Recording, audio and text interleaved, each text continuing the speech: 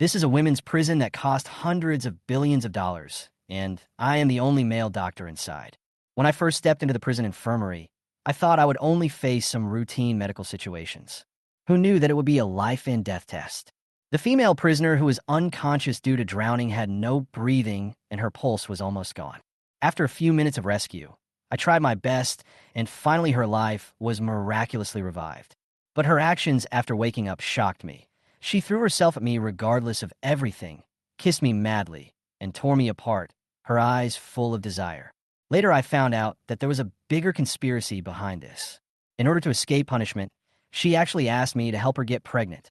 When I refused and reported it, the leader did not stop me, but instead hinted that I should meet her request. Am I a doctor or a prey in prison? All this has just begun. Hey guy, thanks for watching. Please subscribe to my channel and let me know you want next part in the comment section. Doctor, check to see if she is dead. There were hurried footsteps at the door of the infirmary, and several female prison guards hurried in, carrying an unconscious female prisoner. Their stretcher stopped in front of the doctor, and the fat prison guard shouted anxiously. I looked at the female prisoner on the stretcher. Her face was extremely pale, and her body was soaking wet, as if she had just been pulled out of the water. Her eyelids were tightly closed, and her lips were slightly blue. She looked lifeless. What's wrong with her? I asked quickly. Drowning, no breathing. The fat prison guard replied briefly. This was my first day at work, and the first patient I saw was in such a complicated condition. If I couldn't save him, I might have to say goodbye to this job. But at this time, there was no choice. I was the only doctor in the infirmary and had to deal with it immediately. I first checked if there was any foreign object blocking her mouth, then urgently turned her body over and bent down to pat her back hard. Suddenly, a large mouthful of water spurted out of her mouth, and she seemed to have some reaction. Then, I put her back on the bed, checked her pulse and breathing, and found that she still had no vital signs. So, I immediately started CPR, chest compressions, and mouth-to-mouth breathing. After several minutes of rescue, her throat trembled slightly, followed by a cough, and gradually her breathing resumed. The female prison guards finally breathed a sigh of relief, and two of them even clapped their hands in appreciation. Bring me some tissues, I ordered casually. The two new female nurses seemed a little flustered, standing there, confused and not knowing what to do. This might be the first time they had seen such a scene. I wiped the sweat off my forehead, but I was still shocked. Although I had learned a lot of first aid in medical school, it was the first time for me to rescue someone personally. Fortunately, I saved her. The fat prison guard then told me that a group fight had broken out in the prison ward and several female prisoners had been injured in the fight, and ordered me to take two nurses with medical kits to the prison ward to treat the injured. Before she turned and left, she warned me, "Watch her carefully and don't let her die." Then she handcuffed the drowning female prisoner to the hospital bed. When they left, the infirmary suddenly became quiet. I noticed that this female prisoner was so beautiful. Her eyelashes were slightly raised, and her pale face and lips were gradually regaining their natural rosiness. Her neck was as smooth as white jade. Her figure was slender, and she exuded a faint fragrance. She was a typical beautiful woman, with fair skin and a charming figure. I couldn't help but feel my heart beating faster. I was so busy rescuing her that I didn't notice her beauty at all. As I moved closer to examine her, her eyes suddenly opened, clear and burning, and before I could react, she pounced on me, pinned me down, kissed my face, and held me tightly. I was caught off guard as her lips rained kisses down my face, followed by her teeth nibbling on my neck. I panicked and tried to push her away, but I found that she was so strong that I could hardly resist. Her movements became more and more urgent, and she quickly lifted my clothes. I was panicked and at a loss. I finally struggled to free myself, pushed her away, steadied myself, and straightened my clothes. Fortunately, no one saw me, otherwise I really don't know how to explain it. She was still struggling to get rid of the handcuffs, and her other hand reached out to grab me. Her originally gentle eyes were now flashing with an irrepressible desire. I hurriedly stepped back, trying to keep my distance from her.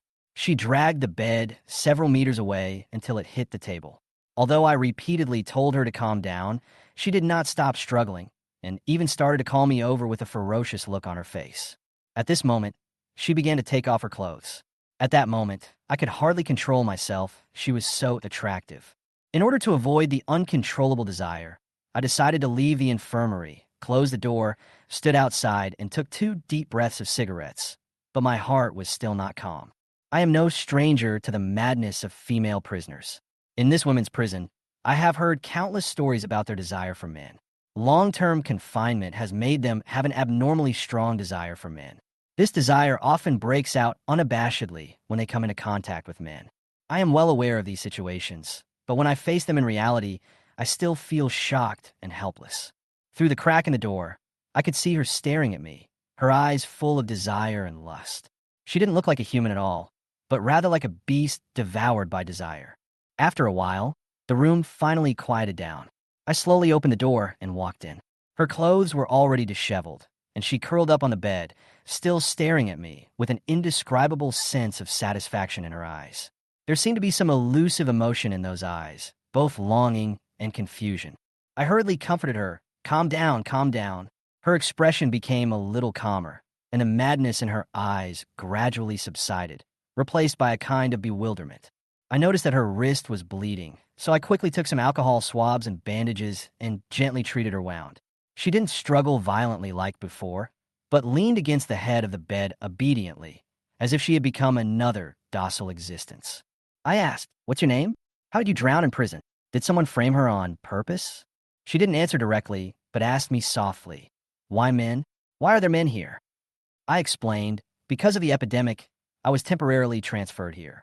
There were no men in the prison. She looked at me and whispered, "You saved my life." I smiled and said, "This is what I should do. By the way, can you tell me your name?" She seemed to be in deep thought for a while, and suddenly asked me to give her a cigarette.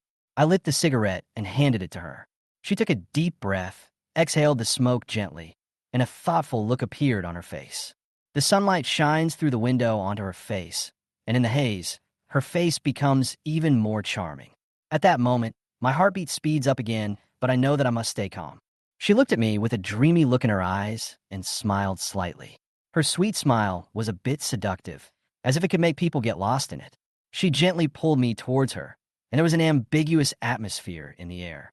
It seemed that we were only one kiss away from each other. However, just as we were about to get closer, there were hurried footsteps at the door. I jumped away, stood up straight, and quickly put her clothes in order. The scene at this moment was like being caught red-handed, but she remained calm and unmoved. The door was kicked open, and the fat prison guard came in with a group of female prison guards, carrying a female prisoner covered in blood. The fat prison guard shouted at me, "Doctor, check if she is dead." I hurried over to check the wound. There was a long wound on the prisoner's head, and the blood was flowing. She was already unconscious. If the bleeding was not stopped in time, I'm afraid her life would be in danger.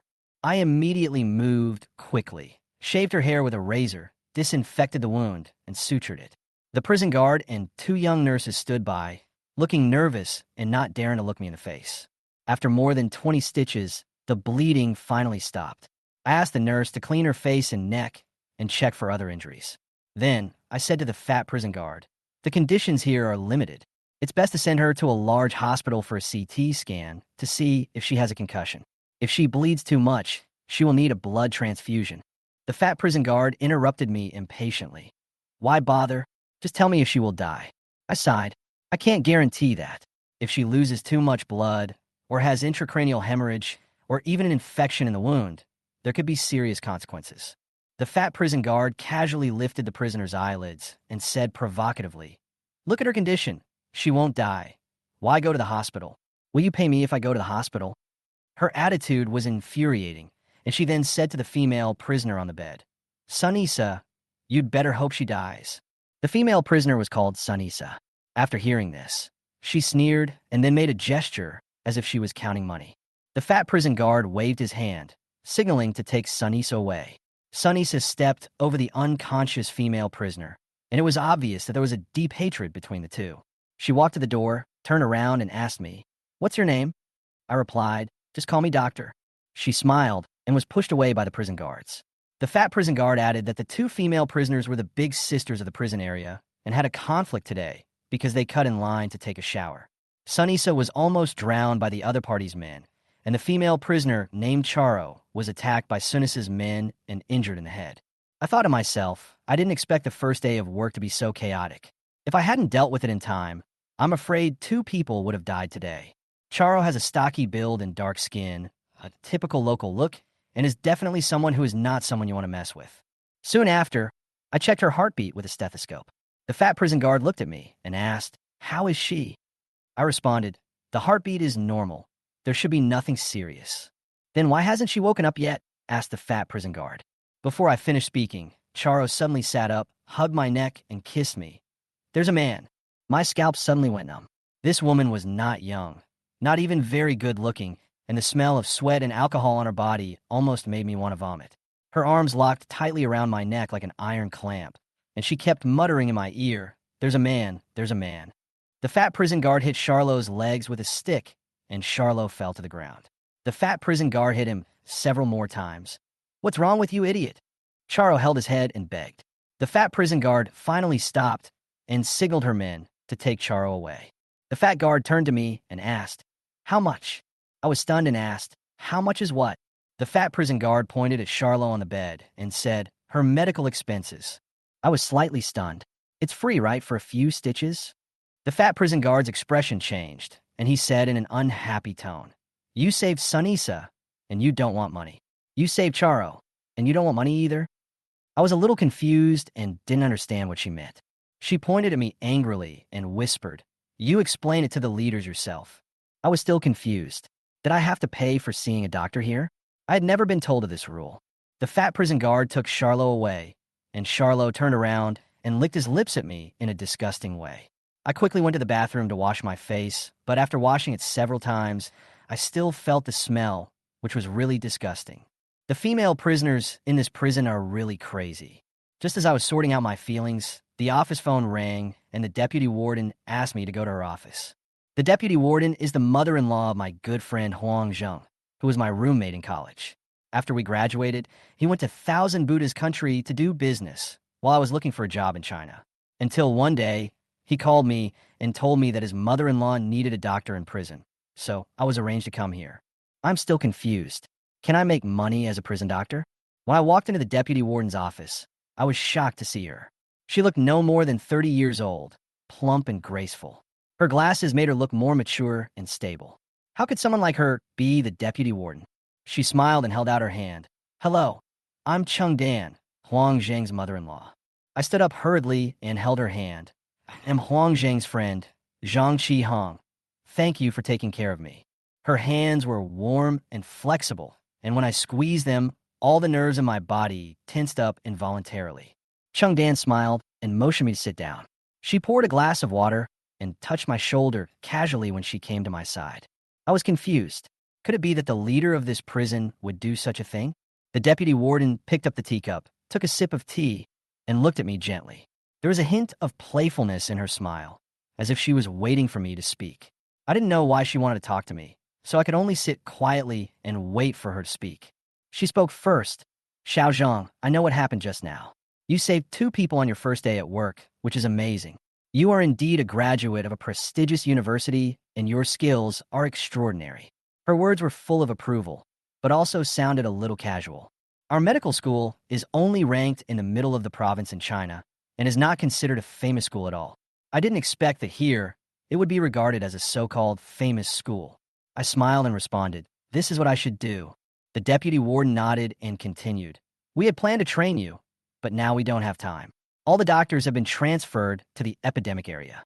Fortunately, you are here." Although her words were understated, I felt that she had some expectations of me. I responded softly, "I'm used to it." She suddenly asked, "Why don't you become a doctor in China?" This made me a little stunned.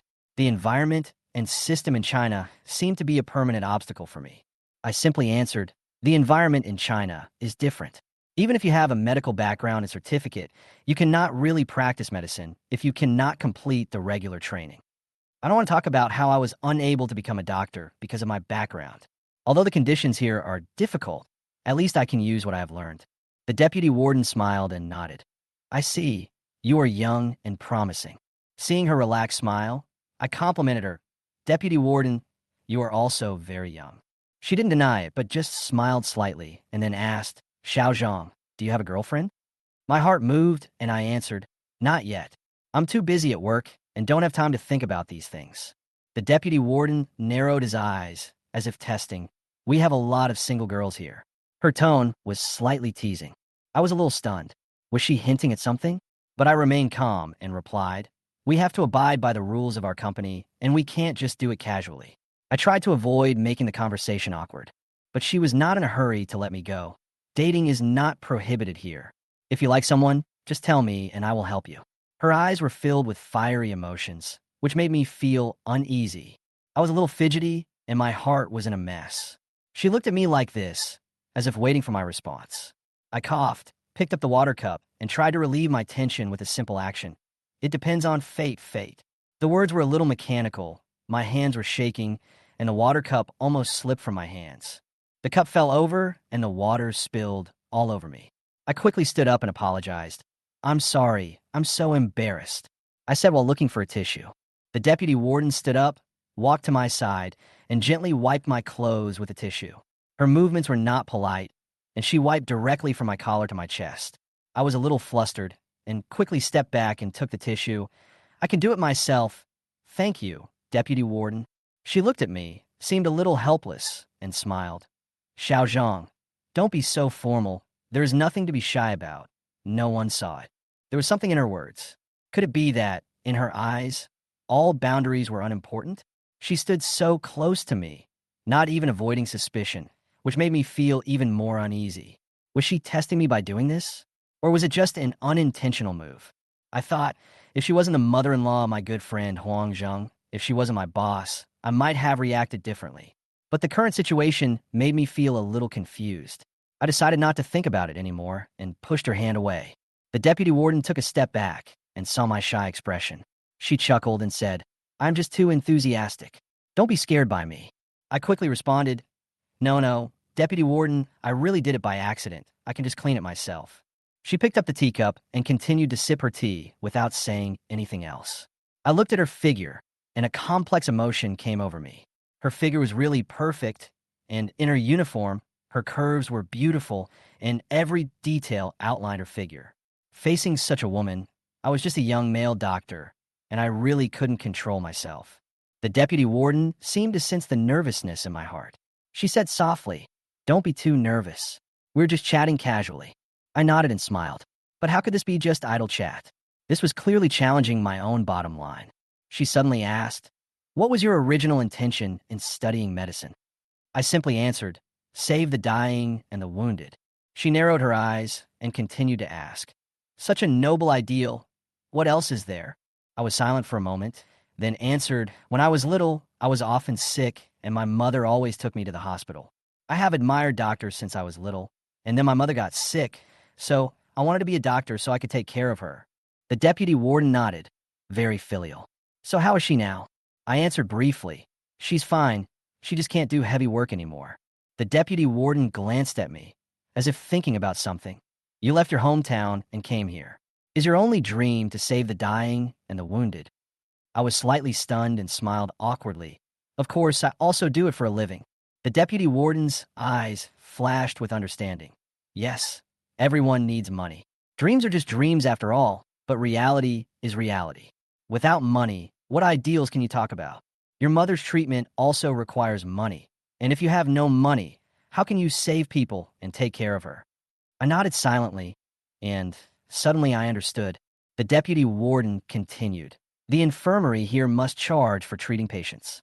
You just came today, and I didn't tell you this before. I don't blame you. From now on, you can no longer treat patients for free. We need to survive here, and we can't rely on empty words. If you don't charge for medical treatment, where will your salary come from?" I was a little shocked to find that the treatment here was actually charged according to the fee standard. I always thought that the fees here were funded by the higher authorities, but I didn't expect that it was self-financing. The deputy warden added, "Just like today you saved someone, not only did you spend time and energy, but you also contributed your expertise. If there are no fees, how would the infirmary be maintained, and how would everyone live?" She paused and handed me a booklet. "This book records the cost of treatment and medicine for each disease. Go back and take a look. In the future, you should follow this standard for treatment." I flipped open the booklet and was shocked to see the fee schedule. Even common cold medicine costs 400,000 baht, 4 times the price outside. Is this the way the prison survives? It costs hundreds to treat a cold, thousands to treat a wound, So if you want to save a life, won't it cost tens of thousands? The deputy warden said calmly, "You saved 2 people today. You can ask them for medical expenses. You could get a part of it." As she said that, she held up 3 fingers. I immediately understood. 1/3. She nodded, yes, 1/3. If you can ask for 30,000, then you can get 10,000. My heart was moved. I understand. The deputy warden added, "You just got here and don't understand these things yet. Just adapt slowly. But I'm very happy that we chose the right person. You are a talented person. Keep working hard." I whispered back, "Thank you, deputy warden. If there's nothing else, I'll get on with my business." She asked, "The dormitory hasn't been arranged yet, right?" "Indeed, the dormitories have not been assigned yet." I hesitated. "Who should I look for?" She smiled and said, "Come to me after get off work, and I'll help you arrange it." I nodded and turned to leave. Sitting opposite her just now, I felt uneasy. Her eyes were too hot, as if they could devour me. When I returned to the infirmary and entered the office, I saw the fat prison guard sitting at my desk. She must be busy at this time. I guess she must have reported the fact that I treated the female prisoner for free to the deputy warden. Is she sitting here now to apologize to me or to ask me for money? The deputy warden said that when prison guards take female prisoners to see a doctor, they not only have to pay the doctor a fee, but also give them a share of the money. The prisons in this country are extremely dark. For me, there is no choice, either join or leave. On second thought, what the deputy warden said makes sense. Since I saved someone, there is nothing wrong with the female prisoners spending tens of thousands of dollars to thank me. Although the treatment items in the manual are expensive, as long as they can cure the disease, the money is worth it. In order to make more money, some hospitals here deliberately exaggerate minor illnesses into major ones, forcing patients to be hospitalized and spend a lot of money on medicines for treatment. A cold can cost you thousands of yuan. The most terrible thing is that patients spend money, but the disease may not be cured. As for me, not only have I cured lives, but curing diseases is indeed my job. Being able to cure people is worth charging.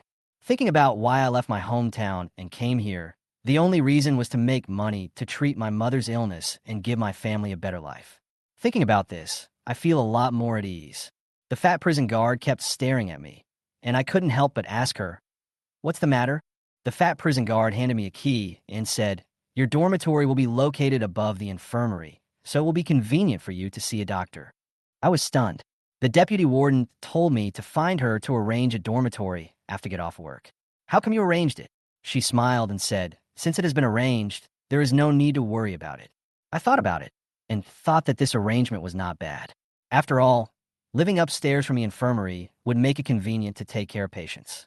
If a female prisoner became seriously ill in the middle of the night, it could be dealt with quickly. When I took the key, the fat prison guard suddenly touched my arm, and I was stunned. She actually had such an intention. Before she left, she said, "I'll help you clean up the room after get off work." I felt sick and quickly sat back in my chair. Although this woman was not as dark and ugly as Charo, she was not much worse, with a fat body and a mouth full of yellow teeth. "Doctor, can you see if this guy is dead or not?" Before he finished speaking, the fat prison guard brought in a few of the prison guards and brought in a female prisoner with a high fever. She was already unconscious and her face was pale. "This guy's had a fever for a few days, but we were afraid we didn't have the money to treat him, so we kept putting it off until now," said the prison guard. I checked my condition, and the fat prison guard said coldly, "If you don't have money, don't treat it. It's useless to treat it." I ignored her and told the nurses to prepare warm water to wipe the patient's body. Although they found it strange, they didn't dare to refute. I smoked quietly while they were getting ready, and I asked the nurse to wrap towels with ice and apply them to the patient's armpits, forehead, and groin. "She's awake," the nurse said. The patient opened her eyes. Although she was still weak, her fever had subsided a lot. I gave her glucose and saline solution to drink, and soon her complexion improved significantly. The prison guards all looked at him with admiration. I prescribed some medicine for her and suggested that she continue to be observed and sent back to the prison area only after her fever was completely gone. The fat prison guard pulled me to the door and said, "Remember to ask her for medical expenses." "Medical expenses?" I frowned. She sneered. "She has no money, so just write a bill. Since she can't give it to you anyway, you can keep it for yourself." I can only agree. Then, when the patient saw the bill for the medicine, his face turned pale and he said, "I don't have any money." The fat prison guard kicked him and said, "You won't live without money. I shouldn't have saved you." I hurriedly stopped her. "You can't treat patients like this." The fat prison guard stopped and said coldly, "She has no money, so she has no right to live. Don't worry, I have a way to get money." "How do you do it?" I was a little confused. She sneered, "Draw her blood and sell it." I was shocked. How could someone do such a thing? A patient has no money to treat his condition, so he sells his blood? Is this what a human being would do? But what can I do if the fat prison guards really do this? As a doctor, I can only try my best to treat the disease. I can't care about other things. The nurse asked me in confusion, "Why do you use a warm towel to wipe the patient's body when he has a fever and fainted?" I simply replied, "This can speed up capillary circulation, help the body dissipate heat, and help reduce fever." They nodded their heads, obviously understanding what I was saying. But what I was wondering was, as nurses, didn't they learn these basic medical knowledge at medical school? It seemed that the level of medical education here was much lower than what I had been exposed to before. Soon it was time to get off work. So many things happened on my first day at work. Obviously, I would face various emergencies every day in the future. I planned to go to the deputy warden and tell her that the fat prison guard had arranged accommodation for me. But before I could even leave, the fat prison guard arrived with a mat, pillow, and quilt in his hands, saying he would help me tidy up the room. I was a little reluctant, but I didn't know how to refuse. If I told the deputy warden that she had already arranged a dormitory and went directly to her, she would definitely be unhappy. Moreover, today was only my first day at work, and it would definitely be unwise to offend her. She seemed to have a lot of authority here, and even the prison guards under her listened to her. The fat prison guard took me to the second floor above the infirmary. Although the small building is not big, it has air conditioning. In the hot and humid environment of Southeast Asia all year round, it is really difficult to fall asleep without air conditioning. While making my bed, she chattered on and on, saying that due to gender differences, she had to arrange me here, and that if I needed anything, I could tell her directly. The bed was made, and she came to me, took my hand, and told me to try lying down to see if it was comfortable. I couldn't refuse, so I lay down to try it. Who would have thought that she would lie down next to me, hug me tightly, and ask me, "Are you comfortable?" When I saw the look in her eyes, I immediately understood her intention, and a wave of nausea suddenly came over me. I sat up quickly, broke free from her arms, and said quickly, Okay, let's go out first." She took my hand and whispered, "Where are you going?" "I plan to sleep here with you tonight." I was going crazy, thinking, how dare she say such a thing? She is just like a toad, wanting to eat swan meat. I broke free from her hand. "Then you sleep here, I'm going to the office." I tried my best to make my position clear, but she didn't seem to have any self-awareness and still insisted on holding my hand. "Do you dislike me?" "Of course. Look at what you look like." How could a normal man not be disgusted? I felt sick and got goosebumps all over my body. "I'll only sleep with my girlfriend," I said stiffly. She suddenly grabbed me and pushed me down on the bed. "From today on, I am your girlfriend." I was stunned. Feeling her strength was even greater than Charlot's. No wonder she could control the prisoners and overpower the guards under her. She had the physical strength of a man. I tried my best to push her away, but she kissed me directly. "From now on, I will be your girlfriend." I quickly covered her mouth with my hand and tried to keep my distance. She was so strong that I couldn't hold on any longer. Just then, there was a knock on the door. Who was trying to ruin my business here? The fat prison guard quickly let go of me and stood up straight, obviously frightened. Outside the door, Deputy Warden Chung Dan walked in. Her eyes were sharp, as if her beloved things had been taken away by someone, full of anger. The fat prison guard quickly jumped off me, stood straight, and looked very panicked. I was relieved and almost forced to bed by her. To be honest, facing such a fat and ugly woman, I had no physical reaction at all, only disgust and aversion. The deputy warden walked into the room, glanced at the fat prison guard, and then sat down calmly. I quickly took a chair for her to sit on. Although there was no water in the dormitory, I wanted to go downstairs to get a bottle, but she signaled me not to. "Didn't you tell me to come find me after I get off work? I'll arrange a dormitory for you." I was a little confused. I thought it was the dormitory that the prison guard arranged for me. The deputy warden sighed slightly. "Since she has arranged it, let's do it here." The slight disappointment in her voice made me feel a chill in my heart. Did she want to arrange for me to live somewhere else? Or did she have other ideas? The deputy warden's appearance is not outstanding, but she has fair skin and beautiful curves. If I really want to be arranged to live in her dormitory, what should I do? After all, she's my only support. I shook my head and reminded myself, don't think too much. This is your brother's mother-in-law. I said, Deputy Warden, I'm not familiar with the prison guard just now, and I never thought I had any relationship with her. She pushed me down by herself. I hurriedly explained, fearing that she would misunderstand who I was and that I slept with any woman. The deputy warden's frown relaxed a little, and he obviously understood what I meant. Xiao Zhang, after all, you're the only man. They have been here for a long time, and everyone is well aware of this situation. Her words made me suddenly realize something. I understand that the prison guards haven't been out for a long time, so they naturally crave the company of men. The deputy warden seems to be the same. After all, she has been working here for so long. She must have her own needs. However, she has a family after all, and this desire may only be temporary, and she is unlikely to do anything that crosses the line. It's a bit hot. The deputy warden's voice broke my thoughts. She unbuttoned 2 buttons on her collar, making her look even more charming. My mouth was dry, and I said hastily, the air conditioner is already on. She walked to the door, closed it after making sure there was no one there, then turned around and slowly walked towards me. When the deputy warden walked in, her posture was elegant, gentle, and powerful. Every step she took brought an unspoken charm. The deep meaning in her eyes made people feel that she was different. She sat on the edge of my bed and whispered to me, I'm tired from working all day. Xiao Zhang, can you massage my shoulders for me? I was stunned for a moment, and then I knew what she meant. At this moment, her gentle tone carried a threat that could not be ignored. If I didn't do it, the consequences would be disastrous. After all, she was Huang Zhang's mother-in-law, and I was just a small employee under her. The deputy warden stared at me with deep eyes. I had no choice but to walk over and start massaging her shoulders. She closed her eyes slightly, seeming to relax a little. Xiao Zhang, you are here. There's nothing to worry about. Don't worry, be bold. I am here. Her words made me think a lot. Her figure was so attractive, and her curvy body made me dare not look at her anymore. My husband and I have been separated for many years and have no feelings for each other. If it weren't for our children, we would have divorced long ago. Xiao Zhang, we are all adults. There are some things we can do and forget about them. Her voice became soft, and her words contained a certain temptation. As long as you're obedient and do a good job, you'll get a lot of money.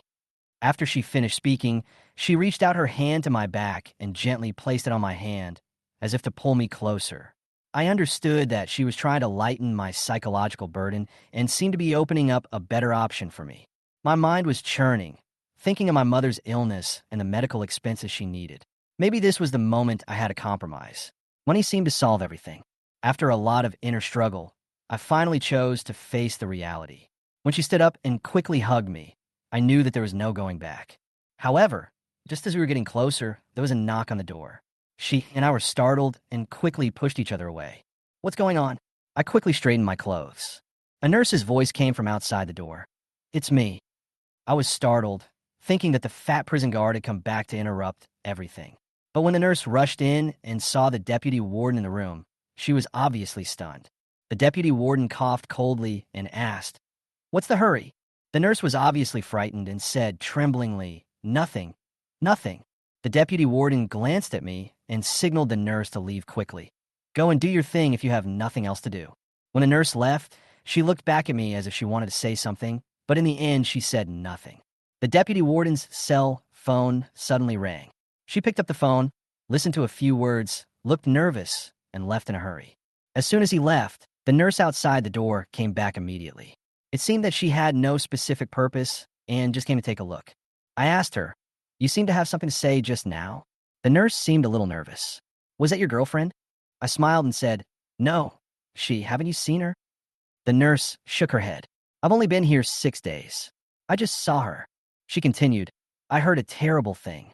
Seeing the fear on her face, I was a little stunned. What terrible thing?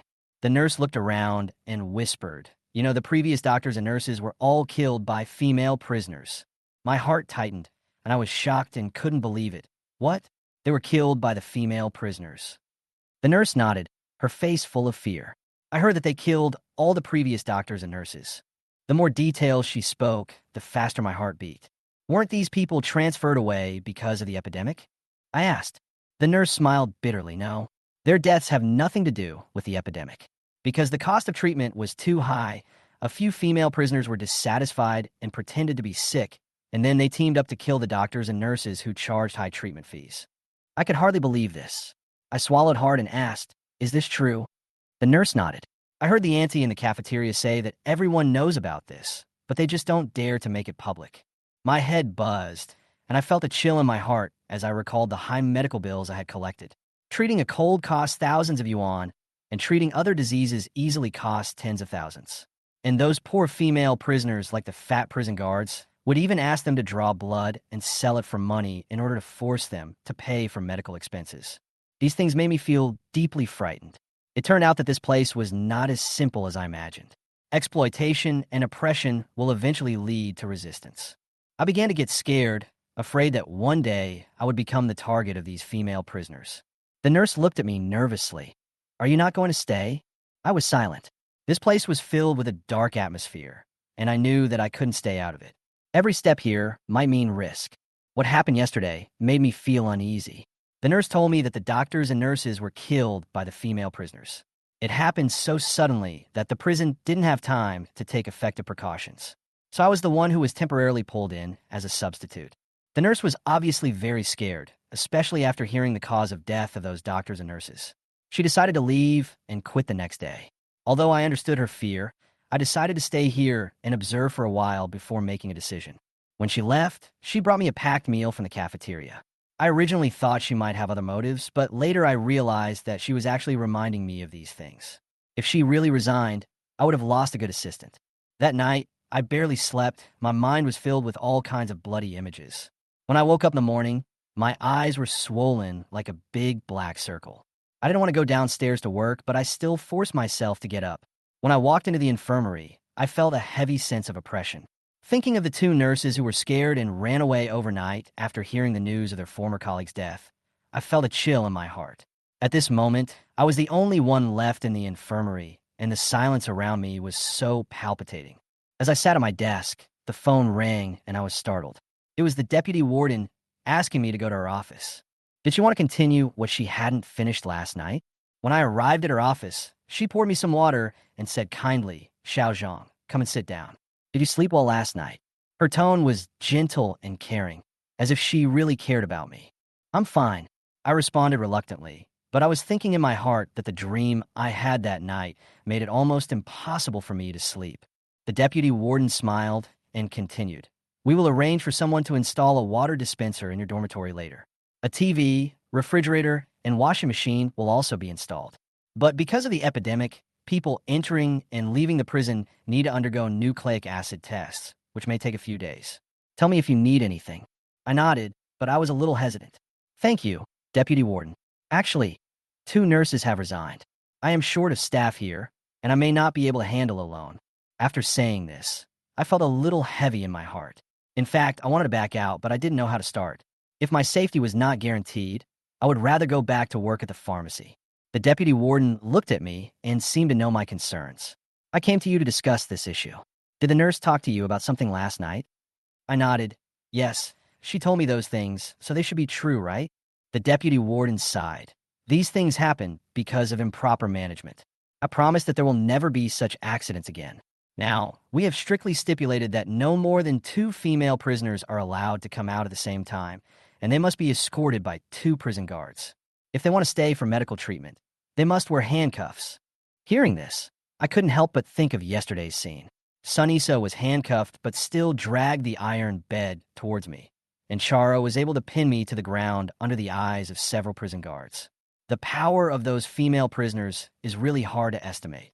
It's not that I'm weak, but their enthusiasm and strength are amazing. Just like what my university teacher once said, in order to save their children, mothers can break through their own limits and overcome obstacles that men can hardly jump over. The deputy warden paused, as if he was also thinking about these things. So, I believe that as long as we strengthen management and ensure that safety issues do not occur again, things will gradually return to normal. I listened in silence. She seemed to no longer expect me to respond immediately. She just added softly, "All our arrangements are to ensure your safety and the safety of everyone else." At that moment, I suddenly understood that behind her concern, there might be more complicated considerations. And I seem to have been involved in this situation. The deputy warden looked at me and said with certainty, "We will continue to recruit nurses in the future, and there will be suitable candidates. You have the ability, and you should not bury your talent." I saved 2 people and cured a patient yesterday, which really gave me a sense of accomplishment. If I were to go to other places now, I would not be able to become a doctor.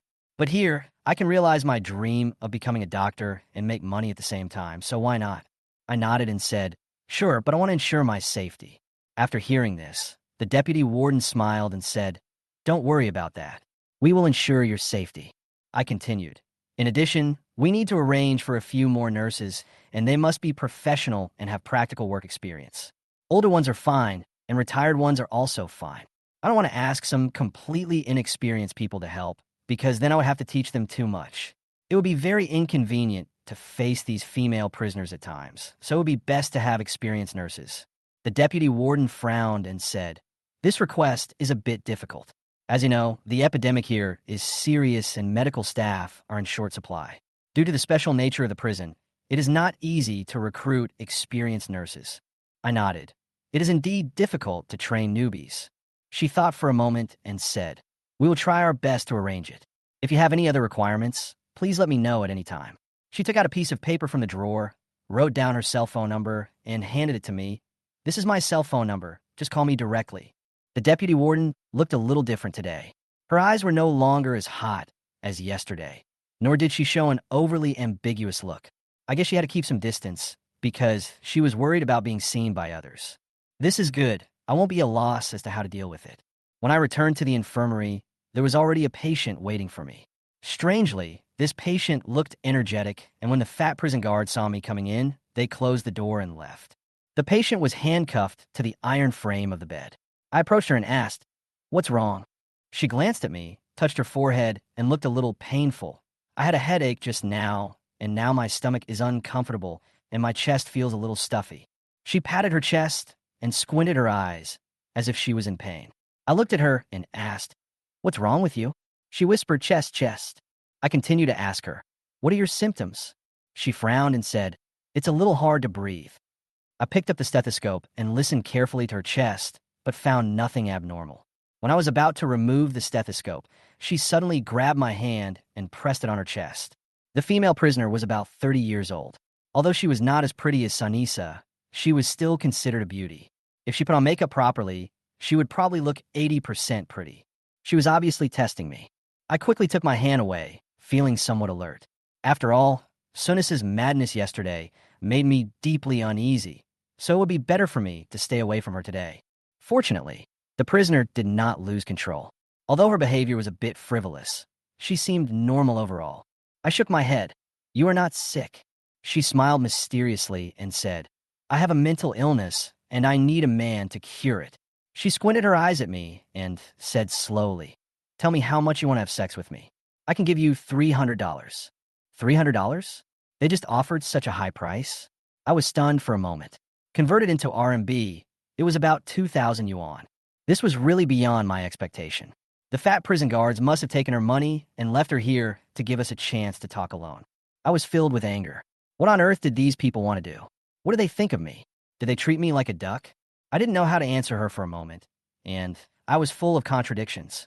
After all, this kind of thing seemed to be an opportunity to make money. As the only man in the prison, they had needs and could pay to solve them. And I seemed to have become a commodity here. But I knew that if word of this got out, my reputation would be ruined. She seemed to see through my hesitation and said gently, "I won't tell anyone about this." I looked at her and asked, "How long have you been locked up here?" She replied calmly, "3rd year." "Why did you come in?" I asked again. She looked deeply into my eyes and said softly, "Don't get off topic." I sighed and tried to change the subject. "Do you smoke?" She shook her head. I lit a cigarette, took a deep puff, and said, "I wouldn't do this unless." She asked puzzledly, "Unless what?" I looked at her and replied, "If there is an emotional basis between us, then we can do anything. But if you just want to buy me with money, then I don't want to." She chuckled. "Emotional foundation? What kind of emotional foundation is there between a man and a woman?" I took a deep breath and retorted, "How can there be love without an emotional foundation?" Her expression became unhappy, and she said coldly, There is no love in this world. The so-called love is nothing more than men cheating on women or women cheating on men. In the end, it is an exchange of interests and mutual benefits. I was silent for a moment, then slowly said, maybe the person you met is not the right one. In fact, true love does exist in the world. She smiled sarcastically. True love? Are you sure there is true love? I looked at her firmly. Of course there is, you just haven't met it yet. She raised her head and asked softly, have you ever met true love? This sentence stunned me. Thinking back to the reasons why I came here, one of them was because of my ex-girlfriend. We were inseparable during our 4 years in college, and not long after graduation, she followed the boss of her company. I almost collapsed at that time. The heartbreak made me so painful that I couldn't sleep. I cried so hard that my pillow was soaked and I was shaking all over. During that time, I really felt that life had become a nightmare. She looked at me and smiled faintly. It seems that you have never met true love. Everything in human life is an exchange of interests, and love is no exception. She stood up, turned around, and said, come back to me when you figure it out. If you change your mind, I will give you more money. The irony in her words made me a little angry. Money really seems to change everything. As she left, she told me her name, Chloe. Chloe was a polite girl and didn't do anything to force me. After I got back, I heard other prison guards say that the sturdy female prisoner, Charo, told others in the cell that a male doctor had come to the infirmary, and the news spread throughout the prison area in an instant. When Chloe found out, she gave the prison guards money without hesitation and asked them to bring her to see me. The prison guards even joked, don't miss this opportunity when you have a rich woman by your side. For them, as long as Chloe can come out, they can get some benefits from it. After all, it's not a loss to make money. I curiously asked the prison guard why Chloe was so rich. The prison guard smiled and said she opened a tourist hotel and it was doing well. However, her boyfriend was a gambler and had an affair with her best friend. He lost the gambling and owed a huge debt. In order to take over Chloe's hotel, he even set her up for a car accident and wanted to bury her alive. Fortunately, Chloe was lucky and escaped. I was stunned. I didn't expect that Chloe had such a thrilling story behind her. Later, when she found out the truth, she took a knife to her boyfriend and stabbed him and the woman, almost killing them. The prison guard continued. Then, she was imprisoned here. What a strong woman she is. I didn't expect she also has such a strong heart. She's really amazing. Chloe's experience made me understand that the breakdown of trust and love can really make a person lose faith in the world. She had taken care of that man wholeheartedly, but in return, she was betrayed. She supported him for many years, but he not only cheated on her, but also set up a plan to kill her in order to take away her career. Even though she was imprisoned, she was still able to rely on her wisdom and ability to manage the hotel and still maintain considerable wealth. Having money can solve all problems, even being in prison. I have to admit that if I follow her, money will no longer be a problem for me. And she's not unattractive. She looks good, smart, and courageous. The prison guards always laughed and teased me, as if this was an opportunity that could not be missed. But I knew that I was not the kind of person who could rely on women to make a living. Moreover, if this matter was exposed and everyone knew about it, I would not be able to continue working here. While eating, all eyes were on me, the only man in the prison. I was bound to be the focus. The guards around me were talking secretly, their eyes full of curiosity and suggestion. I could only pack up hurriedly and escape back to the infirmary. While we were eating, a fat prison guard suddenly rushed in, followed by several other prison guards who hurriedly carried a female prisoner in, covered in blood. When I saw her, my heart was shaken. She was lying on the bed, her blood soaking the entire bedsheet. Upon closer inspection, I was shocked to find that it was Sunisa. She had just experienced a violent incident yesterday, and today she was beaten again. I quickly asked the prison guards, "What's going on?" They told me that a female prisoner in Sunisa's cell stabbed her with a sharpened screwdriver while she was taking a nap. Her injuries looked extremely serious, with wounds from the right side of her neck to the base of her ear, forehead, face, and neck, and scratches all over her arms. I carefully examined her wound and asked, "Was she stabbed?" The guards shook their heads to indicate they didn't know. I could only stop her bleeding while continuing to check her. Fortunately, I didn't find any deep stab wounds.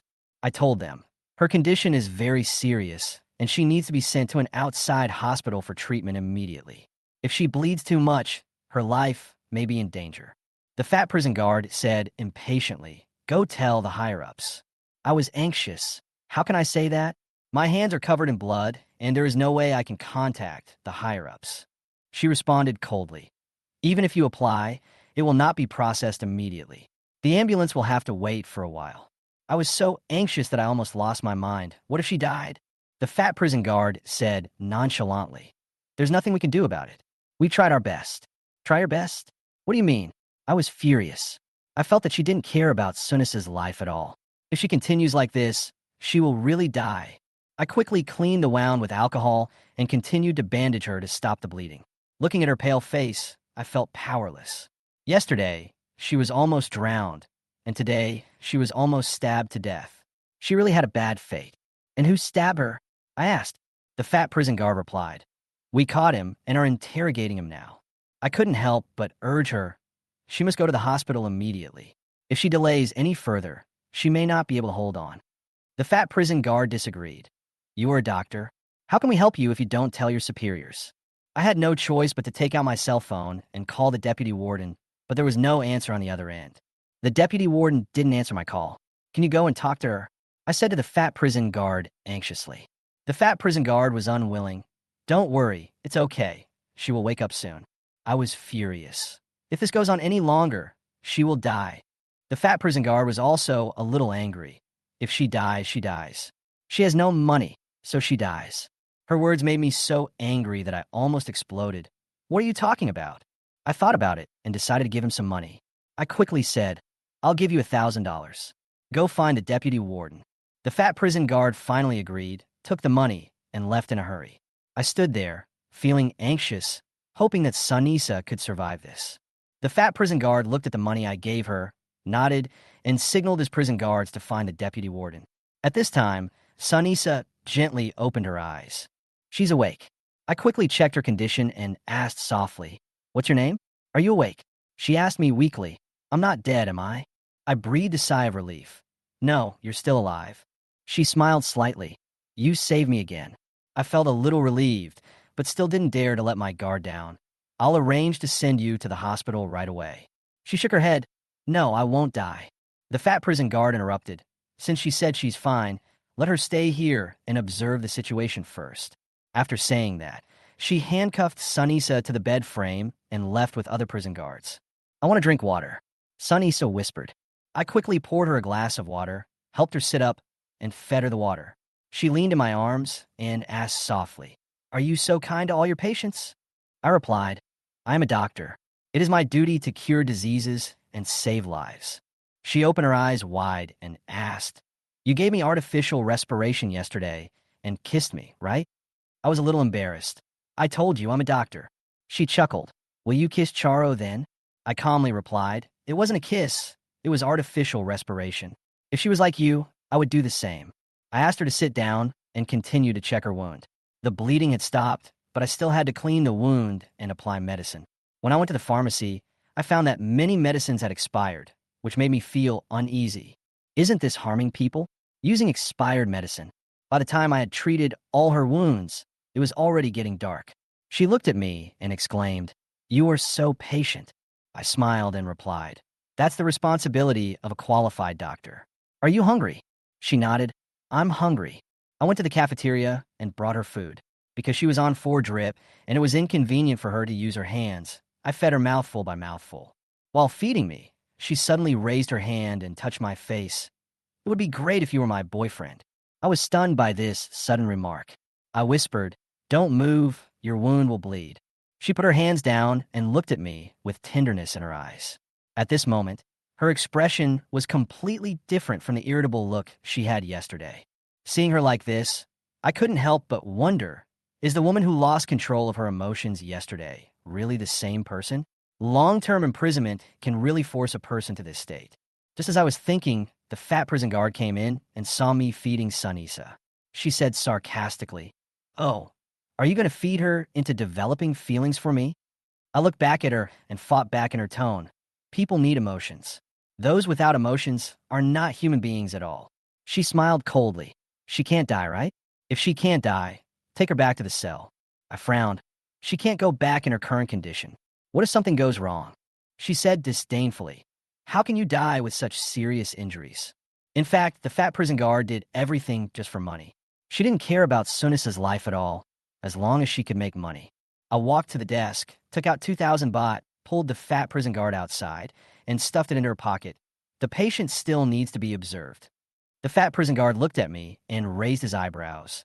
You didn't keep her because she's pretty and you want to have something happen with her, right? I responded calmly. The extent of her injuries is still unclear. The fat prison guard raised his eyebrows and said, I want to warn you, if you don't collect her medical expenses, the leaders will cause trouble for you. I nodded, I understand.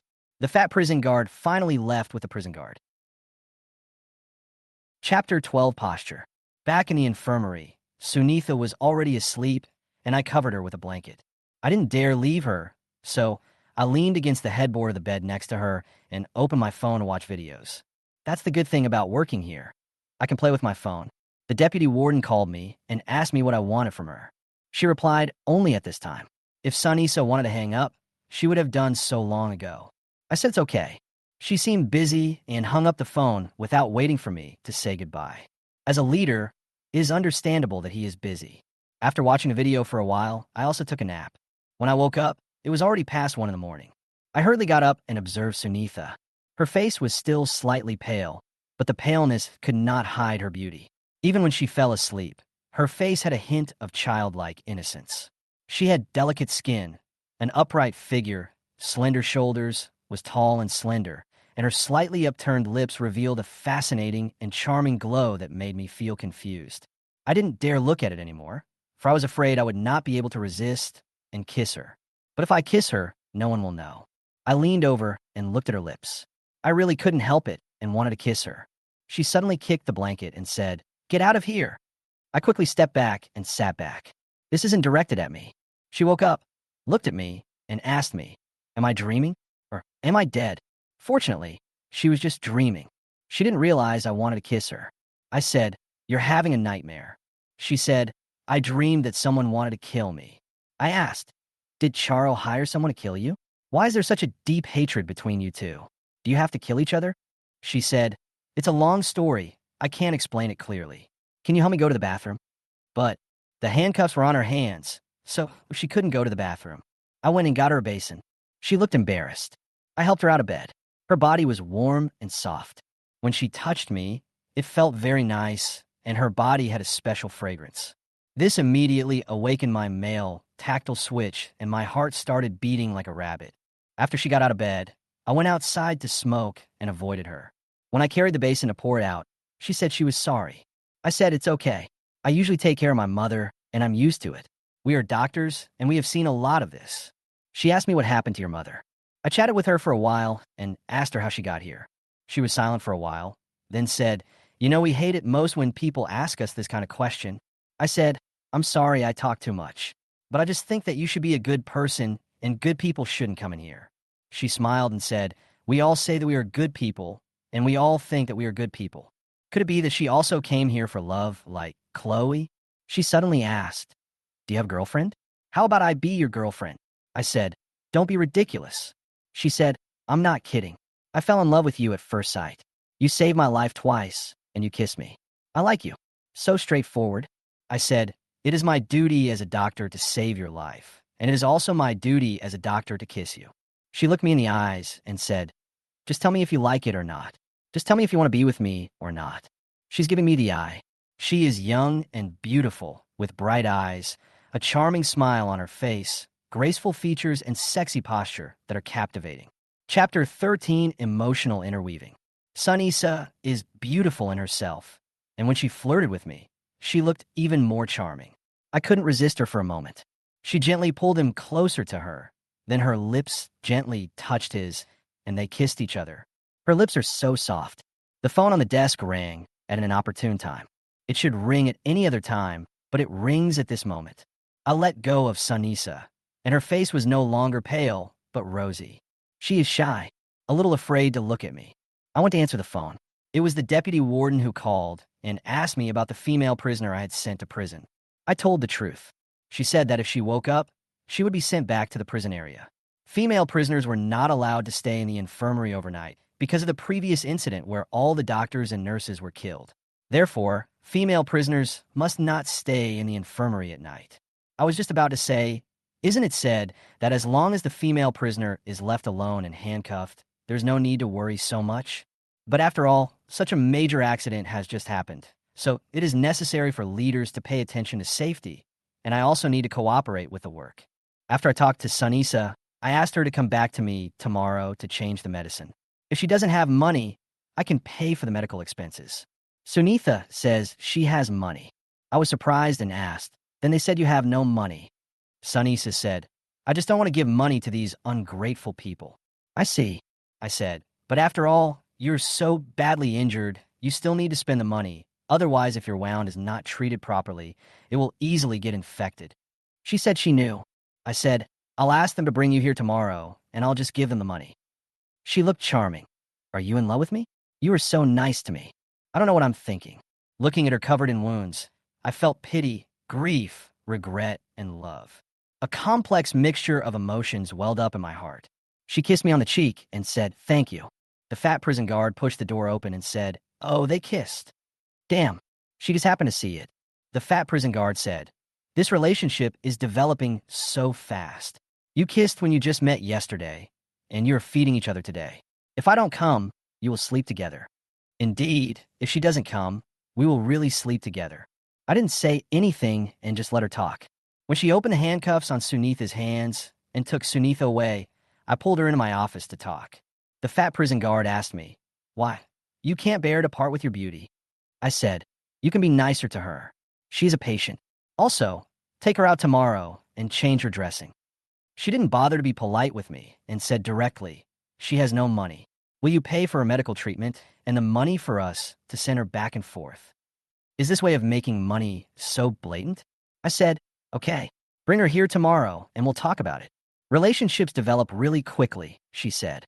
This was full of jealousy, but for the sake of the money and because she was intimidated by the deputy warden, she didn't want to argue with me any further and turn away.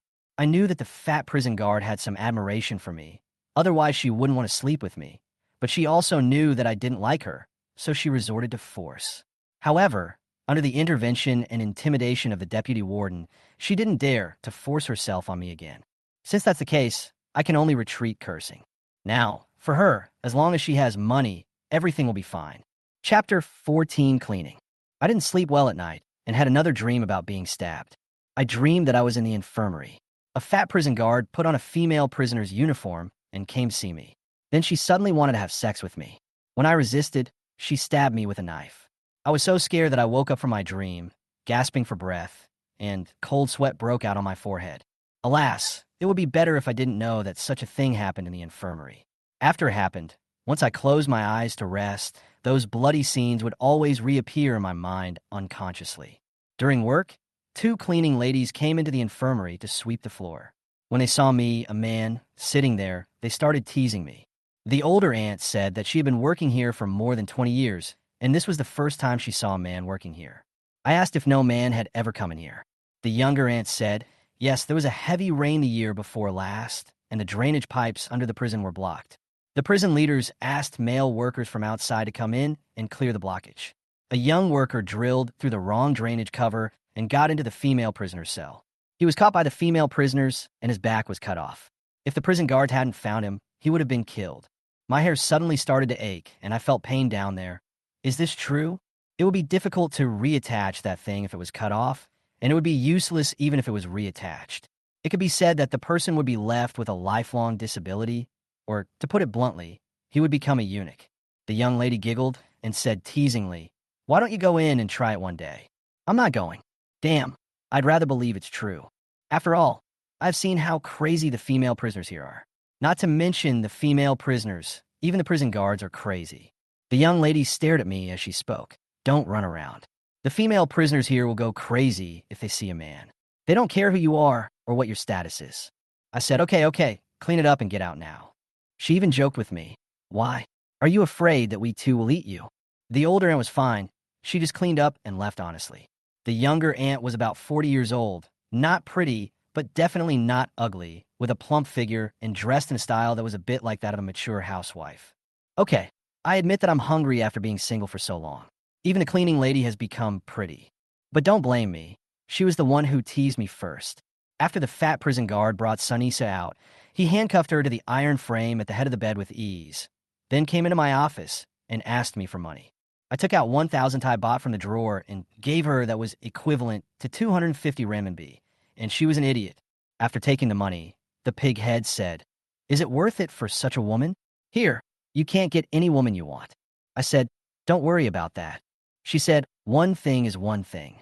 This is the hard-earned money we earned to bring her here, but you have to pay for her medical expenses." I said, "Okay, I know. The deputy warden didn't mention this to me when he called me last night." "You," she interrupted me impatiently. "Don't F***king scare me with the deputy warden. I'm not afraid of her. Not only does she have a share of this money, everyone in the upper and lower levels has a share." After saying that, she glared at me fiercely before leaving. When I changed the dressing on Sunis's wound, I told her not to take a bath and not to let the wound come into contact with water. She asked me what I had been arguing about with the fat prison guard. I said, "Money, I must ask you for medical expenses." Sunisa smiled and said, "This is the rule of your infirmary. It has been so many years. It's not her who made it. Why do you have to argue with her?" I said, "No wonder you don't want to come here. You spend money but can't get your illness cured. You delay a minor illness until it becomes a major one. It will cost a lot of money to cure it." She said, "Who let us in here?" I said, "What about the female prisoner who tried to assassinate you?" She said, "She is just a scapegoat. Charo is the mastermind behind this. I will take revenge on her." I said, "When will your revenge end? If you can't kill her, she will retaliate against you. Even if you kill her, you may still be sentenced to a heavier sentence." She said, "If she doesn't die, I will die." She looked at me fiercely. Chapitre 15 Surveillance. Sunisa and Charo have reached the point where they're determined to put each other to death. Only one of them can live. I asked Sunisa, "Can't you arrange for one of you to be sent to another cell block so that you two can't see each other, and then you won't fight?" She asked me, "Why should I leave? Why should I be afraid of her? If she can't kill me this time, I will definitely kill her next time. If I go to another prison area, can you guarantee that she won't find someone to attack me again?" I said, "Then I can only ask you to be careful." She said, "I am quite touched to know that there is still a man in this world who cares about me." After saying that, she laughed. I rolled my eyes at her. After I gave her the medicine, she asked me if I could get her something to eat in the canteen. The prison food was not tasty. There were only a few slices of vegetables in the soup, and there was not a drop of oil or water. Most of the dishes were vegetarian, and the taste was not good. Compared with our staff canteen, it was simply what pigs eat. I went to the cafeteria to pack food for her, but in the cafeteria, there was another large group of women looking at me alone. The cafeteria aunt's hand was shaking as she tossed the food with a spoon, so she put a lot more meat for me. After preparing the meal, he quickly fled. After Sunisa finished eating, I asked her what the cleaning lady told me this morning, that 2 years ago, a male sewer worker mistakenly entered a cell and was caught by the female prisoners in the cell. Is this true? Sunitha says it's true. I asked, is it true? She said, what do you think? I said, a worker must be very strong, so he can't resist. She said, can you resist me? That's true. The women look weak and powerless, but that is only the normal state of the women around us. The women here are not human when they go crazy. I have seen it. The power they burst out when stimulated by primitive desires is so great that it is impossible to bear. Besides, if there are more than 10 or 20 female prisoners in a cell, how can an ordinary man cope with it? I can't stand it at all. Sunitha said the worker was almost torn to pieces. I said, it's a good thing you didn't go as crazy as the first time when you saw me later. Sunisa said, I have only been locked up for a few years, and I am so crazy, let alone those who have been locked up for more than 10 or 20 years. You better be careful not to be torn to pieces by others one day. I haven't slept with you yet. After that, she burst into laughter and asked me, when will you let me sleep with you? I said, you can't do that. This is the infirmary. People may come here at any time. I don't want to lose this job. You don't want to lose me either. She suddenly kissed me on the lips. Is it okay to kiss secretly? Her face was full of little girl shyness. Just wanted to flirt with her. The desk phone rang again. Sunisa frowned. Why do I feel like this call was interrupted on purpose? I think so too. It was another call from the deputy warden asking me to go to her office. Why do I feel like she's watching me? Is there a surveillance camera in the infirmary? And can she see these images? If that's the case, she would be able to see clearly everything I say and do. I told Sunitha that the deputy warden wanted to talk to me and I needed to go over there. Sunitha said, the wild boar came to take me back. I asked, what wild boar? She said the fat prison guard was the wild boar. Just as he finished speaking, the fat prison guard pushed the door open and came in. Go back. Looking at her face, she does look like a wild boar. Last night, and just now, when Sunisa and I kissed each other twice, the deputy warden happened to call me, and then the fat prison guard came and knocked on the door on time. He said it was a coincidence, but how could he have timed it so perfectly? I suspected she was spying on me. Chapter 16, Everything for Profit. I went to the deputy warden's office. She was holding a book and reading it. When she saw me come in, she put the book away and put it back on the bookshelf behind her. I took a look and saw that the title of the book was Biography of Himmler. Himmler, the executioner under Hitler, the deputy warden, a mature woman who looked well-mannered and wore glasses. Reading the biography of such a vicious person, Deputy Warden, you have something to ask me. She said, close the door. I'll go close the door. She asked, how's your work these past 2 days? Are there any problems? I said, it's good, but I found that many of the medicines have expired. She said, it's not like China. During the outbreak, there was a shortage of doctors and medicines everywhere. It's not just here, it's everywhere. It's good to have medicines. Don't worry about whether they're expired or not. Expiration does not affect the use and treatment. If we dispose of expired medicines and get a new batch of medicines, the higher-ups will not approve it. We don't have that much money, and we can't buy medicines on the market. It's better to have them than not to have them. Let them expire. There is definitely an impact, but she is right.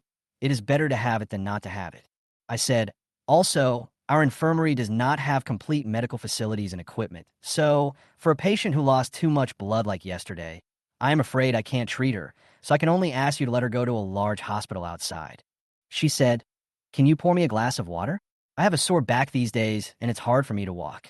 I want to pour her a glass of water and put it in front of her. She said, Xiao Zhang, you doctors know some massage techniques, right?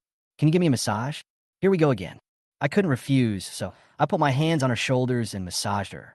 Fortunately, she is good looking, so it's not a loss. She said, do you know what the hospital is like after the outbreak? Everywhere is crowded with people seeking medical treatment. The medical conditions are poor, and there is a shortage of medical staff and medicines. Even if she is sent there, she has to wait in line. Moreover, during this special period, it is inconvenient for her to go or come back. If she is infected with the epidemic and it breaks out here, we will all be dismissed. This is the truth, but we can't just stand by and watch someone die. She said, just do your best. If we really can't save them, there's nothing we can do. They fight every day, and we can't control them. They won't listen. When we talk to them, they say yes, then go back and fight each other again. We can't separate them and put them in separate cells to look after them, right? We don't have the conditions to do that. Indeed, Sunisa and Charo have reached the point where they want to kill each other. I asked, what about separating them into different prison areas? The prison is divided into several wards, according to the severity of the punishment.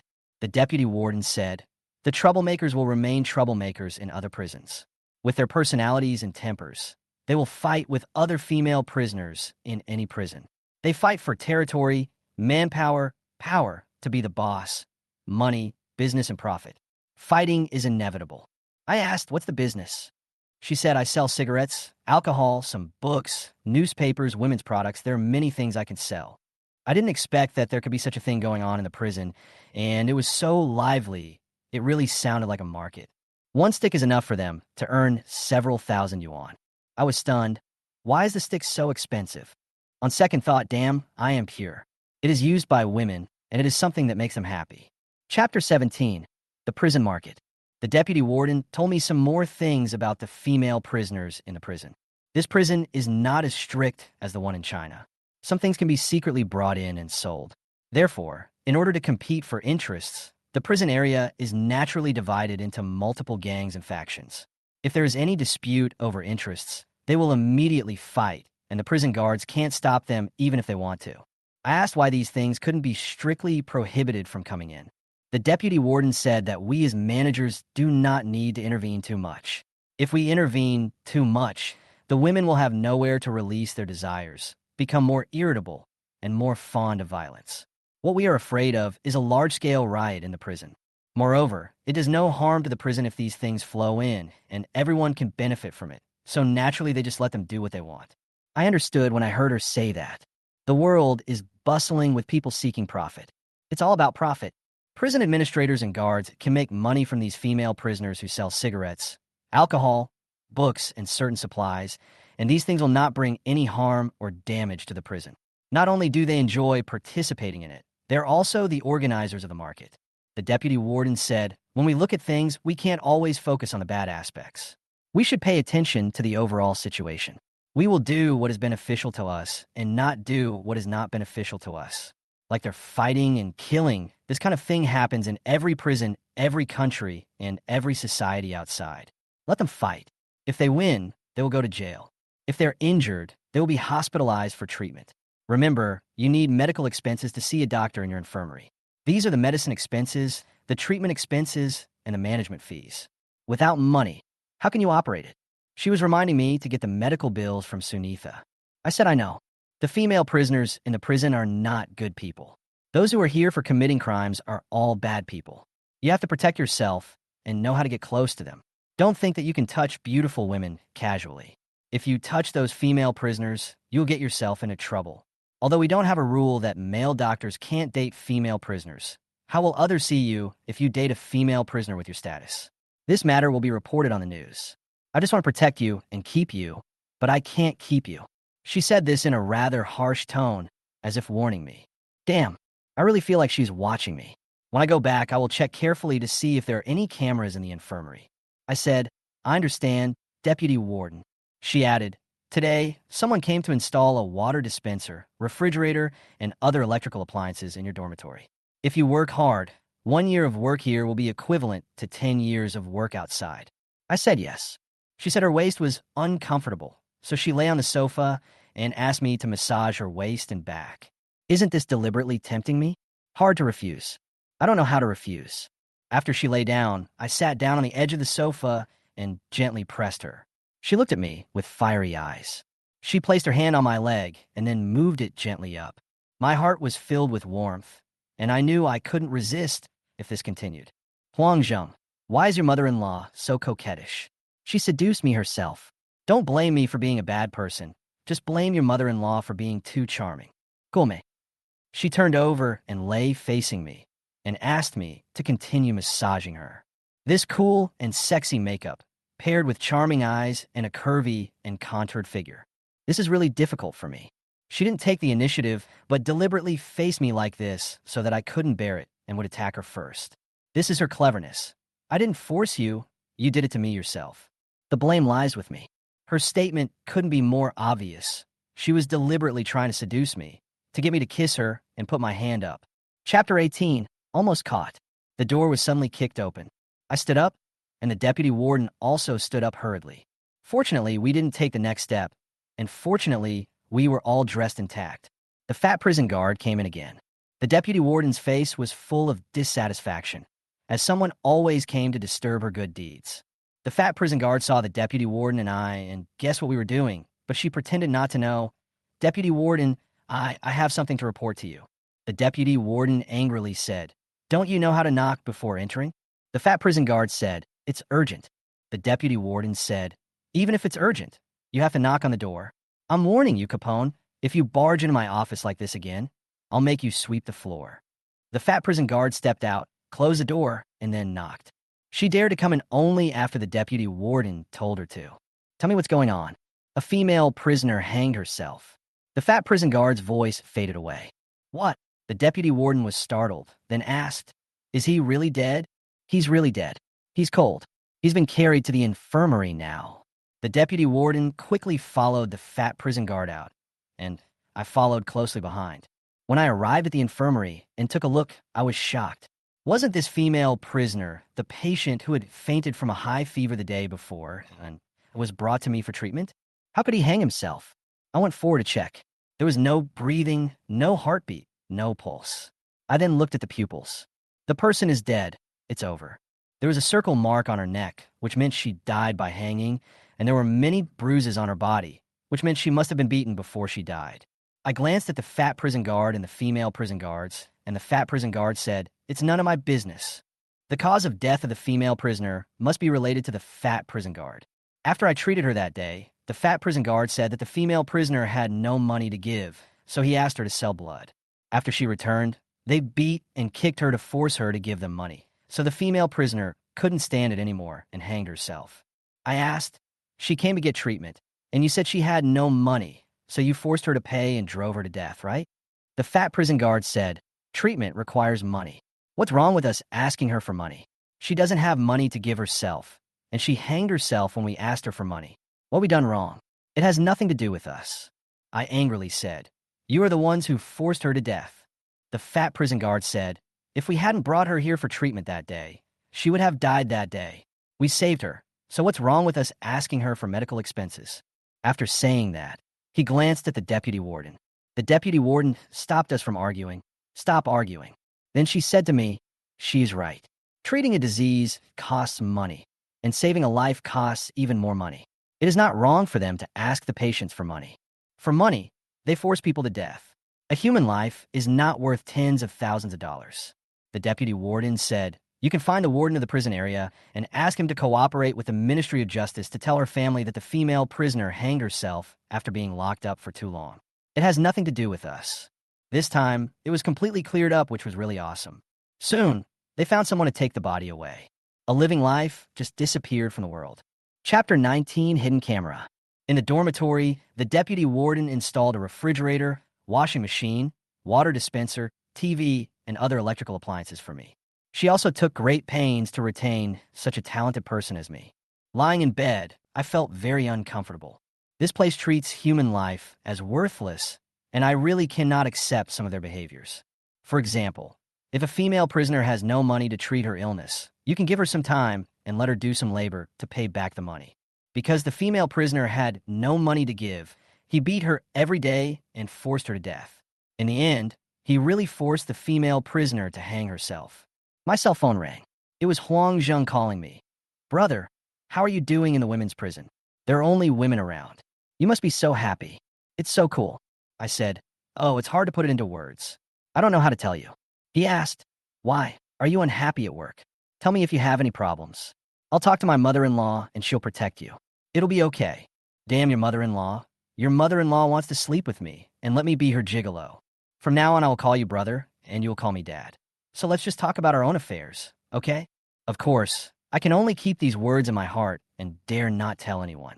I said, your mother-in-law is very kind to me and takes good care of me. It's also good here. I'll treat you to dinner and drinks when we get out. Huang Zheng smiled and asked, you don't want to come out, do you? There are only women in there. I said, that's a must, and there's money to be made. He said, the epidemic is breaking out everywhere. Many places are under lockdown, and people are not allowed to go out. You can't go out for a while. I wanted to ask him about his mother-in-law, but it felt inappropriate. Who would ask about their brother's wife's mother? The two chatted for a while, and then hung up the phone. I had another nightmare at night.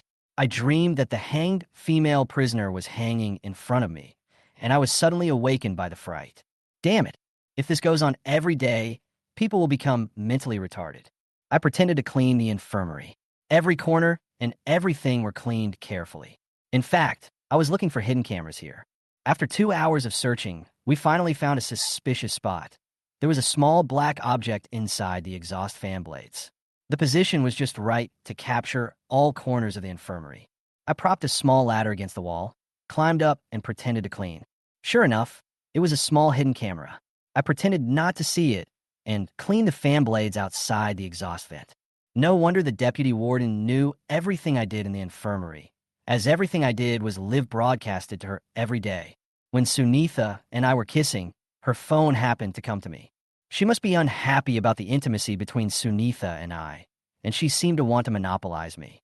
So she would remind and warn me, never have that kind of relationship with female prisoners, otherwise you would be pushing yourself into a dead end.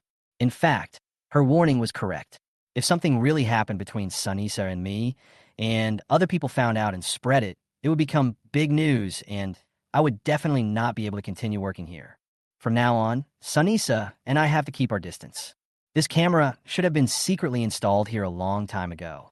It is not just used to monitor me, but to monitor everything in the infirmary. What if some doctors and nurses secretly have sex with female prisoners and don't hand it over?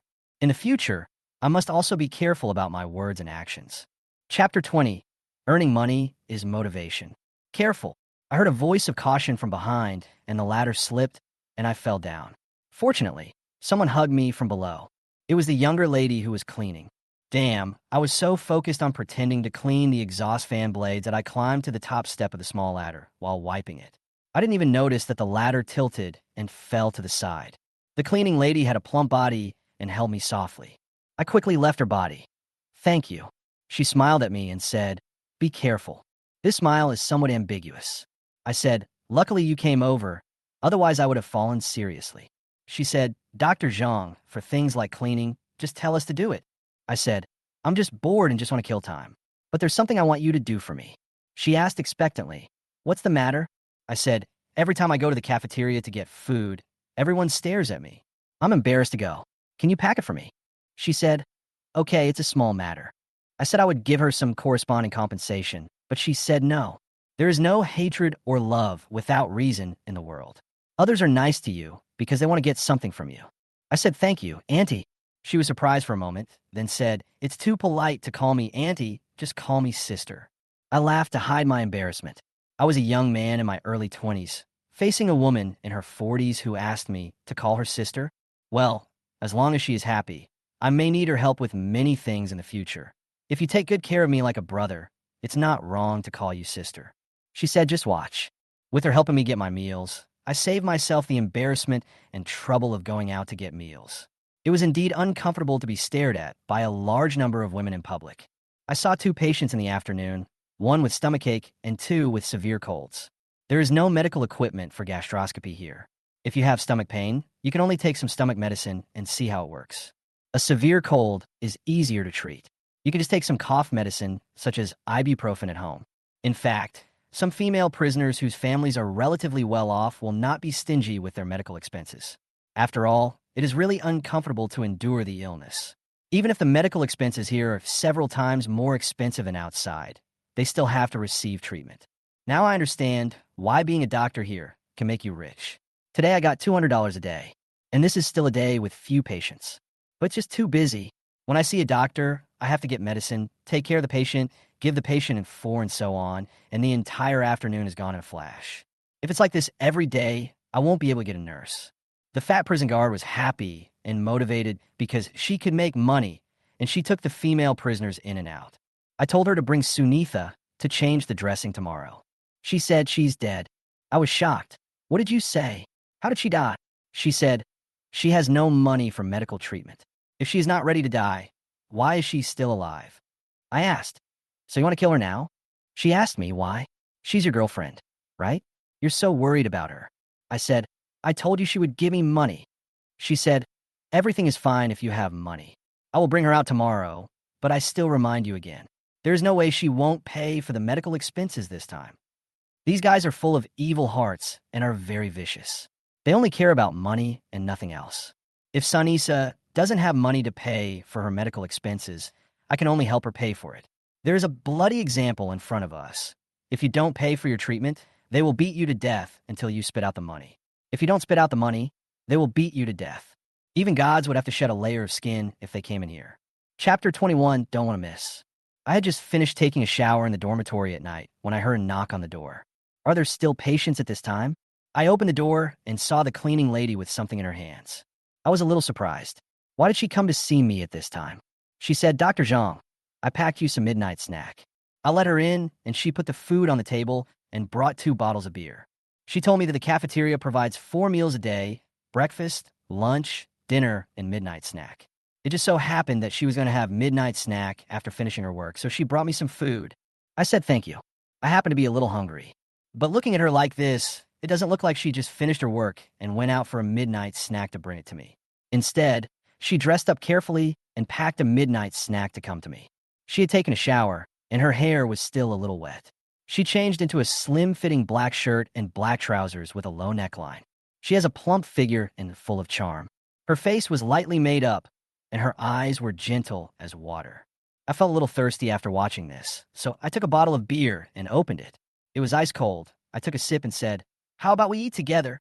She said she had eaten. It felt a bit awkward for her to watch me eat alone, so I suggested we have a drink and chat. The 2 sat at the table, poured wine, and started chatting. After saying some polite words like thanking her and hoping that she would take good care of me in the future, the two talked about work. She said she has been here for quite a long time. Although the salary is low, she works 2 jobs and has to work 16 hours a day. Although it is tiring, having 2 salaries is not a small amount, and she is satisfied. And because she has to work like this every day, she basically has no rest time and rarely goes home. She has a daughter who is in college. Her husband died of illness early in his life. She has been working hard to earn money to raise her daughter alone. Now I understand why she came to me. She definitely didn't want to introduce me to her daughter, nor did she treat me as a child. Rather, she had been working here for many years and had little time to go out, so she felt lonely and wanted to find me to relieve her loneliness. That aspect. I smiled. Although I am young, I am not stupid. She asked me why I left my hometown to come here to work. I said my friends begged me to come. She said that there have never been any men working in the prison, so one must be careful when working here. Yes, a group of women were staring at me hungrily, and they all wanted to eat me. While we were talking, she moved closer and closer to me. For a young man like me, who was full of vigor and vitality, I could not resist such temptation. I asked us young people, isn't an 18-year-old girl attractive? In front of these mature women, 18-year-old girls are really not attractive. From time to time, she would make eye contact with me, and while talking, she would intentionally or unintentionally make jokes about matters between men and women. I was in a state of panic, as if a drum was beating inside me. I wanted to resist, but I couldn't bear to do it. She was such a mature aunt, and I wanted to eat her, but didn't dare to. I was also afraid that if this got out, people would point fingers at me and talk about me. The main thing is the age difference. There's a 20-year age difference between us, so it is impossible not to be criticized. Besides, this place is very dangerous. Someone might come looking for me outside the dormitory, but I don't want to miss it. My heart feels itchy as if there are 10,000 ants crawling around. Chapter 22, I want to exclusively. When she put her hand on my leg intentionally or unintentionally, it made me feel itchy. Her palms, backs of hands, and fingers were fleshy and very white. You couldn't tell at all that these were the hands of a cleaning lady. She took my hand and said, "Let me take care of the hygiene in your dormitory from now on. Your hands as a doctor are very precious. You must be careful not to hurt them when you use them to treat patients." She clasped my hands tightly with her fingers and tried to put her arms around my waist. We were chatting animatedly when someone knocked on the door. She quickly pulled her hand back. I said this place is unsafe. If you want to do something bad, there will be people watching you. If you really want to have something to do with her, it's impossible in prison. Someone outside is still knocking on the door. The cleaning lady stood up and pretended to clean the dormitory for me. I went to open the door, and it was not someone else but the deputy warden. She also knew that there were people in my dormitory, so she pretended to ask, "Is anyone there?" The iron door of this dormitory is not very soundproof, so you can definitely hear the voices talking inside. I don't know how long she had been there or what she had heard. However, she is such a smart person that even if she can't hear what we say, she can guess about 80% of it. I said, "Auntie, please help me clean up." The cleaning lady greeted the deputy warden. "Deputy warden, I'm here to bring some midnight snacks to Dr. Zhang and clean up the place while I'm at it." The cleaning lady bowed to the deputy warden with a humble attitude, unlike the arrogant fat prison guard. As the saying goes, don't hit a smiling person, so the deputy warden nodded. The cleaning lady left sensibly. I asked the deputy warden to come in. In this women's prison, my life was really busy every day. Women came to me one after another, and I was overwhelmed. How much influence does the environment have on people? In a factory where there are basically only men working, it is difficult for bachelors to find wives. And in an electronics factory where there are almost always women working there, some male workers who are obviously not that good looking have several girlfriends at the same time. Isn't that infuriating? It's not your fault that you don't have money or that you are not handsome. It's just that you didn't work in the right factory or the right place. In this women's prison, women don't care whether you have money, a car, a house, or even what you look like, as long as you're a living man. The deputy warden asked me to clean up the table. I then realized that the deputy warden also had midnight snacks and beer in her hands. What a coincidence. She also wanted to have a few drinks with me. I threw the leftovers, beer bottles, disposable cups and dishes on the table into the trash bag, then took the midnight snack and beer from her hand, placed them on the table, and poured wine for both of them. The deputy warden glanced outside and said, "What is she doing here?" I said, "Every time I go to the cafeteria to eat, everyone is looking at me, and I feel embarrassed, so I ask her to help me get food. I also chat with her and have a couple of drinks. She asked me, "What's so good about drinking with a prisoner?" I was surprised. She is also a female prisoner? She said, "Many years ago, my husband was a drug dealer, and she protected him and helped him escape. Her husband was arrested and beaten to death by the police, and she was imprisoned for several years. She couldn't find a job outside, so she got to know some people while in prison here for a few years, and she gave them some money to come here to work. So that's how it is." The cleaning lady told me that she and her husband had divorced a long time ago. Never mind. It's none of my business. The deputy warden said, "Don't bring anyone into the dormitory casually. How will others see you?" I said, "Okay, I'll pay attention next time." Damn, you still have some thoughts about me. Every day, I am on guard against other women taking advantage of me, staring at me all the time, and wanting to monopolize me. Chapter 23, It's Only Natural. The deputy warden picked up some food for me, and I felt a little embarrassed because it looked like we were a couple. I said, "I can do it myself. Thank you, deputy warden." She smiled slightly. "Don't be so polite with me, Xiaozhong." After drinking a few glasses of wine, her face turned rosy and her eyes behind her glasses became intoxicated and tender. She said to me, "Remember, don't tell anyone about many things in prison. For example, if something happens to a female prisoner, don't tell anyone. After all, if this kind of thing gets out, it will have a very bad impact on our prison. In fact, things happen from time to time in every place, department, or prison." I said, "I won't tell anyone outside. Don't worry, deputy warden." She said, "Hey, when someone is here, call me deputy warden, and when no one is here, just call me Sister Dan." Here comes another so-called sister title. Women are the same as men. Men use words like baby, dear, and sister to try to get closer to women.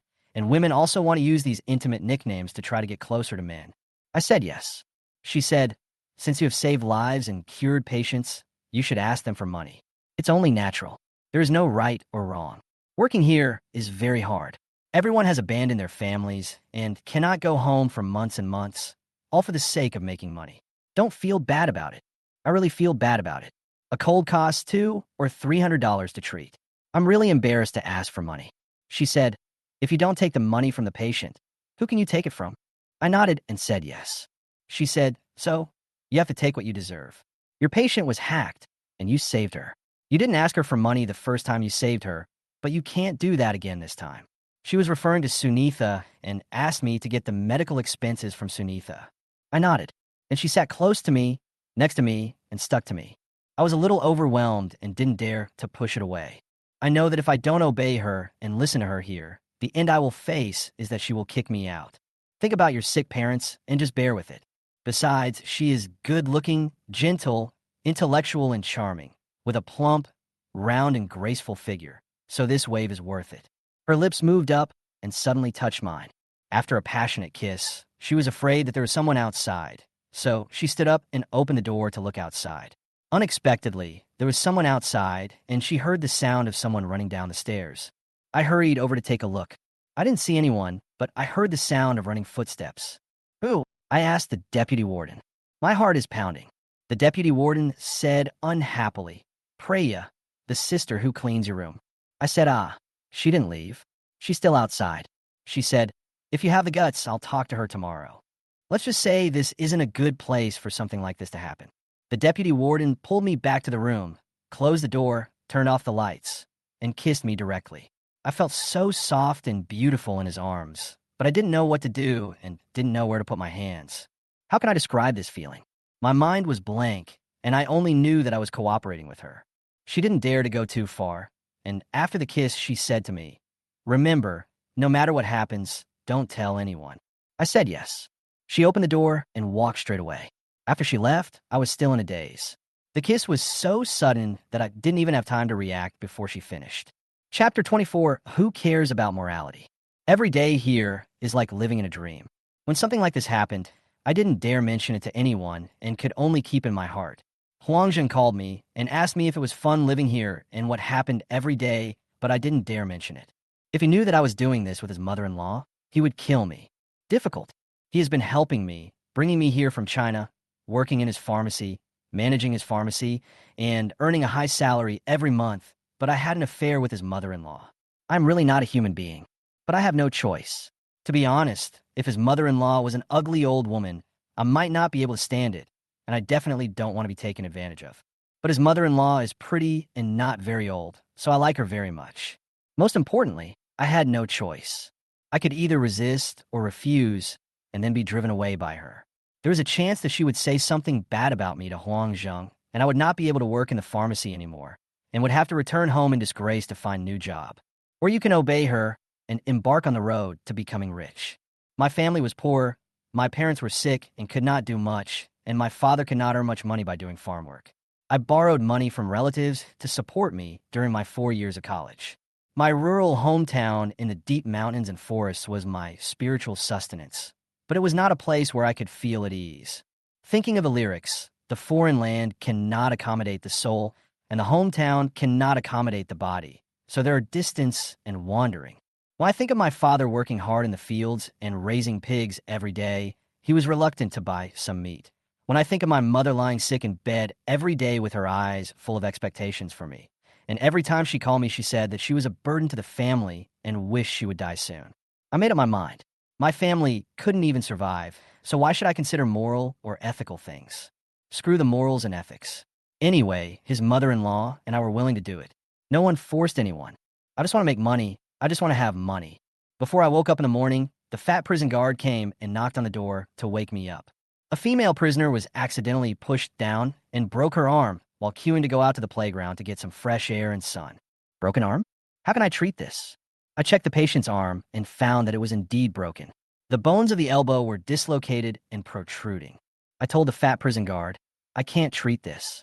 You can only send him to an orthopedic hospital or a large hospital. The fat prison guard said, then wait a week or two before sending it. I said, why? She said, it's an epidemic period now. It's not easy to get in and out. I said, her hand was already broken, and you waited a week or two before sending her for treatment? She said, it's not up to me. I have to apply to the leader, and after the application is approved, I have to apply to the outside hospital. Now is a special period. The situation is so tense, and people outside are afraid that we will send people with the virus. The patient was in so much pain that his face turned blue, sweat broke out on his forehead, and he was about to faint. How could he endure it for a few more days? I said, can you bear a broken bone? The fat prison guard said, you are a doctor. Can't you cure it? I said, I'm a doctor, but I can't treat everything. Do you know how many branches of medicine there are? I'm not an orthopedic surgeon. She said, what's the use of telling me? Just try your best. Try your best. Try it and you will die. Chapter 25, Expensive Medical Expenses. Bandaging the patient's fracture and looking at the pain on his face, he said, doctor, help me. I really wanted to help her, but I was powerless. The fractured joints needed to be repositioned using bone traction. I also studied Chinese medicine in college, but it was only theoretical knowledge. I didn't know how to actually do it. The fat prison guard said, just help her. How to do it? I looked at her dislocated area and said, I might as well give it a try, but it will hurt, and I can't guarantee that I can do it right. The fat prison guard said, it's better than her just enduring this. The main reason is that I have never done this before. If I make a mistake in the placement, it will be more serious and painful. But she had no choice but to wait until she couldn't get it back. I asked the fat prison guard and several other prison guards to hold her and hold her hands. It would be very painful, so she would reflexively resist and struggle madly. If she struggled, I would not be able to reset her. I told her it would hurt. She nodded and agreed to let me do the reset. As soon as her broken bone was touched, she screamed in pain. I told her to bear it in, and her tears came out.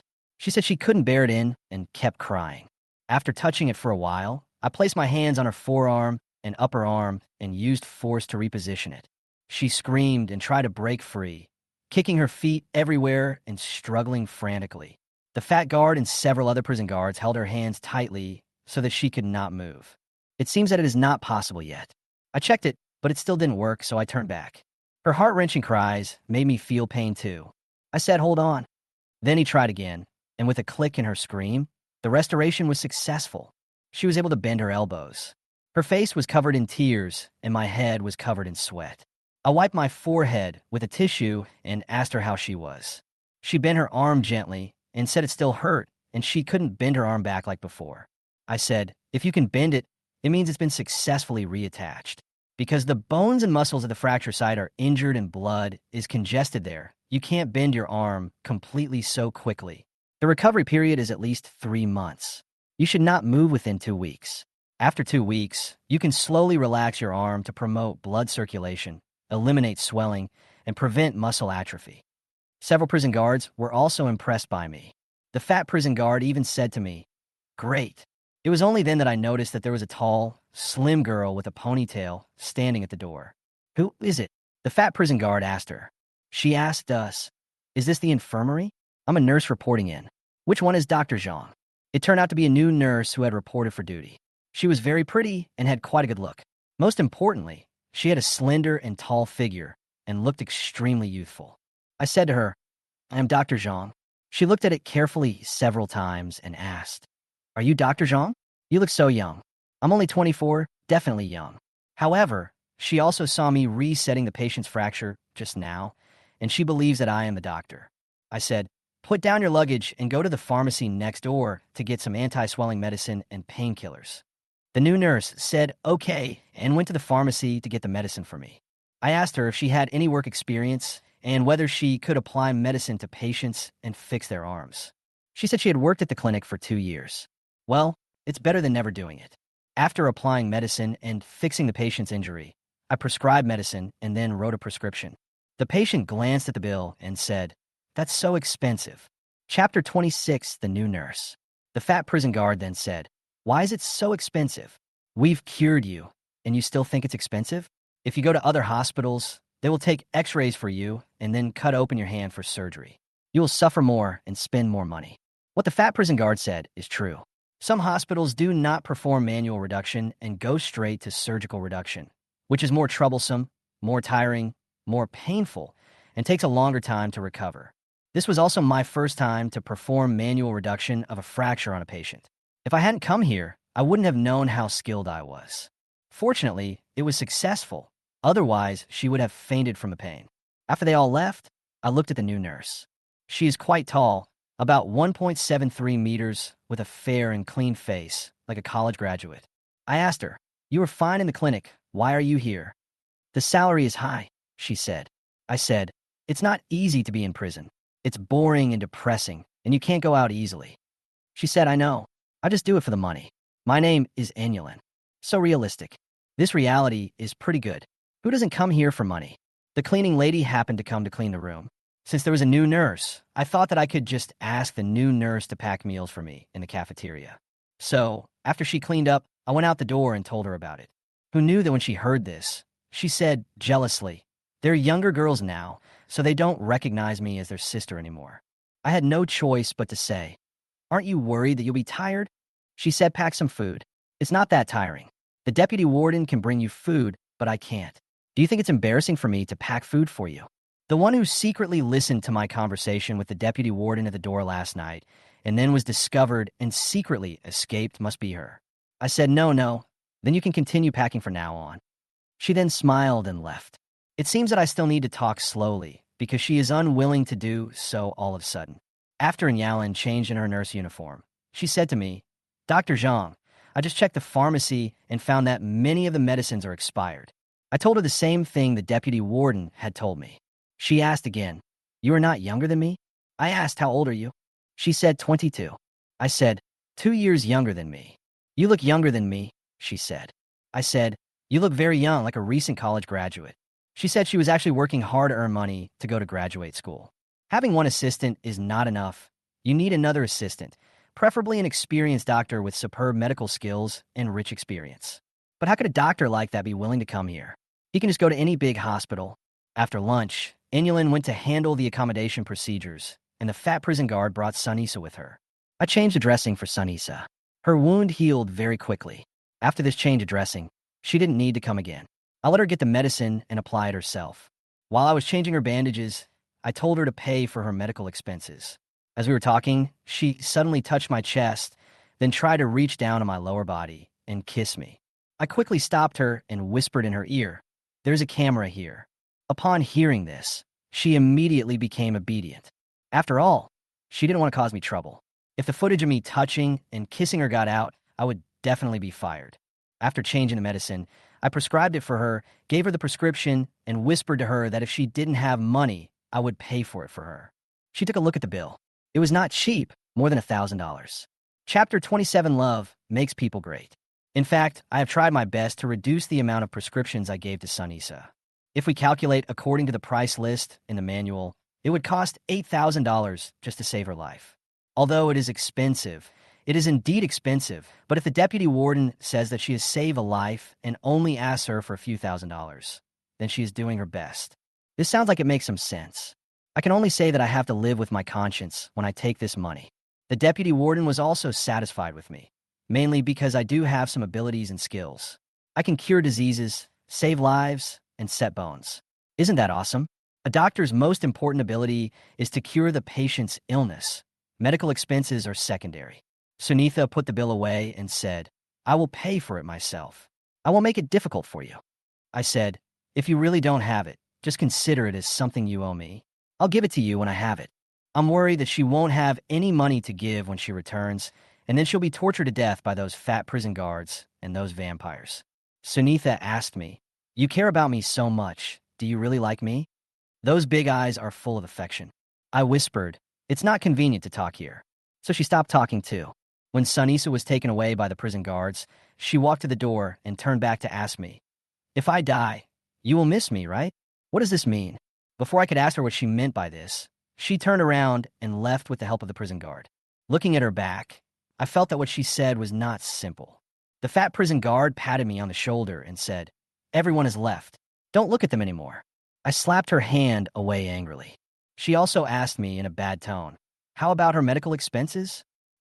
She said she would give it, and if she doesn't, I will be responsible.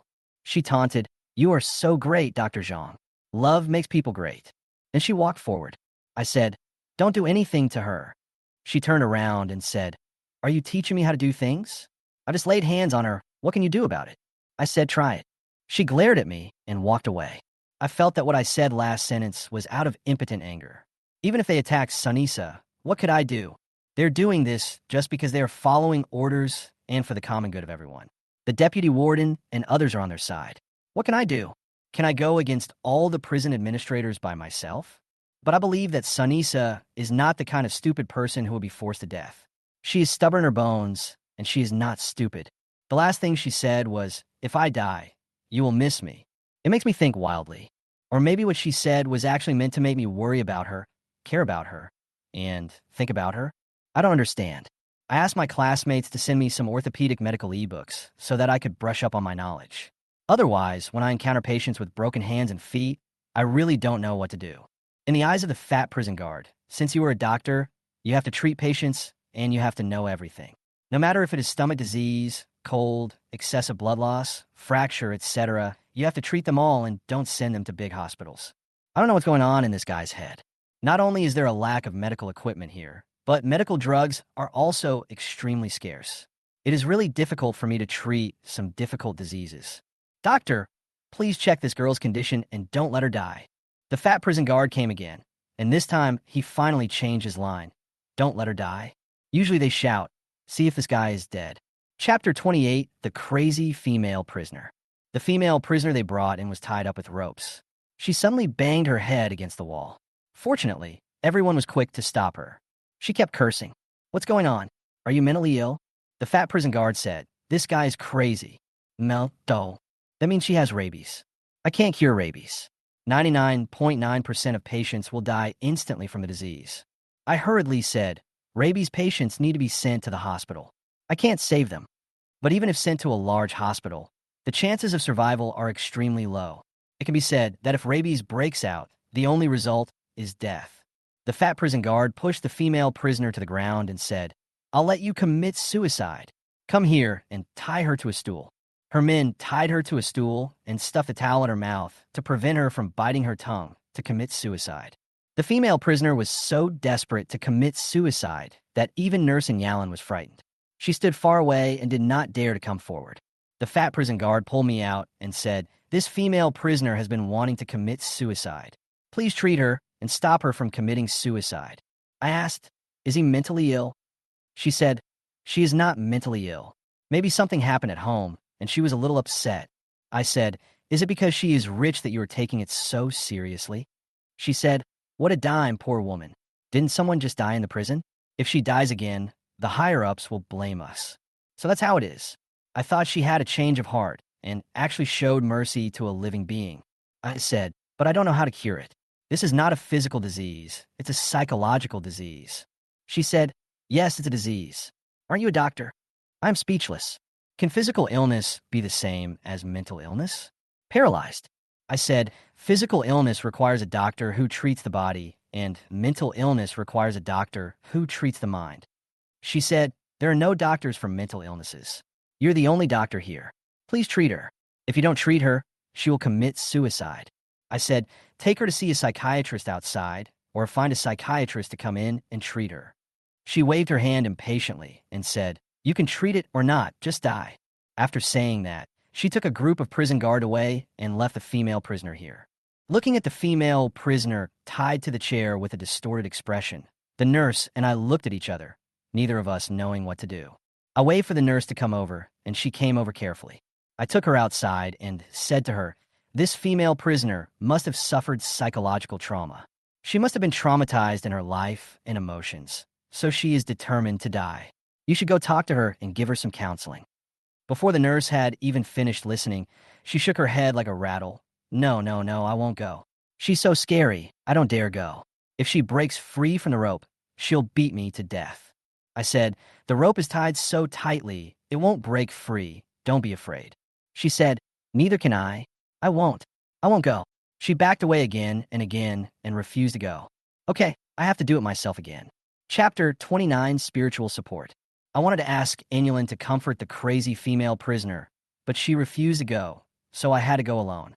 As soon as I entered the infirmary, the female prisoner suddenly rushed to me and grabbed my neck. You killed my child? I want you to die. Oh my God. When did she break free from the rope? The frightened Inulin closed the door directly from the outside. I grabbed the crazy female prisoner's hand with both hands. Take your hands away from me. Inulin, open the door. She also said, I won't open it. Damn it. It's going to kill me. The female prisoner's expression became ferocious, and she was stronger than me. I finally broke free from her hand and shouted, calm down. The female prisoner then picked up a stool and threw it at me. Fortunately, I was agile and dodged it. Hey, I'm a doctor, not your enemy. She's really crazy. The infirmary was not very big. I didn't even have time to dodge before she caught me. She grabbed my neck with both hands and pressed me to the ground. You kill my child. I want you to die. I want to kill you. I waved my hands to ask Inulin to help. I'll go call for help. Inulin disappeared in a flash. The female prisoner's eyes were red. She was completely crazy. The veins on her hands were exposed. Her eyes were red, and she was full of murderous intent. She was choking me, and I couldn't breathe. If this goes on, I'm going to die. In a hurry, I grabbed her ear and twisted it. She let go of my hand in pain. I rolled over and pressed her under me. Calm down. I'm a doctor. I'm not the one who killed your child.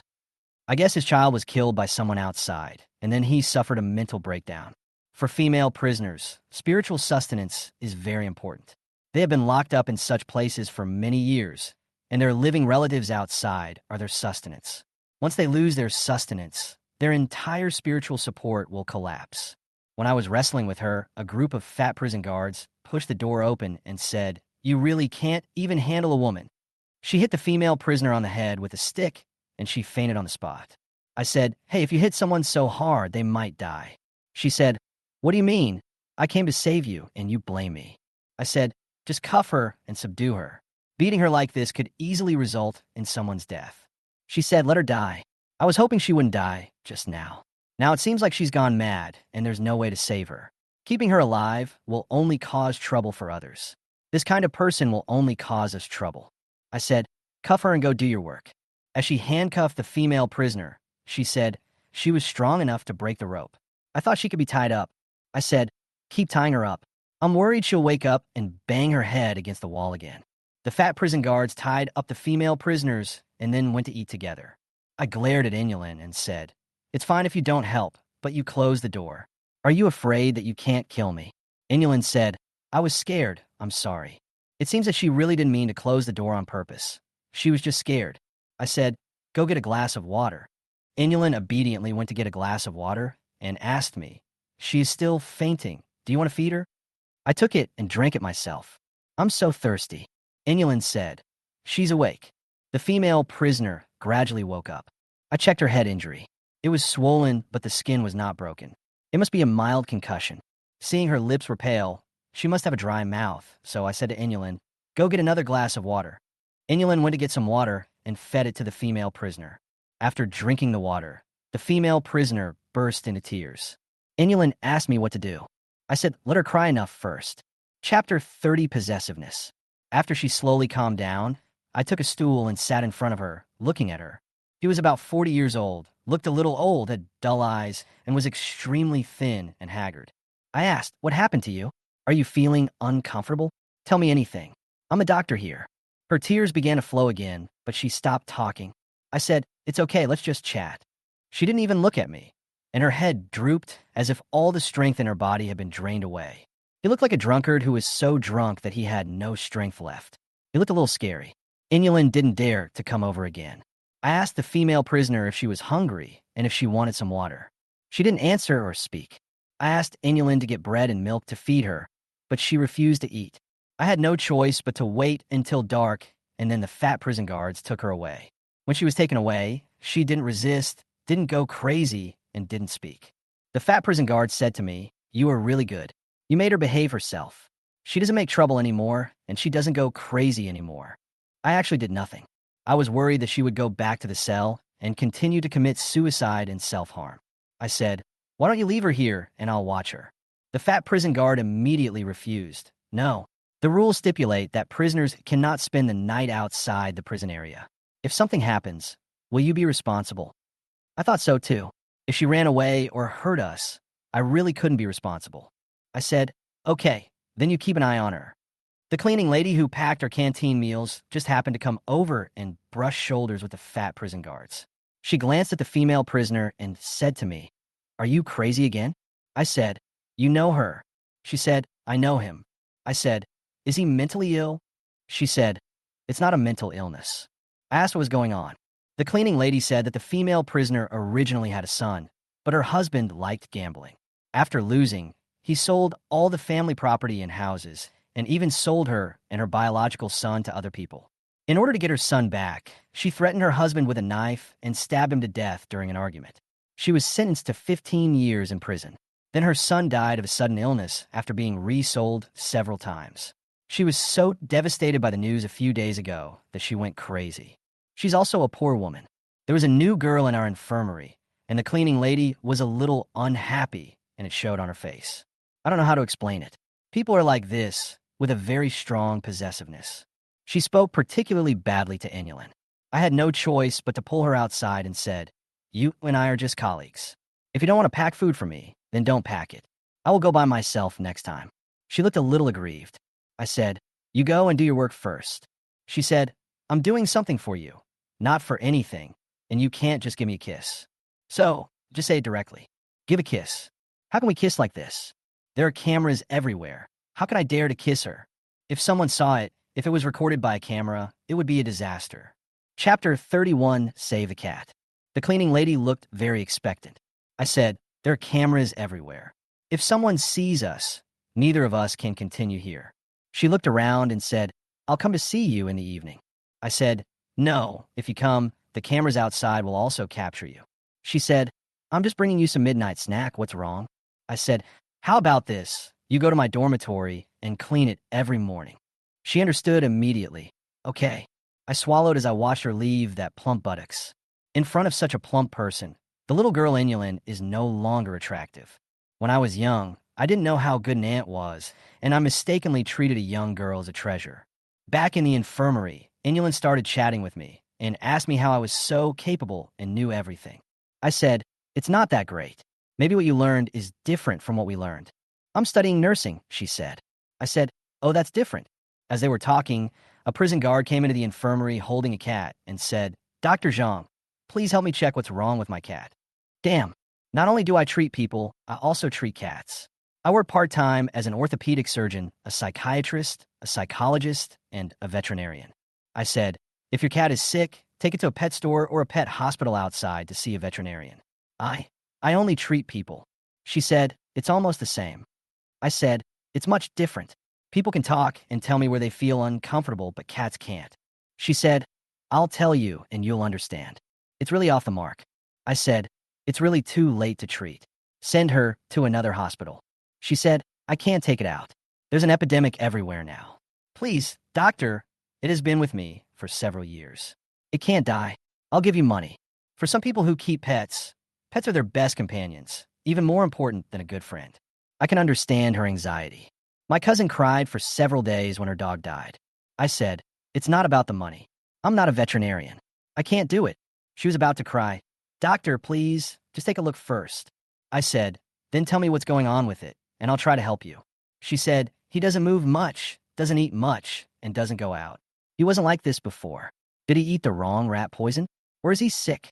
I took her cat in my arms, touched it, and said, "It looks like it's pregnant. It seems like she's really pregnant." Inulin also came over to hug it and said, "It's pregnant. Really, real." The prison guard was so happy that she almost kowtowed to me. She stuffed money into my pocket and gave me all the money in her wallet, several thousand Thai baht. I didn't want it. I didn't help her at all. I was just a little curious. So I asked her, "Can we keep cats here?" She quickly raised her index finger and said, "Shoo." I brought it in secretly, and I didn't dare to take it out secretly for fear that the guard would find out and report it. So that's how it is. I refused to take her money, but she said she would treat me to a meal another day and then left happily with the cat in her arms. Inulin said that this female prison guard attached so much importance to the cat. I said, "We just think of it as a cat, but to others, it is her best companion." Chapter 32, Inadequate Management. Late at night, when I was sleeping soundly, someone knocked on the door. The sound is not loud. Gently, one by one. I opened my eyes drowsily and turned on my cell phone. It was only 5 o'clock in the morning, and it was not even daybreak. Could it be that a prison guard was sending a patient to see a doctor? Get dressed and open the door, huh? Cleaning Auntie. She squeezed in. Then he closed the door. I said, "Why so early?" She said, "Didn't you tell me to come to you in the morning? We're up at this hour to work." Depend on. It's too early. Before I could say anything, she kissed me and hugged me. "Aunt, call me sister. That's sensible." Yes, the ignorant ones are still calling her Annie, while the sensible ones have already let Annie call them that. Crazy and passionate. I'm enjoying it, but more of a worry, because there are so many cameras outside. Even if I avoid them, I can't guarantee that someone will suddenly come looking for me. Fortunately, she understood all this, so after a few kisses, she went out directly and continued to sweep the floor outside. To be honest, it feels so warm and comfortable to hug her. That figure is plump and comfortable. It's just that the time is too short. There's not enough time for us to take the next step. After all, everyone is afraid that someone might come suddenly, and it would be a big trouble if they were discovered. The deputy warden, in particular, was staring at me the whole time.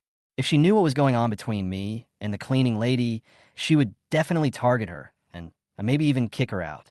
It was still early and I was still very sleepy. I went back to bed and got under the covers. Then there was a knock on the door. "Something's wrong, doctor. Hurry up. Get up." I hurried to open the door. The prison guard under the fat prison guard gasped. "Hurry up. The female prisoner you treated committed suicide." My mind buzzed. "Which female prisoner?" "She's in the infirmary now. We're carrying her here. Quick." "Sanisa? Sunita comité de suicide." Paralyzed. It must have been the fat prison guards who forced them.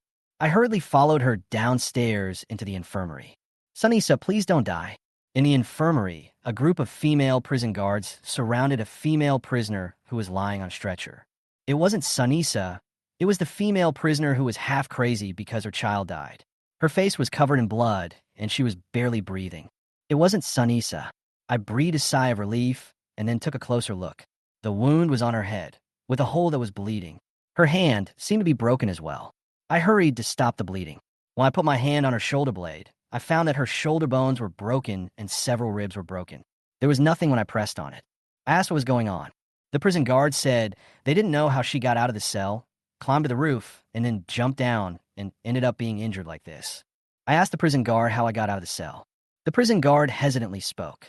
It must be the prison guard's negligence and inadequate management. Otherwise, how could the female prisoner get out of the cell and climb to the roof? Is there any hope? The fat prison guard came in. I said, "Send me to a big hospital. There's no way I can be saved." She said, "It's already like this. Even gods can't save it." The fat prison guard was telling the truth. Even if a god came, he couldn't save us.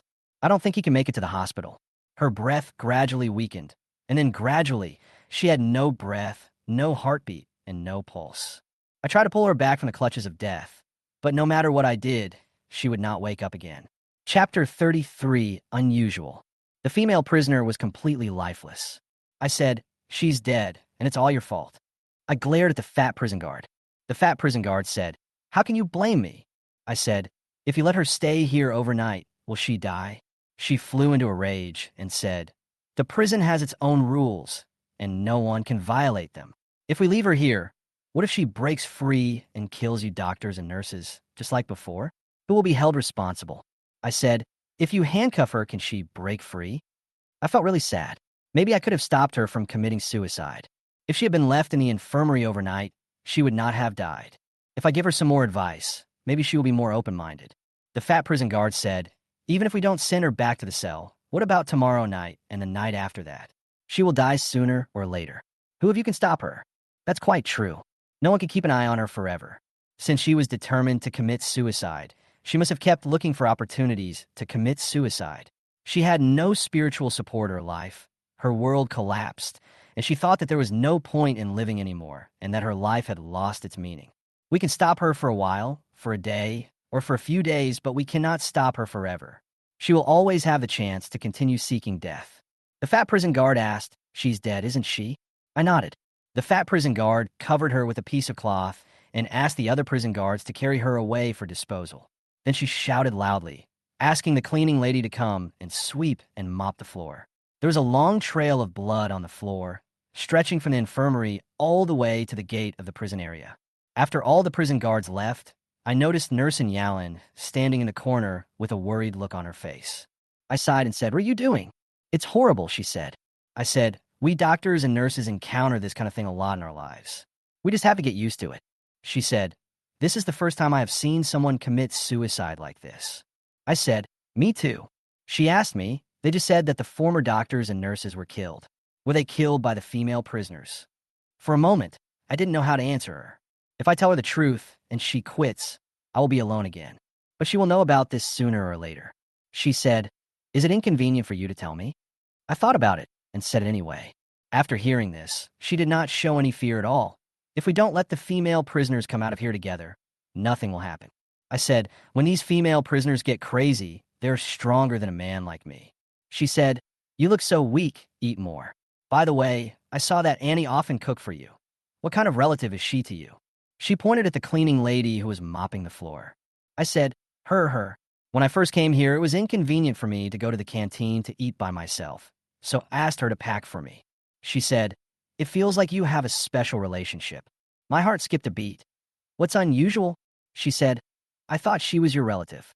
The deputy warden called me and told me not to spread the news of the female prisoner's suicide outside and not to tell anyone, including her son-in-law Huangzhong. I said yes. She also asked me to talk to Nurse Inulin and tell her not to spread these things. Chapter 34, Depressing Place.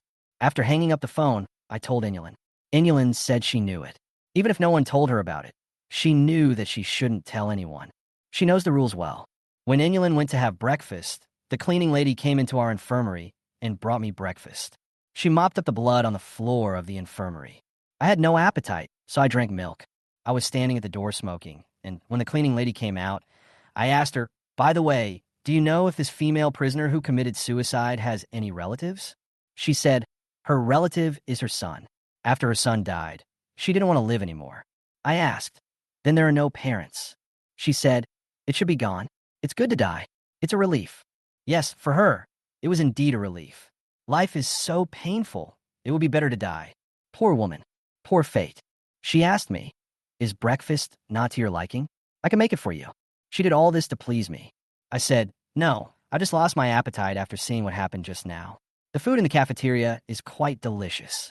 She saw someone walk over here, take the mop and bucket and leave, and continue to do her work. In just a few days, I have experienced so many life and death here. Looking at this prison, it seems so lifeless. Depressed. If it weren't for the money, if it weren't for the women, I really wouldn't want to stay here for a moment longer. All of a sudden, I understood what the deputy warden said. No one comes here without money. If it weren't for the epidemic, we could take turns to have 2 days off a week to go out. But now, during the epidemic, everyone is locked in this lifeless prison. If it weren't for the money, who could stay here? As a cleaning lady said, some of them have been here for more than 20 years. How did you get through more than 20 years? It's okay if I'm busy, but when I'm not busy, I'll watch videos, read books, or play games, but it gets boring after a long time. I really want to go out and have some fun. Inulin noticed my boredom. Seeing me pacing back and forth, she asked me, "Are you bored, doctor?" I said, "I suddenly want to go out for a walk, go to a busy and bustling place, and have a drink in a busy bar." She said, "The epidemic cannot go away." I said, "I know." She said, "Let's have a drink together tonight, upstairs." Upstairs is my dormitory. I said yes. In the evening, Inulin came with a few cans of beer and a few bags of snacks. There's a small supermarket in the prison, which sells all the basic necessities. We drank 2 cans of beer, and Inulin asked me why I came to this place to suffer. I said, "Everyone does it for money." She asked me if I needed money. I said missing. She said she couldn't tell. Yes, I look clean and fair, like a rich young man. In fact, I am a pauper. My family is heavily in debt, and my mother's medical treatment costs a lot every month. I need to make a lot of money to pay off the debt, to extend my mother's life, and to lead my family out of poverty. My ideal goal is to make a lot of money, pay off my family's debts, cure my mother's illness, buy an apartment in the city, marry a beautiful wife, have a big fat boy, and have a happy family. How perfect! So I can't leave here. No matter how depressing or uncomfortable this place is, I have to endure it. Inulin asked me if I had a girlfriend. How come we ended up talking about this issue? I teased her. Why? Do you want to introduce yourself or introduce me? She said, "You look like a bad boy, a scumbag. I don't want to be with you." I said, "You've been through a lot of bad guys. You know I'm a bad guy just by looking at my face. Have you ever dated an ex-boyfriend who looks similar to me?" She said, "No way. You look like those bad guys on TV. They cheat on women and sleep with them, and then they don't want them anymore." I said, "Haha, I'll take that as a compliment. Only handsome men can do that." She said, "Shame on you." I raised my glass and toasted with her. Chapter 35. Someone outside the door. After drinking a little wine, Inulin's cheeks flushed. She is really pretty, with a delicate face and a fresh and refined temperament. Especially after drinking, she looks like a spring bud, which makes people feel pity for her. His eyes were like bright stars, so dazzling that it was impossible to look away. I stared into her eyes. Inulin is quite cute. Why are you looking at me like that? I'm telling you, don't fall in love with me secretly. I don't like scumbags. I smiled and said, "What's wrong with loving you? Loving you doesn't necessarily mean I must have you." She said, "That's the kind of nonsense that scumbags say." After finishing several cans of wine, she said she was going to the bathroom. I said yes. She went to the bathroom, and I took out my cell phone and looked at it. It was late at night, 1 in the morning, and it was time to go to bed. But I heard something like a sound at the door. I immediately walked to the door and listened to the sounds outside. The people outside must have heard my footsteps, and they walked down the stairs one step at a time and escaped. Someone comes to eavesdrop when I'm drinking with a female colleague? Is he the deputy warden? It could also be the cleaning lady. Inulin came out of the bathroom and asked me what was wrong. I said, "Oh, it's okay. They're mosquitoes. I'm hitting them." She said, "It's great that you live alone. You have everything and it's comfortable." I said, "If you think it's a good idea, then you can live with me and sleep here together tonight." She said, "No, you're just dreaming. It's too late to go back. I'm afraid of being alone." I said, "Then just sleep with me. Are you afraid of ghosts?" She said, "Who wouldn't be scared when seeing that prisoner who committed suicide? I'm leaving by." After saying that, she opened the door and left. I followed him to the door and looked in the aisle. She said, "No need to send it." I said, "Good night." Who was the person who was eavesdropping at the door just now? I feel that it was most likely the cleaning lady. If that's the case, it's too disgusting. I can understand the possessiveness, but if it's like this, it really disgusts me. Otherwise, tomorrow night, just ask Inulin to come to the dormitory to drink, and then suddenly open the door and go out to see, then you will know who is outside. Okay, let's do it. I had a dream at night. I dreamed that Inulin stayed in my dormitory and slept with me. Then we hugged each other and kissed. When I was about to take off her clothes, she suddenly turned into the bloody face of the female prisoner who committed suicide. I was so scared that I almost screamed. "Wake up." Fortunately, it was just a nightmare. He gasped for air, his hands shaking as he got out of bed, poured himself a glass of water, and took a long sip. It's not daybreak yet. Working here is too depressing. If it weren't for the money, I really wouldn't want to stay here at all. There's a knock on the door. Sure enough, the cleaning lady came again. She brought me breakfast. Just when I was about to say don't be so polite, she kissed me. The two of us seemed to have reached some kind of tacit understanding, and there was no words at all. After kissing for a while, she quickly opened the door and left with a look of unsatisfied feeling. In fact, she was more afraid of being discovered like this than I was. She came to the prison to work when she was young, and she had 2 jobs as a cleaner. She got up early every day and finished work late, working 16 hours a day without stopping. She did it for so many years just for her daughter. The identity of a former labor camp inmate is extremely undignified. It is difficult for her to find a job outside, and she can only survive here. Chapter 36, How Many People Are There? With her looks and figure, I think if she takes that unconventional route, she should be able to achieve some success. For example, the girls on the street of many bars and pubs range in age from teenagers to 50s and 60s. Many Europeans and Americans who come here to travel like this type of girls. They have the fair skin and pretty faces of Orientals, the plump figures of Westerners, and a mature age. In fact, even if someone saw her coming into my dormitory, she could just tell outsiders. I came to deliver breakfast to Dr. Zhang and cleaned up at the same time, because she took the garbage bag with her when she left. It's just that if you stay too long, someone will definitely say that in such a short time, they feel like they can't do anything. Of course, it is best not to be seen by others. Otherwise, a single man and a single woman staying in a room will inevitably lead to gossip. 5 more patients were sent in this morning, some with a severe cold, some with unbearable rheumatic pain, some with itchy skin, and some with gynecological diseases. Other things are fine, but for gynecological diseases, I can only ask Inulin to tell me the symptoms, and then I will contact my classmates to prescribe the right medicine. Fortunately, it is just a common disease. If it is a serious disease, our medical room, which is not even a clinic and has insufficient doctors and medicines, would not be able to treat it. After a busy morning, and Yalin was completely exhausted, she complained, "Why are there so many patients every day, and how many female prisoners are locked up in this prison area?" I said I didn't know. I had never been to the prison area, but I heard there were thousands of people. The prison area is where female prisoners are held, and it is divided into 8 major areas according to the severity of the prisoner's sentences. The cleaning lady brought us food. After hearing our conversation, she said that the prison advertised to the outside world that there were several thousand people in prison there, but because all the small prisons in the surrounding areas have been closed in recent years, all the prisoners were sent here, so there were at least a lot more people in prison here. The prison advertised to the outside world that there were several thousand people, but inside it was said to be over 10,000.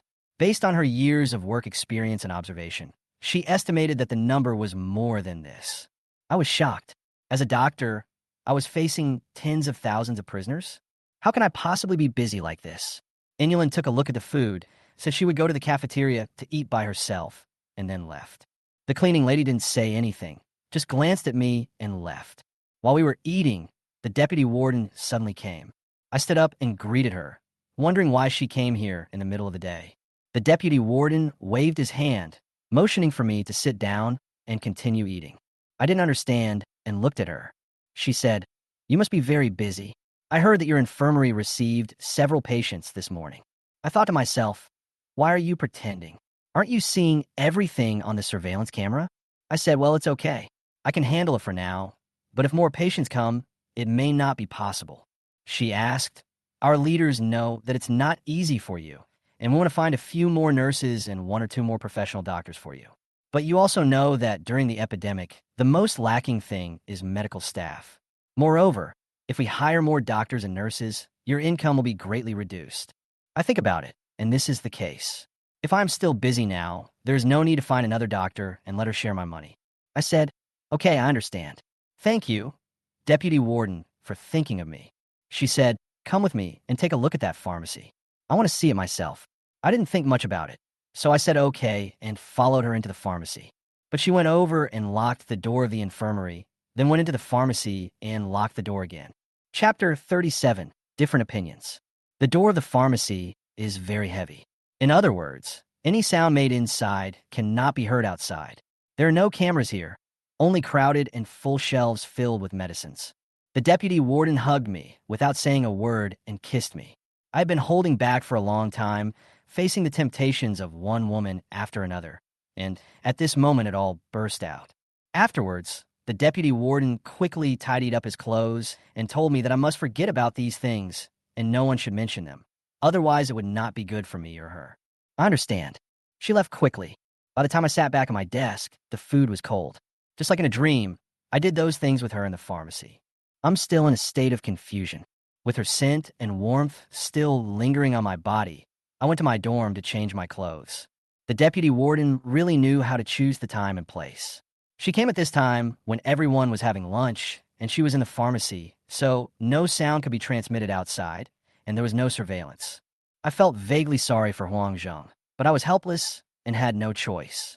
This time it really became, I call you brother, you call me dad, we each have our own way. If Huang Zheng knew that his mother-in-law was so coquettish, I'm sure he would collapse. I am curious. How old is Huang Zheng's wife? How can he have such a young mother? I have met Huang Zheng's wife twice. She looks young and beautiful, but her mother looks even younger. You can almost say she is his older sister. While I was still thinking about these things, Huang Zheng called me. Seeing the words Huang Zheng on the phone, I was scared. Damn, could it be that he knows about my relationship with his mother-in-law? After answering the phone, I asked him in a casual tone as possible what he wanted from me in broad daylight. Huang Zheng said, due to the epidemic here, several streets have been closed and all the pharmacies are closed. I'm bored, so I'm calling you. I breathed a sigh of relief. I said, then you can just take a break. Didn't you say a while ago that you were too tired and wanted a rest? He said, this is not the way to rest. Several stores are closed, but I still need to make money. I still have to pay rent every month and support the store clerks and workers. The medicine will expire soon, and then it will be sent to your prison again. Paralyzed. So this is where the expired medicines come from. Huang Zheng's family runs a drugstore. When the drugs in the drugstore expire, they're sent to the prison where his mother-in-law, who is the deputy warden, is based and given to the female prisoners. He really knows how to do business. Huang Zheng realized that he had let the cat out of the bag and chuckled. Now, we can still sell some medicine, but we can only do takeout. The delivery men are not very happy about it because everyone is afraid of being infected. I said, yes, it's an epidemic. Who isn't afraid of being infected? I heard that being infected is more uncomfortable than having a bad cold. He said, if we can get a specific medicine, we will make a fortune. I said, if you have a way, go ahead and do it. He said, by the way, my wife is pregnant. When are you going to find a girlfriend? There's so many women in prison. Find one quickly. Yes, I did look for your wife's mother. I said, don't worry. We're only a few years old. He said, I'm already 26 years old. I'm not young anymore. It's time to start a family and a career. I said, I'm not in a hurry. You should start a family first. My situation is different from yours. I have to establish a career first before I can start a family. By the way, your mother-in-law looks so young. Is your wife the same age as you? He said 17. She's been with me since high school. Her mom is 33 or 35. Damn, no wonder so young. I'm really convinced. After chatting for a while, the two hung up the phone. Chapter 38, Knowing How to Do Business. Less than 10 minutes later, the deputy warden came to my office again. Come to me twice during one lunch break? The last time was not satisfying enough. Do you want to do it again? Looking at her rosy cheeks, my heart beat faster. The eyes behind the glasses revealed deep wisdom. She was like a mature, elegant rose in full bloom, or like a glass of red wine. The more I looked at her, the more delicious she became. The deputy warden waved his hand and asked me to sit down as if nothing had happened before. I sat down. She said, I forgot to tell you something. I said, okay, deputy warden, you go ahead. Thinking of her flirtatious, crazy, and charming appearance in the pharmacy, my heartbeat accelerated. Now she was sitting upright with the demeanor of a leader. Xiao Zhang. I just checked the medicines in the pharmacy, and the production dates on the outer packaging of many medicines were wrong. What does this mean? How can the production date on the outer packaging of the drug be wrong? I said, is there? She said, wait a moment. She went into the pharmacy. What do you want to do? Do you want me to come in again? But she took out a box of throat lozenges, pointed to the production date on the outer packaging box, and said to me, look at this production date. I took a look, and there was nothing unusual. She said, it's not good to let others see the production date. When you prescribe medicine to patients in the future, don't prescribe the box with the production date. The production date is randomly marked. If the patient says that the medicine is expired, we will have a hard time defending ourselves. The medicine was not expired originally, but because the production date was marked incorrectly, it became expired. Please deal with these outer packaging. I understood what she meant. She wanted me to destroy all the outer packaging of the medicines with the production dates on them. No one should be able to see the production dates on the outer packaging of the medicines, as this would let others know that our clinic was providing expired medicines. These medicines are expired ones discarded by Huangjung Pharmacy. This family really knows how to do business. If something goes wrong with these medicines one day, they will be the culprits. However, I haven't heard of anything happening if you take expired medicine. Eating expired food will cause problems to the body, but I have never heard of any problems happening to the body after taking expired medicine. On the contrary, it is true that if you don't take medicine when you are sick, the illness will become more serious. It must be that after Huang Zheng let the secret slip while talking to me, she hung up the phone and quickly called her mother-in-law, the deputy warden, to tell her about it, asking me to destroy the body and cover up the evidence as soon as possible. After the deputy warden left, I started destroying the outer packaging of the medicines. When Inulin came to work and saw it, she understood what was going on without asking me, and she came to help. I talked to her, and she said that this is actually often done in the clinic. When encountering medicine that is about to expire or has expired, the outer packaging is thrown away and the medicine is kept in the box for the patient to continue using. She is used to doing this, and many clinics do this. He is also a habitual offender. It seems that we're not the only ones who do this, but everyone in their place does this. It's a shady deal. Come over to my place tonight for a drink. I wanted to ask her out last night, but I got so busy that I forgot about it. Inulin said, "Drink again." I said, "Yes, a little wine will make you sleep better. I'll give you money and you can buy some wine." She asked me, "Why don't you go by yourself?" I said, "I am a man, and wherever I go, a group of women stare at me." She said, "So you asked the cleaning lady to bring you food?" I said, "I asked her to bring it to me when you were not here." She said, "It brings out the emotions." I hurriedly said, "What are you talking about? What the hell?" She said, "That's not it. Look at the way she looks at you. It's like she's looking at someone she likes." I said, "Nonsense. I was actually paying her for running errands." She said, "Give it to me and I'll bring it to you." I said, "It's stealing someone else's business." She said, "I don't dare." The cleaning lady is a bit fierce. I have an appointment with Inulin, so I want to see tonight if it is the cleaning lady lurking at the door. Chapter 39 Youth is so short. The fat prison guard stood at the door of the infirmary and let a female prisoner walk into the infirmary by herself. It's Chloe, the rich young female boss. The fat prison guard didn't even handcuff her and then went to ask Inulin to go outside. Before Inulin knew what was going on, the fat prison guard took her away and slammed the door. I glanced at Chloe, and it seemed that there was some cosmetics for her to use in prison, as she had a light application of something on her face. Chloe has a good foundation, is young, and has an appearance that is not inferior to Sunisa. She was lightly made up, looked radiant, and had a hint of coolness in her elegance. I asked, "If you have money, you can really do whatever you want, right?" She said, "I didn't force you to do anything you didn't want to do." I said, "Yes, you bribed them to come and see me." She said, "If you don't agree, it's your business. I won't force you. As for me, I've been suffering from insomnia lately. Please prescribe some medicine for me." I said, "I have insomnia. Can you give me some medicine?" "Insomnia medicine." She said, "I came here. Even if I can't get you, I'm happy just to see you. There are also such requirements and ideas. Are you satisfied with this?" Maybe to us, they seem perverted, but to many female prisoners who have been in prison for a long time, this is enough. After all, being locked up here for so many years without being able to see the opposite sex is such a torture. I gave her some melatonin, which was also expired. Open the order. Chloe flipped her hair, looked me in the eye, and said, "You look a lot like the boy I liked when I was in middle school." I said, "A young and sunny boy, right?" She smiled slightly. "That's about right. Youth is so short, and the best years of life are wasted in this prison. A woman's beauty won't last for many years, so it's good to have a man to look at her." She sighed with a smile. I could only comfort her. A few years will pass quickly. Try your best to cooperate with the reform and strive for a commutation of sentence so that you can be released sooner. She stood up and said thank you. The prison guard was called and took her away. Looking at her back, I felt deeply moved. Her age is supposed to be the best and most beautiful age in a woman's life. However, like a flower in full bloom, no one appreciates it, and her youth and beauty gradually wither away in the ruthless time. I asked the fat prison guard whether Sunisa had paid the medical expenses. Fat jailer says Sunitha will give it tomorrow. I knew that Sunisa was not that stubborn and stupid. She must have some abilities to be able to dominate the prison. I was worrying too much. I don't know why, but Sunisa gives me a very special feeling. I just like the energy she possesses. Even though she was nearly stabbed to death, she did not show any sign of grievance or sadness.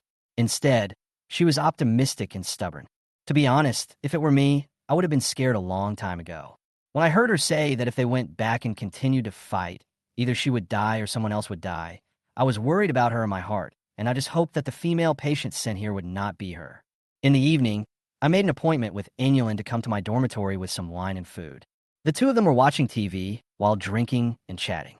And Yalin was very curious about what the prison area was like and asked me if I had ever been to a prison area. I said that was a restricted area. How could we go in?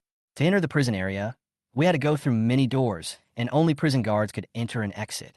She said she wanted to go inside and take a look. I said, "You are crazy. What are you looking at in there?" "Just curious," she said. Chapter 40, Carelessness. I thought about what they told me last time, about a male worker who was repairing a sewer and broke into a cell and was caught. I told her. When Inulin heard this, she said, "Isn't that too crazy?" I said, "Don't blame them. I locked you up for 2 years and didn't let you see any men. You are hungrier than them." Inulin looked disdainful. "I wouldn't do that." I said, "Oh, you don't want a man." "I'm not going to get locked up," she said. I said, "Don't even think about being locked up inside.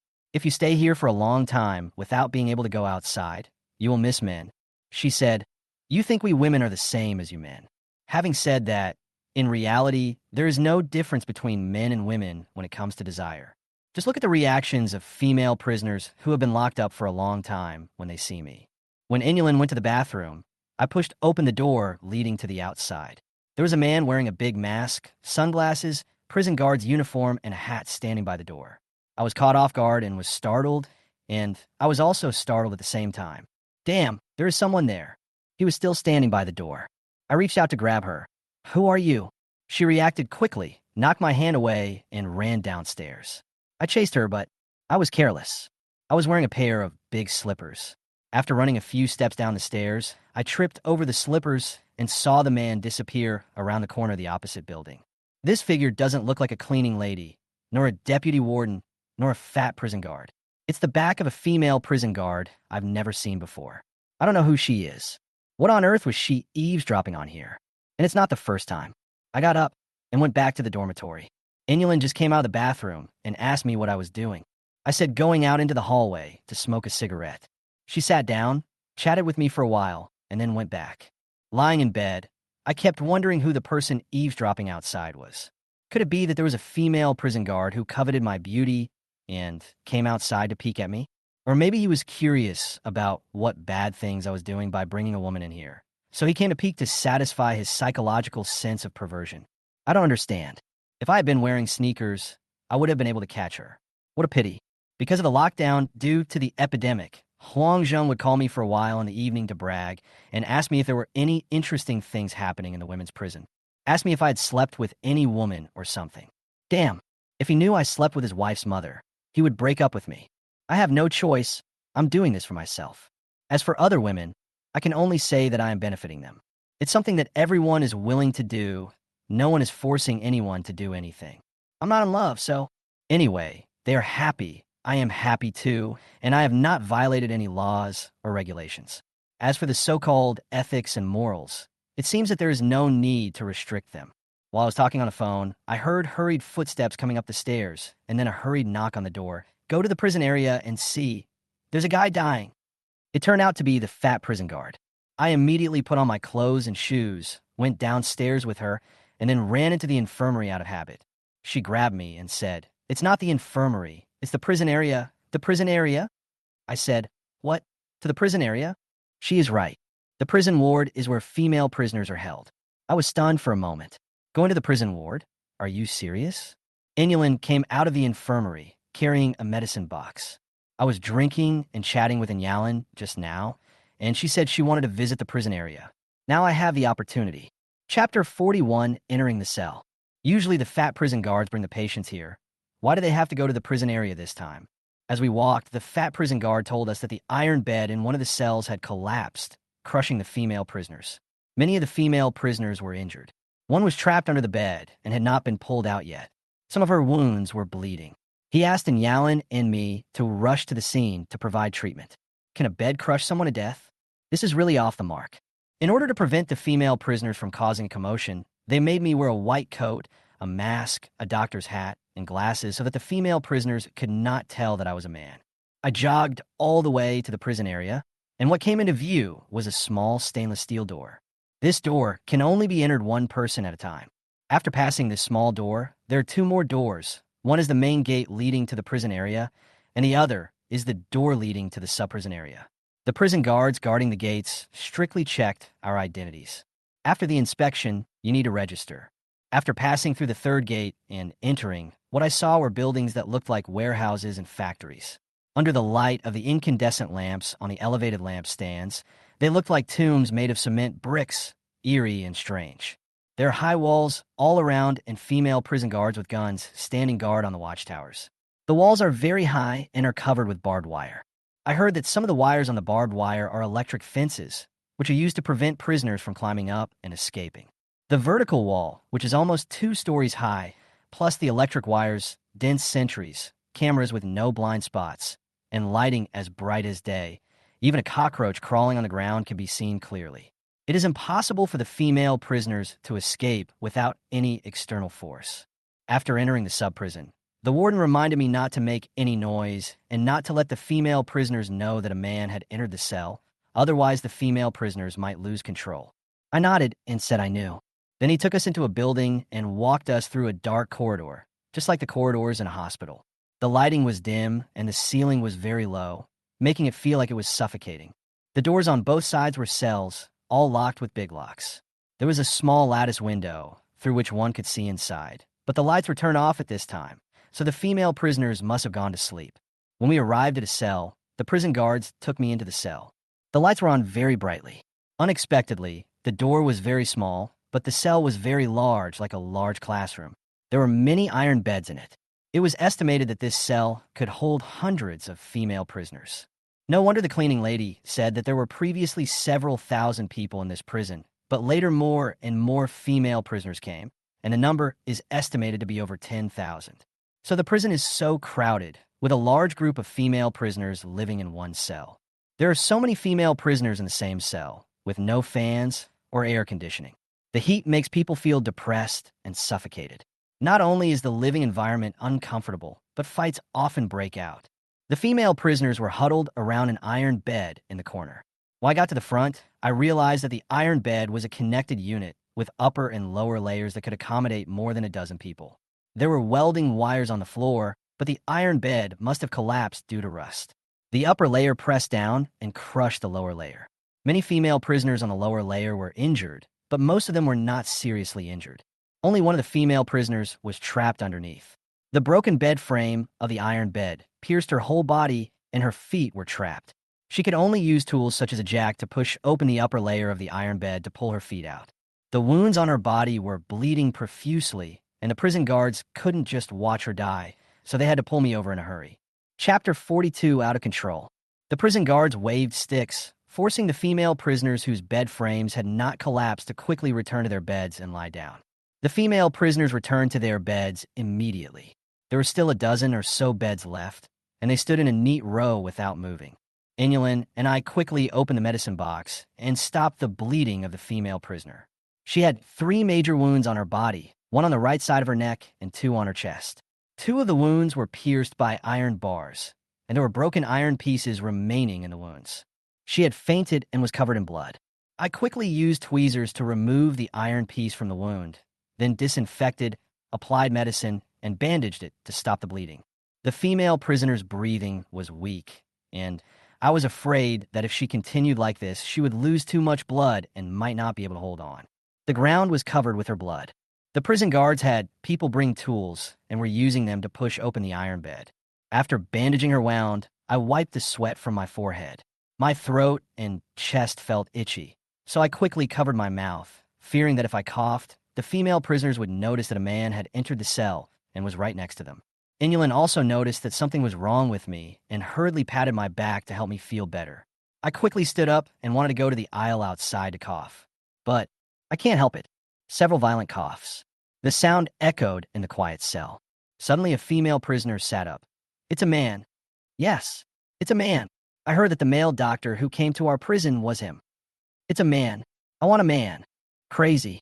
They jumped out of bed and rushed towards me. The prison guards raised their sticks and hit them without mercy. Don't come over here. Go back quietly. The female prisoners rushed towards me like a swarm of hornets that had been stung. They had completely lost any humanity and only bestial desires in their eyes. Just like when Sunitha and Charo first met me. And now we are facing more than 100 such crazy female prisoners. The cell was in an uproar. The female prisoners broke through the defense of dozens of prison guards and rushed towards me. Several of them rushed over and hugged me, pulling off my clothes. Some of them kissed me. I quickly pushed and kicked them away, but there were too many of them and I was completely overwhelmed. Soon they pushed him to the ground. More and more female prisoners rushed over, their hands groping and touching everywhere, shouting frantically, I want a man. Give me a man. Get lost. It's a complete mess. Completely crazy. It turns out that what they said about the male worker was true. No matter how the prison guards beat them, they remained unmoved. Some of them even crawled towards me after being knocked to the ground. The prison guards quickly called for reinforcements. I couldn't move at all. I was pulled by a dozen female prisoners, and my hands and feet were pressed down. They seemed to want to tear me apart and eat me. I had no power to resist. This time the situation is really bad. If it continues like this, I'm afraid I will be torn to pieces by them. I was so frightened that I couldn't even scream. Suddenly, a familiar voice shouted, Get the hell out of here. Come here. Help me drive them away. Anyone who wants to live, stop it now. When the female prisoners heard the voice, they stopped, stood up, and stepped back, staring at me with burning desire in their eyes. They were like a group of wild beasts, staring at the prey that was about to fall into their mouths. Just when all the female prisoners were backing away, one of them took the opportunity to touch me. Immediately, 5 or 6 female prisoners rushed up, dragged her out, and beat her up with fists and kicks until she knelt down and begged for mercy. Chapter 43. The Cell Big Sister. A female prisoner came over. It was her, Sunisa. The voice that just came out was Sunisa. She is the big sister in this cell. The female prisoners did not listen to the prison guards, but they were afraid of her. Sunisa reached over and pulled me up. Are you okay?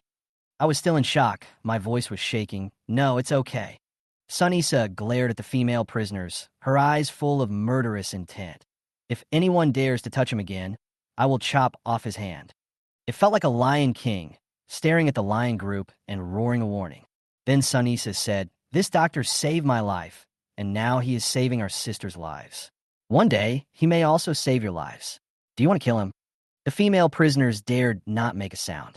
A large number of prison guards arrived with sticks, shields, and forks, but they saw Sunisa standing alone in the middle of the cell with hundreds of female prisoners standing obediently around her. Sunisa shouted, Get back to bed. All the female prisoners climbed back into bed obediently, and she also returned to bed.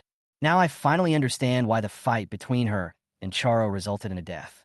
If there were hundreds of people in one cell fighting with hundreds of people in another cell and fighting to the death, it would be a tragic and cruel scene.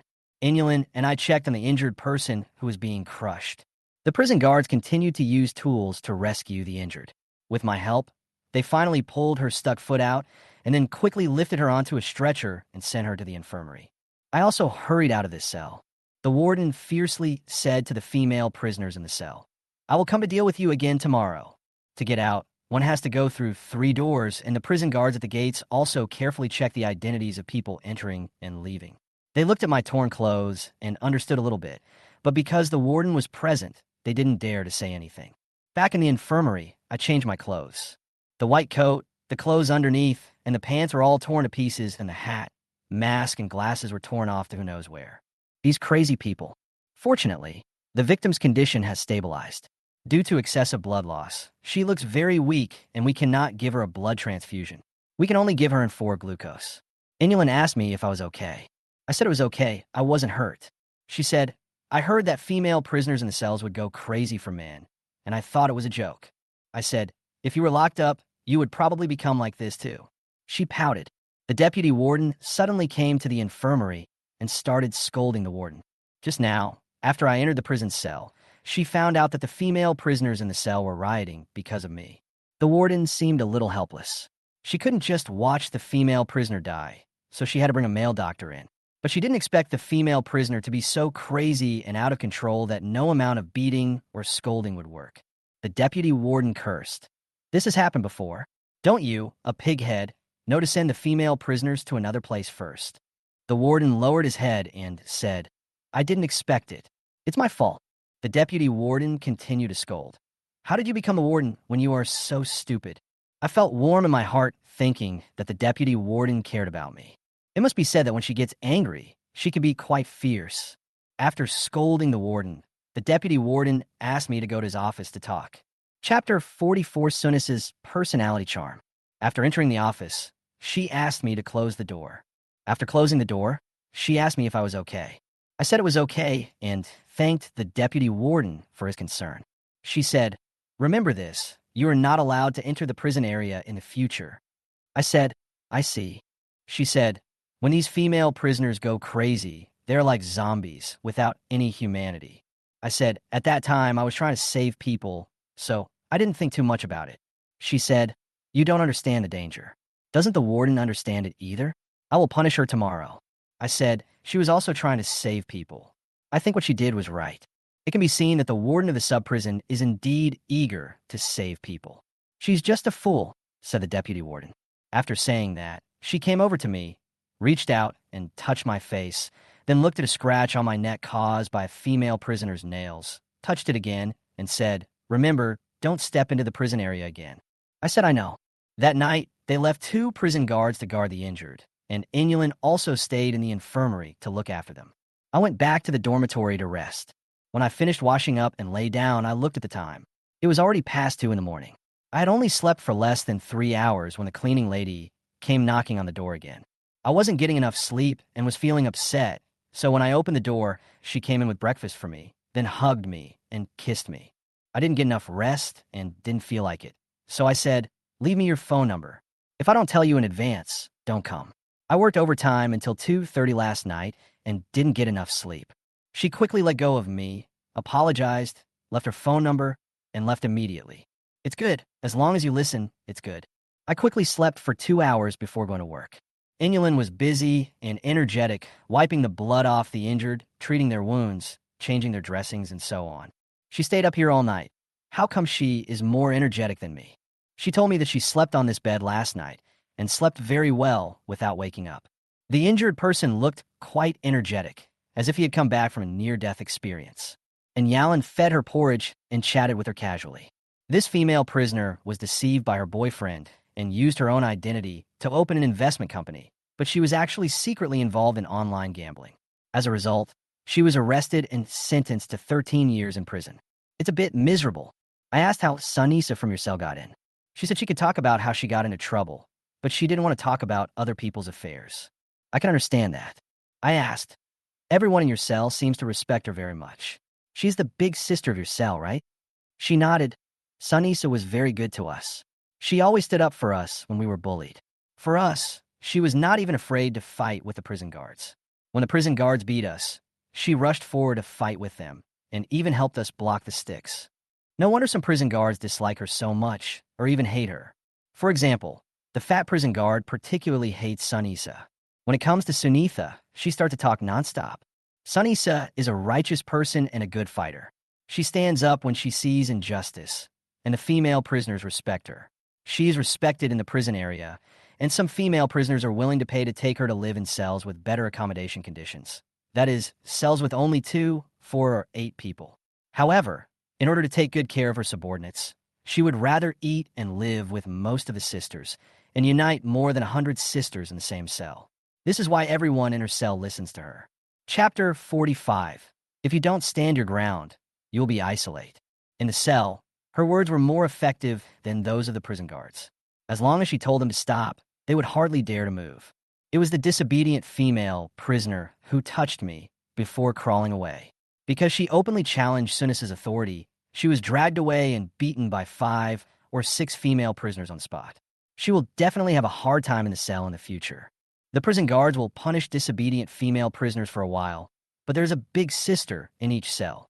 If they don't listen to the big sister and affect unity, they will be classified as marginalized and inferior. They will basically be excluded, suffer, and oppressed until the day they leave the prison. In serious cases, they may even be tortured to death. In other words, the status of female prisoners in the prison is divided into different levels and has a strict hierarchy, just like a lion group. If a lion in the group dares to challenge the authority of the Lion King, he will be killed by the Lion King or killed by other lions and expelled from the group. If you don't want to live a humble life in the cell being bullied and humiliated by other female prisoners, don't easily challenge the authority of the big sister and do things that destroy the unity of the cell. If Sunisa hadn't been there last night, I think I would have been crippled by them. The injured person apologized to me, thinking that it was because I wanted to treat her that I was almost treated like this by the female prisoners in their cell. I said, "It's nothing. I know you all respect me, but it's just that you become like this because of this environment." She expressed her gratitude to both of us again, thanking us for risking our lives to save hers. And then she directly asked her family outside to give each of us $2,000 to express her gratitude. We were both stunned for a moment. I said no, but she insisted on giving it to me. Inulin glanced at me and then nodded to her. Then Inulin pulled me out the door and talked to me. "She has money. What are you afraid of?" I said, "I know, but $2,000 is too much." She said, "You know they organize gambling parties to make money from the hard-earned money of the gamblers. And she must be very rich. Since she gave us a thank you fee, we should take it. She did this to make friend with us. If she gets sick one day, she might want to ask us for a favor." Inulin is still sensible. I said, "Then take it." The female prisoner was very happy to know that we were willing to accept this thank you fee. According to her, she could actually pay to live in a double room or a single room.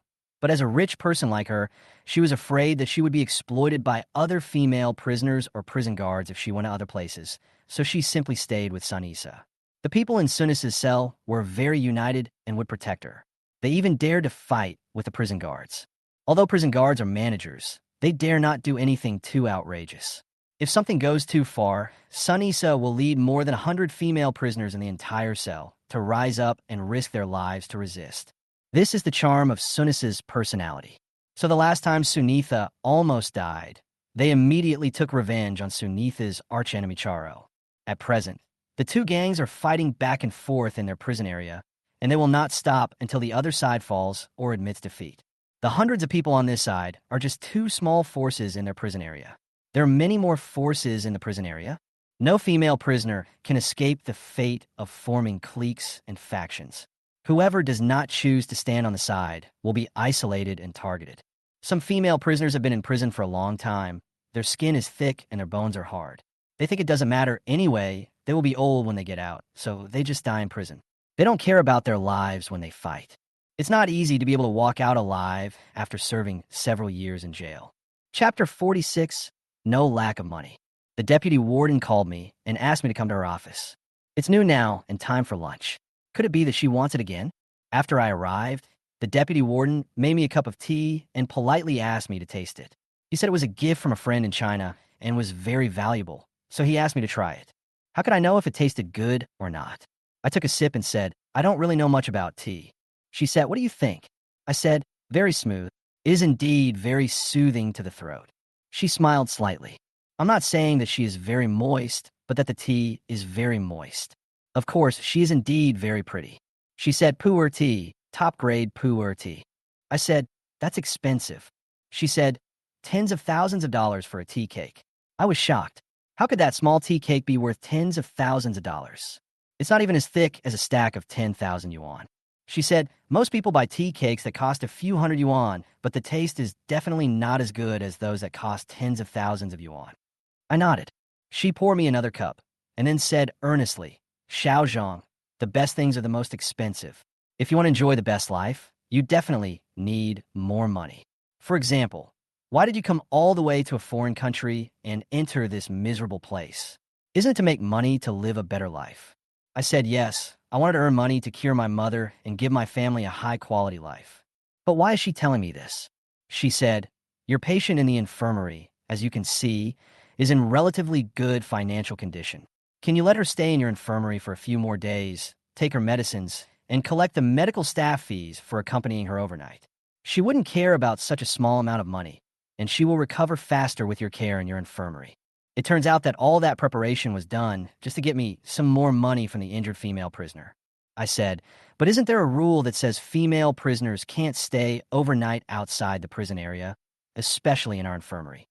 She said, rules are fixed, but people are alive. She's already in this condition. If she goes back to the cell, her injuries may worsen. Let her stay here for a few more days to recover. Let the prison guards take turns to watch over her at night. They all have benefits and will be willing to do it. I see. Anyway, the female prisoner also has the same idea. She is not short of money anyway, so she will do as the deputy warden thinks. She must have watched the surveillance video and knew that the female prisoner was rich, so she called me here to talk about these things. When I was about to leave, she came up to me, hugged me, and kissed me, moving her hands everywhere. It seems that men and women are the same when it comes to desire. Everyone will get hungry if they endure for too long. But she didn't dare to take the next step, nor did she dare to hold me for too long. She quickly let go of me and immediately put on the expression of a female boss. Go back to your work. You are a smart person. You know what to do. After returning to the infirmary, I communicated with the injured female prisoner and told her that it would be best for her to stay in the infirmary for a few days so that she could recover quickly. The female prisoner looked embarrassed. There are regulations that do not allow us to stay overnight outside the prison area. I heard that something happened in the infirmary before. I pretended to say, I'll apply to my leader. She became cheerful. Ah, is that okay? Then it's okay for me to stay here for a few more days to recover. I said, let me call the boss first. Another thing is that if you stay here overnight, you will need a caregiver, that is, our nurse, to take care of you, which will cost you money. She said directly, that's not a problem. Having money means being arrogant. Then he asked, how much does it cost? I thought about it. If I were to go by the prices on the list, the medical expenses, plus the medicine expenses, plus the nursing fees, and so on would not be less than $5,000 or $6,000 US. I said about $7,000. She said, okay. He pretended to go to the office to make a phone call for a while, then came out to tell her that because her injuries were too serious, the leader agreed to let her recuperate here. She was very happy and told us that she would pay right away. A straightforward person, and she asked her family outside to transfer money to us that day. I asked, what's your name? She said, Jetta. I wrote her name on the card by her bed. Here she has Inulin's careful care and can also eat delicious meals in the cafeteria. She is not short of money, so she is naturally happy. With money, the prison guards became more diligent, and Inulin took better care of her. Everyone was polite to her. Chapter 47, who are you showing off to? On the third day that Jida stayed in our infirmary, Sunisa was taken to the infirmary by the prison guards. Jida tried to stand up and greet Sunitha, but the handcuffs held her wrists, so she sat down and greeted Sunitha. As expected, the hierarchy is strict. You, Jetta, are rich, but you are still Sunis's subordinate in the cell. Sunisa glanced at her and said, are you okay? Jida said it was okay and I would recover quickly. The doctors and nurses here took good care of me. Sunisa asked me, can I go to your office to discuss something? I frowned. If the deputy warden knew about this, she would definitely scold me. It was also against the rules. The fat prison guard didn't say a word and directly dragged Sunisa into my office. He handcuffed her to the leg of my office table and closed the door after leaving. I asked Sunisa, did you give them money? Sunisa said, if they didn't charge me, would they be so nice to me and bring me to your place? I said, tell me what's the matter.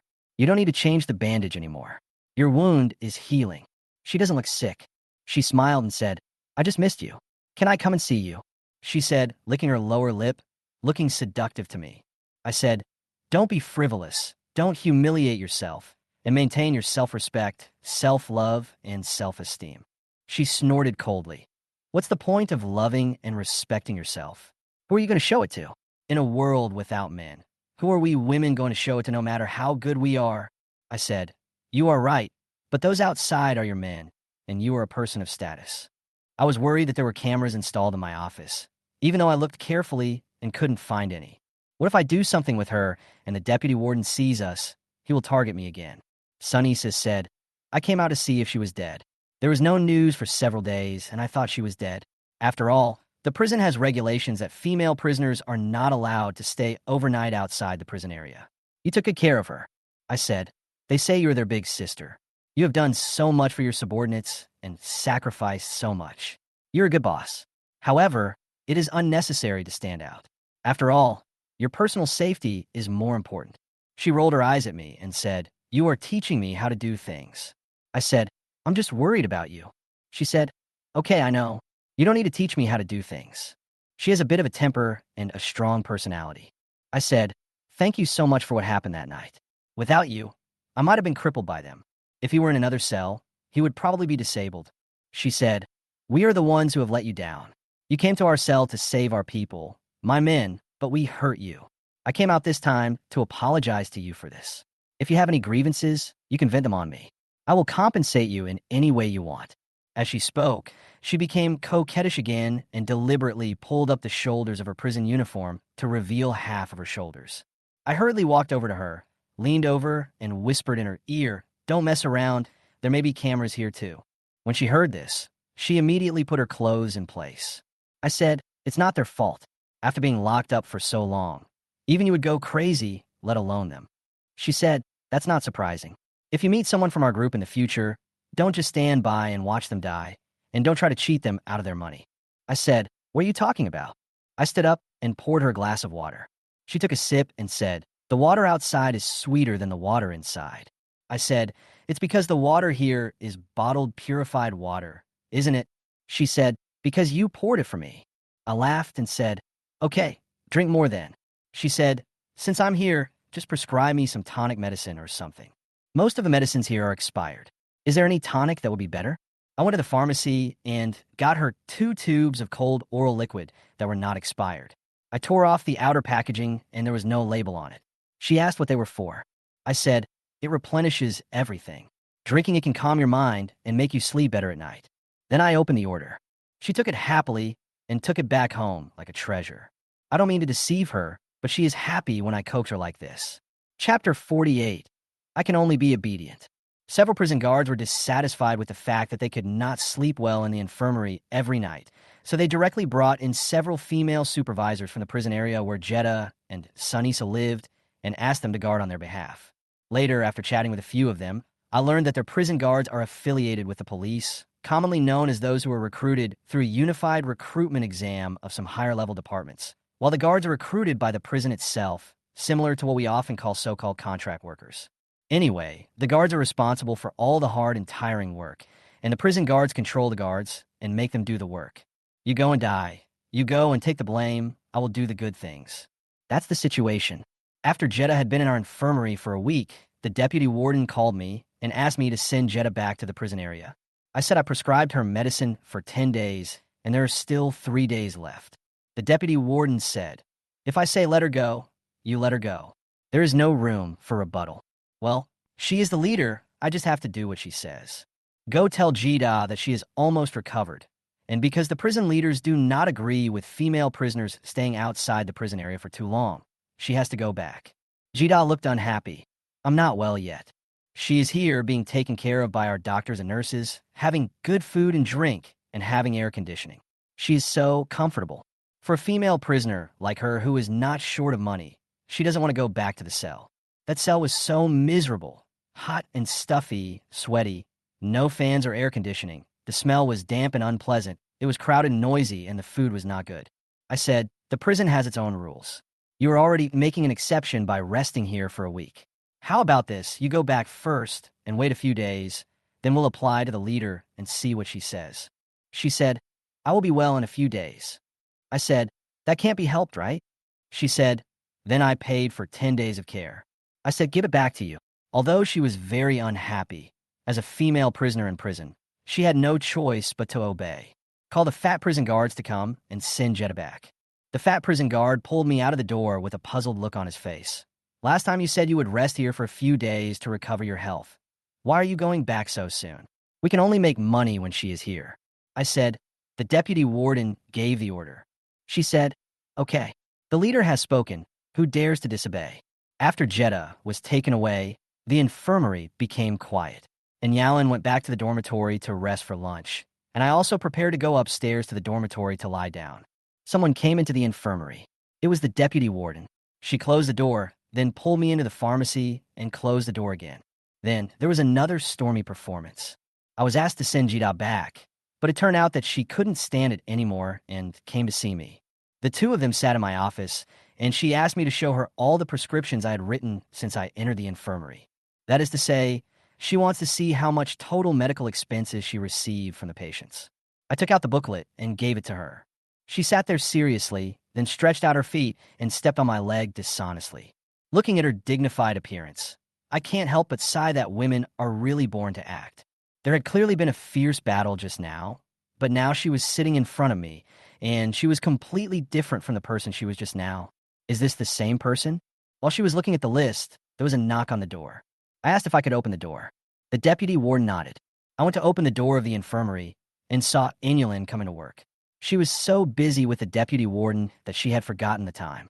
Inulin asked me, "Why did you close the door? Are you sleeping in there?" I said, "The deputy warden is here. Let's talk to her about something." She didn't suspect anything, so she glanced at the deputy warden's office and said, "In your office?" I said yes. She went about her business. Chapter 49, Black-Hearted Merchant. I returned to the office. The deputy warden asked me to close the door of my office. I closed the door. She finished reading the list and added up the items silently in her mind. She took a sip of water and said, "Not bad, very well done." I said, "I will follow the deputy warden's orders. I will do whatever you want me to do." She said, "How's that nurse out there?" I said, "She has work experience, she can do the job." She said, "Do you still need a nurse? If so, your money will be shared among multiple people." I said, "Sometimes when it gets busy, one nurse is not enough." She said, "Try to recruit as many as you can. Not everyone wants to come to prison. And one more thing, I see that the shelves in your pharmacy are much emptier." I said, "Yes, cold medicine, fever medicine, anti-inflammatory medicine, glucose, etc., which are used up very quickly. I'll write a list and get some more medicine." She said, "No need to write a list. We will arrange it." After saying this, the deputy warden stood up and left. I quickly stood up and walked her to the door. And Inulin respectfully saw the deputy warden off. After she left, Inulin asked me, "Did she come and check the work?" I said, "Yeah. Look at the pharmacy and see if there's enough medicine, and ask them to send some over." Inulin went to take inventory of the medicines in the pharmacy. When she came out, she showed me the inventory of various types of medicines she had counted. The next morning, the prison guards brought large and small boxes of sterilized medicine into our infirmary, and then gave us delivery notes for us to check. Inulin and I opened each box one by one, checked them carefully, and counted them meticulously. You won't know until you count. You'll be shocked when you do. Almost all the medicines are about to expire or have expired. Needless to say, they must have been sent by Huang Zheng Pharmacy. Huang Zheng is such a black-hearted guy. I have worked in his pharmacy for so long, but only now did I know that this is how they disposed of expired drugs in several of their pharmacies. Moreover, the price of these drugs sold to our prison is more expensive than buying them wholesale in the market. What's even more outrageous is that there are actually medicines for men here, such as Viagra, and many medicines for both sexes. In prison, what do we need these medicines for? Their store was clearing out its inventory of expired medicines, so they packaged them all and sold them to our prison. Huang Zheng's family made a lot of money from the prison alone. The deputy warden also warned me that no matter what happened, I should just pretend I didn't know and not mention it to anyone else, as long as we could make money together. And Yalin didn't dare to say anything. After counting the items clearly, she put them into the warehouse and cleared the outer packaging one by one to prevent anyone from seeing the production date. While we were busy, the cleaning lady came into our infirmary to clean. She looked unhappy and glared at me. I knew in my heart that I had been busy these days and had not called her to ask her to come to my dormitory, so she must be upset. I had no choice but to make a phone call gesture to her.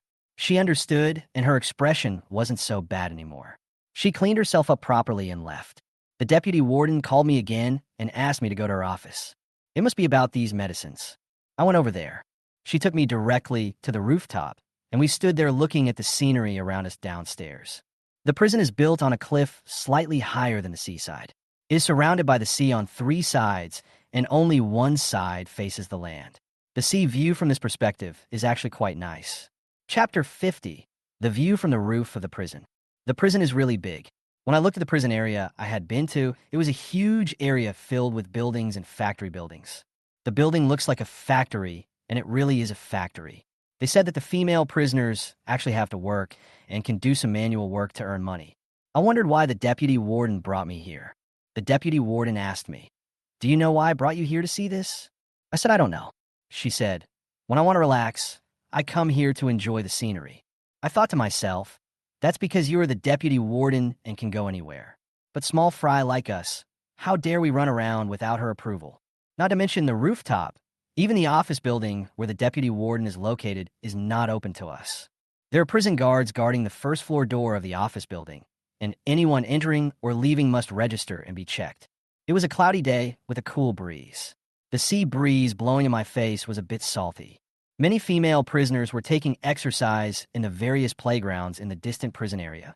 So this is what the prison is like during the day. I said, "It's really comfortable to come up and get some fresh air." Our infirmary building was only 2 stories high. Standing on the roof, we couldn't see the scenery outside the high walls, nor could we see what was happening inside the prison. The deputy warden asked me, "Have you received the medicine?" I said, "Yes, I got it." She said, "That's fine." I said, "No, no problem."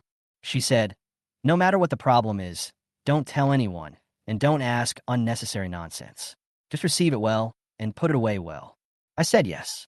She said, "There are some drugs that shouldn't be in prison, right?" I said, "Oh, is there?" I knew she was referring to those sexual products and medicines, and even the medicines for taking during pregnancy. I didn't understand what she wanted to say, so I just played dumb. She said, "Those medicines that shouldn't be in prison, medicines that female prisoners will never need when they are sick, just get rid of them. Otherwise, if someone comes to inspect and sees these medicines, or if someone takes a photo with a cell phone and spreads it, it will be difficult to resolve this matter. They are really good at making money. They use the prison money to buy expired drugs from their pharmacy, and then destroy the unused sexual products after paying for them." She whispered in my ear, "Also, keep those contraceptive pills secretly." I said yes. Suddenly, I heard cheers and shouts of encouragement coming from a smaller building in the prison area. I curiously asked the deputy warden what the noise was. The deputy warden said, "Oh, sometimes in order to make the obedient female prisoners more interesting, we arrange some sports activities and competitions for them." I asked, "Tug of war?" She said yes. After returning to the infirmary, Inulin and I picked out all the medicines that shouldn't be in the prison. She asked me why I was picking them up, and I said we were going to destroy them. Inulin teased me and asked me if I should keep the Viagra and sildenafil for me. I said I was very strong and didn't need them. "If you don't believe me, come and see me in the evening and try." She said, "If you dare, I dare." I said, "Then you can come in the evening." She said yes. I picked out a large box, packed them into bags, and threw them into the trash can. I secretly kept some contraceptive drugs. The deputy warden asked me to keep it. She must have wanted to use it with me. If I accidentally got pregnant, it would be a big trouble. And I keep these not only for use with her, but also for use with other women in case the need arises. Chapter 51, The Water Heater, is broken. At night, I lay in bed and called the cleaning lady, asking her to come see me early the next morning. As a young man in his early 20s who is full of vigor and vitality, it is normal to have such needs. I haven't kissed her for a few days, and I really miss that feeling. Someone knocks on the door. "Huh, coming so soon?" I went over to open the door. It turned out to be Inulin.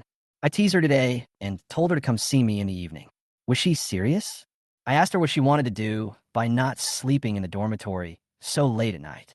She said, "Do you really think I want to see you for something? Don't be so dirty and mean. The water heater in our dormitory is broken. Lend it to me to take a shower." She had a bath towel and a change of clothes in hand. I said, "On a hot day like this, it's better to take a cold shower. You'll sweat even after taking a hot shower." She said, "I'm not used to it. Cold showers make me catch a cold easily. Why are you afraid of me? Do you have a woman in your dormitory?" I said no. Still let her in. After she came in, she went straight into the bathroom to take a shower without saying a word. This guy doesn't consider himself an outsider. I was watching videos on my phone, but my mind flew into the bathroom.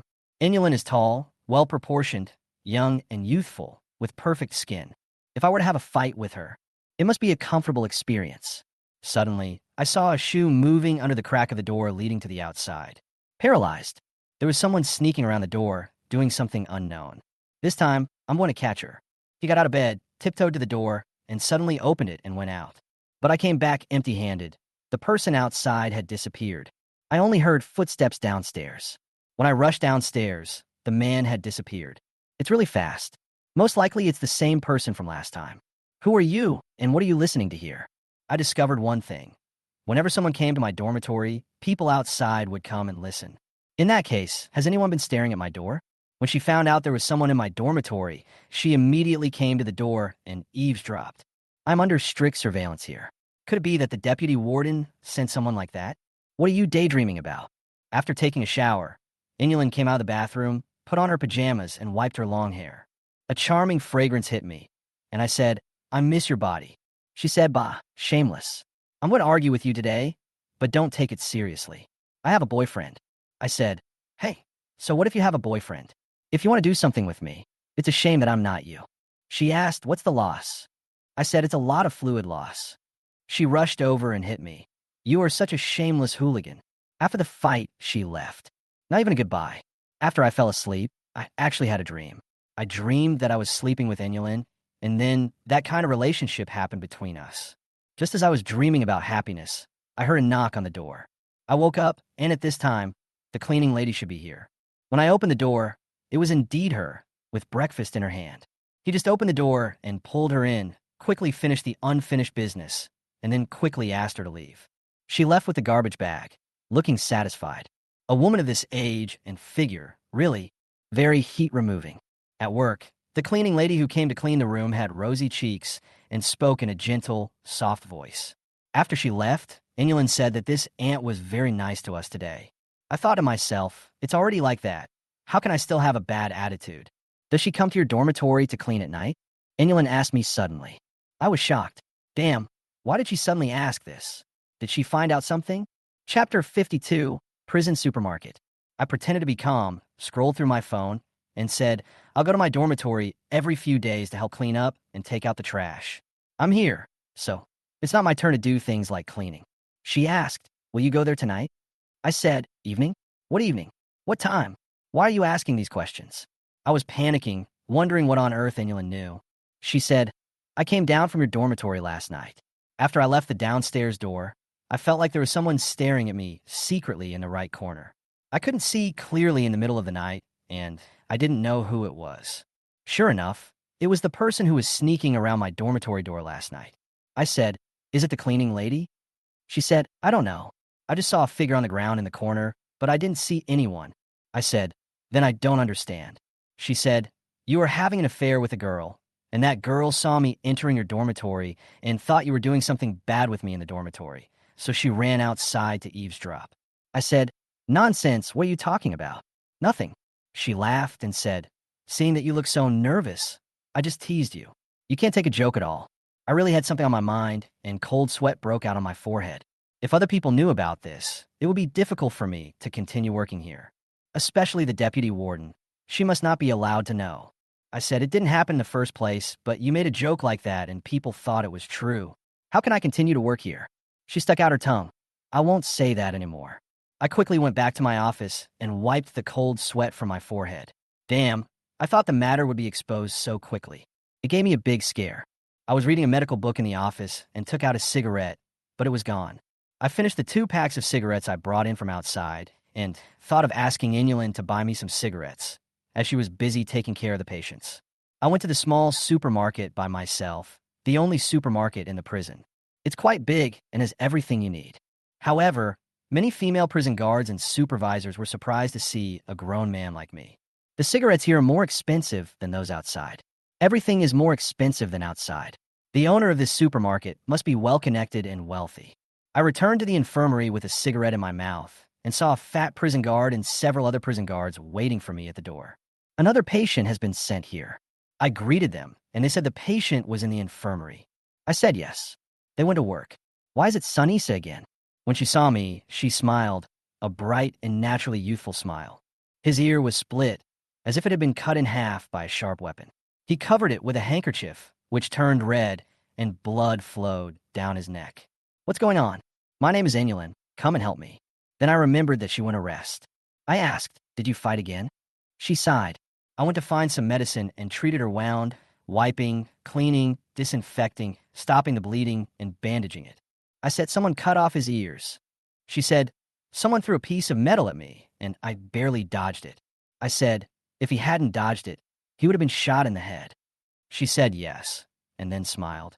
If this happens, I won't be able to see you anymore. I said, you can still laugh even after all this. She said, or I'll cry for you to see. I sighed. Why can't they just get along well? They keep fighting and killing each other every day. What if someone really gets killed? She said, go tell my opponent. I said, so what should we do now? Either you beat her to death, or she beats you to death. She said, it's all right. Maybe next time, it will be her turn to lie here. I said, why? Must I die alone? She whispered in my ear. If someone lives, not only will I die, but many others will die too. So, she must die. Chapter 53, Resilience. What she meant was that if Charo were alive, he would not let her live well, and many people died because of Charo's revenge. In this case, they might as well deal with Charo. Only by getting rid of this source of trouble can they survive. I said, take good care of yourself. She showed me the scars on her body and said, I've tried my best to take care of myself, but I still got hurt so much. I may not get hurt again in the future. Even though she was covered in wounds and almost dying, I never saw her complain or look afraid. The old wounds have not yet healed, and new wounds have been added, and there are a lot of injuries. While I was treating her ear wound, she gave me a gentle kiss on the cheek. I quickly dodged. Don't move. The wound will bleed again. She said, I had a dream these days. I dreamed that you are my man. You are gentle and considerate to me. You love me, protect me, and take care of me. As she spoke, her eyes became blurry. Which woman here doesn't want a man who treats her well like this? For beautiful women like them, these things that are usually the easiest to get outside are nowhere to be found here. It's all just a dream. It only happens in dreams. Let's go. The fat prison guard suddenly came in from the door. Sunisa frowned slightly. Why are you in such a hurry to go back? I thought about it.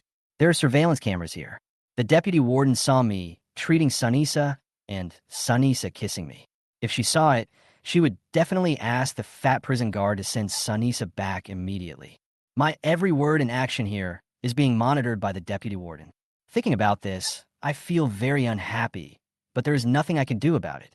I said, I haven't written the prescription yet. I haven't prescribed the medicine yet. Please wait a moment.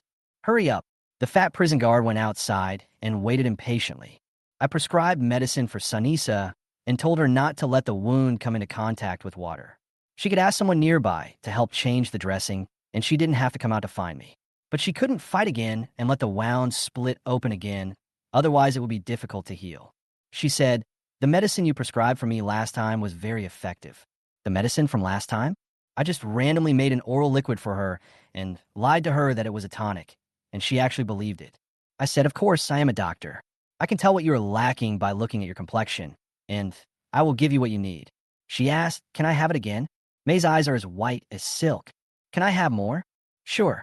But the oral liquid from last time was gone. So I simply went to get a few vitamin tablets and told her that this can calm the nerves and nourish the brain, and that taking it can make her calm and peaceful, and she won't have nightmares when she sleeps. She said yes. After opening the bill, I let her leave. When she left, she gave me a dirty look, which was so coquettish. The fat prison guard kicked her on the butt. What are you doing? Go back. She didn't take it seriously and continued to say to me with a smile, then don't dream about me. The fat prison guard pushed her away and said, go back now. I followed him to the door and said to the fat prison guard, can you be a little gentler to the patients? The fat prison guard looked unhappy. Gentle? How can you be gentle to prisoners, to these social scum? What's wrong? Are you feeling sorry for them? If you feel sorry for them, I'll kick you a few more times. After saying that, she actually kicked Sunisa on the butt again. This wild boar is paralyzed. After the game, he asked me, how was it? Are you sad? I endured my unhappiness and anger and didn't say anything. Sunisa also walked forward as if she didn't care. Chapter 54, The Enemy is Dead. Capone, Capone. Several prison guards rushed over and called the fat guard's name. The fat prison guard hurried over to check and saw several prison guards carrying a man on a stretcher. What's wrong with her? Looks like he's dead. Quick, take her to the infirmary. The prison guards hurriedly carried a stretcher towards me. Sunisa glanced at the person on the stretcher, and she actually revealed a disdainful smile. The person being carried here was Charo. It is Sunitha's mortal enemy. The injury on Sunis's ear was most likely caused by this mortal enemy. Doctor, doctor, come and see if this guy is dead. The fat wild boar rushed in first. I said angrily, why are you so nervous? Didn't you say that they're all social scum? She angrily said, you're allowed to watch, so you watch. If someone dies, it will be hard to deal with it. I said this, but the person still had to be saved. Put a bed there. The person is disappointed. It's really cold. It's completely cold. I checked, and there were no vital signs. The pants were covered in blood. I said dead. The fat prison guard immediately asked the ward supervisor what was going on. The guard said that Charo was missing during the cell check, and then the people in their cell said they didn't know where Charo had gone. As a result, everyone started looking for him together, and Charo was found under the stairs of the cell building. There was a pool of blood on the ground, and he was already stiff. She was stabbed multiple times in the thigh, her artery was punctured, and she died from excessive blood loss. Suddenly, I remembered what Sunisa had just said to me. Maybe next time, it will be her turn to lie here. Most likely it was done by Sunisa's people. These people are so cruel. I put the white cloth over Charo's face. The warden asked the fat wild boar prison guard what to do. The fat prison guard said, what can we do? Report to your team leader and the warden, and then have the warden report to the higher-ups. They'll handle it, as they say. The instructor said yes. They dragged the person away. After a while, Inulin came to work. She told me that she had a dream at noon that our infirmary received a dead person.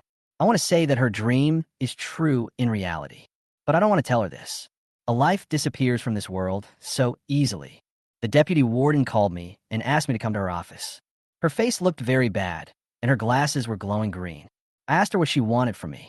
The deputy warden said, someone has died in the prison again. This is the third time this month. I said, yes, they just brought the female prisoner here. She had lost too much blood and was already dead.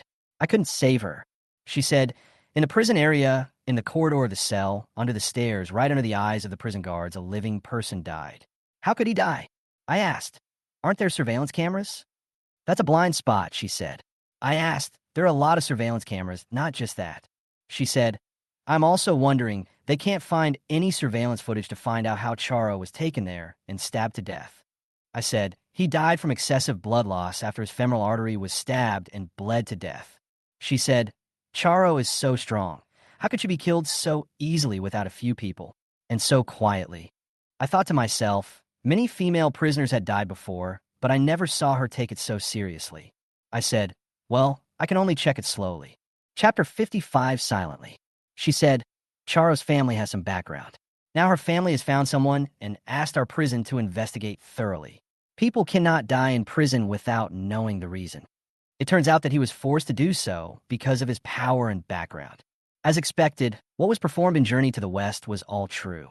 All the monsters without background were beaten to death, while the monsters with background were rescued by gods.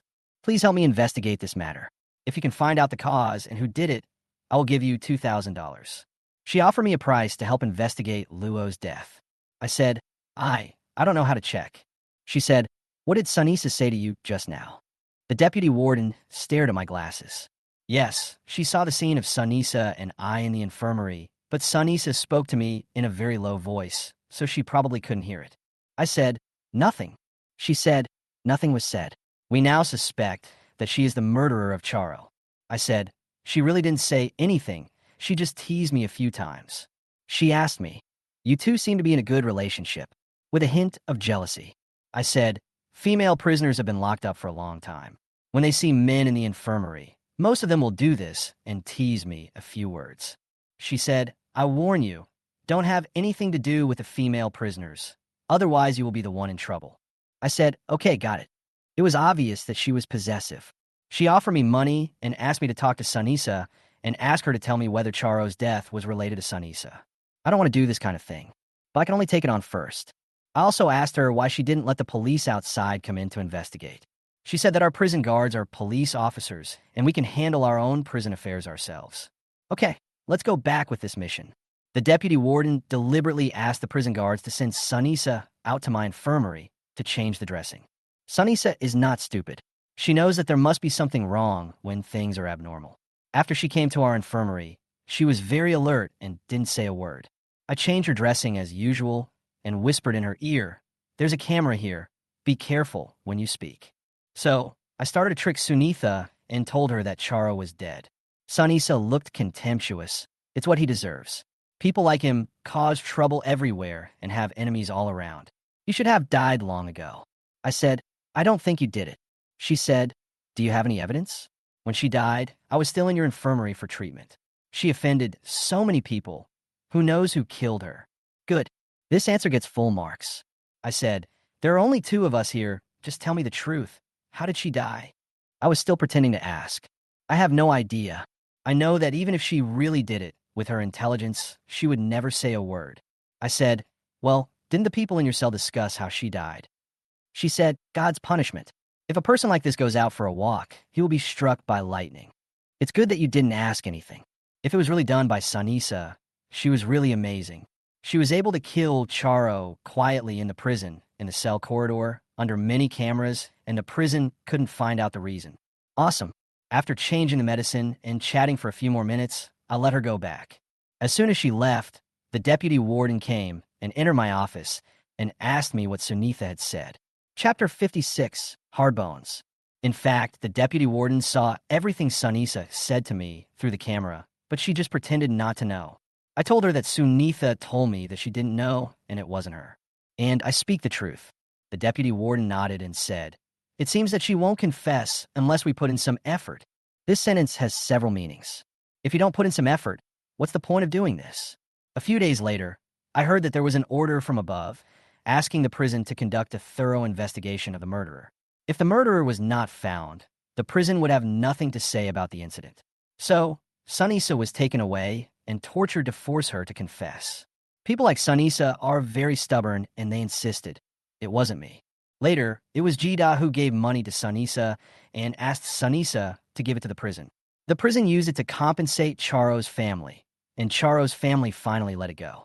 Jida, as Sunisa's loyal subordinate, was quite righteous, but it must be said that Sunisa was also very good to Jida, her subordinate. Sunisa was sent to our infirmary, again covered in injuries. The wound could only be treated after taking off clothes, so I had to let Inulin do it. After the wound was treated, Inulin was asked to pack some porridge for Sunisa and feed her mouthful by mouthful. I gave her glucose injection. "How did it become like this?" She smiled. "Do you feel sorry for me?" "Just tease me in front of Inulin." I said, "Stop talking." I didn't want the deputy warden to hear this. Inulin also looked at me strangely. After a while, I was smoking at the door, and Inulin came out to tease me, saying that Sunisa must like me. I said, "I know." She said, "Are you guys together?" I said, "All the women in the prison like me because there are no men but me, so they can only like me and only me." She said, "Pa, I just don't like it." I said, "You just came here, so you definitely don't like it. After a while, when you don't have any contact with men, you will like me too." She made a face at me and went to eat. When I was sitting at the door smoking and playing with my phone, a figure ran towards me.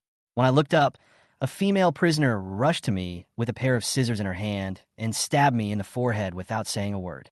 Fortunately, I reacted quickly, threw away the phone, and rolled to the side. He stood up quickly and asked her what she wanted to do. "What are you doing?" The female prisoner was like a mad lioness. Her eyes were red, and she stabbed me with scissors in her hand. I quickly dodged. "Fuck. Are you crazy?" I thought what they said before, that many female prisoners were unhappy about being cheated in the infirmary, so they joined forces with a few other female prisoners to kill all the doctors and nurses. But I don't know this female prisoner. And how did she get out here? The female prisoner had murderous intent in her eyes. After missing her target, she rushed towards me again. I grabbed a stool and threw it at her, but she continued to rush towards me as if nothing had happened. It seems that she has only one goal, which is to kill me. Crazy. Crazy. Careful. Sunitha in the infirmary shouts, "Be careful." The scissors in the female prisoner's hand slashed across my neck, and I almost got killed. I stumbled back and tripped over my own feet, and the scissors in the female prisoner's hand stabbed down instantly. I held her hand tightly, and she pressed down with all her strength, wanting to shove the scissors into my chest. "Let him go." Sunisa kept screaming. She was in the infirmary, handcuffed to the iron frame at the head of the bed. The frame was screwed to the wall and could not be fixed, so she couldn't come over to help. Chapter 57, Beautiful Demoness. I used all my strength to push the female prisoner off me, but she remained unmoved. At this critical moment, a prison guard rushed over and kicked the female prisoner off me, then knocked the scissors out of her hand with a stick, and then hit the female prisoner on the head with another stick, and she fainted. I got up and said thank you breathlessly. The female prison guard who saved me was the one for whom I treated her cat. She walked over, took out the handcuffs skillfully, and handcuffed the female prisoner's hands to the iron frame of the window. Sunisa, who was receiving an 4 drip in the infirmary, also breathed a sigh of relief when she saw this. After wandering back from the gates of hell, I was still in shock. This woman is crazy. I stutter a little when I speak. The prison guard said, she's just crazy. She's been punching like crazy. I asked, what's the matter with boxing? She said, there's a boxing ring and an octagonal cage in the prison area. Don't you know? I was surprised. I don't know. It turned out that there was a small house in the prison area. The prison guards set up an octagonal cage and let the female prisoners who were good at fighting go in a fight, and then they gambled. This female prisoner was a Muay Thai boxer. During a match, she was hit on the back of the head by her opponent and was completely stunned. After she went crazy, she was locked up in a small building and no one knew how she escaped. At this moment, the fat prison guard, along with a group of dozens of prison guards and supervisors, rushed over with sticks and shields, saying that this was the madman who had come here. They said that the female prisoner overturned the guards at 3 doors by herself, rushed all the way here, and took a pair of scissors from a security room. As a boxer, her strength and speed are not something that ordinary people can withstand. So when she met her prison guards, the first thing she did was to retreat, and run away. The prison guard who saved me mocked the fat prison guard. If you can't even keep an eye on a crazy female prisoner, how can you manage the gate and be the captain? The fat prison guard was immediately upset when he heard this, and he went up to him and cursed him, "What the F***ck are you? You dare to curse me." Suddenly, more than a dozen prison guards surrounded the female prison guard, but the female prison guard was not afraid at all. She clenched her baton tightly and said, "Capone, you are a piece of shit. You want to fight? Come on." As soon as she finished speaking, more than 20 or 30 of the dozens of prison guards and supervisors brought out by the fat prison guard chose to stand on the side of the female prison guard and confronted the fat prison guard. When I saw this situation, I knew that if a fight broke out, no one would benefit. I hurried over to try to mediate. We are all colleagues. Why should we get upset over a few words? Seeing that there were few people on his side, the fat prison guard stopped talking and pretended to go over to the crazy female prisoner to check on her condition. The female prison guard mocked the fat prison guard. "You want to fight with me? Who do you think you are?" The fat prison guard didn't dare to talk back. This female prison guard is quite impressive. They took the crazy female prisoner back, and I returned to the infirmary. Sunisa said, "It's okay." I said, "I almost died. How can I get better? What a damn place this is. Monsters pop up all the time." She smiled and said, "I'm also a monster." Yes, she's a monster, a beautiful female monster. I said, "Damn, this is too chaotic."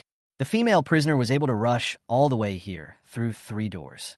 "You're the big sister, but look at this female prisoner. She doesn't even listen to you." She said, "She is not my person. I don't know her." I said, "Where is that awesome female prison guard, the one who saved me?" She said, "John Cha." I asked, "What does she do?" "She's pretty good, has some kung fu skills, and the prison guard seemed to be quite protective of her." She said, "He's also a gatekeeper. She saved my life after all, so I should at least treat her to a meal to express my gratitude to her." Chapter 58, Almost Died. The fat prison guard was very unhappy with me. After taking the crazy female prisoner away, he immediately came back to take Sunisa away. I said Sunitha's 4 drip wasn't finished yet. She didn't care about that. When she was unhappy, she would do things according to her temper. "We have to go to a meeting later, and we won't be free. You have to send it back now." I nodded and said, "Okay. You are awesome. I will let you be awesome. Don't fall into my hand someday." Sunisa also signaled to me not to argue with the fat prison guard for her. It was unnecessary. If I insist on confronting the fat prison guard, she will vent her anger on Sunisa. Never mind. So she let Sunisa take away. This woman with such an unfortunate fate was so pitiful. She was almost beaten to death several times. And she was really lucky. So she survived several near-death experiences. I asked Inulin to help me make an appointment with Kianka to come to my dorm for a drink and chat. In the evening, Kianka came and walked in my dormitory. She asked me if there were only two of us. Indeed, it was mainly because I wasn't familiar with her that it felt weird to be alone in a room with her. I said Inulin was also there, packing food. After a while, Inulin came and the three of them sat down, drinking and chatting. I didn't want anyone to eavesdrop at the door, so I just left the door open. I could see outside from where I was sitting, so if someone came up, I could see everything clearly. Kianka said that the fat prison guard was a bully who only feared the strong and would become cowardly when she met someone tough. She asked me not to tolerate her in the future. I have long known the fat prison guard's character, but since she can survive here and become a team leader, it means she still has some connections and abilities. I raise my glass and thank her for saving my life. Jancha said, "You're welcome. You saved my cat, too." I said, "That's incomparable." She said, "The cat's life is my life." "Okay, we can still be equal like this." I said, "I didn't save your cat either." She said, "If I had listened to what others said about it eating rat poison and becoming like this, and had fed it MSG to induce vomiting, I would have killed it. If my cat has any problems in the future, I will still come to you, Dr. Zhang. In fact, there is indeed such a method among the people that MSG is used to induce vomiting in cats and dogs that have accidentally eaten rat poison." She really thought I was a veterinarian. Next time her cat comes to me with a disease and I can't cure it, she will hate me. I said, No, Jansha, if the cat is sick, you still need to see a veterinarian." She said, "Since they're not allowed to go out, I have no choice but to look for you. Just treat it like a human being. Can this be the same?" I could only laugh it off. If her cat really had any disease, she would have to come to me, and only me. I can only try to help. If it doesn't work, just make a video call and ask a veterinary classmate to help you.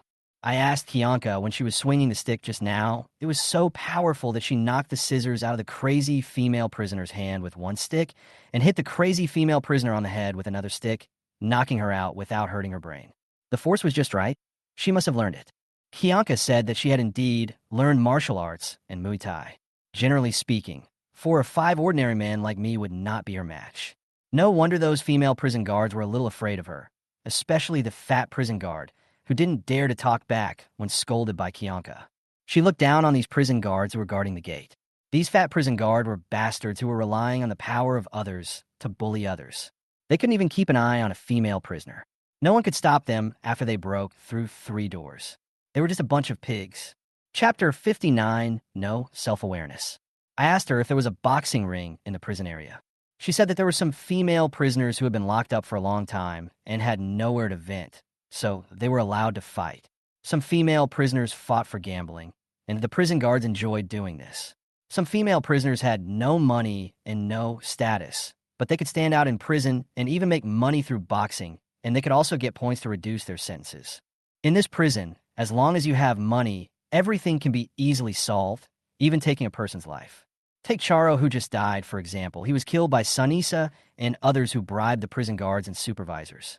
Otherwise, how could they not even be detected by the surveillance?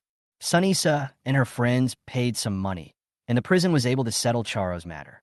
A life was lost, and the cause of death is unknown.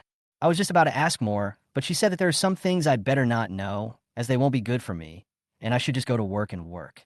Come to think of it, the more I know, the less benefit it will do me, so I might as well just do what I should do. We each drank 2 cans of beer, and then when we felt sleepy, we all left. I walked them to the corridor at the entrance and looked around. It seemed that no one was eavesdropping tonight. Just after I finished washing up, someone knocked on the door, gently. I thought to myself, it shouldn't be the cleaning lady at this time. After opening the door, a sturdy figure rushed in. Seeing her with a wild pig smile on her face, I got goosebumps all over my body. "Capone, what are you doing here?" She kicked the door and it closed. I asked, "What do you want to do?" She said, "I couldn't sleep, so I came to have a couple of drinks with you." She held 2 bottles of beer in her hands and changed into a black dress. I have to say that the skirt is of good texture, but looks like wild boar skin on her. The skirt is tight, and her belly and big, but are bulging out, making her look extremely strong. Damn, it's so ugly. Especially her wild boar head. Really, I don't want a woman like this. Her face is full of pits and pits. She has yellow teeth, and her breath is particularly bad when she speaks. I can smell it from several meters away. I can't stand it. He immediately ordered me to leave. I need to rest. It's too late. Let's do it another day. She said, "Why another day?" "I'll do it tonight." I said, "I don't want to drink with you." She said, Well, then let's sleep together and do something we love. She is so shameless that she can say anything. I said, I don't want to do anything intimate with you. Please go back. But she really had no self-awareness. Am I not good looking? I said, I'm not interested in you. I have a girlfriend. She said, girlfriend? Who's your girlfriend? I don't care. I said, I care. I don't like you. She said, you guys just need to be a woman, right? Your girlfriend doesn't know. I said, it also needs to be a pretty girl. I won't give her any face. She said, what's wrong with me? I have breasts, a good figure, and some meat. Doing something with you is unfair to you. I said, I'm not interested in your figure at all. I'm disgusted by you. Get out now. I really am not polite at all. She said, what's wrong with lending you some water? You won't lose anything. I don't know how many men like me out there. If I could get out, I wouldn't look for you. You're really good at pretending. I said, go find your men. Goodbye. Push her out. Chapter 60, Disgusting Fat Prison Guard. Who would have thought that she would actually attack me directly, push me to the ground with a backhand, then start to strip off my clothes, and then force herself on me and kiss me? Damn, this woman scares me more than that crazy woman today. She had tried to rape me last time, but failed, and she had been thinking about me ever since. Tonight, she vowed to rape me. I yelled, fuck, get out of here. He gathered his strength and kicked her hard, but missed. There were rapid and loud knocks on the door. The fat prison guard stood up at the start and glared at me, trying to make me keep quiet. I stood up and kicked the fat prison guard. She took a few steps back and almost fell. I went over and opened the door. Outside the door, a figure turned and ran. Looking at the figure, it was the female prison guard who had eavesdropped before. She quickly fled downstairs. I can't tell whether this is an enemy or a friend. The fat prison guard also came out, gave me a vicious look, and said, I'd rather have sex with other women than with me. Okay, remember this. Threaten me. I wanted to kill her right there, and then get out of here. Faced with this strong and sturdy woman, I was completely powerless to resist. It's not that I'm weak. After all, I do exercise regularly. But this fat prison guard is not an ordinary weak woman. After she left, I slammed the door and locked it. Go to the bathroom and take a shower again. This woman is so disgusting that I want to vomit just thinking about it. There are such shameless people in the world. I have nightmares every time I go to bed, which keeps me awake all night. The next day, I went to work with dark circles under my eyes. Inulin asked me what was wrong and said I looked like a panda. I said I had a nightmare and didn't sleep well the whole night. She even teased me, asking if I couldn't sleep because I was missing women. Damn it, I'm just bringing up this issue. When I thought about the fat wild boar that rode on me last night, I felt nauseous and rushed into the bathroom to retch. Doctor, help. Someone's calling me outside. Inulin also asked me to go out and save people. When I went out, I saw that the person sent here was none other than the fat prison guard. The guy's face turned purple, his eyes bulged, he pinched his throat with both hands, and his feet kept kicking. Something was blocking her breathing tube, and she couldn't breathe. The prison guard next to her said, she got a banana stuck in her throat. Damn it, retribution has come. You must not have chewed the banana when you ate it. You swallowed it in one gulp, which is why it got stuck in your throat, and you couldn't breathe, and you suffocated. You really think you were a wild boar and shouldn't chew food. Retribution comes so quickly. I was violated last night, and I was punished by God this morning. At this moment, I really wish you would die quickly. But my conscience won't allow me to do that. The fat prison guard was about to die. He watched me kicking my legs with the words, "Save me," written all over his eyes. If I had seen her die like this, my conscience would have condemned me for the rest of my life. I asked him to help her up, stood behind her, and hugged her, clenched my left fist, and held my left wrist with my right hand, and pressed the base of my fist against her upper abdomen, applying strong pressure so that the air in the abdominal cavity would rise and squeeze the banana that was blocking her throat. After doing this for more than 10 times, the fat prison guard spat out the banana that was blocking her throat with a plop sound. This is the famous Heimlich maneuver, which can really save lives at critical moments. I let her go, and she collapsed to the ground, breathing weakly. It's coming out, it's coming out. You are a miracle, doctor. The prison guards nearby applauded. Chapter 61, Special Fragrance. Fortunately, this wild boar can still breathe. Otherwise, I would have to perform artificial respiration on her big yellow teeth, and I would have to vomit for a few more days. After waiting for a few minutes, the fat prison guard's breathing gradually returned to normal, and her complexion returned to normal, so I let them take her away. And Yalan admired her and said, "You are so awesome." After saying that, he poured me a glass of water. Looking at her admiring eyes, I asked her, "Didn't you learn these in school?" This is the simplest and most basic knowledge of emergency medicine. She shook her head. So what did she learn in school? Just how to give 4 drips, wrap bandages, and put on band-aids. I asked, "So what exactly did you study?" She said, "Nursing. I just hugged the fat prison guard Capone for a short while, and I seemed to have her unpleasant smell all over me, so I ran to the bathroom to retch." And Yalen asked, "You just drank 2 cans of beer last night, and you vomited like this." I ran back to the dormitory on the 2nd floor, took a shower, changed my clothes, and stuffed the clothes directly into the washing machine. Only then did I come to my senses. This fat wild boar is so disgusting. After hugging her, I felt unclean all over. Back in the infirmary, Inulin asked me to teach her the Heimlich maneuver. I think it is really necessary to teach her because there is no dummy tool for experimentation, so I can only be the dummy myself. Standing behind her, I hugged her from behind, feeling her warmth and fragrance in my arms. She had a special girlish scent on her body. Nice smell. This is the exact opposite feeling from the fat prison guard Capone. The gap between people is like heaven and hell. For example, the fat prison guard. I don't hate her because she is ugly.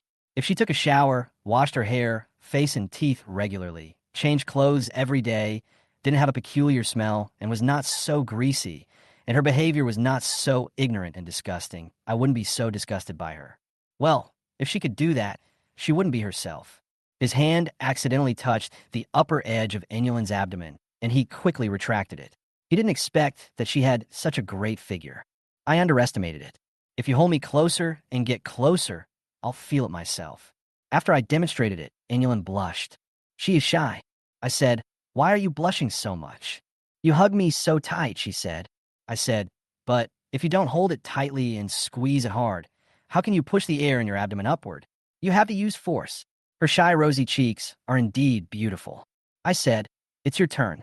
She did as I taught her, hugged me from behind, clenched her left fist, grabbed my left wrist with her right hand, and pressed hard against my upper abdomen. It feels so comfortable to be hugged by a young beauty. Shouting slogans such as 1, 2, 1, 2. I said, "Please try harder, harder." This kind of force is simply not enough to squeeze out the blockage. She said, "That's all the strength I have. I've used all my strength." In fact, she was not weak, but she was not using her strength correctly. Just then, the deputy warden stood at the door. It happened very suddenly. I was stunned and looked at her. Inulin was still holding me. The deputy warden asked, "What are you doing?" And Yalen quickly let go. Her face flushed, feeling extremely embarrassed. Because of this position, hugged me from behind. I explained to the deputy warden that we were practicing this rescue method to save people, and that I had just saved Capone in this way. After hearing this, the deputy warden waved his hand to signal Inulin to go out, and Inulin hurried out in small steps. Chapter 62, Source of Benefits. The deputy warden walked into my office, and I followed him in and closed the door. I served tea and water to the deputy warden. She had a serious expression and seemed to be in a bad mood. I didn't dare say anything. She spoke first. "You just saved Capone." I said, "Yes, she choked on a banana and nearly died." She said, "For a fool like this, just let her choke to death. Why save her?" It sounds like the deputy warden doesn't like Capone very much either. I said, "As a doctor, this is my job." She said, "Fools should not live." I didn't know how to answer, so I just smiled. She said, "The prison is planning to admit some new female prisoners recently, but we are worried that some of them may bring the virus into the prison. What should we do?" I said, "Do a nucleic acid test." She said, "Can it be foolproof?" I shook my head. It's not that magical. Sometimes nucleic acid can't completely detect the virus. She said, "Then we won't be able to accept new female prisoners." I said, "At this point, it's best not to answer it." She asked, "Can we first place them in some empty cells and isolate them there? After a while, when we see that they're not infected with the virus, we can put them in with the female prisoners in the current cells." I said, "Sure." "Can you guarantee there won't be any problems?" she asked. I thought about it and said, "There's a saying among the people that when the swine fever was prevalent, the pigs in the mountains got sick and were buried. The air could spread the virus from the dead pigs for dozens of kilometers to healthy pigs in other villages, and then all the pigs in the villages got sick and died. This is scientifically based. The virus can not only be spread through the air, but also spread very far." She frowned. "The deputy warden told me that female prisoners are the source of profit, and the more female prisoners come, the more profit we can make from them. If we don't allow new female prisoners to come in, it would be tantamount to cutting off our own source of income. Besides, if the female prisoners whose sentences have expired are released, the newly sentenced female prisoners will naturally be put in prison. If the prison does not accept prisoners, where can it accept prisoners? I said, in our country, patients who are suspected of being infected are usually sent to an epidemic quarantine area for observation for a week or half a month. If no symptoms are found, they are transferred to a transition area and released back into society after 3 days to a week. The deputy warden asked me, then we can do the same. I said, yes, but no one can be 100% sure that nothing will go wrong. She said, there are so many people in the prison. If one person is infected with the virus, the consequences will be serious. I said, yes, so it's best not to accept any more prisoners until this wave of the epidemic is over. She shook her head. No way. I said, then we can only operate according to the domestic method. She said, I've had someone send over the nucleic acid testing tool in the past few days. I said, nucleic acid test kit, disinfectant, disinfection tools, masks, protective clothing, etc. are also needed. She said she would make contacts, but these things are hard to get right now, as the epidemic has broken out everywhere, and they're also quite expensive. She must have asked Huang Zhang's pharmacy to get them for her, so she could make another profit. What the deputy warden said is quite right. Our benefits come from the female prisoners. The more female prisoners we have, the more benefits we will get. After the deputy warden left, Inulin came back and asked me what the deputy warden said. I said, let's prepare to receive the prisoners. She asked, I was hugging you just now. She didn't say anything, did she? I said, you hugged me because you were studying, not because of any other thoughts. She said, what idea? I said, a kiss and hug between lovers. She said, go to hell. Chapter 63, Receiving New Prisoners. After finalizing the plan to accept new prisoners, the deputy warden ordered the purchase of nucleic acid testing kits, as well as several large boxes of protective clothing, masks, and other items. On the day of receiving the prisoners, Inulin and I were responsible for conducting nucleic acid tests on the new prisoners. The criminal suspects are first detained elsewhere. After being sentenced, they become real criminals and are then sent to prison to serve their sentences. When I walked to the large square behind the prison gate, I saw many prison guards there. The female prison guard guarding the gate in the distance looked familiar. Upon closer inspection, it was Kianka. She was indeed a gatekeeper, and she was guarding the main gate. The big iron gate slowly opened. I held up masks and goggles and asked everyone to put them on, while Inulin and I put on protective clothing. When everyone saw how serious and professional Inulin and I were, they all put on masks and protective goggles. After all, things weren't relaxed at that time, and people knew less about the virus. There wasn't any medicine yet, and everyone was still very afraid of the virus. Several police cars drove in, followed by pickup trucks, on which were armed police officers wearing masks and responsible for escorting the prisoners. The police officers then got out of the cars and lined up in 2 rows. Several buses then slowly drove in, and after parking, the female prisoners were escorted off the buses one by one, with hoods on their heads and handcuffs on their hands. After dozens of female prisoners lined up, the police officers uncuffed them and removed the hoods on their heads. Then we started calling the roll and adding people to the list. These female prisoners stood in the sun, looking at this strange place, their faces as pale as death. Who wouldn't feel heavy-hearted when thinking about serving several years, or even 10 or 20 years, in this hellish place? Then, I lined them up one by one for nucleic acid testing. One of the female prisoners was very uncooperative and shouted, I don't want to do it. I want to go home. The prison guards came over and hit him with a few sticks, and he immediately became obedient. In this place, there are plenty of ways to keep the female prisoners behaved. There was a tall female prisoner who was escorted down from the middle police car alone. She was very tall, about 1.8 meters tall, with long, beautiful black hair that reached her waist and a particularly good figure. Her legs were very straight, and her upper body was tall and strong. She was not only wearing a hood and handcuffs, but also shackles, and they would not allow her to take them off. Several armed police officers escorted her over. This female prisoner has violated the laws of heaven. She is so special. The moment I took off the hood, I was stunned. There really are women in this world who are more beautiful than idol drama actresses and female models. Her face was like fine porcelain, delicate and warm. Every detail of her face was just right, radiant and radiant. Her eyes were picturesque, and her gaze was as deep as the sea, making it hard to look at. Unlike other female prisoners, there was no heaviness or expression on her face, just a cold expression. I took a nucleic acid test for her, and then the police officers, led by the prison guards, took her to the isolation building on the left. The female prisoner walked with difficulty. The shackles on her ankles made her feel very uncomfortable. I asked the officers what happened to the female prisoner. The police officer said that this woman was a drug lord's wife who had killed many people and was now sentenced to life imprisonment. There were still some cases related to her that had not been sorted out yet. Since there are multiple lives involved, why not sentence him to death? They didn't tell me much, so I didn't ask anymore.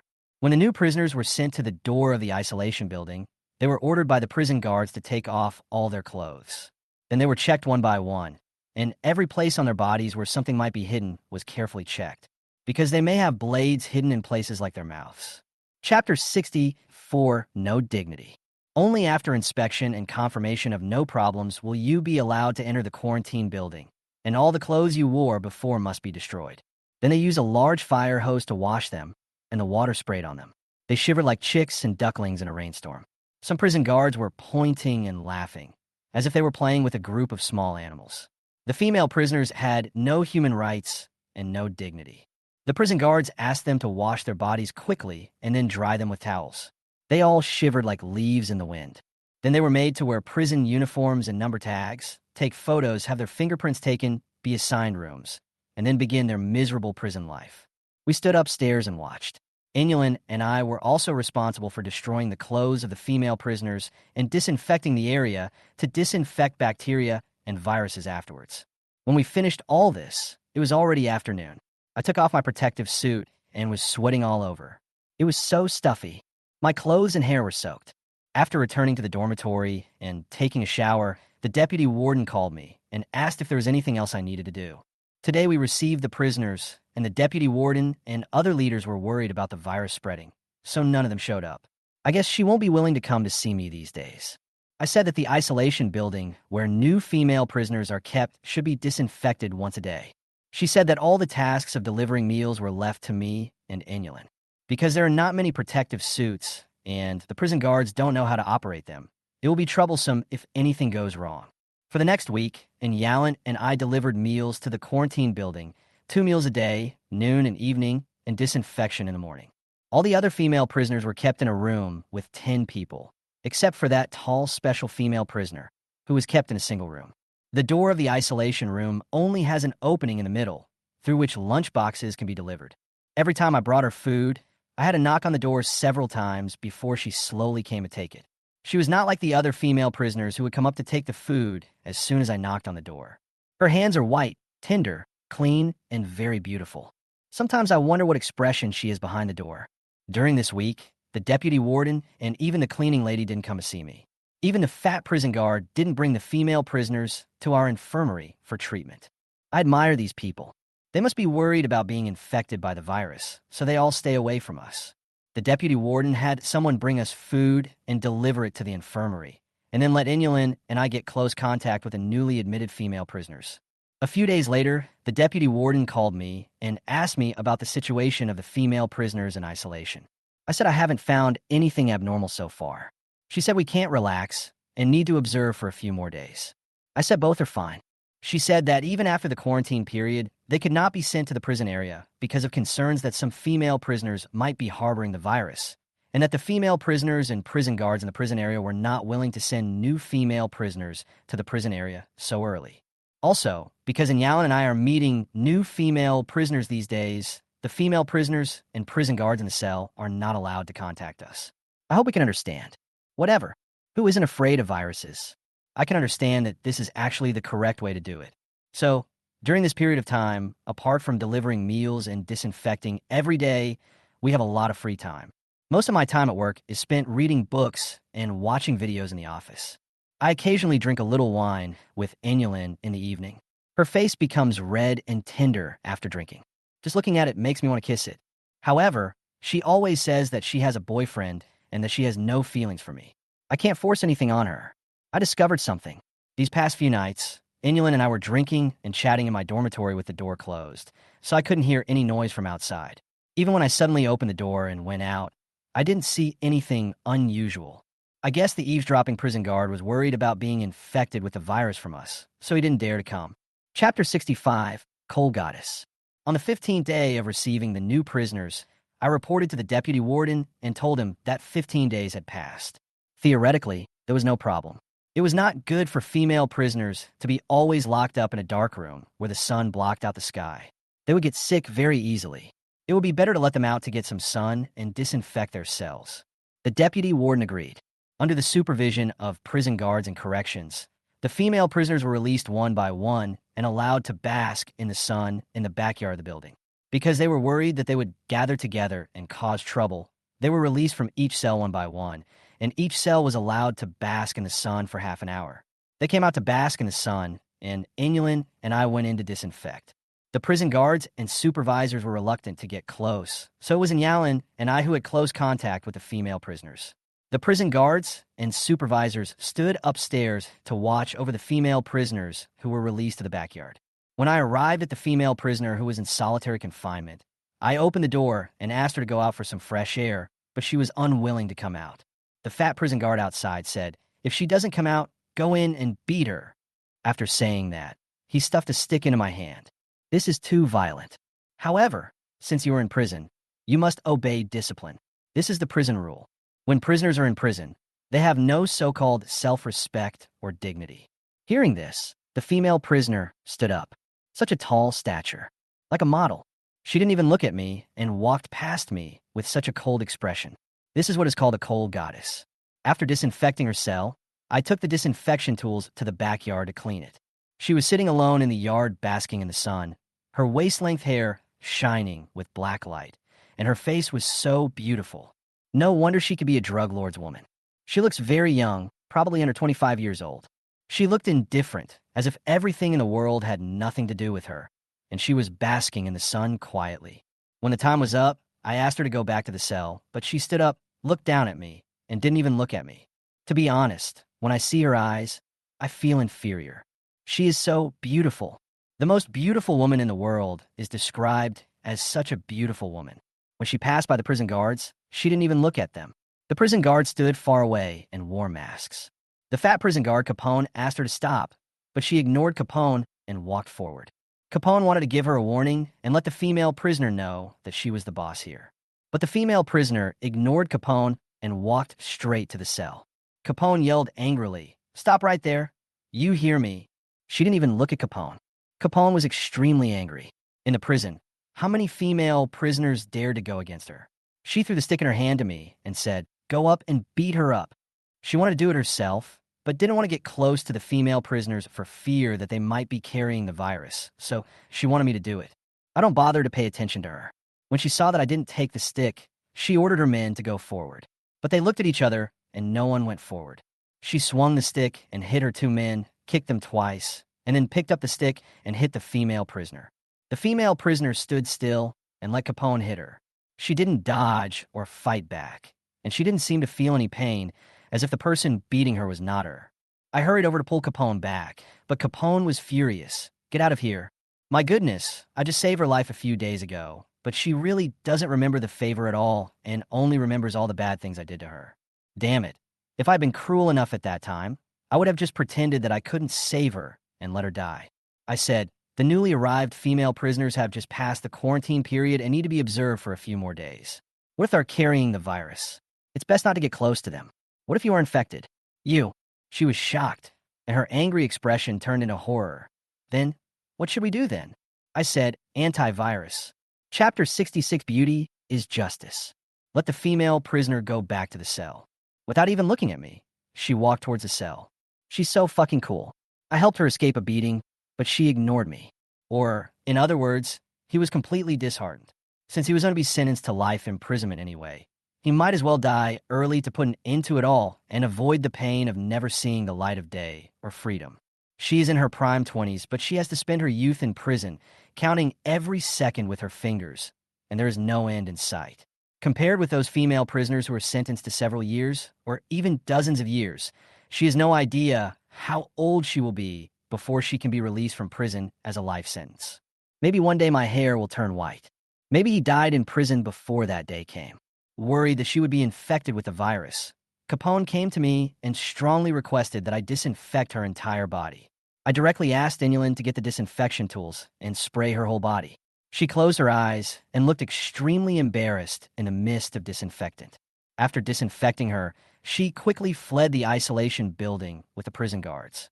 I asked Inulin to get the medicine box and then asked her to pack her things. I took the medicine box and went into the cell of the cold female prisoner. Except for Inulin and me, no one was willing to come into this building, as if the people locked up here were patients with the virus, and everyone kept walking around it. The cold female prisoner didn't even look at me. I asked her, "Are you hurt? Let me treat your wound." Capone had hit her pretty hard just now, so she must have bruises and wounds on her body. I don't know why. I don't have the slightest fear towards this so-called drug lord woman. This so-called woman who is responsible for many deaths. Is this what appearance means? Justice? She ignored me. Yes, she ignores me. He didn't even look at me. Just sat there quietly, as if he didn't hear what I said. This cell is actually very small, but she lives alone in it, and it seems very empty and lonely. The setting sun shone through the thick window, leaves on her body, making her look even more lonely and pitiful. What's wrong with being a drug lord's woman? Sometimes the biggest gap between people is just a choice. I asked again, "Are you injured? Let me see." The cell was very quiet, with only my voice echoing softly. She still ignored me. "You really treat me like air." I patiently said, "If there's nothing else, I'll leave." She still didn't look at me, but took off her top, revealing her back.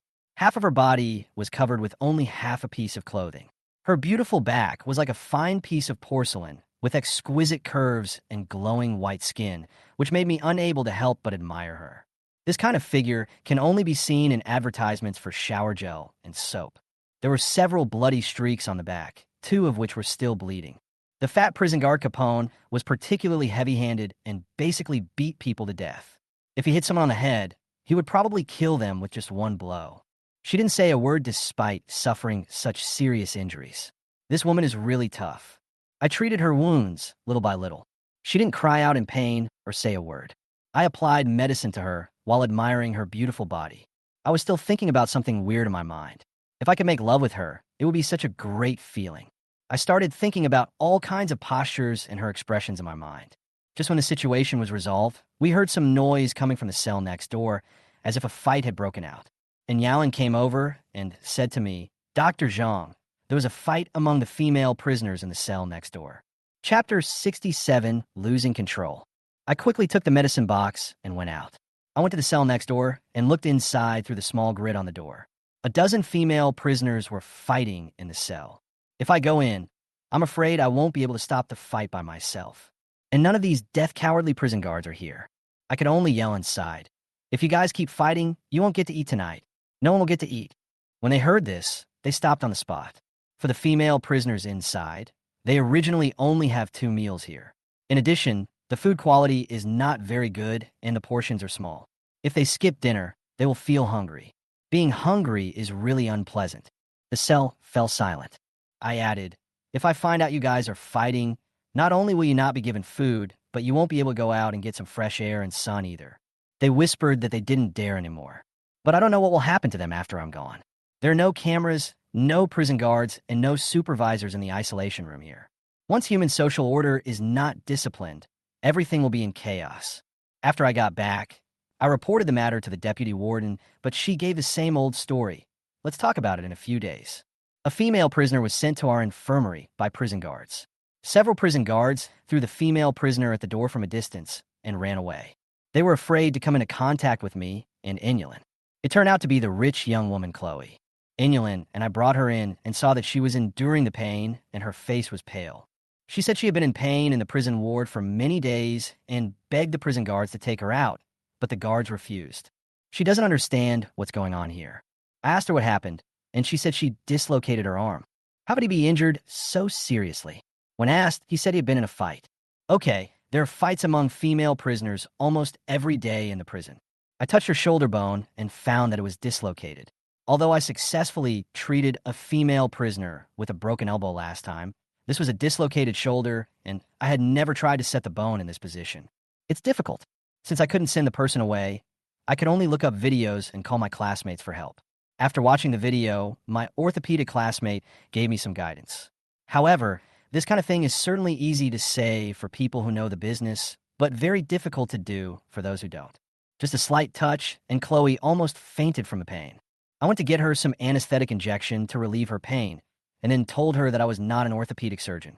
If I were to treat her, I would try to set her bones, which would not only be painful, but might not be able to be fixed properly. Under the current circumstances, if we want to send her to another hospital, it will take at least half a month to get approval from various levels. She said, let's give it a try. Ask Inulin to help hold her down. Although she has been given anesthesia, it still hurts. Following what my orthopedic classmate taught me, I grabbed her arms with both hands, pulled them down hard, and then pushed them back. Hearing a crisp sound, she screamed and fainted. Have you picked it up? I touched it and compared it with her other arm, and it seemed to be reattached. I turned it around, and it seemed like it was really connected back. Wait until she wakes up and ask her to find out.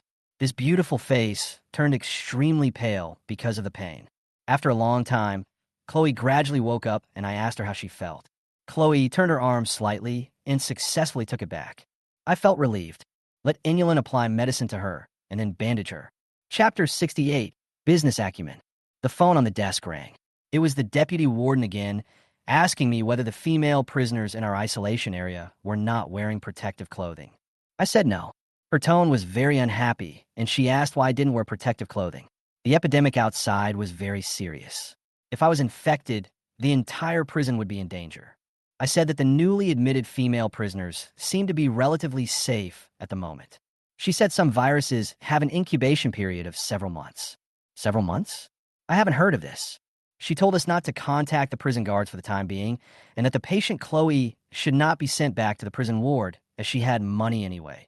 So let her stay in our infirmary for a while. If what she said is true, and the incubation period of some viruses is several months, then do we have to live like this for several months? Chloe was also very straightforward. She asked her to stay in the infirmary for some time for treatment. She nodded and agreed, and asked someone to transfer the money. But when she knew that we had been in close contact with the newly admitted female prisoners, she showed fear on her face. You are not infected, right? I said, we are all fine. We do nucleic acid tests on ourselves every day. We also do nucleic acid tests on the female prisoners. She asked what nucleic acid testing was.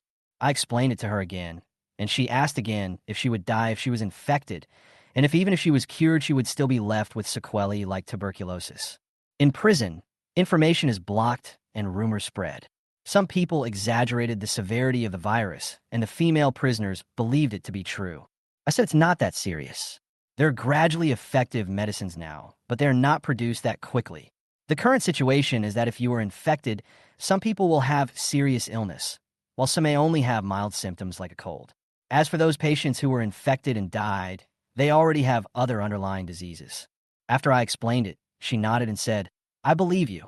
I understand. Not only the female prisoners, but many prison guards also don't have a comprehensive understanding of the virus. So I think it is necessary for me to hold a meeting to promote knowledge of these diseases to the prison guards. But as soon as I proposed this idea, the deputy warden immediately refused and asked me not to contact any prison guard for the time being.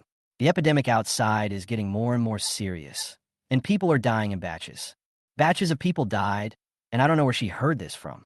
Judging from the news from the country, the outbreak is indeed serious, but it is not as serious as she said, with batches of people dying. Chloe said her hotel was also closed.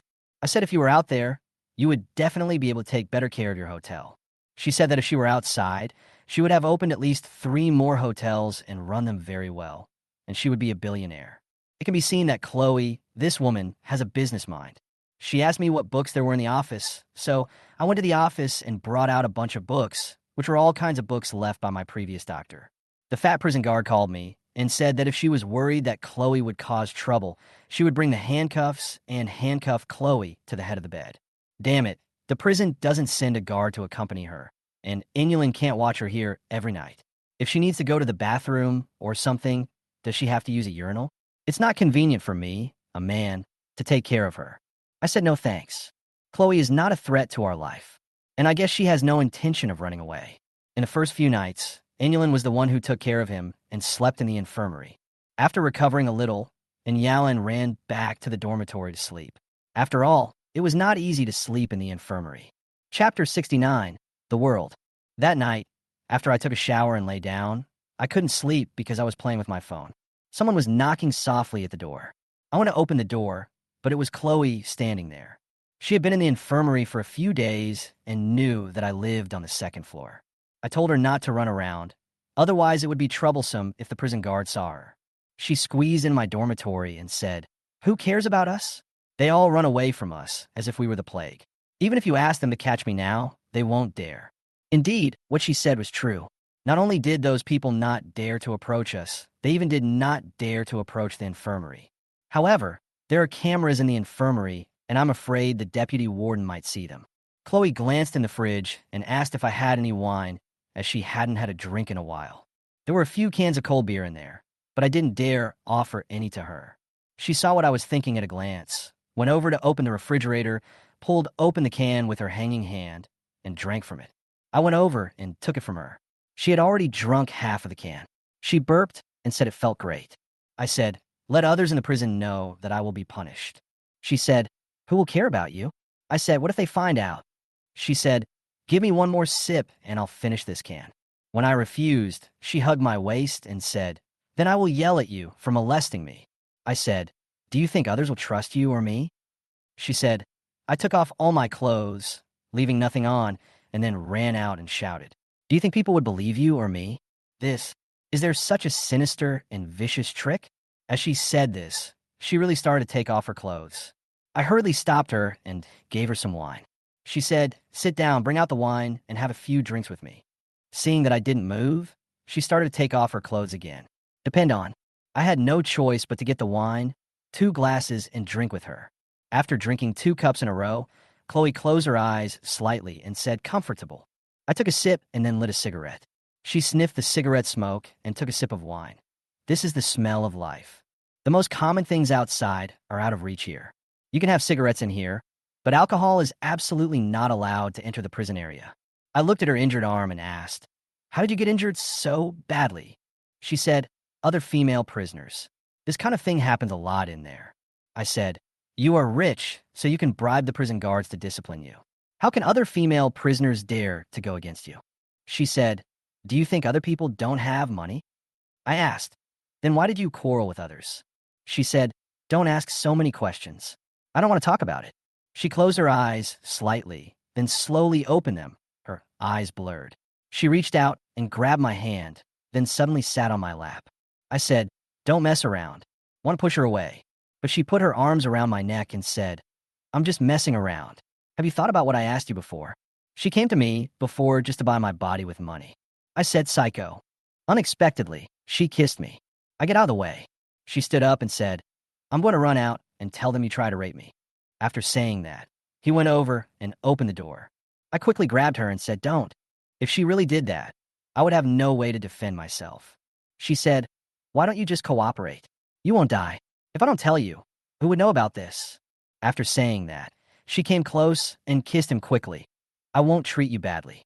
Just like that, I was forced by her and had sex with her without knowing what was going on. She completely released all the desires she had accumulated over the years. Chapter 70, It is not shameful to make money. Afterwards, she gave me a kiss and left quickly. All right, I don't know how to position myself. I'm a doctor. I work as a doctor in prison. I save the lives of female prisoners, treat their physical illnesses, treat their mental illnesses, and then I treat their physiological needs. Never mind, it's not a loss anyway. Chloe has a great figure, charming looks, money, and ability. She is definitely the object of crazy pursuit by many men outside. If she hadn't been in prison, she would not have fallen for me. What I worry about is that others will find out. When I saw her in the infirmary building the next day, she acted as if nothing had happened and was doing whatever she wanted. When I changed her dressing, she chatted with me seriously and didn't talk about anything else. I wondered how I would explain it if the deputy warden found out that she came upstairs to see me at night. Anyway, just refused to admit it and insist that she came up to talk to me. There is no evidence, so what can the deputy warden do? That night, Chloe came up again. When I got here, I started without saying anything. She knew very well that this place was not safe. If someone discovered it, it would not be good for either her or me. After that, She used my phone to contact her friends outside and asked her friends to transfer $600 to my account directly. That means it's $300 per time. It turns out that making money can be so easy. Lying on the bed, I looked at the extra money in the account, took a puff of cigarette, and exhaled the smoke heavily. In order to save money for his family, my father smoked tobacco leaves, the kind that he smoked in a water pipe. In addition to farming and raising pigs, he occasionally did hard labor for others.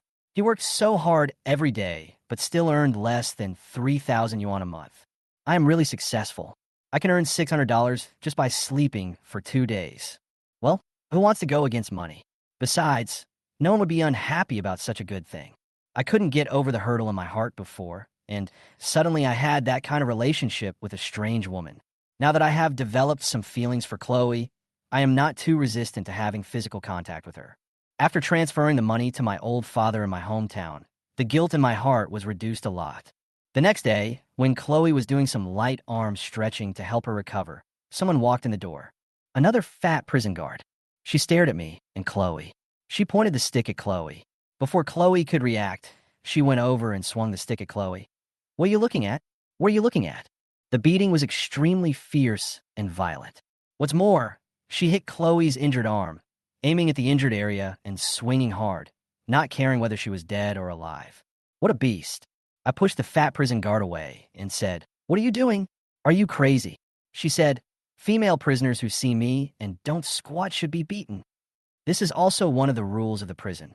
When female prisoners see prison guards pointing sticks at them, they must immediately squat on the ground with their hands on their heads. Otherwise, you will be severely beaten. I said. She didn't even react. The fat prison guard cursed.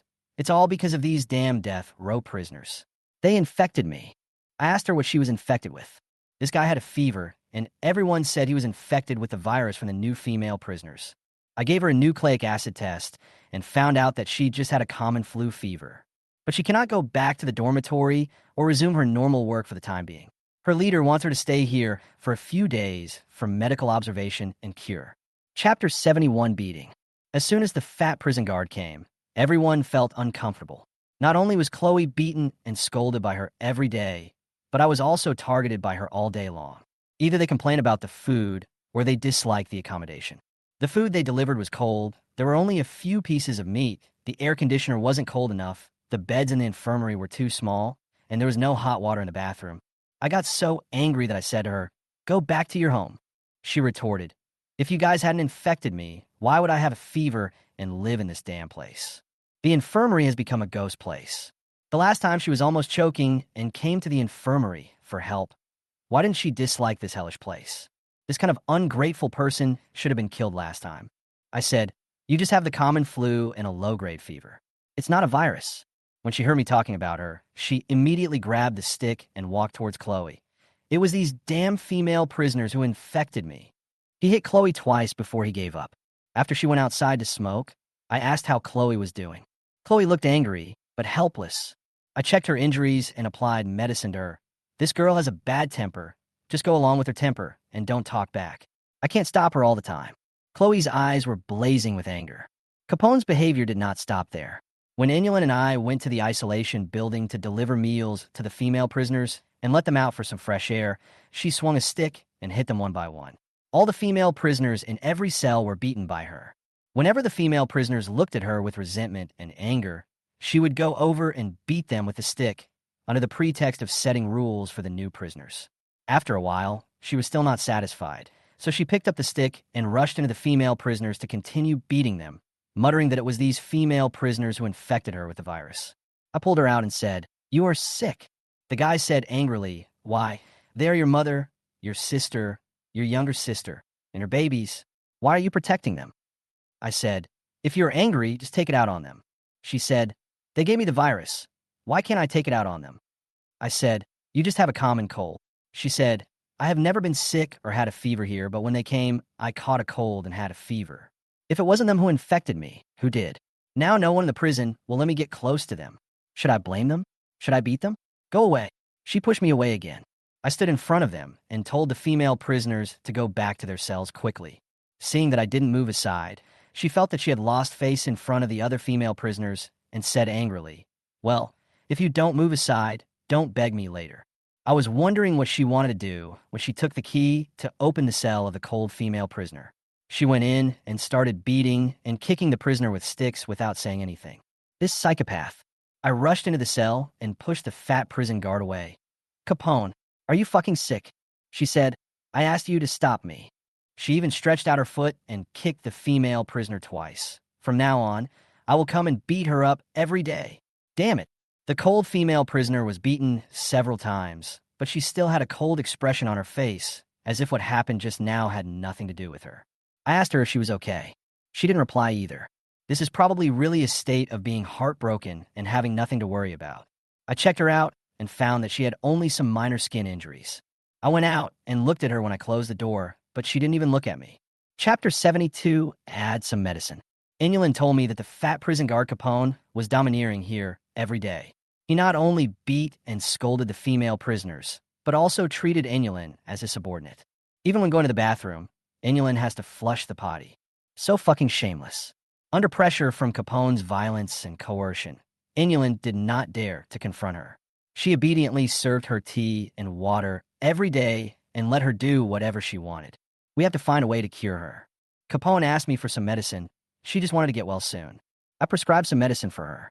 After taking it, she fell on the bed in a daze and slept under the quilt for a whole day. Now the whole world is quiet. She asked me what medicine I prescribed for her. I said that this cold medicine is very strong, but she will recover quickly after taking it. Usually, a cold and fever will take at least 10 days to recover, but this cold medicine can make her fully recover within a week. She kept nodding her head, saying that she felt much more comfortable after waking up. Then after taking the medicine, she felt weak all over and had to lie down again. Inulin asked me what happened to her. I whispered to Inulin that I added some other medicine into the medicine. Inulin understood immediately and laughed. This guy should just let her lie there peacefully. However, the deputy warden noticed something unusual and called me to ask what was going on and whether Capone was really infected with the new coronavirus. I said no, it was just because I took cold medicine that I was constantly drowsy. The deputy warden breathed a sigh of relief. As long as it's not COVID-19. I said, we do nucleic acid tests on the female prisoners every day, and we haven't found any who are infected with the virus. It's been more than 20 days, so there shouldn't be any problems. She said, we can't relax. Look at Capone. He has never caught a cold. Let's observe for a few more days.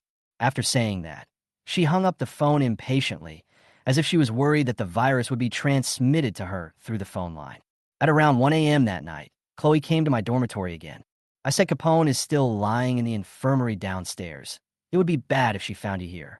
She whispered. She fell asleep. I called her a few times just now, but she didn't respond. I actually knew in my heart that the sleeping pills I prescribed would allow her to sleep until the next morning. I said, she took cold medicine, which has a serious side effect, making people sleepy. So, before I could finish my words, she rushed over and hugged me and started again. Finished, made a phone call, transferred the money, and left. Don't talk too much nonsense, and don't waste a minute of your time. Less than half an hour after Chloe left, there was another knock on the door. I wondered if Chloe had come up again, and if not her, then could it be Capone? The purpose of this guy coming here was to knock me down, but she took sleeping pills, which were effective enough for her to sleep until dawn. But if it wasn't her, then who could it be? I gently opened the door a crack, and it was the deputy warden. She put on some makeup and looked quite sexy and charming. My goodness, after holding in for almost a month, she couldn't bear it anymore. So she opened the door and hugged me impatiently. This kind of thing, outside the prison, it is difficult to pursue a girl who is only 5 or 6 points in the exam. Here, plenty of beautiful women come to you on their own initiative. I asked the deputy warden if he was afraid of the virus. The deputy warden said, "Didn't you say it was safe?" I said, "More than 20 days have passed and no virus has been detected, so it is safe." She said starting tomorrow, everything will be back to normal. Chapter 73, Happy Times. The next morning, the deputy warden asked the prison guards to send the new female prisoners to the prison area. Since no one has been detected to be carrying the virus, all activities and work in the prison returned to normal. The cold and arrogant female prisoner was taken in alone. Standing at a distance and watching her, she was still the same, with an expressionless face as she was taken into the door leading to the prison area. I just hope she lives well in prison and isn't bullied. The fat prison guard also recovered her spirits and praised the medicine I prescribed for her as very effective. She recovered after taking it for a few days and now feels much more energetic. Chloe was taken back by the female prison guards, and she looked at me reluctantly. Perhaps these days in the infirmary were the happiest times for her in prison. What are you looking at? Are you reluctant to leave? There are men here, right? Go back and continue fighting with Sunisa. The fat prison guard started cursing as soon as he opened his mouth. I was stunned. Wait, what did she just say? Should I go back and continue fighting with Sunisa? This means that Chloe's arm was dislocated because of the fight with Sunisa. I wanted to ask Chloe, but she didn't tell me who she fought with last time. I didn't expect it was with Sunisa. Chloe had been escorted out. I asked the fat prison guard. Capone, Chloe was injured in a fight with Sunisa. The fat prison guard said, don't you know? They fought fiercely. After Charlot died, Chloe took over Charlot's people, and now the two gangs are fighting to the death. I asked, why did they start fighting? I don't want to see these two beauties killing each other. Their fights are not ordinary small fights. Once two gangs stand on opposite sides, they will fight to the death to determine the winner. The fat prison guard said, it's all your babies. Can't you ask yourself? After saying that, she left. When we were told that things were back to normal that day, the cleaning lady came over to clean for us. She was very active and enthusiastic, smiling at me from ear to ear. She also brought us some snacks, saying they were sent from their hometown and asked us to try them. In the past 20 days, she has not dared to come here or look for me. It is not because she has to obey the leadership's orders, but because she is also afraid of being infected with the virus. Looking at her eyes, I knew she was trying to show her affection and wanted me to ask her to come over tonight. It's nice to have someone obedient to serve here. I asked her to clean my dormitory and then clean the isolation building, and she did as I asked. After doing all this, he came to me and told me that everything was clean and spotless. She's asking for a reward. While talking, I saw that she deliberately pulled up her neckline, which was quite low, just to seduce me. I looked her up and down. Her face was slightly round, her eyes were expectant, her skin was fair and rosy, her figure was also round, and her hips were very wide. I whispered in her ear to go to the quarantine building to clean it up, and I would go there too. She understood as soon as she heard it, and went there immediately with the bucket. I went to get the disinfection tools and told Inulin that I was going to thoroughly disinfect the isolation building. Inulin asked me if I could do it myself.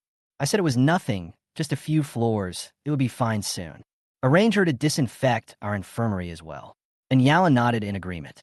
I went to the isolation building, closed the outside door, and then went in with the cleaning lady into a room at the corner. This small room was a tool room, where tools were usually stored. From the small window of the small room, I could see the entire corridor from afar. If someone comes, you can see someone coming at the end of the corridor at a glance. It is really a good place to go. Arriving at the tool room, I hugged her. Chapter 74, Simplifying the Process. Afterwards, I asked the cleaning lady to go out first, and I disinfected the isolated building. Up and down, every cell, every corner, every room, they were all thoroughly disinfected. I still did my work very carefully and thoroughly. When I left the building and took off my mask, I saw the deputy warden and several other leaders standing in front of me. I went over to greet them, my heart pounding as I and the cleaning lady had just entered the building. I thought they wouldn't get suspicious. But what if I become suspicious? There are no cameras inside, and no one has noticed. So what can I say is wrong? The deputy warden asked me. There will be a new batch of female prisoners arriving in a few days, about 500 people. Can we accommodate them all here?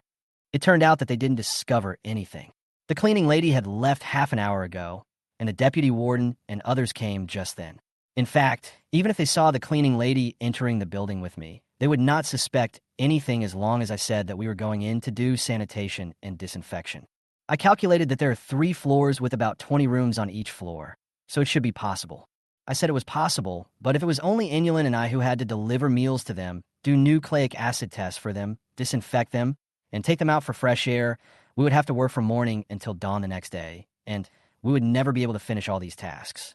Moreover, if there are no prison guards or correctional officers watching over them, they will easily fight in the cells, which may lead to injury, disability, or even death.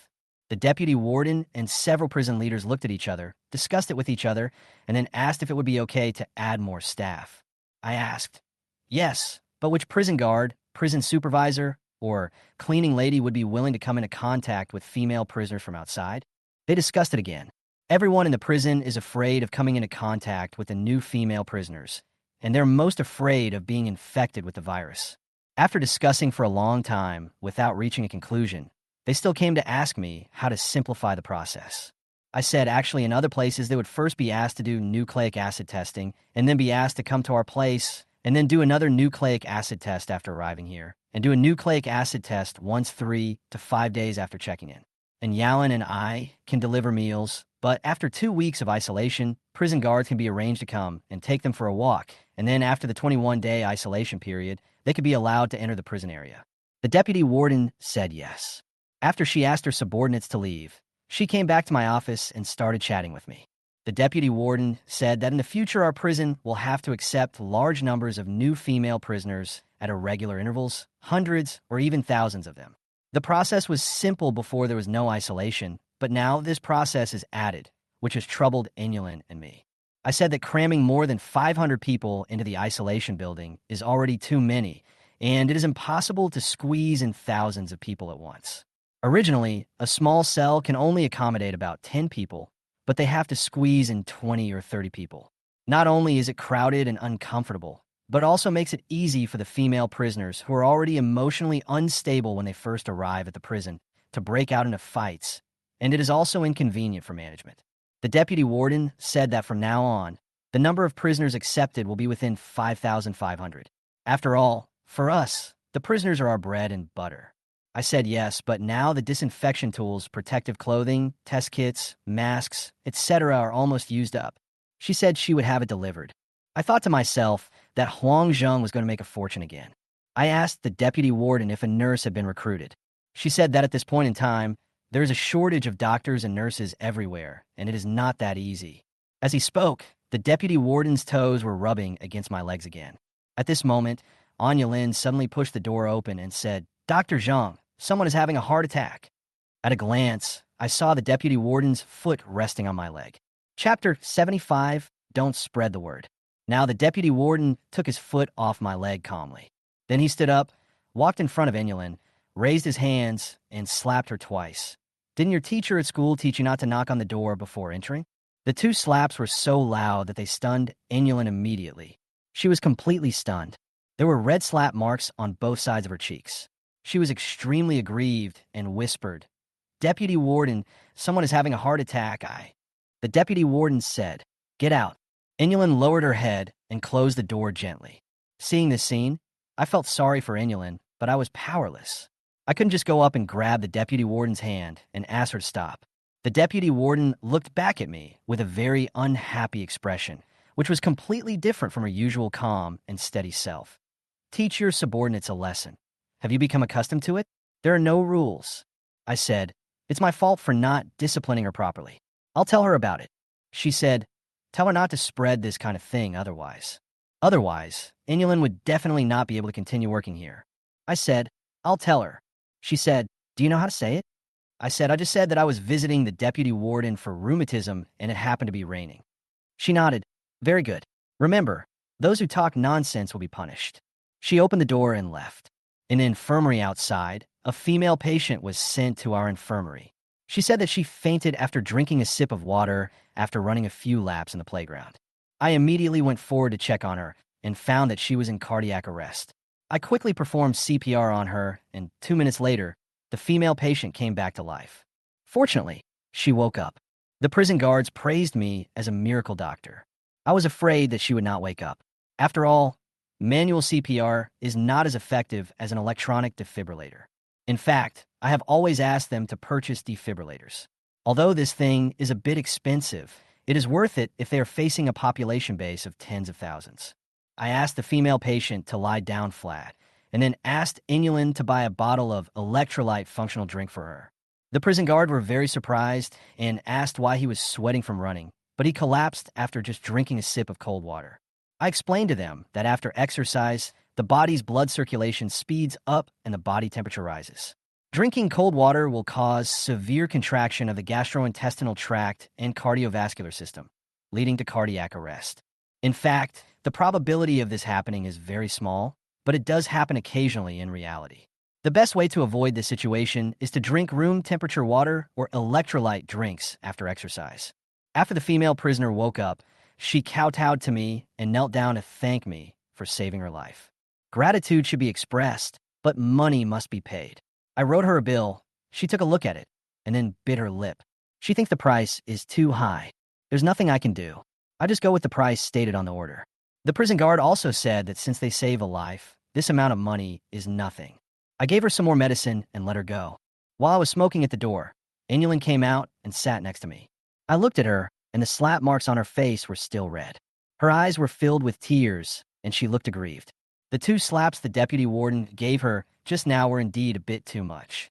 I touched her head and said, "You must feel wronged." She nodded slightly. I said, "I was just checking the deputy warden's legs. Her feet were uncomfortable and it hurt when she walked. I was thinking of giving her a few massages to relieve the pain, and you just happened to come in." She said, "I was in a hurry at that time. I didn't expect she was inside." I said, "So she's angry and worried that you'll think too much and spread the word." "I can't tell," she said. I said, "I understand you. You are not that kind of person. The deputy warden was angry and worried that you would misunderstand. You are eager to save people, so you should not be blamed. Let's forget about this matter. If we want to continue working here, we can only listen to her." She nodded and said she knew. Then he looked at me, as if he wanted to say something but hesitated. I asked, "If you have anything to ask, just ask." She asked, "Is there really nothing else going on between you and her?" I said, "Look, you're here again. Didn't I tell you not to talk nonsense or think nonsense? Curiosity can kill."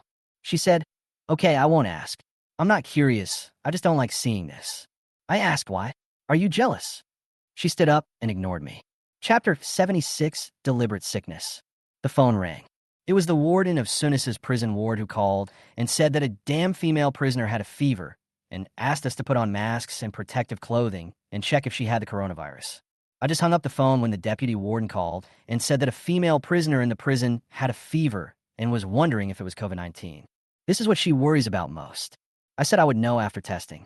Hearing how nervous they sounded, I quickly asked them to send the female prisoners to the isolation building, where no one was living yet. Inulin and I treated ourselves as if we were facing a formidable enemy and put on masks, goggles, and protective clothing. The warden asked us to go to the prison gate to pick up the female prisoner with fever. Inulin and I went over and looked at the female prisoner at the door. That was Sunisa. The fat prison guard threw something at Sunisa from behind the door. "Get away. Don't infect us." I told Sunisa to come with me quickly. Sunisa followed us to the isolation building. I let her live in a room where the cold female prisoner lived before, and then gave her a nucleic acid test. When Inulin took the test kit to the infirmary to wait for the results, Sunisa said that she did not actually have the new coronavirus. Last night, she deliberately bathed herself with cold water over and over again in the middle of the night, and then stood in the window to get some fresh air without a quilt. As expected, she caught a cold and had a fever today. I asked her why she did that. It was crazy. She smiled coquettishly. "Isn't that because I miss you?" After saying that, she rushed over and took off my protective suit and my mask. I hurriedly grabbed her hand and said, "You are crazy, Sunisa. This is not okay." She said, "Who dares to come here? They all think I'm infected with the virus. Who dares to come here?" He pushed me down on the bed. Then she smiled charmingly and asked, "Tell me, have you ever thought about me?" I said, "Don't go crazy." She said, "Of course not. You have no conscience. With so many women, how could you possibly think of me?" Right.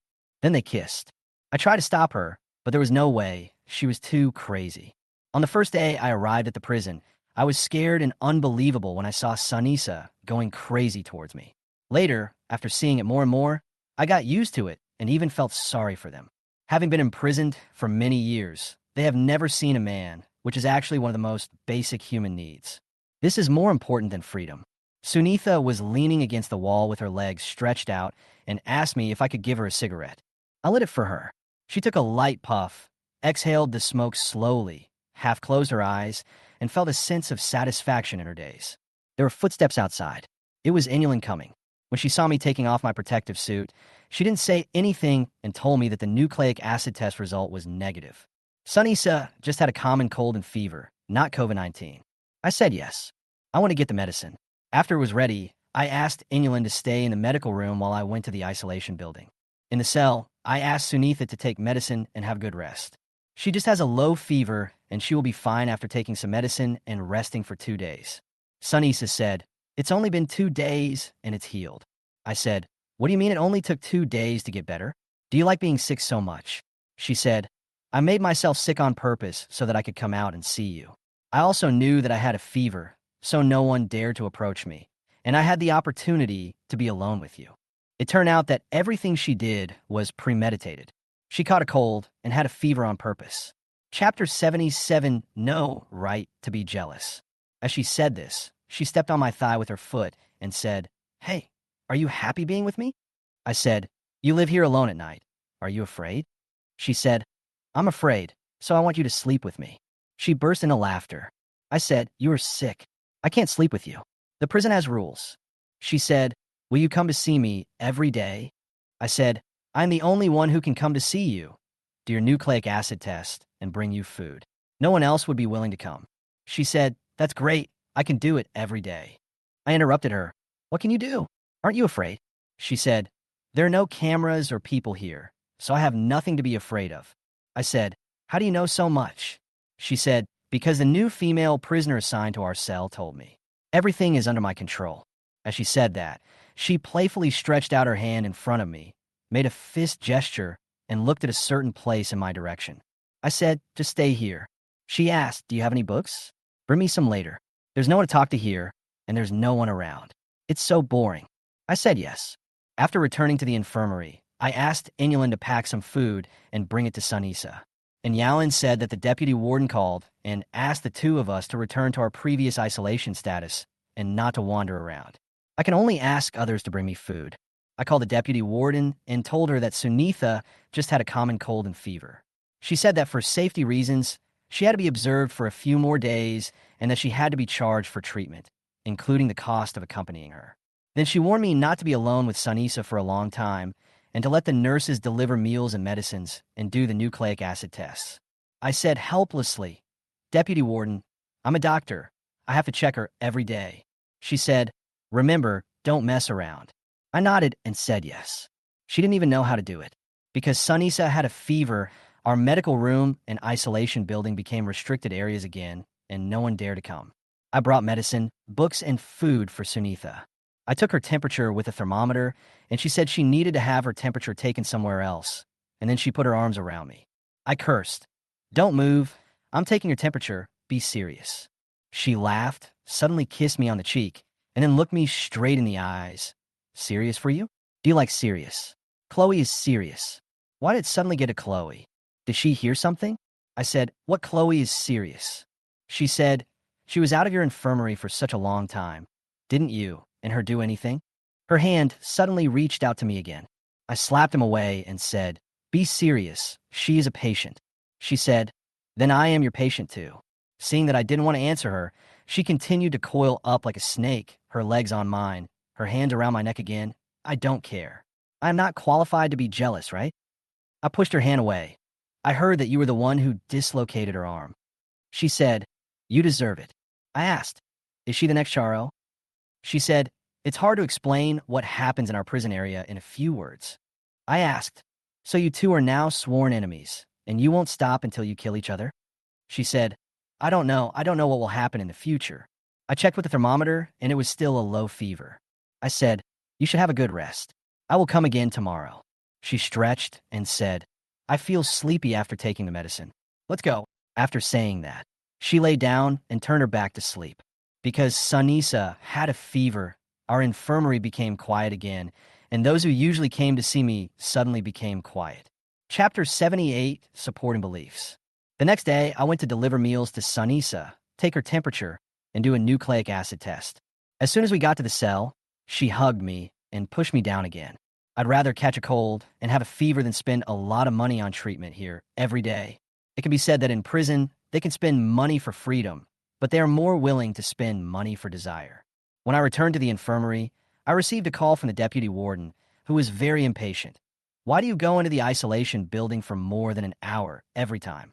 I said, "Deliver meals, do nucleic acid tests, check, treat, and disinfect." She said, "Don't mess around." I said, "I know. How dare I mess around? She controls me like this, and I really feel disgusted with her." She asked, "When can she be sent back to the prison?" I said, The fever hasn't completely subsided yet. She said, if it is a common cold, send her back to the prison area. I said sure. When she heard me say yes so readily, she changed her mind. Let her stay for a few more days to observe her. What if it is really COVID-19 and the whole prison explodes? I said okay. I will listen to the deputy warden. Although the deputy warden was dissatisfied with the fact that I was alone with Sunisa every day, she was more afraid of an epidemic breaking out in the prison. That would be a big event, and these leaders would no longer have to work. I guess even the warden and deputy warden would no longer have to work. On the third day of Sunisa's visit, her fever subsided and she recovered. I took her temperature while she was lying down reading a book. I asked her, aren't you scared living alone in a haunted house? She smiled and asked me, do you care about me again? I said, can you please talk properly? She put the book on her chest and looked at the ceiling with empty eyes. People like us, our families hate and despise us. Our friends stay away from us, and even ghosts will avoid us. I was stunned for a moment, then said, what are you talking about? Your family will definitely wait for you to come out. She smiled bitterly, then hit me and said, can you please not talk about this and just talk about something happy? I said, what a fun chat. She sat up and wanted to hug me again. This is what happiness is. In the evening, Inulin came to my dormitory. She came to drink with me. She said she was feeling bored because we had come into contact with a patient with fever and were under house arrest, not being able to go anywhere except our own dormitory and the infirmary. She now lives alone in a small single dormitory. Apart from me, there's no one to talk to here. I really don't know how the female prisoners in the isolation building spend their days alone in their cells. In fact, the belief and greatest hope that kept Sunisa going there was me. Of course, I can't tell these to anyone else. There's a kind of punishment in the prison called locking up in a small dark room, which is to throw the disobedient female prisoners into a separate small dark room and lock them up for a period of time. Some of them collapse after being locked up for 2 days. There was no sound, no one spoke. The darkness, silence, and loneliness could devour a person. They said that there were many fingernail scratches on the walls of the small dark room, which were all scratches made by the female prisoners after they collapsed. I said, we are pretty good. We have cell phones to play with.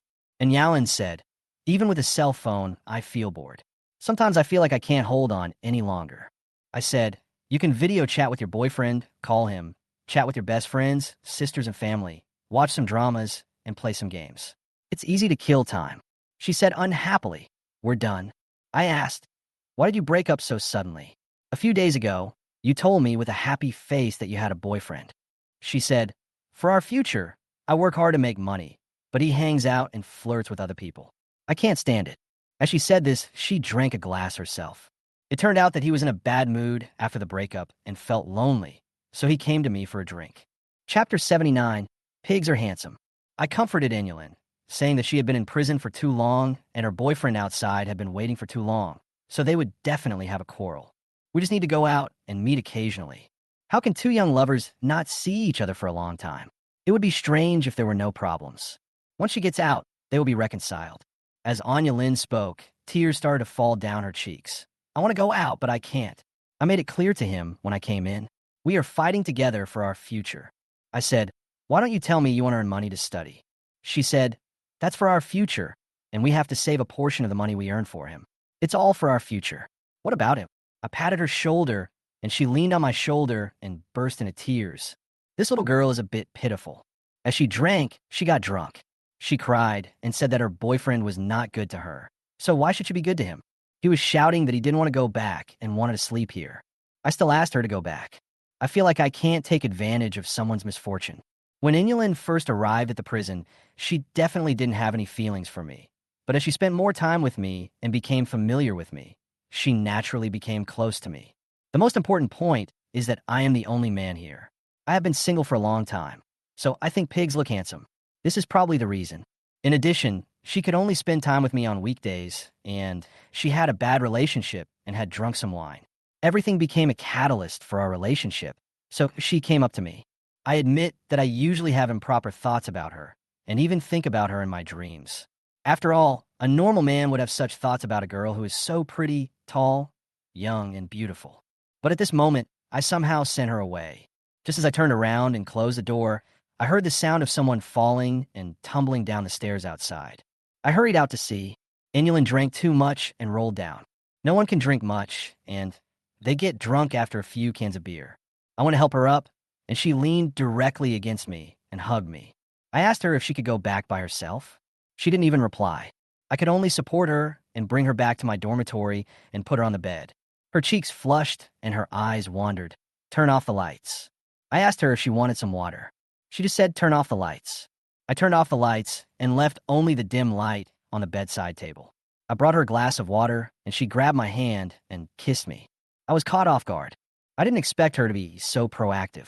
When she woke up, Inulin only glanced at me, then got shocked and quickly grabbed her clothes and put them on. Why am I in your bed? I sat up. You drank too much last night and insisted on sleeping here. I walked you to the door, but you rolled down the stairs, and I had to help you back up. Then you suddenly kissed me.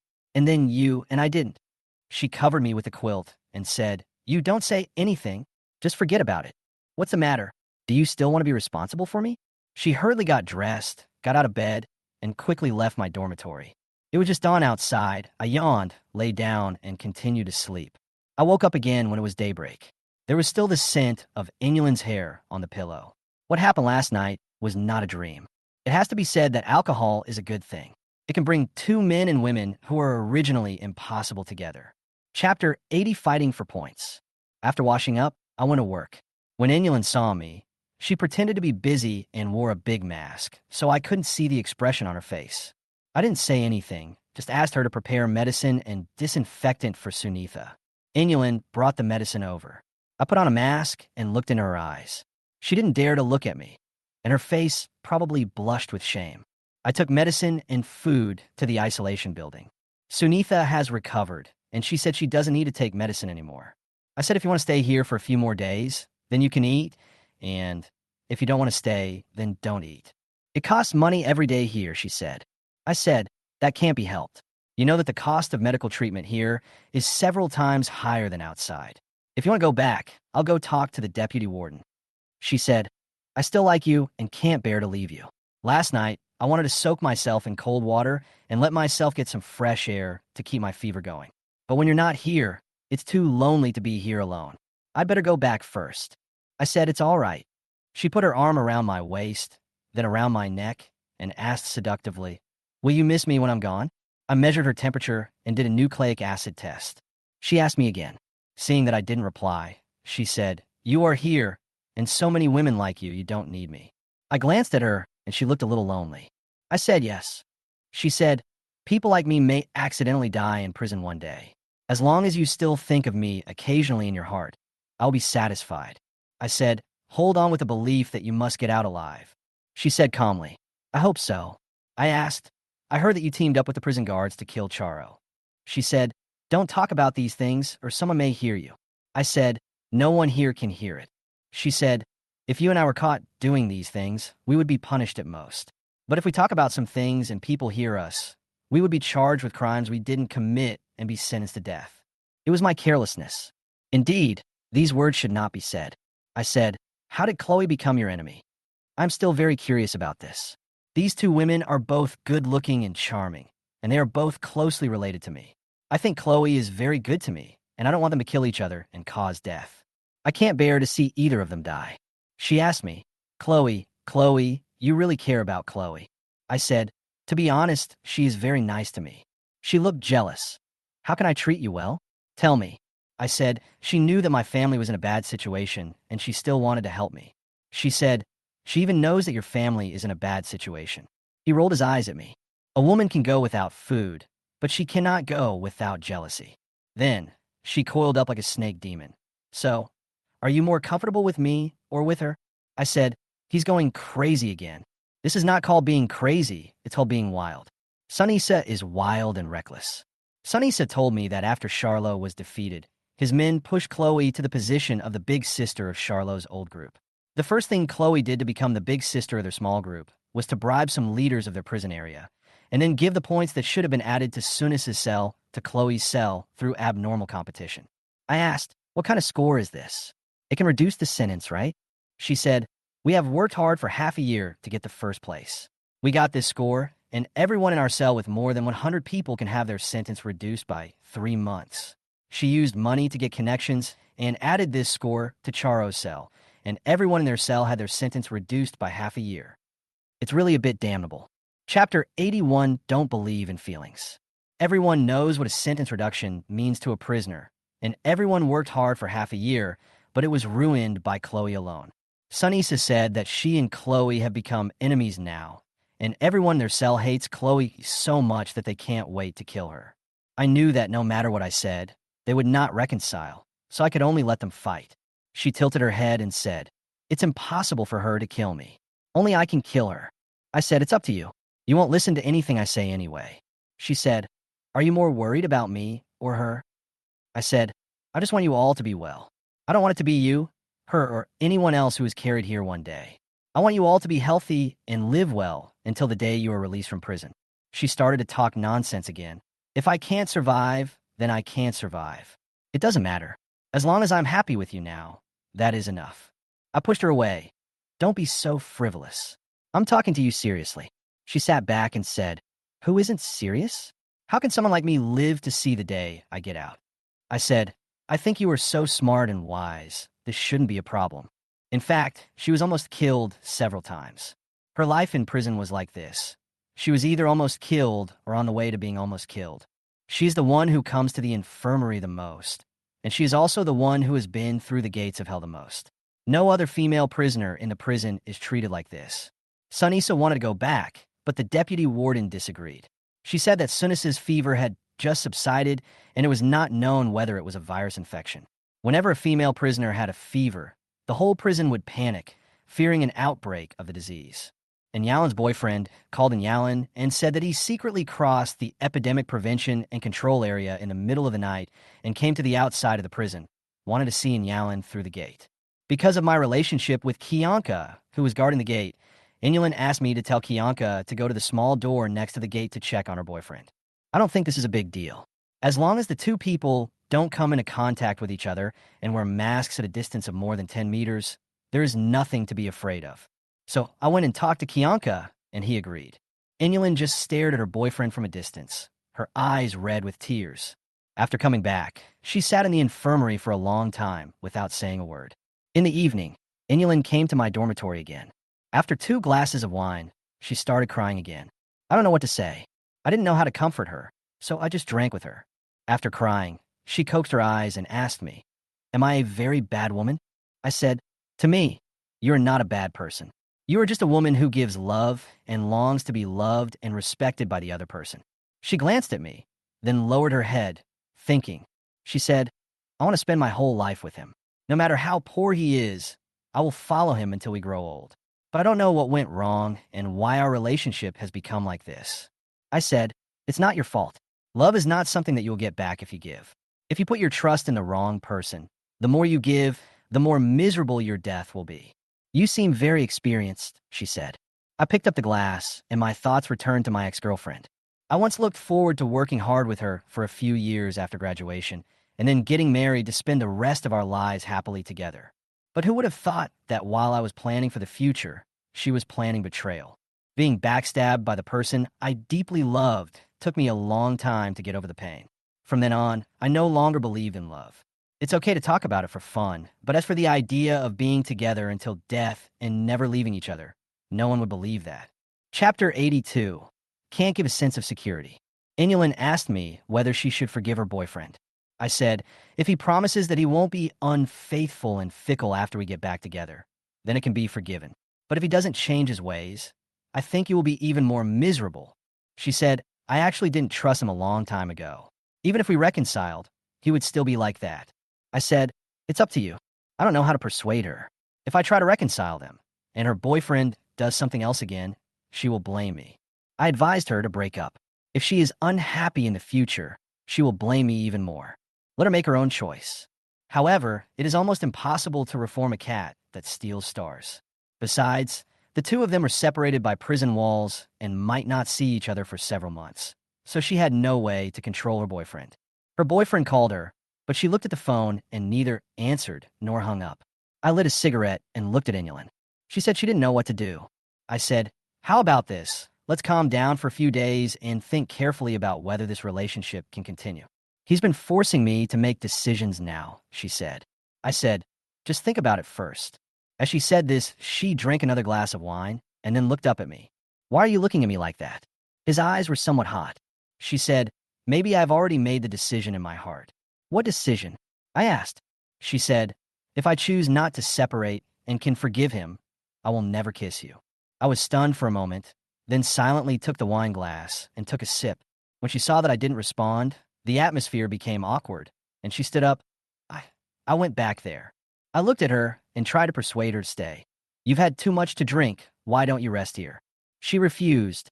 I'm going back to rest. Her attitude seems to want me to take the initiative. Hold her hand? I said, I'll sleep on the small sofa, and you can just sleep on the bed. She said no. I reached out to hold her hand, but she turned around and gently pushed me away. Maybe she wanted me to take the initiative to hold her hand and hug her to keep her. But I didn't move. So she left. I heard her walking downstairs and crying. If Inulin really wants to date me, she should date me here. What do I give her? It can't even give me a sense of security. What would she do if she talked to me and found out about what happened between me and the deputy warden? If the deputy warden knew that Inulin and I were in love, how would he treat us and her the same way? It is simply impossible to have a good relationship with Inulin in prison without being discovered. The deputy warden called me and asked me about Sunitha. I said there was nothing wrong with Sunis's nucleic acid test. She said to send her back. So, the fat prison guard Capone brought his men to the isolation building, stood outside, and asked me to go in and bring Sunisa out. They didn't dare go in because they were worried that there was a virus in the building. I went into the building and reached the cell where Sunisa was imprisoned and asked her to go back. Sunisa walked out, looked back at the cell, and sighed. It's time to leave, but I can't bear to leave you. I said, go back first. She said, can you hug me and kiss me once? She looked at me expectantly. Chapter 83, still soft-hearted.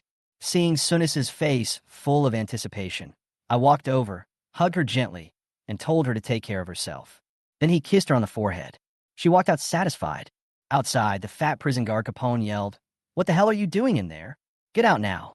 It was very hot outside, and they didn't dare go near the isolated building, so they could only wait in the scorching sun, and they were getting impatient.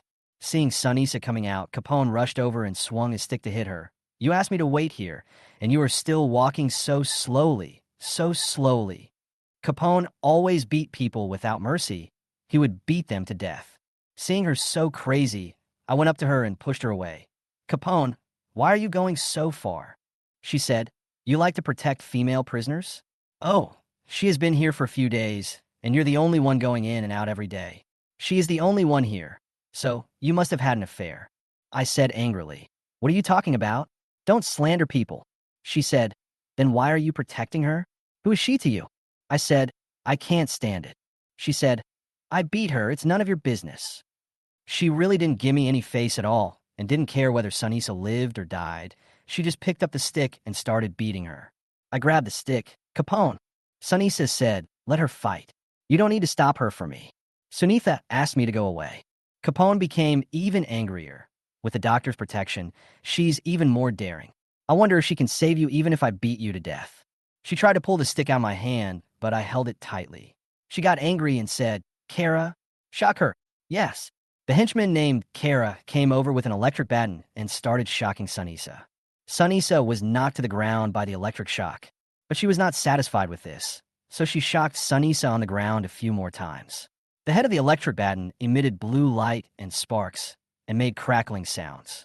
Sunisa kept twitching, and her clothes were burnt. It hurts me just looking at it. I rushed over to try to stop her, but Kara raised the electric baton and pointed it at me. Do you want to try it too? I said, don't go too far. Capone said, the female prisoners came here just to be beaten by us. How can they obey us if we don't beat them? What do you mean by excessive?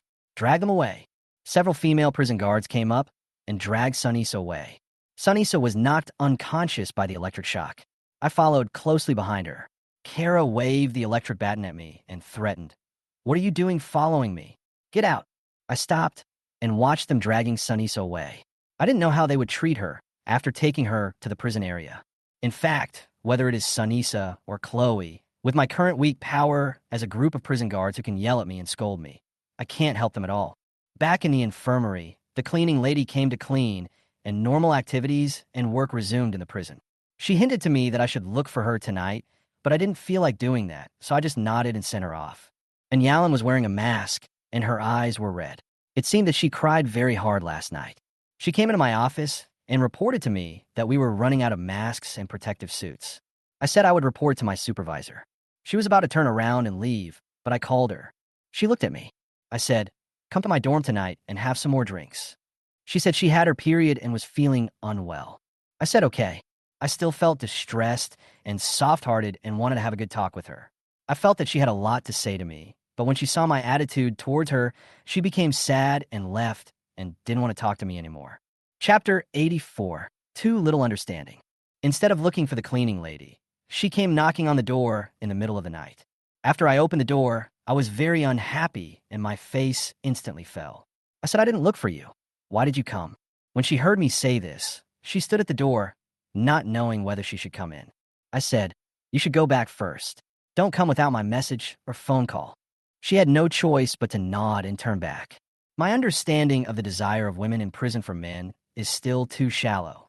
I heard from them that in the cells of the prison ward, the female prisoners would circulate the kind of books and even photos of men, including various celebrities and handsome fitness guys, which can be sold for money. The prison guards and supervisors outside the prison area are not much better. They also read these books, and many of them even have blockbuster movies on their mobile phones. I didn't know all this at first, but I understood it when I chatted with Sanisa during those few days. What's even more exaggerated is that even the deputy warden was watching. She asked me to go to her office and tell me something. A new batch of medical equipment would arrive in the afternoon, and in 2 days, they would receive new female prisoners, more than 500 of them at once, so I should be prepared to receive them. While she was chatting with me, her eyes fell on the computer screen, and I could actually see the orange-yellow image of her computer screen reflected in the glass of the bookcase window behind her. It turned out to be a blockbuster scene. I give up. It happened in broad daylight, in the office, and in front of me. I really underestimated how strong the people's desire for love and desire is. After chatting for a while, she asked me to lock the door and then came over and hugged me. But just as she was about to take action, someone knocked on the door. In fact, there are some things that she could have just called me and told me on the phone, but she had to ask me to come here just for this kind of thing. But it was obvious that it was not realistic to accomplish such a thing in her office. People came to her office from time to time. She was the deputy warden of the prison. There were tens of thousands of people in this prison, and there were so many things to do every day that it was a headache. The deputy warden looked quite unhappy and said to the outside, "Wait, I'm still talking about something. People outside say it's good." The deputy warden said, "You go back first. I'll find you if I have anything else." In the afternoon, a large amount of medical supplies was delivered. Inulin and I were busy counting the items. While they were busy, several prison guards brought a female prisoner to the infirmary. The female prisoner was in a state of fainting, and I asked her what happened. A prison guard said that he fainted after being slapped, so we checked to see if he was dead.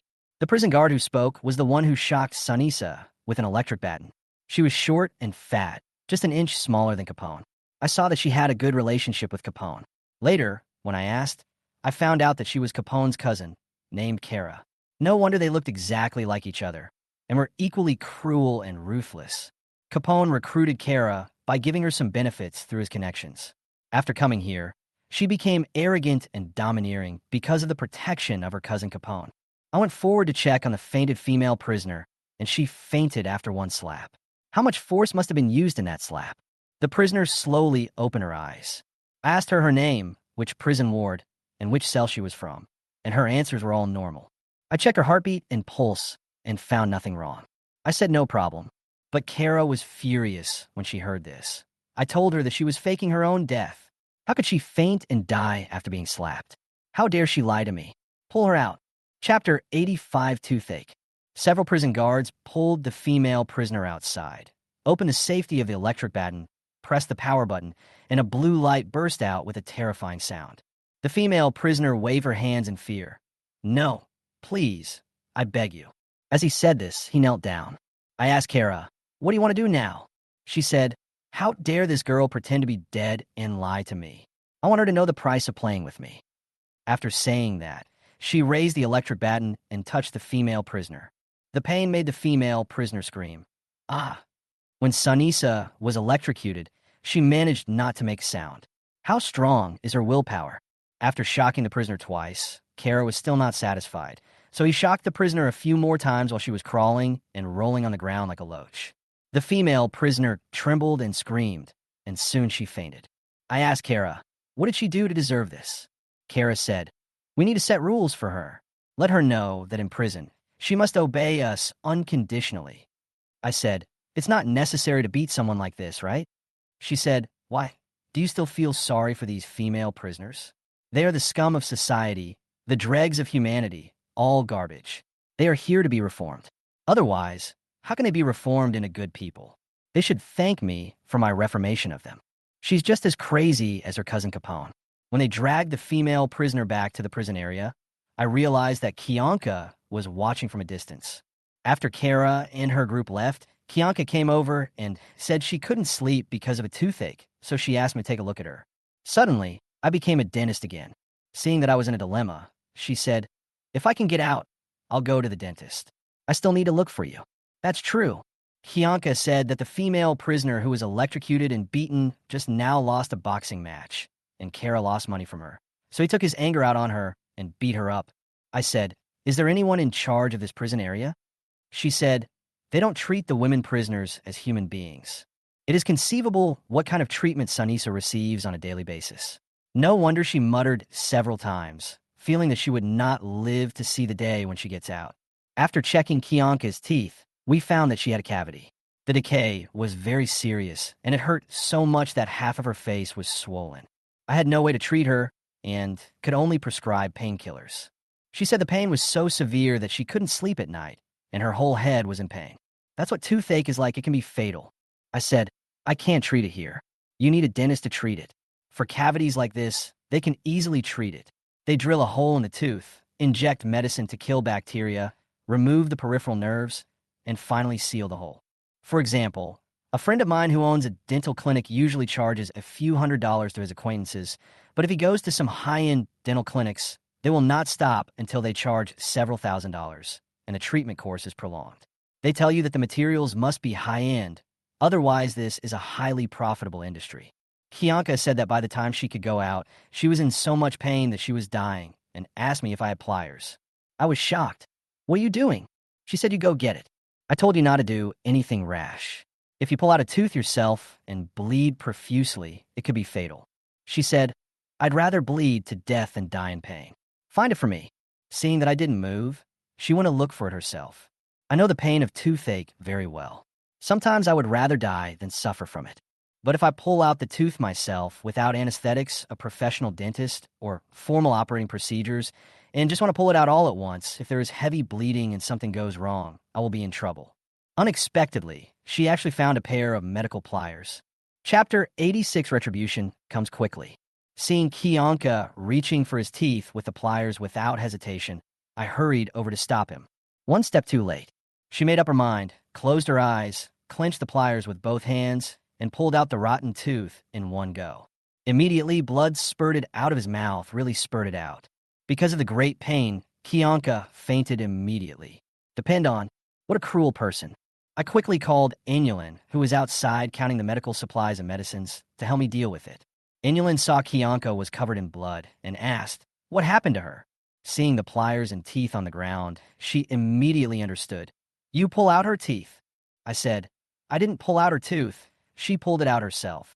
The two of them rushed around to stop the bleeding from her teeth. Fortunately, after more than 10 minutes, the bleeding was successfully stopped, and Enulin wiped the blood off her body. Kianka also woke up slowly.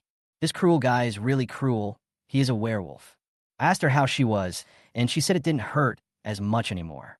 She stood up, staggered, then took the medicine and said she was going back to rest. Enulin went to see her off, but she waved her hand and said no, she wanted to walk back by herself. Then she staggered back. Enulin said that doing so could easily result in loss of life. By the time I tried to stop her, it was already too late. She put the pliers into her mouth and pulled it out without hesitation. Fortunately, nothing happened. If I died here, I would be in big trouble. I meet all kinds of patients every day, but as a doctor, I don't have 3 heads and 6 arms, nor do I have 72 transformations. How can I possibly cure all diseases? In addition, there's a shortage of doctors and medicines, and no equipment or devices, so we are helpless when faced with slightly more difficult diseases. Some people don't care about you so much. Anyway, you are a doctor. You are the doctor here. You must treat me, even if you don't know how to do it. You are a doctor. If you can't cure it, you don't know how to cure it, then there is something wrong with you. Especially if you paid for medical treatment, but the condition was not cured, it must be that the doctor deliberately overcharged you, right? A little helpless. So many times, the relationship between doctors and patients becomes strained, and even to the point where the doctor is stabbed. Sometimes here, I face the difficult disease alone and feel helpless and powerless. Most large prisons in the country have prison hospitals, not just a small infirmary like this one. The prison hospital is responsible for supervising the prisoners' physical examinations and disability assessments upon entry. The hospital has the same medical system as social medical institutions, as well as a supervision system. These days, the loudest person outside every day is Kara. Relying on Capone's identity, she is domineering here, beating and scolding the female prisoners, and is very arrogant. She also didn't respect me and Inulin. When she came to our infirmary, she started yelling and put her feet on another stool to talk to me, asking Inulin to bring her tea and water and even to get her food and buy cigarettes. If this guy met a character like Kianka, he probably wouldn't dare to say a word, which means he hasn't met a character who can cure her. A prison guard came into the infirmary and saw Kara with her legs straight on another stool, blocking the way. She kicked Kara and knocked her to the ground. Kara fell flat on her face, and when she got up, she called on a few of her men to beat up the prison guard who came in. However, after a few hits, they were all knocked down by the prison guard. The guard stepped on Kara's ankle, and Kara cursed in pain. She said to Kara, "Don't take yourself too seriously. Even when your cousin comes, you have to call me sister. Get out of here." Kara and the others hurriedly got up and ran out, like dogs that had lost their home. I didn't expect that. I just said that Kara, a bastard who was taking advantage of the power of others, would be beaten up if he met Kianka. The retribution came so quickly. Chapter 87 Packet. This prison guard who was good at fighting had a masculine appearance, a rough voice, thick eyebrows, and his badge read, Police Department, Ada. She said to me, "You let this bitch run rampant in your infirmary. Your infirmary is not under their control. What are you afraid of her doing?" And Yalan explained, every time Dr. Zhang said something to her, she would beat up the female prisoners to vent her anger. Ada said, "Then beat her. Tell me next time, and I'll come over and beat her." I smiled and asked her what was wrong with her. She said that she had been having severe stomach pain and bloating since last night. I asked her if this happened often, and she said yes. Then I asked her what she had eaten and drunk last night. She mentioned some food, and when I heard Coke and kelp, I asked her if she often ate these two things. She said she likes to eat kelp very much and has to have Coke with every meal. I said that you probably ate a lot of kelp and a lot of cola, which caused indigestion and stomach pain. She frowned and said as if she had suddenly realized something. "Now that you mention it, I just realized that I seem to have stomachache every time I eat kelp." "Why is that?" I said. "Kelp is not an easily digestible food. If you add Coke, you will definitely have a stomachache if you eat too much." She clapped her hands. "Damn it. No wonder I've been like this so often in the past few years. It turns out it's the kelp that's causing all this. I won't eat it anymore." I said, "I'll prescribe some medicine to strengthen your stomach and help digestion. Don't drink alcohol or cola for now, and try to eat less kelp and other hard-to-digest foods in the future." She said, okay. I took the medicine and swallowed it raw. "No need to even drink water." I said, "There is warm water here. Inulin, pour her a glass of water." Just as Inulin was about to leave, Ada stood up and left carelessly. No, I'm leaving. I have something else to do." As soon as I walked out the door, I saw Capone and Carla with a large group of people blocking the outside. Ada's expression didn't change. He walked up to Kapankala and asked, "How about it? Do you want to fight? Tell me, do you want a group fight or a one-on-one fight or a group of people fighting me alone?" The sound was so rough and loud that Kapankala took a small step back. In this prison, not only do female prisoners fight with each other, but prison guards also fight with each other. Really interesting. Capone and his group didn't dare to touch Ada. At this time, Kianka brought a few people over. When Capone saw them, he immediately left with Kara and other men. Kianka and Ada knew each other, so they greeted each other and asked if he was okay. Ada said he was fine, and Kianka left. It seems that these two people are a gang.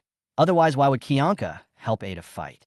In this prison, there are not only tyrannical bastards like Capone and Carla, but also some honest people who don't care about anything. Of course, there are also good people like Ada and June who help others when they see injustice. The next day, Ada came again and said, "Thank you, doctor. I have seen so many doctors outside, but none of them could cure me. I wonder if I have some terminal illness." Then he handed me a packet. Needless to say, there must be money in it. I told you to be polite. She kept putting money into my pocket, and I had no choice but to take it. She said, "You don't have to be polite to me. You cured my illness, so these are what you deserve." I said, "You're not sick, actually. You just need to be careful when eating." She handed me a cigarette. I took off my mask, and she lit it for me, looking very carefree. This guy is really no different from a man. She said she didn't know I smoked and looked very gentle. Then she called her sister in the department, and she brought me a pack of cigarettes. I told him you don't have to be so polite, but after a shove, I still stuffed him into my arms. This person is grateful and generous, unlike that damn Capone. I save her life, but she still treats me like this. Chapter 88, Winning Over. When talking about Capone, Ada was furious and said that Capone was so arrogant because he relied on the fact that one of his leaders was a relative. Moreover, after she became a captain of the gatekeeper prison guards, she also dragged her cousins, and classmates into it. It was really a case of one person's success bringing prosperity to the whole family. I asked Ada if he was good friends with Kianka. Otherwise, why would Kianka come to help? Ada said it was quite cooked. As expected, birds of a feather flock together. Although Ada is from another department, they can become friends because of Kianka's loyalty. As for Kaponkala and the others, they can only hang out with a bunch of bastards who only bully the weak and fear the strong. Ada said that if Capone comes knocking on her door next time, just call her and don't be afraid. I think I really need to get a few people to support me. Otherwise, I will be alone and powerless when encountering any problems, and even a small fry like Kara can step on my head and boss me around. The prison is very large, with many departments and sections. The people I know are just the tip of the iceberg. What if someone with a higher position than Capone bullies me in the future? I have also thought about it. If something happens, I will ask the deputy warden to support me. But if I go to the deputy warden to complain about every little thing, it is not realistic. She is so busy. How could she have the time to settle these trivial matters for me every day? Besides, she is a big shot with such a high status in the prison. She doesn't want to care about my little things. Therefore, I must win over some loyal and kind people. Moreover, no matter whether it is Ada or Kianka, their fighting power is very strong. One can beat several people, and it is a piece of cake for them to deal with Kapankara and the others. Hey, look if this guy is dead. While we were talking about Capone, Capone came again. Capone saw Ada in our infirmary and rolled his eyes at her. Ada told me to go ahead and do my work, then left. Capone and his men carried a female prisoner into my infirmary. The prisoner's arms were covered in blood. Her face was pale, her limbs were cold and weak, and she was sweating all over. Her arms were cut by a sharp weapon. I disinfected her and stopped the bleeding. I asked them what happened to the female prisoner. Capone said he committed suicide. I asked, "Are there any other wounds?" Capone looked impatient. "You are a doctor. Why are you asking us?" After that, they went out as it was time to eat. What was time to eat? They went to eat. Among the prison guards guarding the gate of the prison area, some of them still had some conscience. But people like Kapankala were the kind of beasts who only cared about money and had no humanity. They don't deserve to be mentioned as human beings. It's not that they are inhumane, but they are not worthy of being called human beings at all. Inulin helped me treat the female prisoner's wound, and I asked her to check if there were any other wounds on the prisoner's body. After all, she is a female patient, so is not very convenient for me. In fact, if Inulin was not here, I really could not care about so many taboos. There is no way. I am a doctor, and my priority is to save lives and cure diseases. Who would have thought that at this time, another cafeteria auntie who was scalded by boiling water came in? After being sent in, she lay on the bed, took off her clothes, and asked me to deal with it. I took a look and saw that the burns were on her waist and back, which were not too serious. I asked Inulin to deal with it quickly, and I wanted to check if the female prisoner had any other injuries on her body. The female prisoner had a sweet and delicate appearance, a petite and standard figure, and fair and delicate skin. She was the type of lowly with a good figure. I didn't care about anything else and lifted up her clothes and examined her carefully. There were no other wounds. At this time, she opened her eyes, then sat up in fright, quickly pulled her clothes down to cover her body, her face flushed with shame, and tears were still welling up in her big eyes. She looked at her arm wound, which had been bandaged, and said emotionally, "Why did you save me? Let me die." I said, "Why do you want to die?" When I asked her about her pain point, she buried her head in her knees and burst into tears. I don't know how to comfort her, so let her cry first. Chapter 89, I Feel Pity for You. I went over to help Inulin treat the injuries of the cafeteria aunt who was scalded by boiling water. Inulin was still too cautious, so I directly took ice cubes and put them in the water, poured the ice water on the scalded areas on her back and waist, and then applied medicine to her. After prescribing the medicine for her, he gave her some instructions and then wrote the bill. She looked at the bill, gritted her teeth with heartache, paid the bill, and asked Inulin to support her and send her home. After the lowly female prisoner cried loudly, she slowly changed to sobbing softly. She committed suicide by cutting her arm. It was an unprofessional act. The cut was not very deep and did not hit an artery. Some blood flowed, but she did not faint from excessive blood loss. She was just fainting from blood. I sat in front of her and asked, "Can you tell me if there is anything sad?" The lowly female prisoner looked up at me and asked me, "Can you help me?" I handed her a tissue to wipe her tears. She was crying so hard that her eyes were wet. I felt pity for her. I said, "You tell me, if I can help you, I'll try my best." She said, If you help me, I will let you do whatever you want. Anything is fine? What does this mean?" I asked, "What does it mean that anything is fine?" She stammered, Yes, I can let you sleep with me." After saying that, she lowered her head embarrassedly. Her skin is extremely white, so white that it reflects light, which is quite attractive to me. Many girls of this era do not take their body seriously, but there are still many girls who respect themselves, have self-esteem, and love themselves, and chastity is still very important to them. This girl doesn't look like a casual person. I asked, "It's probably not easy to help you." She said, "I just want to go out and see my mother. She is sick and she needs surgery. I may not be able to see her. Is that why you want to commit suicide?" I talked to her again and found out that the reason she committed suicide was that someone stole her points. The lowly female prisoner is called Loya. She works hard in the workshop and works overtime for 16 hours a day just to earn more points and get a reduction in sentence. Unexpectedly, someone took her points through the back door. The people who took her points were Chloe's people. Then Sunisa helped her fight with Chloe, but unexpectedly, Sunisa was punished. She was so angry that she wanted to commit suicide. By the way, how did Chloe become such a bad guy? All female prisoners want to get out early, so they try their best to behave well in prison, obey orders obediently, and work overtime when there's work to do just to earn more points and get a chance to reduce their sentence. There was another reason why Loya wanted to go out early. Her mother had a brain tumor and was about to undergo surgery. She was afraid that the operation would not be successful and she would never see her mother's last days.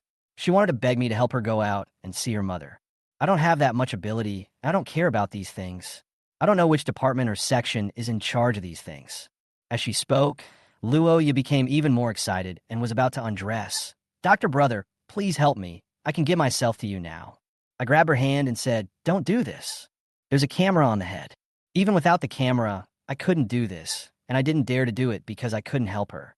She wanted to undress again, but I grabbed her hand and said, "I can't help you." She knelt down in front of me with a plop and kept pulling me with both hands. "Dr. Brother, please help me." Chapter 90 Help. Now, Capone and his men brought the female prisoners here. Generally, they were too lazy to handcuff the female prisoners who looked non-aggressive. Especially for little girls like Roya, who looked like they had very little strength. They were too lazy to handcuff them. They just threw her away and left. I said, "It's no use begging me. I really can't help you. Why don't you apply to your leader and maybe it will be approved?" She cried and said, "It's no use. The epidemic won't let me go out." She sat cross-legged in despair. Her body slumped against the wall. I suddenly had an idea. "How about you make a video call to your family?" "We don't have cell phones," she said. I said I did. Her eyes lit up. "Can I make a video call to my family, brother? If so, I could do anything you ask me to do." It's this sentence again. I could do anything you ask me to do. I licked my lips. Although she was not very tall, she was well-proportioned and had all the good looks she should have. She had a good figure, a thin waist and round hips, and she was very pretty. I was still quite interested in her. But when I saw the camera above my head, I immediately gave up this damn idea. I took out my cell phone and gave it to her. I know the deputy warden will definitely know about this, so I plan to tell her when the time comes. Loya used my phone to contact her family, then made a video call to her brother and talked to her mother while crying. After chatting for more than 10 minutes, I said enough is enough, and she reluctantly said goodbye to her family. After hanging up the phone, she cried for a long time and said that this might be the last time she would talk to her mother. I comforted her and told her that good things will come to her naturally. After crying, she asked me if I could help contact her family in a few days, ask about her mother's condition, and then tell her. I said no problem. She thanked me and started to undress. Here we go again. I said there was no need to act like that. Actually, just give me some money for the call. She was stunned for a moment, then said that she understood and would ask her brother to give me money or something. I said, okay, I'll add it to the medical expenses. She kept saying thank you to me. When the prison guards took her away, she turned around and told me to remember to keep in touch with her family. As mentioned before, in the hearts of many prisoners, their family is the spiritual pillar that keeps them going here. As soon as Loya was taken out of the door, Chloe came. She glared at Loya, and Loya was so scared that she trembled. Chloe looks like such a generous and heroic person, but she actually has such a vicious side inside. Stealing other people's points, spending money to steal other people's credit, snatching the opportunity of commutation of sentence to her own people, and forcing Leah to commit suicide. These things are really mean. No wonder Sunisa and her gang want to kill her. Chloe came to check her shoulder. After a period of recovery, her dislocated shoulder was almost healed after being reconnected, but it was still not 100% recovered to its healthy state, and her arm could not swing freely in a full range of motion. She wanted me to help her with rehabilitation. I made a video call to my orthopedic classmate for advice. He taught me a lot, and then I sent him a small red envelope to express my gratitude. After some reluctance, he accepted it. After all, if I encounter such things in the future, I will have to ask him for advice more often. I can't let him teach me for nothing. I helped Chloe with her rehabilitation. I let her sit in front of me. I held her arms and gently turned them. She cried out in pain, but also said it was comfortable. Chapter 91, What is Justice? In front of others, she would never say anything excessive, including what happened before. She would not mention a word and only talk about treatment. This is a very good thing. I asked Chloe, you stole the point from the prisoner named Loya just now, and then forced her to almost commit suicide, right? She closed her eyes and didn't answer me. I said, I've been told about many things that happened in your prison. You also accepted Charo's team and fought against Sunisa. She said, you are a doctor. Why do you care so much? I said, I am a doctor, so I have a sense of justice. She said, if you say that, it means I am not on the side of justice. She's a very smart person. When she speaks, you don't even need to explain everything.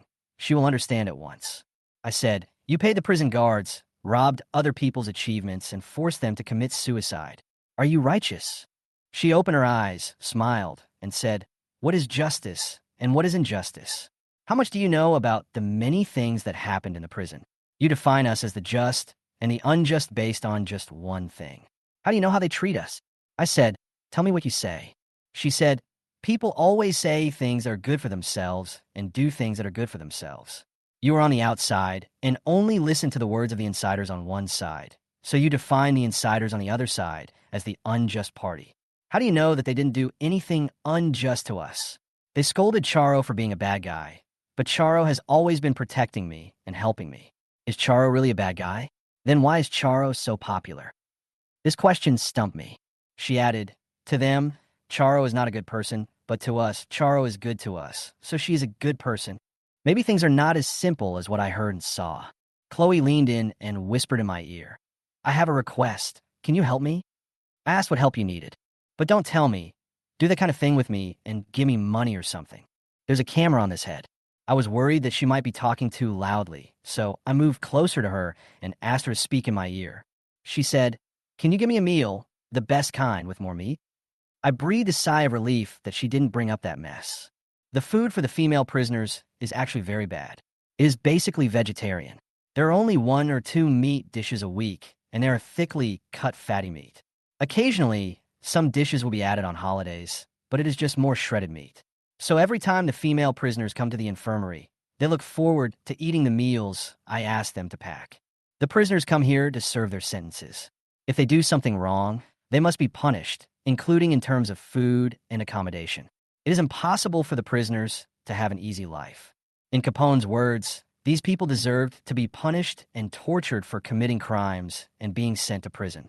They came here to be reformed as human beings, to make them repent in prison, and to make them afraid of going to prison. Only in this way will the law have a deterrent effect on them. Capone's words made sense, but Capone went too far in his treatment of the female prisoners. Chloe ate up all the packed food, and she told him to just put the money into the medical bill. She is rich, straightforward, and nice to her subordinates, so naturally many female prisoners follow her. If she really fights with Sunisa, no one knows who will win. Chapter 92, Hunger Strike. I originally planned to tell the deputy warden that I helped Leah contact her family and then charged extra medical expenses, but then I thought if she didn't come to me and I told her these things, she would definitely suspect that I knew that she installed cameras in the infirmary. I might as well not tell her anything and wait until she comes to ask me. The warden called me and asked me what to do if a female prisoner was on a hunger strike and was almost dying. This is unheard of. I asked, with so many prison guards watching, wouldn't they just pull him out and force feed him? The warden said the situation was critical and wanted me to bring a medicine box to their prison area. I said, just bring her here. Bring the female prisoner here. I'll give her water and 4 drip. It's no big deal. The warden said. She refused to go and threatened to die. Sunisa. When I heard Sunitha's name, I jumped up. What? He picked up the medicine box and rushed to the prison area. The deputy warden told me that I could no longer enter the prison ward, but I didn't want to worry about it anymore. Saving lives was the most important thing. After passing through several gates, we arrived at their prison area. The warden took me around and around to a corner. There was a row of low houses under the wall. There were iron doors less than half a meter high, like dog houses, locked with big keys. Could it be that Sunisa was imprisoned in one of the small houses?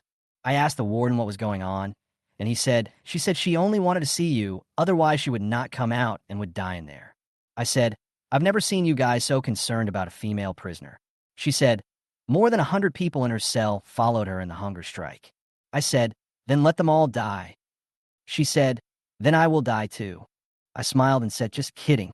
Sunisa, what are you going to do next? After unlocking the small door, the warden asked me to call Sunisa out. I heard a faint voice from inside. Let him in. The warden said no. For the sake of ensuring the doctor's safety, he could not go in. Sunisa said, that's out of the question. I said it was okay, and I would go in and talk to her.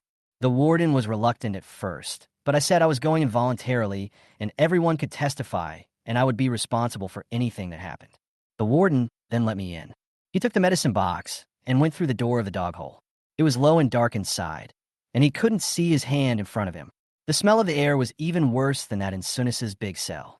Suddenly, someone hugged me, pulled me to the corner, and kissed me on the mouth. I quickly pushed her away. What are you crazy about? She chuckled. I knew you would come to see me, and you would care about me. I said, what on earth are you doing? Can you live a good life and cooperate with the reform? She said, I want to live well, but they don't want me to live well, and I don't want them to live well either. I asked, how long have you been without food or drink? She said the 3rd day. That's not right. If you don't drink water on the 3rd day, how can you still be so energetic? Generally speaking, people can go without food for more than a week, but if you don't drink water, you will die in 3 days. Her body went limp and she fell down. I thought she was pretending, but I didn't expect she really fainted. I turned on the flashlight on my phone to look at her. Her face was pale and bloodless, especially her lips, which were chapped. She had been on a hunger strike for 2 days and had no strength left. Just now she used all her strength to hug me and talk to me because she was excited to see me. Chapter 93, Opportunity for Commutation of Sentence. Sunisa, why do you have to do this? Is it necessary to go on a hunger strike and starve yourself to death? No matter what the situation, dog's life is important. I fed her water and gave her a glucose infusion. Holding up the infusion bottle, her chapped lips felt a little moisturized and her complexion looked better. The flashlight on a mobile phone captured lines of scratches from fingernails on the wall of this small dark room. Those were the scratches left on the wall by the female prisoners when they were locked up in there in darkness, unable to see anything, unable to hear any sound, and experiencing mental breakdowns. I'm going to collapse just looking at these scratches. The small dark room was depressing, dull, and heavy. When I came in just now, I was worried about Sunisa's life safety and had no time to observe the situation inside. Now I looked around and turned off the flashlight on my mobile phone. A feeling of suffocation came over me and pressed my heart. I felt as if I was pressed into the abyss by the dark sea and couldn't breathe. I quickly turned on a flashlight again and took a deep breath. People outside are asking what's happening to me in there. I shouted, "Wait a minute, I'll give her some water and 4 fluids until she wakes up." The warden and other officials were also worried that I might be attacked by Sunisa after entering the small dark room. Sunisa gradually woke up and looked at me holding her. She smiled, then her expression gradually became sad. She touched my face with her hand and said, "This dream is so real." I said, "This is not a dream." She sat up. "Isn't this a dream?" I pinched her face and said, "It's really not a dream." She hugged me tightly and said, "It's really not a dream." After hugging for a while, she said, "This feels so comfortable. I didn't expect to be able to hug you in a place like this. Why did you come in here?" She had completely forgotten what had just happened. I said, "You were on a hunger strike, and you insisted on seeing me, so they called me here. I asked them to take you to my place, but they said they couldn't carry you." She took out a blade and said, "They can't come in. If they want to come in, I will cut their throats. If they use pepper spray, I will cut my own throat. Once I die, the more than 100 cellmates in my cell will fight them." I said, "Is it necessary to risk your life for such a big game?" She said fiercely, "That damn woman Chloe took away the credit of our cell. There are more than 100 people. It is necessary to reduce the sentence of each of them by 3 months. It was because Chloe gave benefits to the leader and took away the points of Sunis's cell that Sunisa led more than 100 female prisoners in their cell to resist, and then she was locked up in this small dark room." I said, "I don't really understand the fight between you two. I just want you to live well. Come out with me." She shook her head. "No, if they don't agree to my request, I would rather die here." I asked, "In that case, why did you let them call me here?" She smiled, her expression bitter. "Since we all believe that we will die, and we don't know if we will really die in here, I just want to see you one last time, and then I will die with my eyes closed." I said, "Does it have to be this way?" She said, "That's it. If they don't give in and give us back the points that belong to our cell, then I would rather die, and we are willing to die together. As long as we swallow our anger, they will continue to bully us in the future, and it will be difficult for us to get ahead. No matter how well we perform or how well we do our job, there will be no chance of having our sentence reduced." Chapter 94, Eternal Youth. What Sunisa said does make sense. All the prisoners in the cell work very hard and behave obediently. They strive to be the best in hygiene and discipline just to get those few points and get a reduction in sentence.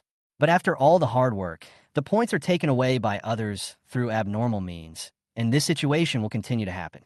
In other words, no matter how well Sunisa and her roommates perform in the cell, they will not have any chance of a reduction in sentence. Because as long as there is such an opportunity, Chloe and the others will give money to the leaders and use the back door to snatch their spoils. I asked, "Are you really going to die in here?" She said, "I saw you before I died, and I can die with my eyes closed." After that, he kissed me hard, then smiled and said, "It would be even better if I could do it with you again. But now I'm covered in sweat and stink.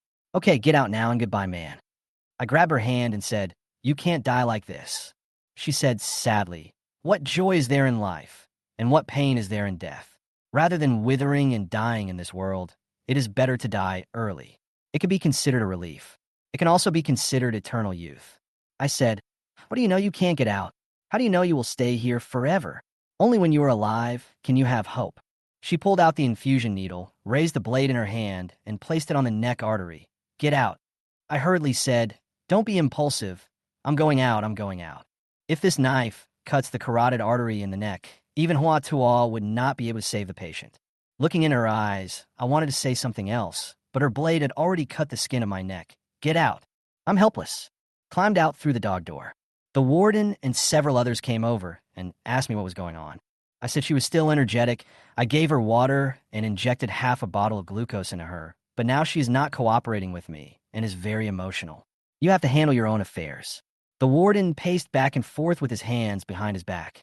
This guy must have taken advantage of Chloe and then added all the points that Sunis's cell should have gotten to Chloe and the others. The prison area scores are only released once every quarter. In order to win these rare scores and rare opportunities for sentence reductions, most of the prisoners who don't give up are trying their best to grab points.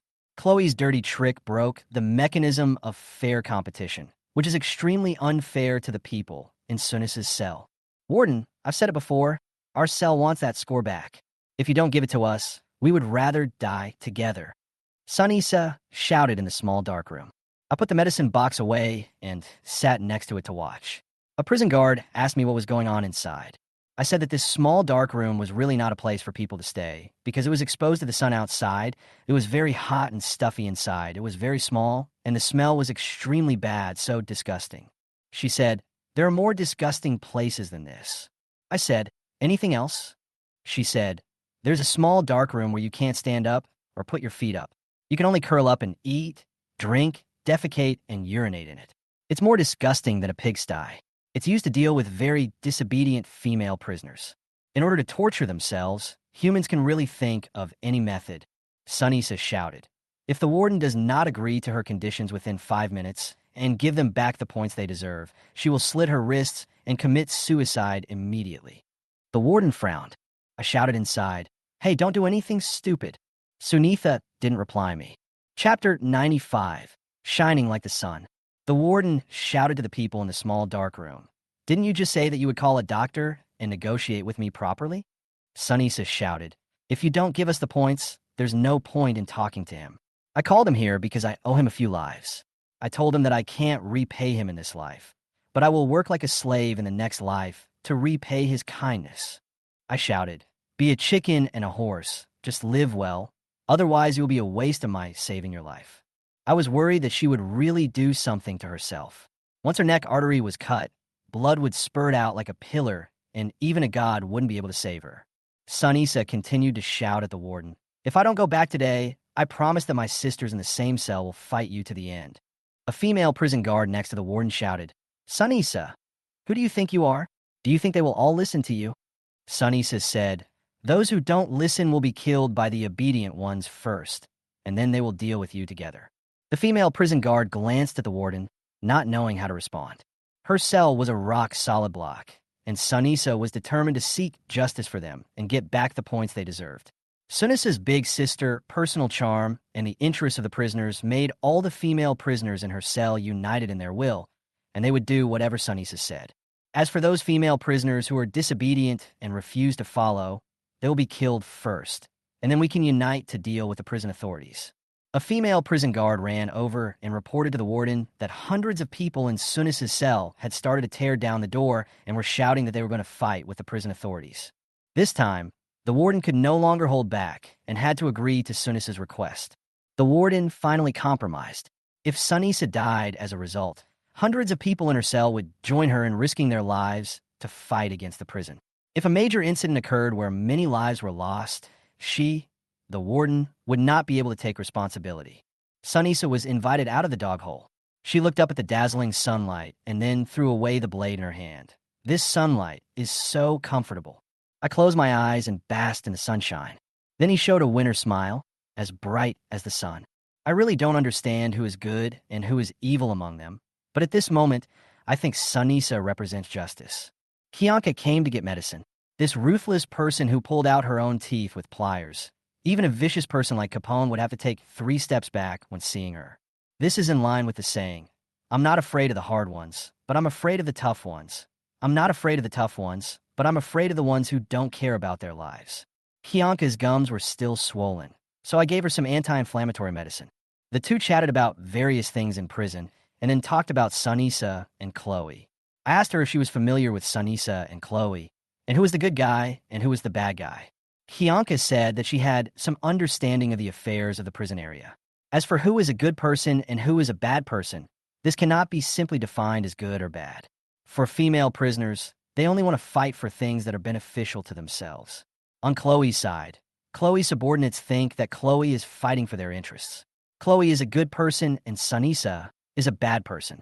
On Sunisa's side, Chloe had taken away points from Sunisa and her friends, so her subordinates must be determined to kill Chloe. Kianka said that such fights happen every day in prison and asked me to worry less and just do my job well. Chapter 96, Worship Sunisa. My cell phone rang. Loya's brother found me and sent me a video saying that her mother's operation was very successful and wanted me to help tell Loya. Who should I ask to help me with this kind of thing? Ask the warden for help. That's impossible. Asking Kapenkara for help? That's even more unrealistic. But I can tell Kapinkala that Leah's arm wound still needs medicine, and let them bring Leah out. As long as Kapinkala and the others bring the female prisoners out of the infirmary, they can get a share of the medical expenses. As long as there is something beneficial to be gained, they are very diligent. It was Capone who had this nasty mouth and came over to ask me, "Are you in love with that little Lolita, who has delicate skin and tender flesh?" I said seriously. I said to ask her to change the medicine. Half an hour later, they brought Leah. The first thing this little girl asked when she came in was, "How is my mother?" I said, "Your brother sent a video." I showed her the video. After reading it, she fell to her knees and cried. "Thank you. Thank you very much." I helped her up. "No need to thank me. I just want to give you a message." She cried for a long time, and I went to get some medicine to change the dressing on her injured hand. After changing the medicine, she chatted with me and said that the points Chloe had taken away had returned to them. She kept praising Sunisa for being awesome. It can be seen that she also adores Sunitha. As she was talking, she asked me, "Doctor, don't you like me?" I asked, "Why do you ask that suddenly?" She said, "Am I not attractive enough to you?" I said I would give myself to you, but you didn't want me. This Loli actually thought this in her heart. She said that if I could help her, she could give her body to me in exchange. She didn't expect me to refuse. How could I not be interested in her body? I was very interested, but I can't do this. I smiled and said, "I'm only interested in money." She said okay, and she would ask her brother to transfer the medical expenses to me. I said, "Don't commit suicide so easily in the future. It's not okay to die while your family is still well. Another thing is that if you fail in your suicide attempt, the medical expenses will be very expensive." She said she understood and would not do such stupid things again. During the lunch break at noon, the deputy warden came to find me, entered the infirmary and locked the door directly, then pulled me into the pharmacy, saying that he wanted to go with me to the pharmacy to check whether all the medicines purchased last time were there. I know what she wants to do. Before I could go in, someone knocked on the infirmary door. The deputy warden asked me, "Who?" Every time she wanted to do something alone with me, she was interrupted countless times. I said it must be someone coming to deliver food. She motioned for me to go and have a look. I went to open the door, and it turned out to be the cleaning lady Priya, who came to bring me lunch. She looked unhappy, so I whispered in her ear, "Let's contact tonight." When she heard this, her expression instantly brightened up with smiles, and she turned around and went back happily. He closed the door, took the packed food, and placed it on the table, then walked to the deputy warden. She asked me what I had just said to the cleaning lady. I said, I thanked her for bringing me food, and I will give her a red envelope when I get my salary. The deputy warden couldn't wait to pull me into the pharmacy to count the goods. Not long after, the two of us sat back in front of the infirmary office. The deputy warden praised me for my recent hard work and finally gave me some advice. We are all here for money. Work hard and make money. If we keep going in this direction, we will not go wrong. I listened and nodded from time to time. Chapter 97 Money is Reality. The deputy warden asked again, "Is there any problem with the batch of medicine that came last time?" "Even if there is a problem, I will say there is no problem." She asked me on purpose. "Dare I say there's a problem?" I said, "There are no problems at all. All the problems have been solved." She smiled and nodded and was very satisfied with my answer and approach. She told me that they would be receiving new female prisoners tomorrow and asked me and Inulin to be prepared. The more than 500 new female prisoners mentioned last time would now be divided into 2 batches and come in one after another. 500 people is too large a scale, and we are worried that if someone brings the disease in, we will definitely not be able to cope with it. So we will accept 200 people first, and if everything is fine after 2 weeks, we will accept the second batch. I said this was a possible solution. After all, there were only 2 of us, Inulin and I. We would be too busy to handle receiving so many female prisoners at once. I was sleeping soundly at night when someone knocked on the door. It turned out to be the cleaning lady Priya. I clearly didn't message or call her. I remember that I told her today that I would contact her tonight, but I forgot to contact her, and I didn't expect her to come suddenly. There's no way. I'm already here. I let him in and sit for a while, and we had some conversation. In fact, I was scared every time she came to my dormitory, afraid that people would find out and talk about it everywhere, speculating what we did in my dormitory. The deputy warden will probably kill her, and me too. So I try to let her go faster, without any nonsense or dragging her feet, and clean the place up quickly and let her leave. In the afternoon, we received new female prisoners, more than 200 of them. Just like last time, the female prisoners' temperatures were taken and nucleic acid tests were performed first. Then there was an additional step. the deputy warden came to speak. She was wearing a mask and standing far away on the opposite building, speaking to the female prisoners through a large megaphone, telling them to behave well and cooperate with prison reform, strive for every opportunity to get points and reduce their sentences, and that the country and the people have not given up on them. I thought to myself, is it reliable to get a reduced sentence by scoring points? Whoever has money can get points. This is the reality, the naked reality. After saying these words, the deputy warden immediately disappeared. Seeing several prison guards downstairs taking photos with their mobile phones, they followed the deputy warden as soon as he left. I understand. The deputy warden came out to speak just to get the job done, to go through the motions and take a photo, then send it to the higher-ups, make a news report or something. After she finished speaking, she quickly ran away, fearing that the new female prisoner on the playground would bring the virus from outside and infect her. After the deputy warden finished speaking, these new female prisoners, who looked as pale as death, were identified and taken to an isolation building. They were rinsed with water from the tap, dried, put on prison uniforms, and stuffed into cells to begin their prison life. In the cell at the end of that corner, I thought of Sunisa, who had been isolated here for a few days last time. I also thought of the cold and arrogant female prisoner.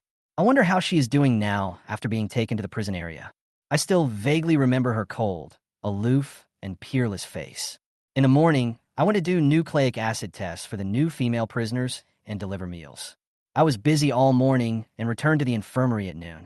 The cleaning lady came into our infirmary with packed meals. When she saw Inulin taking off my protective suit, she looked a little unhappy. It is not easy to put on and take off protective clothing by yourself, so it is more convenient to have someone to help you. So the cleaning lady looked at Anya Lin twice more, and Anya Lin also felt it. After the cleaning lady left, she asked me, "Why does she always look so hostile to me?" I said, "I don't know either." She said, "I always feel like there's something wrong with the way she looks at you, don't you think?" I said, "What's the problem? You said you wanted to pack for me, and she probably thought that if you did that, you would take her job. After all, she packed for me, and I sealed her bags. You don't think there's any kind of relationship problem between us, do you? You have to know that there's such a big age gap between us." She said, "That's true. I need to talk to the cleaning lady about this." Chapter 98, Some Disgust. When the cleaning lady Priya brought me food in the evening, I chatted with her in the corner at the door. I told her that if I didn't look for her in the future, she should never come to my dormitory to find me. If this was discovered by someone, both of us would be in trouble. She said she knew. I told her not to roll her eyes at Inulin and to be nicer. Inulin started to doubt our relationship. She asked me back, "Do you have anything going on with her?" I said, "What can I do? They're good colleagues. We need to help each other in many work matters." She said, "I know that she went to your dormitory to drink every night some time ago." I said, "That can't be helped. We are isolated from everyone and no one wants to approach us. It's just the two of us who can drink and chat." "Nothing happened?" she asked. "I feel unhappy. You're not related to me, but you start to control me." I said, "Don't ask these questions. What happened between me and anyone else has nothing to do with you." She looked up at me and said aggrievedly, "I'm sorry." Hearing this apology, I felt better. "Go back. Send me a message if you have anything." After a week of nucleic acid testing, no abnormalities were found in the new female prisoners in the isolation building. So Yalin and I stopped wearing protective clothing and went into the building for nucleic acid testing. We only wore masks and goggles, then take them out to get some fresh air and sun and disinfect their dormitories. The female prisoners in a cell went out to the exercise yard. I asked Inulin to disinfect their dormitory, while I was responsible for measuring the body temperature and conducting nucleic acid tests on the female prisoners in the exercise yard. After completing the nucleic acid test, I was packing up the medical equipment, and a female prisoner came to help me. This female prisoner is quite tall, about 170 centimeters tall, with a graceful figure and a pair of affectionate eyes. I said I could do it myself. She insisted on helping me. The other female prisoners all went back to their cells, and she said she wanted to help me. I said it was time and they should go back. But she didn't leave. She leaned against me and asked me, "Doctor, if you feel bored and lonely in here, you can come and chat with me." This expression made it very clear that she wanted me. I said, "You should go back quickly. It's time. If the prison guards see you, you'll get into trouble." She said, "What's the problem? There are no prison guards here. You're the only one here." That's true. The new female prisoners have been here for more than a week, and it's been just Inulin and I here. who would dare to come here because they are worried that new female prisoners may bring the virus in from outside. The woman looked to be around 27 or 28 years old, not very old, but her face was full of worldly desire, and she always looked unsatisfied. I can understand that those female prisoners who have been in prison for several years or even decades are very eager for men. But how could this woman, who has only been in prison for a few days, become so crazy? She had a smiling face and a glare that made me feel a little disgusted. She's like the kind of woman who stands on the side of the street soliciting customers. I said, "Stay away from me." Unexpectedly, she suddenly hugged me and said, "There's no one here, and you won't lose anything. So why are you afraid?" I said, You can't do this." As she said this, she kissed me on the face. I wanted to push her away, but she hugged me from behind, and we stayed entangled in this state. Ahem. Suddenly, 2 coughs were heard from upstairs above my head. Chapter 99, Mouth. The female prisoner was still holding me, and there were people watching from above, and they were coughing. I looked up and saw a woman wearing a prison guard's uniform and a mask. The tag on her chest was a different color, so she must be a leader. The female prisoner didn't care about the people above her and shamelessly grabbed me. The prison guard above took out an electric baton and pointed it at the female prisoner. "Stop it if you don't want to die." The scolding really worked. Although the female prisoner was reluctant, she still let go of his hand and stepped back. Since receiving new female prisoners and placing them in this isolation building, the prison guard have stayed away from here. Unless they have a mission, it is very unlikely that anyone would come here. Why did the woman above come here? Is she here for surprise inspection? After the female prisoner let me go, she quickly returned to the cell. The woman above me was obviously a leader. She said to me, "Come to the police office later." Police department. The police department has great power in the prison and is responsible for a wide range of areas, including riot control, security, inspection, order, patrol, guarding, etc. After packing up my things, I passed by the cell of the female prisoner. She stretched out her hand and pretended to grab me, but I quickly dodged. She immediately gave me a dirty look and said, "Brother, my name is Zio Yanzi. You must remember me." "I remember you. I remember you. That woman in the police department thought I was having an affair with you." I quickly went to the police department.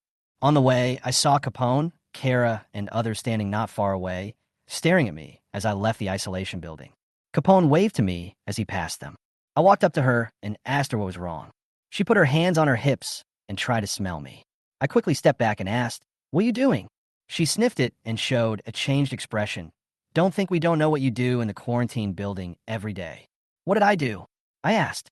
She said, "You know what to do. You must have had affairs with those female prisoners." I said, "Capone, don't accuse me of anything. Do you have any evidence?" I wonder if the woman from the police department came out and told them.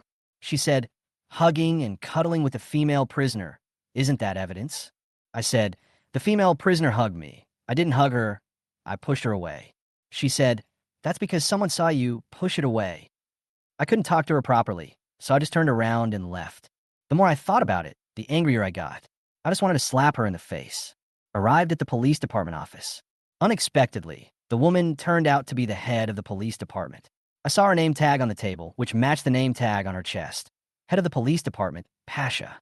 I went in and greeted her, and first defended myself by saying that it was actually the female prisoner who suddenly hugged me and refused to let go, and that there was nothing going on between her and me. Pasha, the head of the police department, smiled and asked me to sit down. I sat down, and she poured me some tea. I looked at her. She didn't say anything and took off her hat. She had short hair that reached her shoulders. She didn't look very old, probably around 30 years old. I asked her if she came to me because she was not feeling well. Pasha walked over and closed the office door. I wondered if this was another person who couldn't stand the loneliness. She turned around and came over to me and said, "Well, I have something I want to talk to you about." "What's up?" Chapter 100 Passive. "What are you afraid of?" He came closer to me, and then his face came closer, and his chest also came closer, and he said to me with a smile on his face, "I was on patrol just now, and just now I saw you and the female prisoner in..." She deliberately drawled out her tone. What was she doing? She didn't explain clearly what she was doing. I waited for her to finish speaking before I made my defense. She nodded at me and patted my shoulder. "Young people, I have also experienced this kind of madness, I understand." I said, "Chief, that's not the case." She wanted to do something with me, and I don't want to. She smiled and said, "Love between men and women is very normal. Everyone has this need. If I want to..." As she spoke, her hands moved down my hair, to my earlobes, to my shoulders, and to my arms. I gently pushed her hand away. "Section Chief, if you have anything to say, just say it. This is not a good office area." I couldn't figure out whether she wanted to have a deeper relationship with me or was testing me. Her whole body seemed particularly plump and mature. Her face was lightly made up, and she didn't look that old. Naturally, she looked much younger than the cleaning lady and the like. Her high chest, in particular, made me think of something else. She gently hugged me from behind and said, "Dr. Zhang, what's good or bad about this? We are all willing. You are comfortable. I am comfortable. Isn't that good?" I grabbed her arm to stop her from touching anything else. "Chief, this is not good." She whispered in my ear, "Since you can play with female prisoners, why don't you play with me? This is another one that comes to your doorstep. If you don't feel tempted by such a great thing, you're not a human being." However, she is also a subordinate of the deputy warden, and it is possible that the deputy warden asked her to test me. I pushed her away again. "Chief, if there is nothing else, I will leave first." I stood up to leave, and she hugged me. "I saw your fear. I saw that you wanted it, but you were afraid at the same time." "Afraid, definitely afraid. Yes, I definitely want it." I just realized that she is also quite tall, and when she smiles, she looks a bit like Anri Okita, and their figures are even more similar. If a woman like this were outside, men would fight over her, but in this prison, it would be useless even if she looked like Anri Okita, Fan Bingbing, or Reba, let alone Reba. There are no men here. Just like Sunisa said, in this prison, no matter how good-looking you are or how nicely you dress, what's the point? No one will appreciate you. Even a male mosquito won't even look at you. I said, "Chief, I really didn't do anything with the female prisoner just now. She was the one who pestered me, and I didn't intend to do anything with her. When she pulled me, I didn't know whether the buttons on her collar were opened on purpose or opened by themselves, and the cleavage of Delay's collar was vaguely visible in front of me." I swallowed. I'm just a young man full of vigor and vitality, and I cannot withstand such a test. She noticed at a glance that I couldn't move, and then she moved even more vigorously. "Dr. Zhang, usually not many people come here." Before she could finish her words, the phone on her desk rang. The sound was as loud as a car horn, and she even started to scare herself. She let go of me and walked over to answer the phone. After answering the phone, she said okay, and then said to me, "How can anyone know you are here with me?" I said, "I didn't tell anyone." She said, "Capone called and said there is a female patient in your infirmary and asked you to go there quickly." I said, "By the way, I met her on the way here just now." She said, "Go now." She was a little unhappy. I said okay and left her office immediately. People are all the same. After eating, they think about that, regardless of gender. Someone once told me that men love because of sex, and women have sex because of love. Now it seems that what does this have to do with love? It is nothing more than the matter between men and women. How many people can control their 7 emotions and 6 desires? Chapter 101, Tyranny. When we returned to the infirmary, we saw Kapankala and a group of other prison guards surrounding 2 female prisoners. 2 female prisoners were lying on the ground. One of them was twitching constantly. Wasn't that Sunisa? They're fighting again. A small fight every 3 days, a big fight every 5 days. They won't stop even if they kill each other. If they kill one, they'll move on to the next. Sure enough, where there are people, there are interests. Where there are interests, there are struggles. Where there are people, there is the world of martial arts. When asked about the situation, Capone said that Sunisa had a fight with another female prisoner who had fainted. The 2 of them hit each other's heads and then fainted at the same time. The other female prisoner was sleeping soundly. No matter how she was shaken or called, she didn't respond. Sunisa gradually reduced the frequency of her twitching. Capone asked me if these 2 men were going to die like this. This guy will never be able to spit out ivory from his dog's mouth. Inulin and I rushed to rescue them.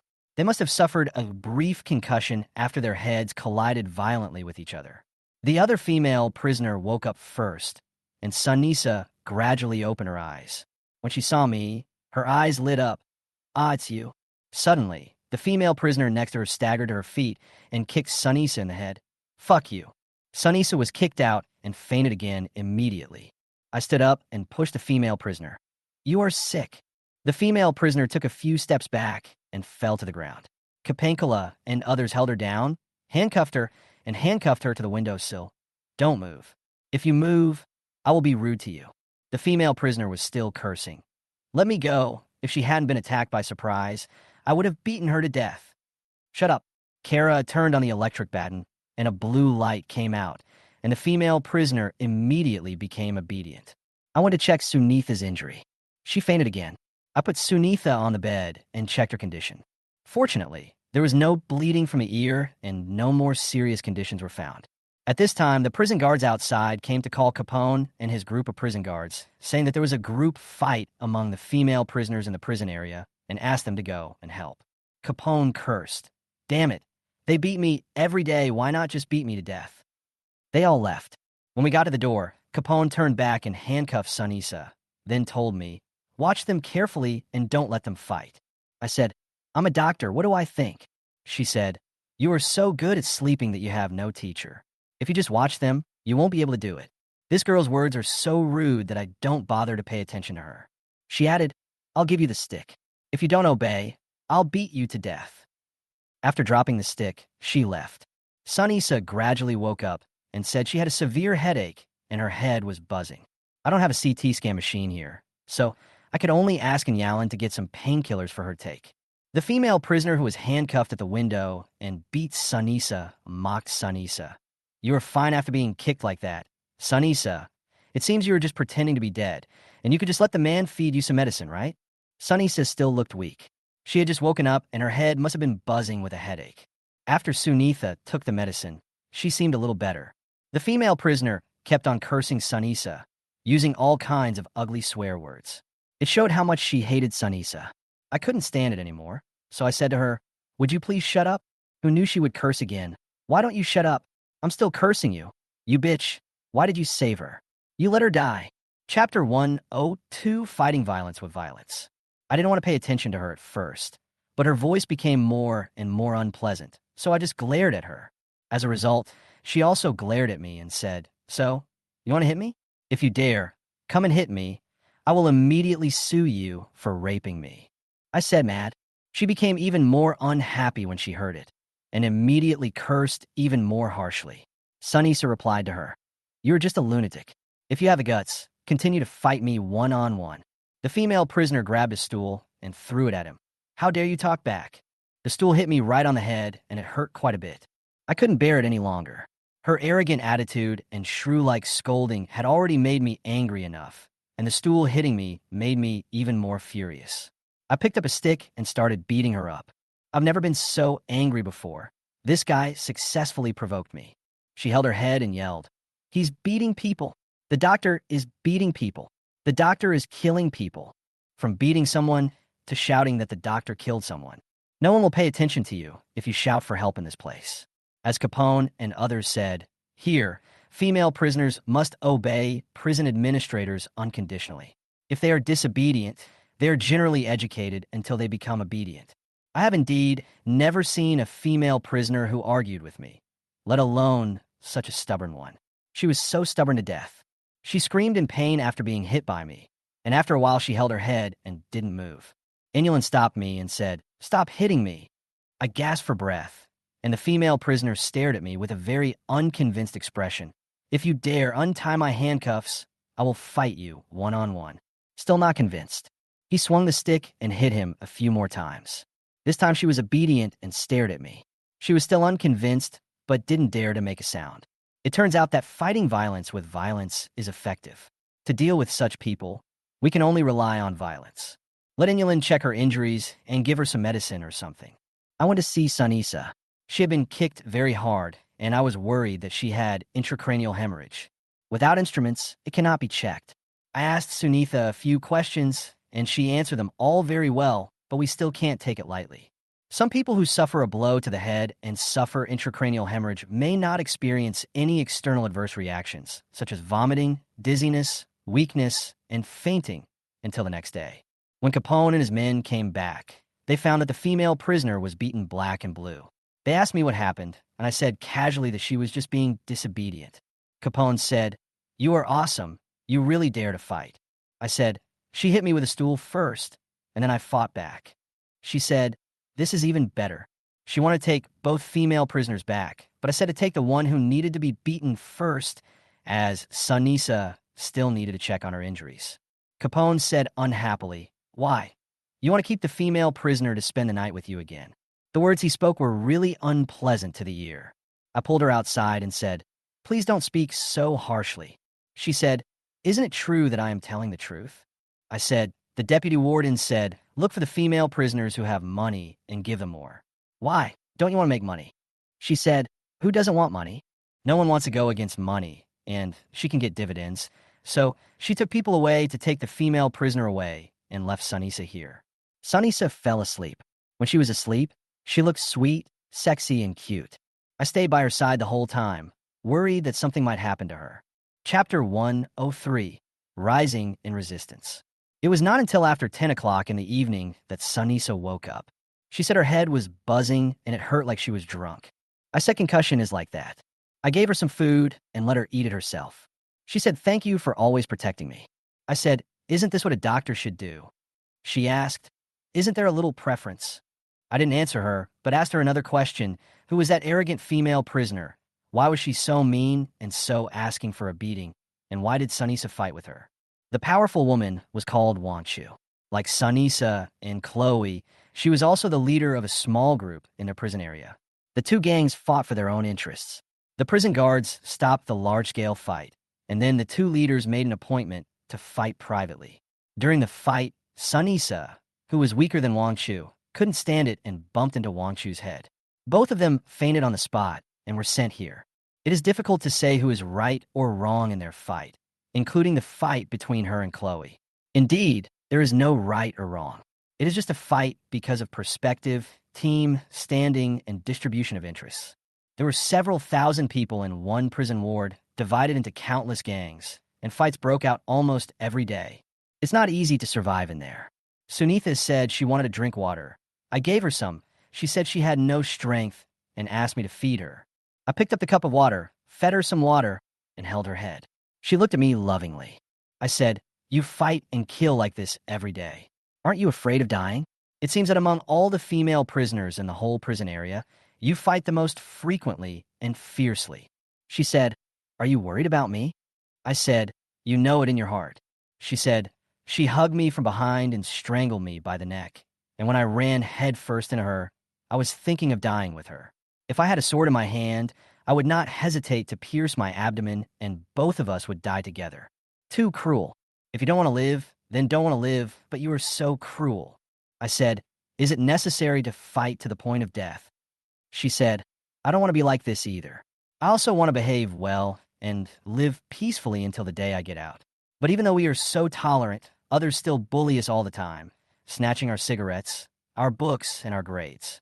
They make us do heavy and strenuous work, and they come to take away our success on the production line. If we don't give them anything, they will beat us. They even want to take away the right of relatives to visit. The more tolerant we are, the more they will push us, the more they think we are cowardly, and the more they can do whatever they want.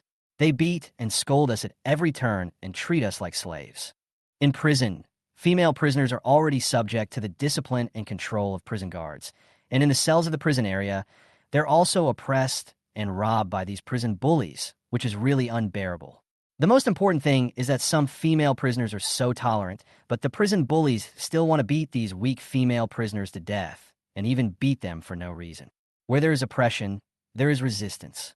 People like Sunisa, who had no money and no connections, came here and organized a group of female prisoners who had been oppressed for a long time to rise up in resistance. The old-fashioned small groups could not tolerate the rise of new forces, and everyone wanted to suppress Sunisa's force. So Sunisa was either fighting or on the way to a fight every day. Sunisa said that since she had chosen to resist, there was no way back. She had to either break out or be killed. There was no third way. It turns out that living is not such an easy thing. Chapter 104, Payroll. I touched her fair face and said, "Can't we go to another prison area?" Suddenly, I remembered that I asked a stupid question. She had answered me before. This phenomenon exists in every prison ward, and she is unwilling to be ordered around like a slave. Even if she goes to another prison ward, she will fight to the death. She said that as long as the direction and the final goal were correct, and as long as she was not dead, she would keep going, and she believed that one day she would reach the top.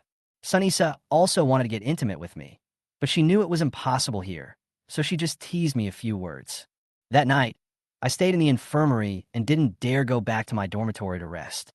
I was worried that something might happen to her.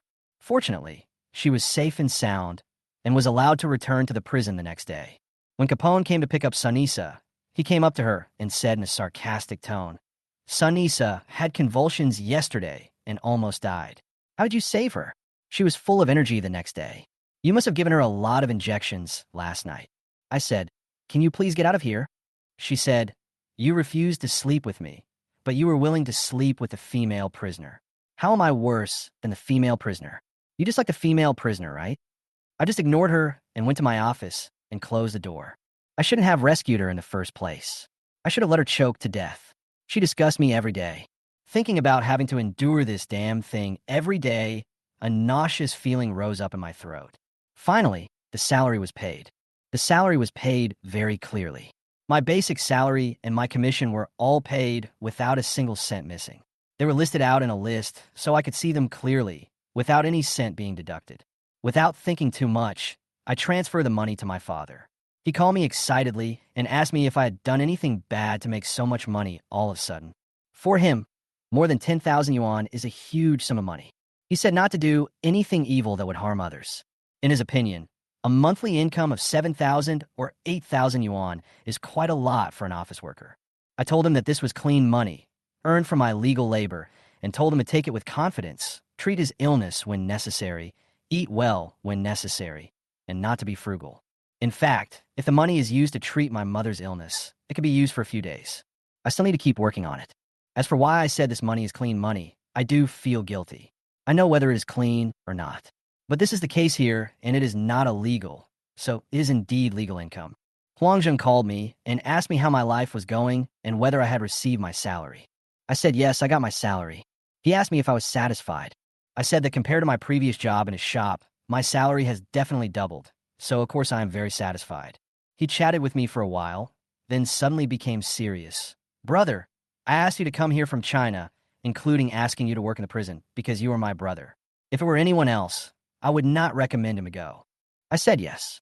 He said, "You also know that these days, doctors without connections have no future and no way out, and it is basically impossible to make a fortune by being a doctor. When you discover something in there, pretend you don't know and make money. That's what I want to tell you." I said, "Okay, I know." All he wanted to do was to tell me about the expired medicines so that I wouldn't say anything, wouldn't mention it to anyone, and just make my fortune quietly. The good thing is that although these medicines are expired, it does not affect their effectiveness. Although this country is chaotic in many aspects, no fake medicines have been found, which is very good.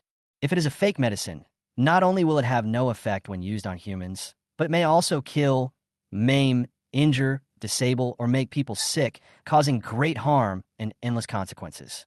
Chapter 105. The nurse also has a fever. At night, when I was sleeping very soundly, I vaguely heard a knock on the door. I sat up and confirmed that it was a knock on the door. The time was 3:30 in the morning. At this time, the knock on the door could not have been from the cleaning lady, Priya. It was probably a female prisoner who suddenly fell ill and was sent to the infirmary by the prison guard. The prison guard came and knocked on the door. I hurried to open the door. Unexpectedly, it was Inulin at the door. Her face was blue, her forehead was sweaty, and she was leaning against the wall, looking very uncomfortable. I asked, "What's wrong with you?" Inulin said, "I have a high fever." I reached out and touched her forehead. It was terribly hot. Unexpectedly, even our nurse had a high fever. It's not surprising that there are a lot of people suffering from colds in prison every day.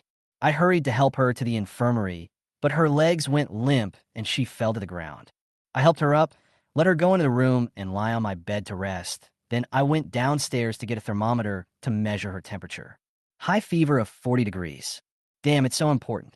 Quickly get some ice and apply cold compresses to her forehead and other parts of her body to cool her down. Then go get some medicine for her to take. After Inulin took the medicine, she held my hand groggily. "Don't leave me. I love you. Don't leave me, okay?" She probably thought I was her boyfriend. A little jealous. Although I knew in my heart that she had a boyfriend, I still felt uncomfortable. Besides, we had a close relationship and had intimate interactions. People are selfish. After a lot of busy work, I took her temperature again and found it had dropped by 2 degrees. I breathed a sigh of relief and looked at the time. It was already past 5 in the morning. Then there was another knock on the door. I guess it was the cleaning lady, Priya. Damn it. I told you that you don't have any information or phone number about me, and you should not come and find me. Is this guy not listening again? I didn't open the door, so she kept knocking gently. I had no choice but to open the door. After opening it, I felt unhappy. Didn't you say that you didn't have any information for me, so you shouldn't come to see me? She held up the breakfast in her hand. I packed breakfast for you. I know that after not looking for her for many days, she felt lonely and missed me, so she came to see me. During this period of time, I was busy dealing with one woman after another, and my work was extremely tiring, so I had no energy to pay attention to her. Naturally, I treated her coldly, but after being cold for too long, she couldn't stand it anymore. I said, "Didn't I tell you that if you don't have any information for me, don't come to see me?" I spoke in a low voice, for fear of waking up Enulin and letting her hear our conversation. The cleaning lady saw me like this and asked, "Is there anyone in your dormitory?" I said, "No. Go back quickly and I'll find you another day. Thank you for breakfast." She said okay, stuffed the breakfast in my hands and left. After I closed the door, I took the breakfast and put it on the table.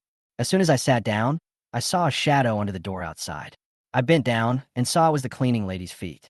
My goodness, she suspected that there was someone in my room, so she lied to me and said she had left, then came back and leaned against the door to listen for any noise.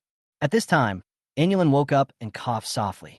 In order to cover up her voice, I also coughed loudly. Anulin stood up tremblingly and walked into the bathroom, holding onto the wall. She went inside and vomited. Fortunately, she didn't talk to me. The cleaning lady was still standing outside the door, listening for any noise. I was so angry that I went over to open the door. She was shocked and I asked, "What do you mean?" She kept saying sorry and ran away in a panic. After a while, I saw her figure leaving in the distance downstairs, and this time she really left. Anulin returned to bed and fell back to sleep. I felt a little tired and fell asleep on the table. Chapter 106 Idiot. Vaguely, I felt someone hugging me gently from behind. When I turned around, it was Anulin. She hugged me from behind. "It's already daybreak." I stood up and asked, "Are you feeling better?" I touched her forehead, and luckily her fever had gone down. She asked me, "Why don't you go to bed?" I said, "I'm afraid of disturbing you, so I'll sleep here." She said, "How can you be so stupid?" Then she pulled me to the bed, pulled me to lie down, then she stuck to me, lay on top of me, kissed me on the face, kissed me on the lips, and said, "You are really stupid." I asked, "Why do you say that?" She said, "Are you afraid of me?" I said, "Don't be afraid." She said, "Stupid." She kissed me again, looked out the window, and said, "It's getting light. I'm going back first. Otherwise, if someone sees me leaving your place, they will misunderstand." I said yes. She asked again, "Did I talk in my sleep last night?" I said no. She kissed him twice more, then left quickly with a shy look on her face. At this time, having a fever is a very dangerous thing, especially for us doctors and nurses. Once others know about it, they may think we have been infected with the virus. And Yalin came into the infirmary. She still looked a little weak, but she still had to go to work. We had to go to the isolation building to continue taking temperature checks, nucleic acid tests, and disinfection work for the new female prisoners. I asked her if she was okay. She said it was okay, and she felt much better. She looked at me and smiled slightly, with a hint of sweetness and a little shyness. But when I thought about her behavior last night, how she kept asking me not to leave, and how she kept saying, "I love you," I felt really uncomfortable. Flirting with me while thinking about other men, how hateful. I ignored her, took the medical supplies, put on a mask, and went to the isolation building. There were several people standing in front of the isolation building, including the head of the police department. She stood there straight and watched Inulin and I walk over. When she saw us coming, she stopped me and asked me to give each of them a mask, saying that she also wanted to go into the isolation building to take a look. I thought to myself, what's so good about that? Are they trying to keep an eye on me, worried they'll have close contact with that female prisoner? When the female prisoners were allowed to exercise, it was the turn of the female prisoner who called herself Xiaoyanzi, who had done something to me that day. She was still the same, with a flirtatious look on her face, and she glared at me. The chief of the police department happened to be there with his men. He pointed his stick at her and said, "Just stay in the sun and stop twisting and turning." The female prisoner stood up straight, turned around, and dared not move. The police chief led his men around, then asked his men to leave first, and then said to me, "Dr. Zhang, come with me upstairs to take a look." "What does she want to do again?" I said yes. Then I followed her upstairs, stood behind her, and watched her big but swaying back and forth. When we reached the corner of the third floor, she pulled me into a small room at the corner. This small room was also a storage room, and it was impossible for anyone to come here. After entering the small room, she immediately started to touch me, not caring about anything else. Her hands moved all over my body. Dr. Zhang, are you saying that I'm not as good as those female prisoners? Damn, all the women in this prison are the same. Food, sex, and nature are part of human nature, and no one is immune. Whether you're a man or a woman, everyone has needs. I was wondering why she was standing in front of the isolation building waiting for me to come over. It turns out she had some ideas. Chapter 107, What Character? Just when I was wondering how to refuse, or whether I should refuse, she looked out of the small window, hurriedly ran out and downstairs. I looked out the window and saw a black police car driving in from the gate and stopping in front of the office complex. A slender and graceful woman wearing a mask stretched out her long legs and got out of the car.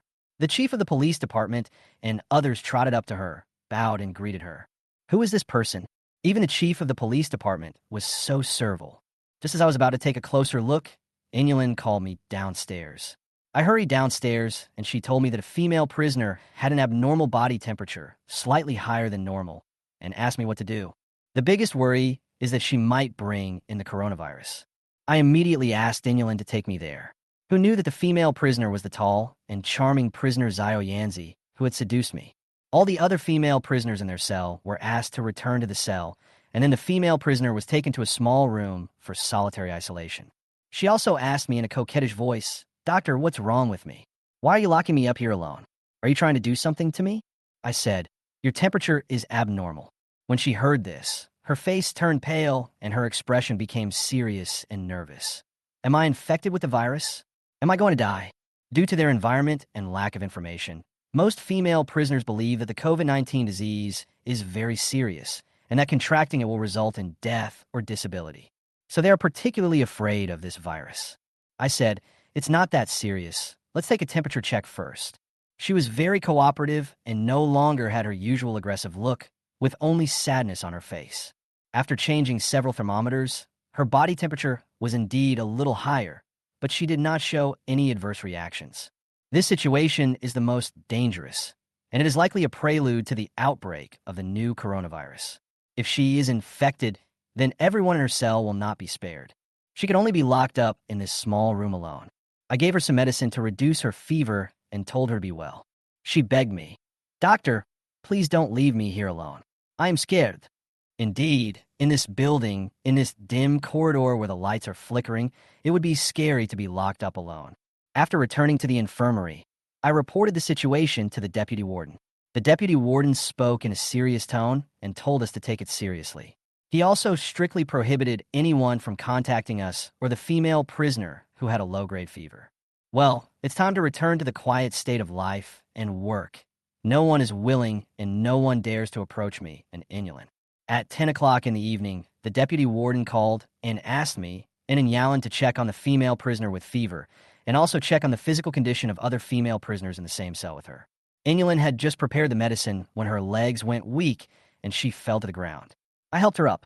She said she felt dizzy, her legs were weak, and she had no strength all over. Her high fever just subsided last night, and today was another day of high-intensity physical labor.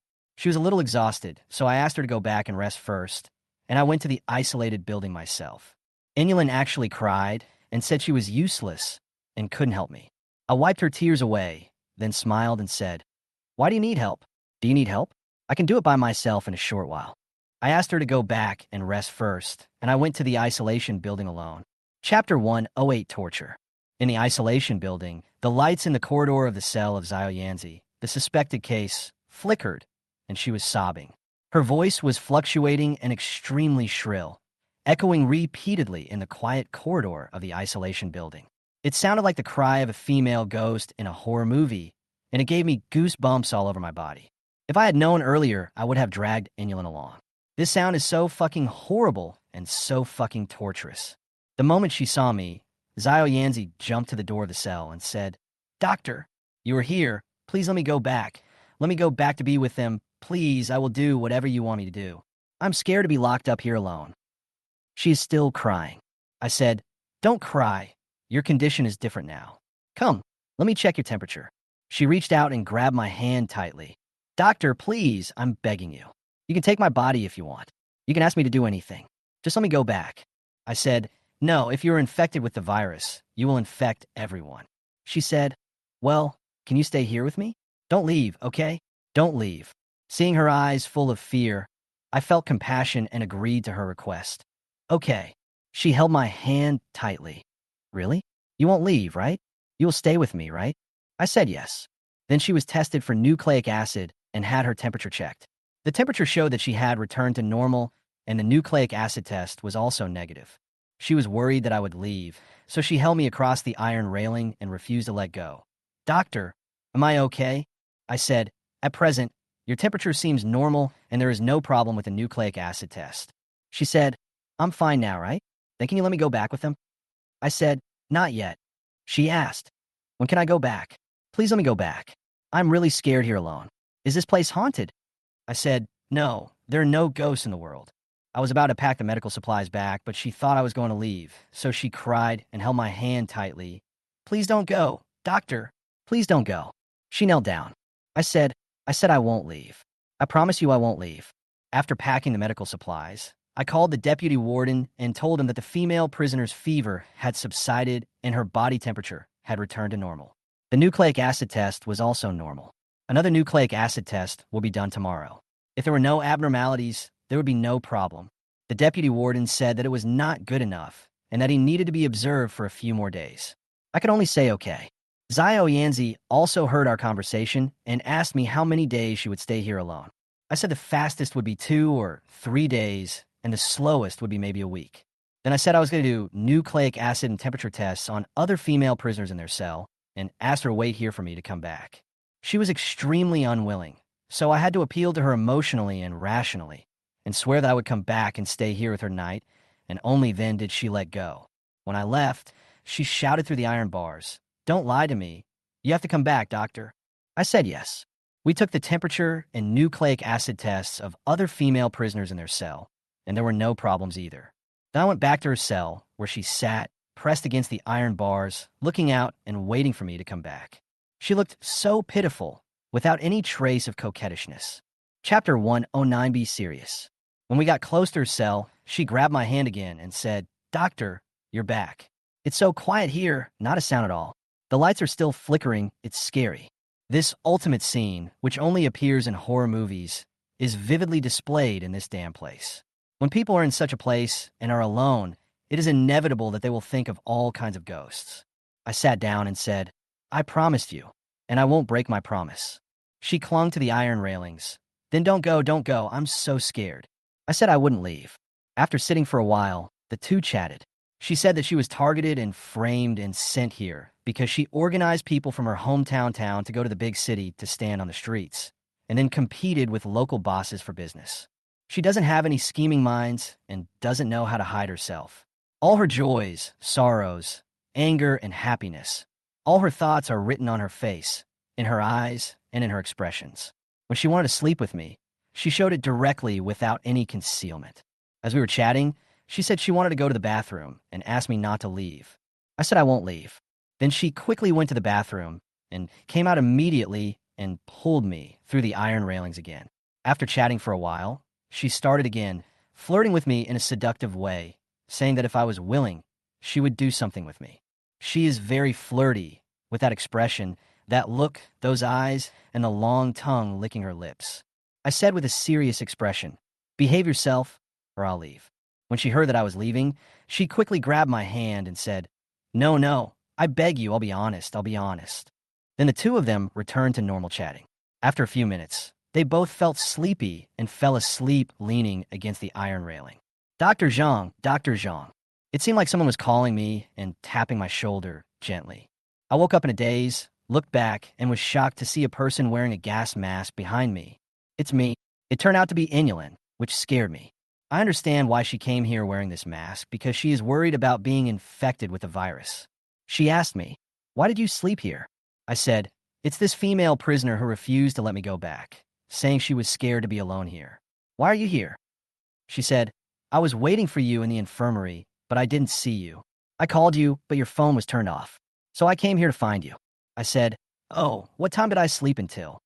She said it was past 9 o'clock. I took out my cell phone, but it was out of battery. I fell asleep here late last night and slept until dawn. Zio Yanzi and I slept leaning against each other through the iron railings, with our hands still holding each other. I let go of Zio Yanzi's hand, and she woke up immediately. No, don't go, I'm scared. I said, it's dawn. She opened her eyes, looked at us, then at the window, and then she breathed a sigh of relief.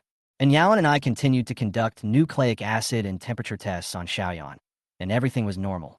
Then we tested all the female prisoners in the isolation building, and all were normal.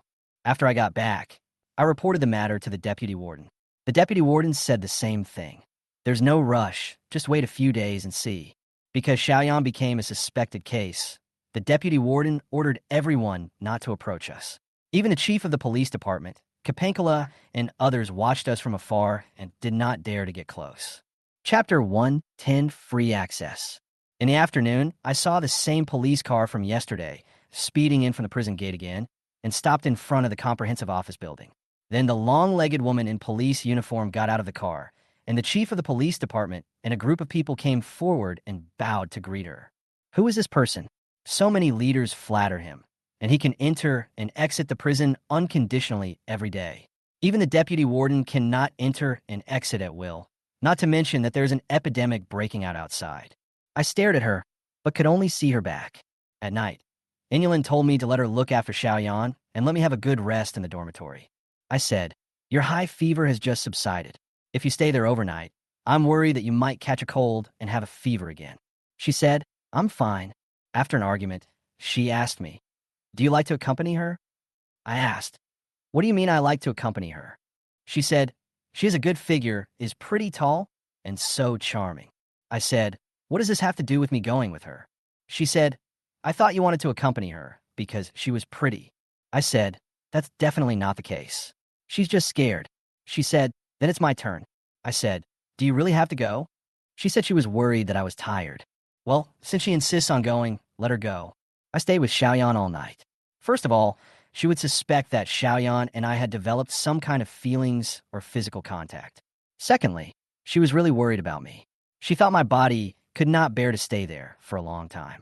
Who knew that the next day, after Inyalin had been guarding all night, she collapsed as soon as she came back. I caught a cold and then had a fever again. I was most worried about this situation, but I couldn't bear to blame her. She started crying before I even opened my mouth, saying that it was her poor health that was to blame and that she was a burden to me. Girls are fragile and sentimental when they are sick, which is understandable.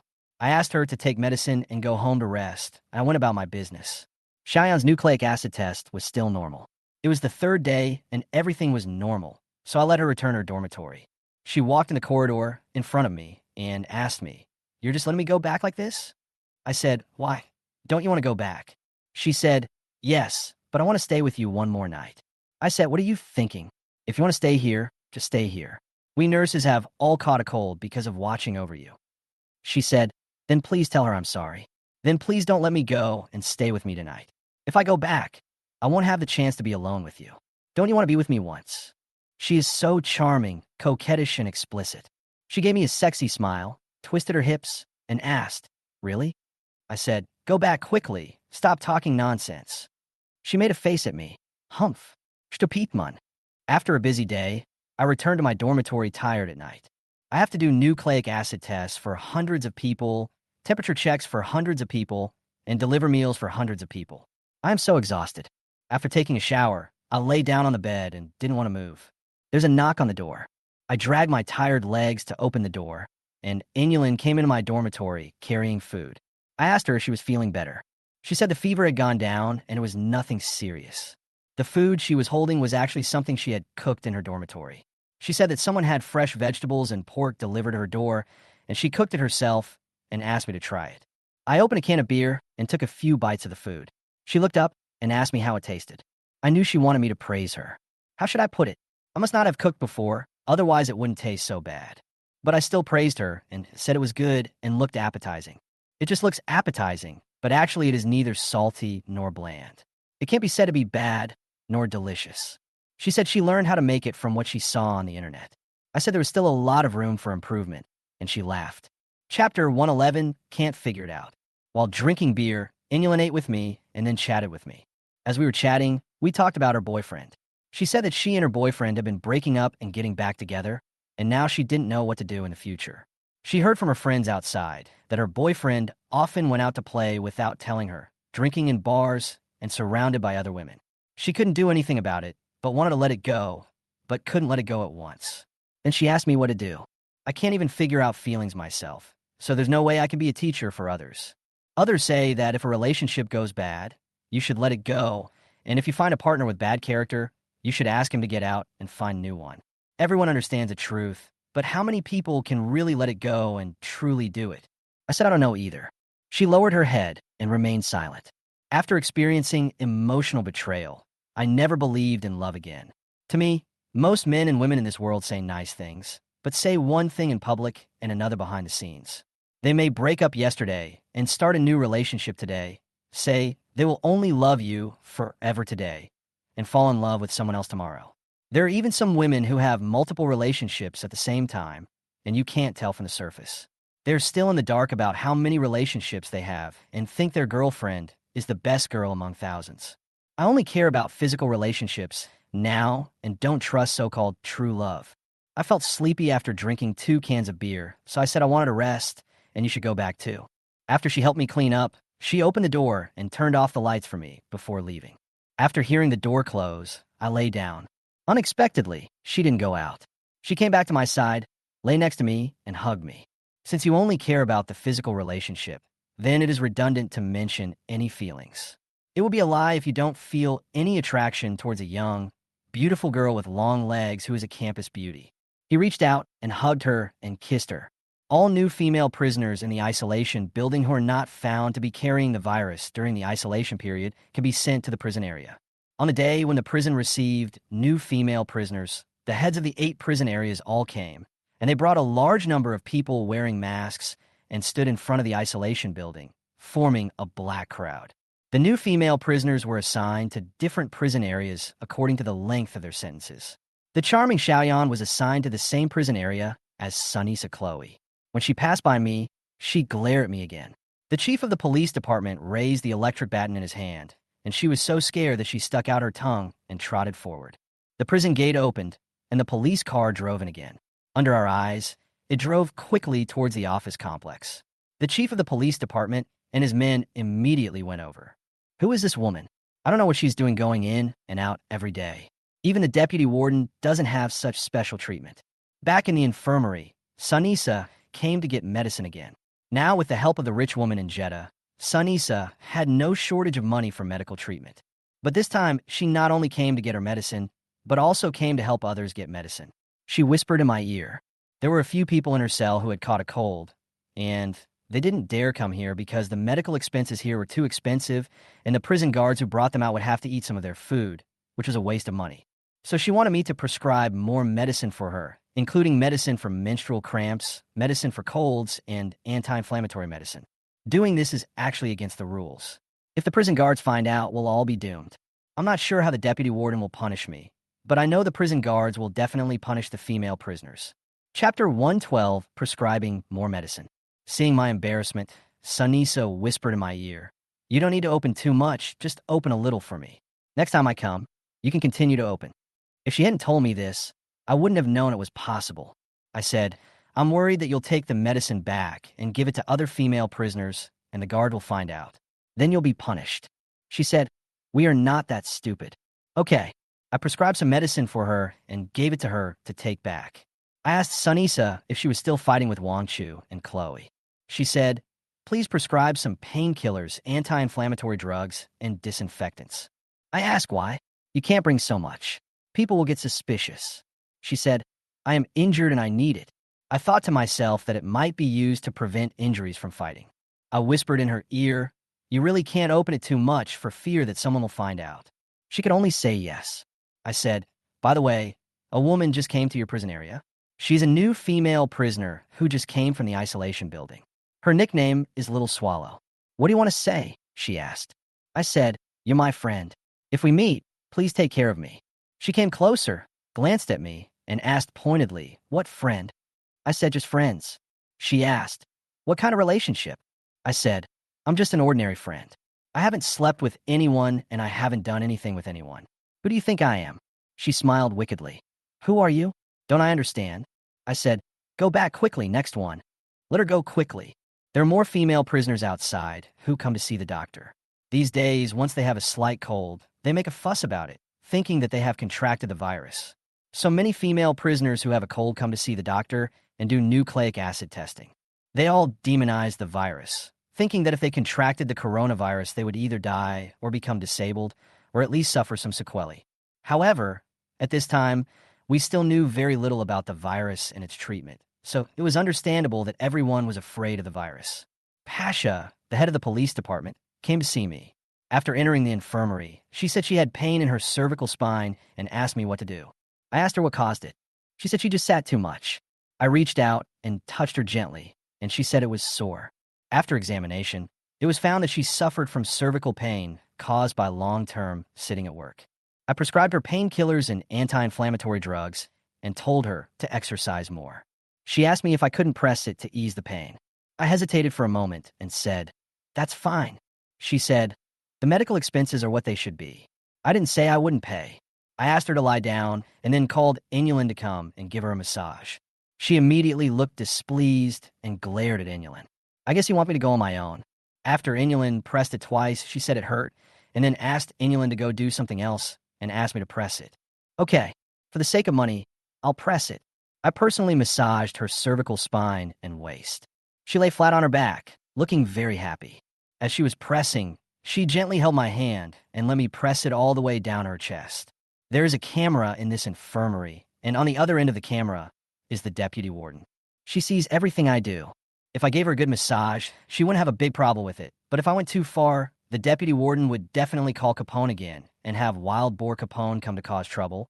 Or she would call me directly and ask me to go to her office. Unexpectedly, as soon as I thought of this, the phone rang. It was the deputy warden who called and asked me to go to her office.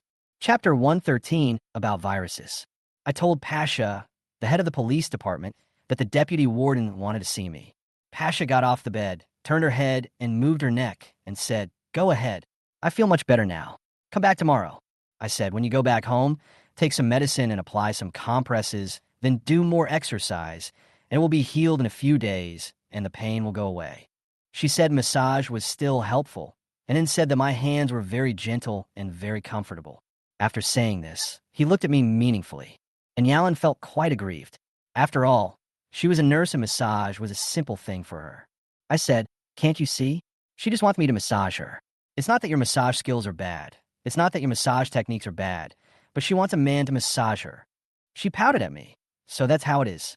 I said, "Just watch over these patients for a while. If you have any questions, call me." I'll go to the deputy warden's office.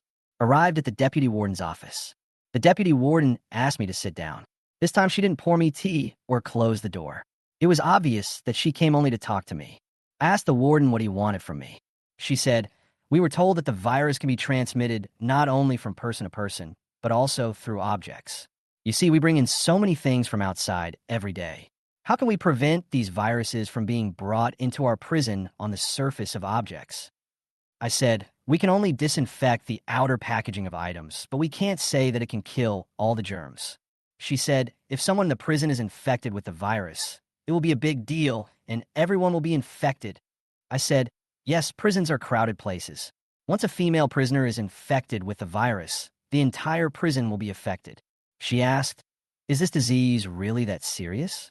Is it really as others say, that it kills people, or if it doesn't kill them, there will be sequelae, such as infertility and disability?" I said, "We know relatively little about it at present, and there is no specific medicine, so we can only guard against it and resolutely prevent the virus from infiltrating the prison." She said, "I have seen pig farms and chicken farms that died of plague. All the pigs and chickens in the entire farm died.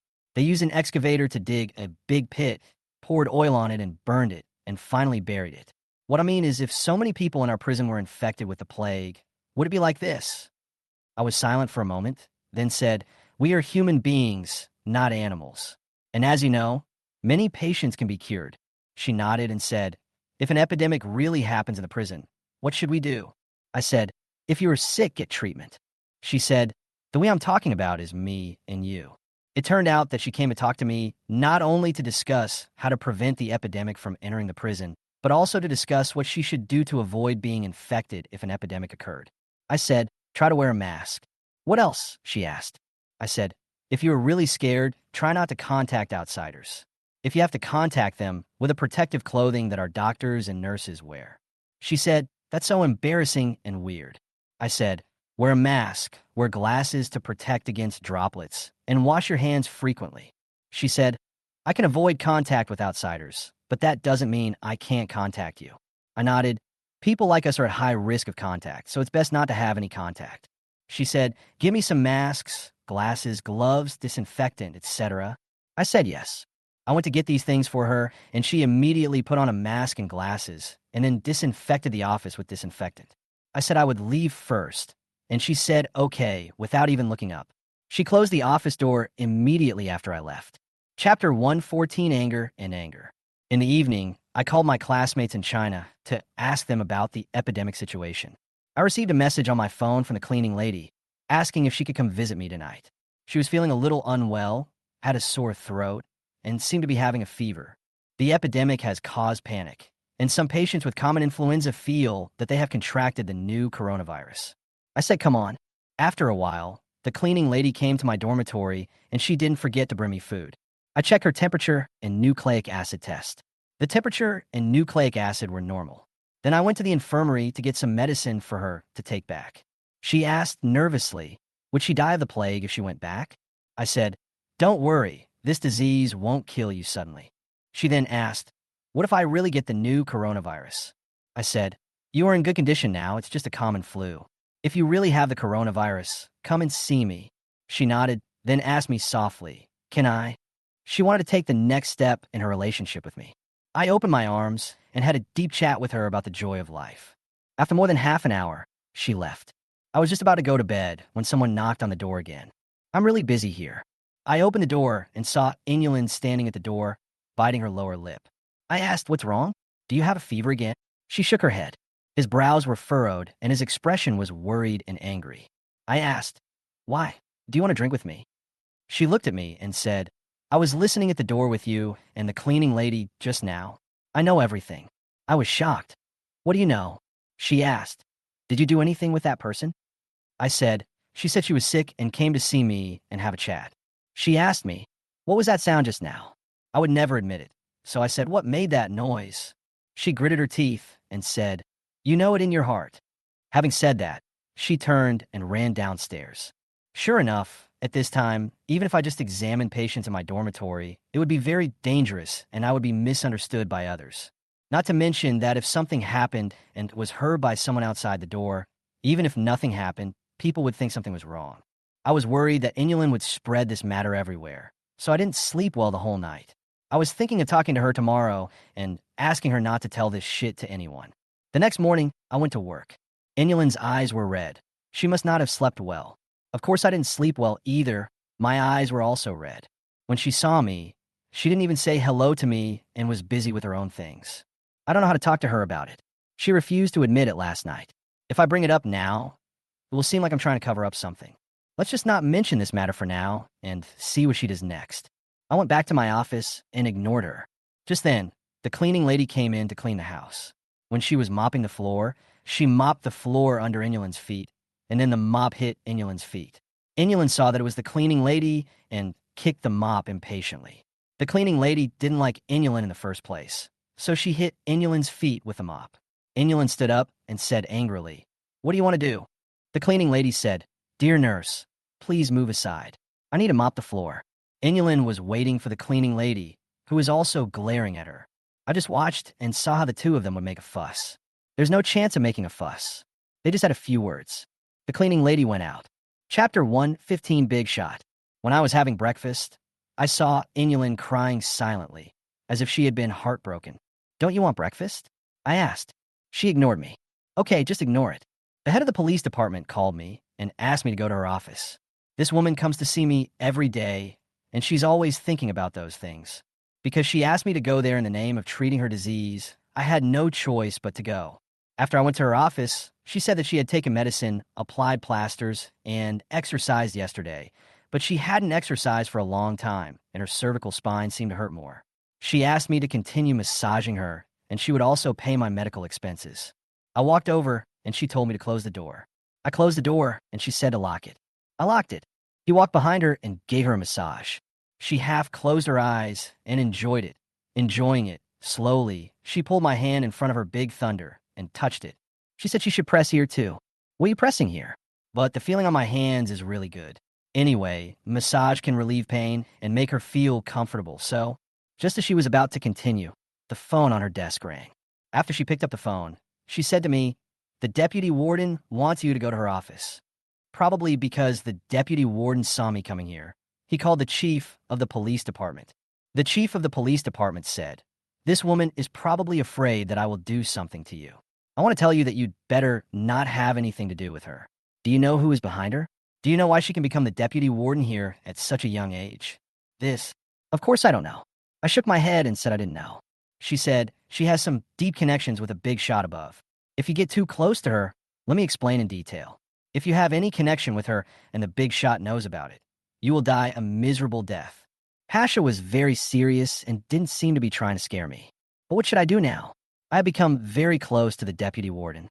Who is the big shot behind this? What kind of revenge will I suffer? I said I knew, and I kept my distance from everyone.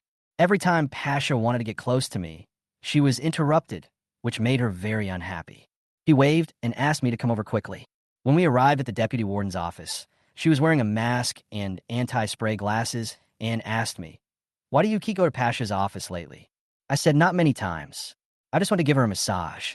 "What kind of massage?" she asked. I said, "She has cervical pain. Give her a massage to relieve it. I also prescribed medicine for her yesterday.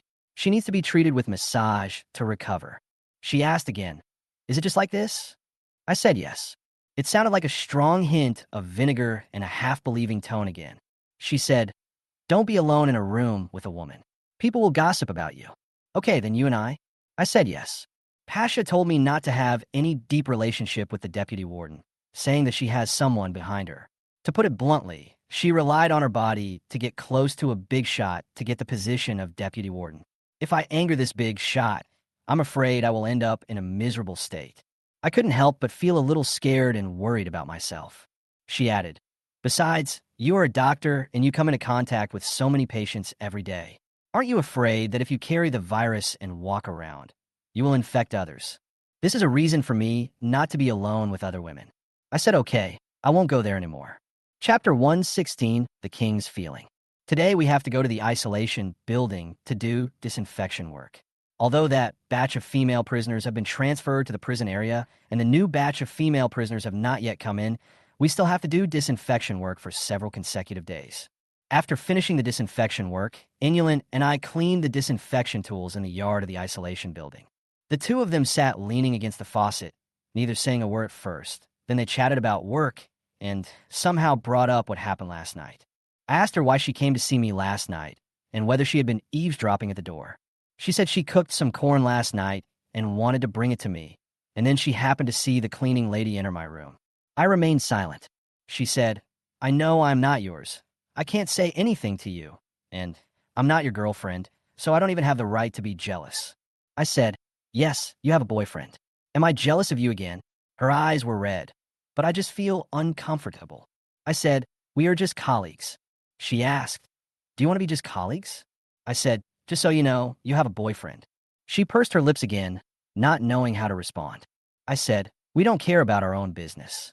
If you make me happy, I will play with you. If you make me unhappy, don't come to me in the future." She was frightened by my tough tone and said to me aggrievedly, "Why are you so mean to me?" I said, "I told you if you come to control me or treat me badly and make me unhappy, then get out, get away. Also, don't mention your boyfriend in front of me. It makes me uncomfortable." I stood up and prepared to leave, but she grabbed my hand and said, "Please don't be so mean to me, okay?" I stared at her and looked down at her. "If you make me unhappy, I will only be more aggressive." She said, "I was wrong, okay? This is more like it." Since she has admitted her mistake and given up, and has coaxed me, I won't argue with her anymore. I helped her stand up and then kissed her. We locked the outer door of this isolated building, as well as the door inside the yard, so no one could get in. We pulled her into the small compartment next to it and closed the door. At night, while lying in bed reading a book, I was wondering if the big man behind the deputy warden that Pasha mentioned was the warden. Wait, speaking of the warden, I don't think I have ever seen a warden. I have only seen the deputy warden. What does the warden look like? The deputy warden has so much power in the prison and everyone listens to her. So wouldn't the warden be even more powerful? He is the king of this world, and he is the only one who decides on killing and punishment. Someone knocks on the door. When I opened the door, I saw it was the cleaning lady. She brought me another midnight snack. After she came in, she said her throat still hurt. I said as long as there is no fever, it's fine. The common flu usually lasts for several days, and it won't get better all at once. She asked me, does Anya Lin have any relationship with me? Why do I always feel hostile toward her? I immediately got angry. What's my relationship with anyone? Don't ask so many questions, okay? Also, why do you have to compete with her? Why are you so angry with her? When she saw me getting angry, she hurriedly said, I won't ask anymore. I was wrong. I won't ask again. I said, I like it if you just do what you need to do honestly. I hate it if you mess around with all kinds of things. She lowered her voice and said, I won't dare to do that anymore. I will behave myself from now on. Here, I am the only man. I am their king, and those who disobey me can get out. So cool. Chapter 117 Double Standards. I sat down to eat, and Priya stood and watched. After a while, I asked her to get a can of beer. She asked me, can I sit next to you? I said, you'd better not come to see me at this time in the future. If people see you, they will think you have something to do with me. She nodded. I said, go back. Just as he finished speaking, there was a knock on the door. She went over and opened the door.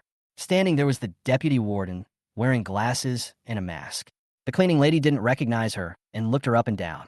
The deputy warden slapped the cleaning lady in the face and said, what are you looking at? Don't you even say hello to me when you see me? She didn't even give the cleaning lady Priya any face, and the slap was quite hard. When the cleaning lady heard the voice, she covered her face and said, I'm sorry, Deputy Warden, I didn't recognize you. The deputy warden asked, why are you here so late at night? The cleaning lady said, my throat hurts, and I'm worried that I might have the plague, so I came to ask Dr. Zhang to see me. Upon hearing this, the deputy warden took a few steps back and said, get out of here, hurry up. The cleaning lady slipped away in a hurry. The deputy warden waved at me and told me to go out to the corridor. He was worried that the cleaning lady really had the plague, so she didn't dare to come into my dormitory. She asked me, what's wrong with her? I said, common flu virus, sore throat, came to see me overnight. She asked, can I go to the infirmary to see a doctor? Do I have to come to your dormitory to see a doctor? I said, she was anxious and didn't think too much about it. She thought she had COVID-19. She asked, it's not the coronavirus, is it? I said, no, it's just the common flu. She then came into my dormitory, took off her mask and glasses, sat down, and said to me, check it for me. I asked, check what? She said she seemed to have a fever. I examined her and did a nucleic acid test, and there was no problem.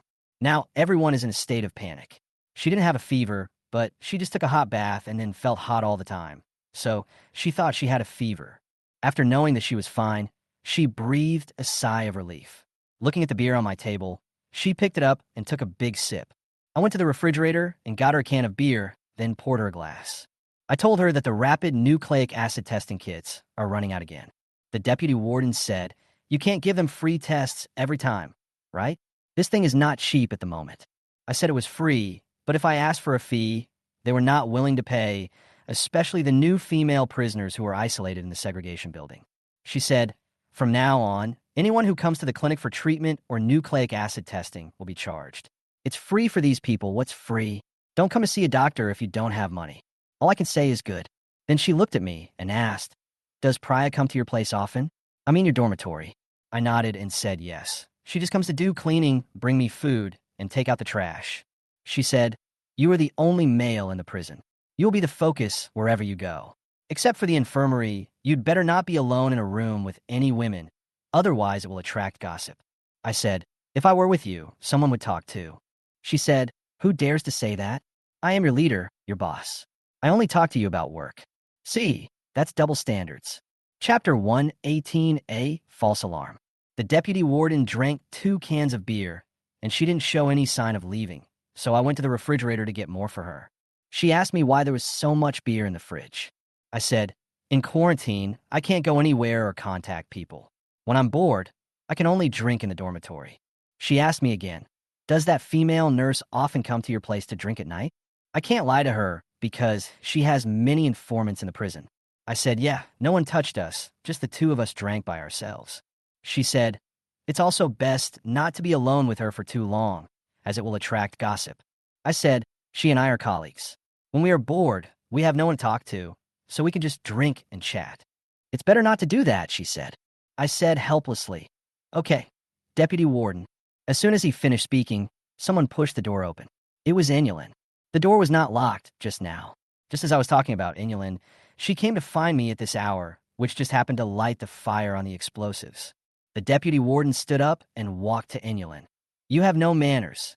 Can't you knock on the door? I was worried that she would hit Inulin like she did to Priya, so I quickly stepped forward to block her and asked Inulin, is there something urgent? And Yalin looked anxious. There's a female patient whose nucleic acid test result is problematic today. When the Deputy Warden heard this, he hurriedly asked, what do you mean? It could be a viral infection, I explained.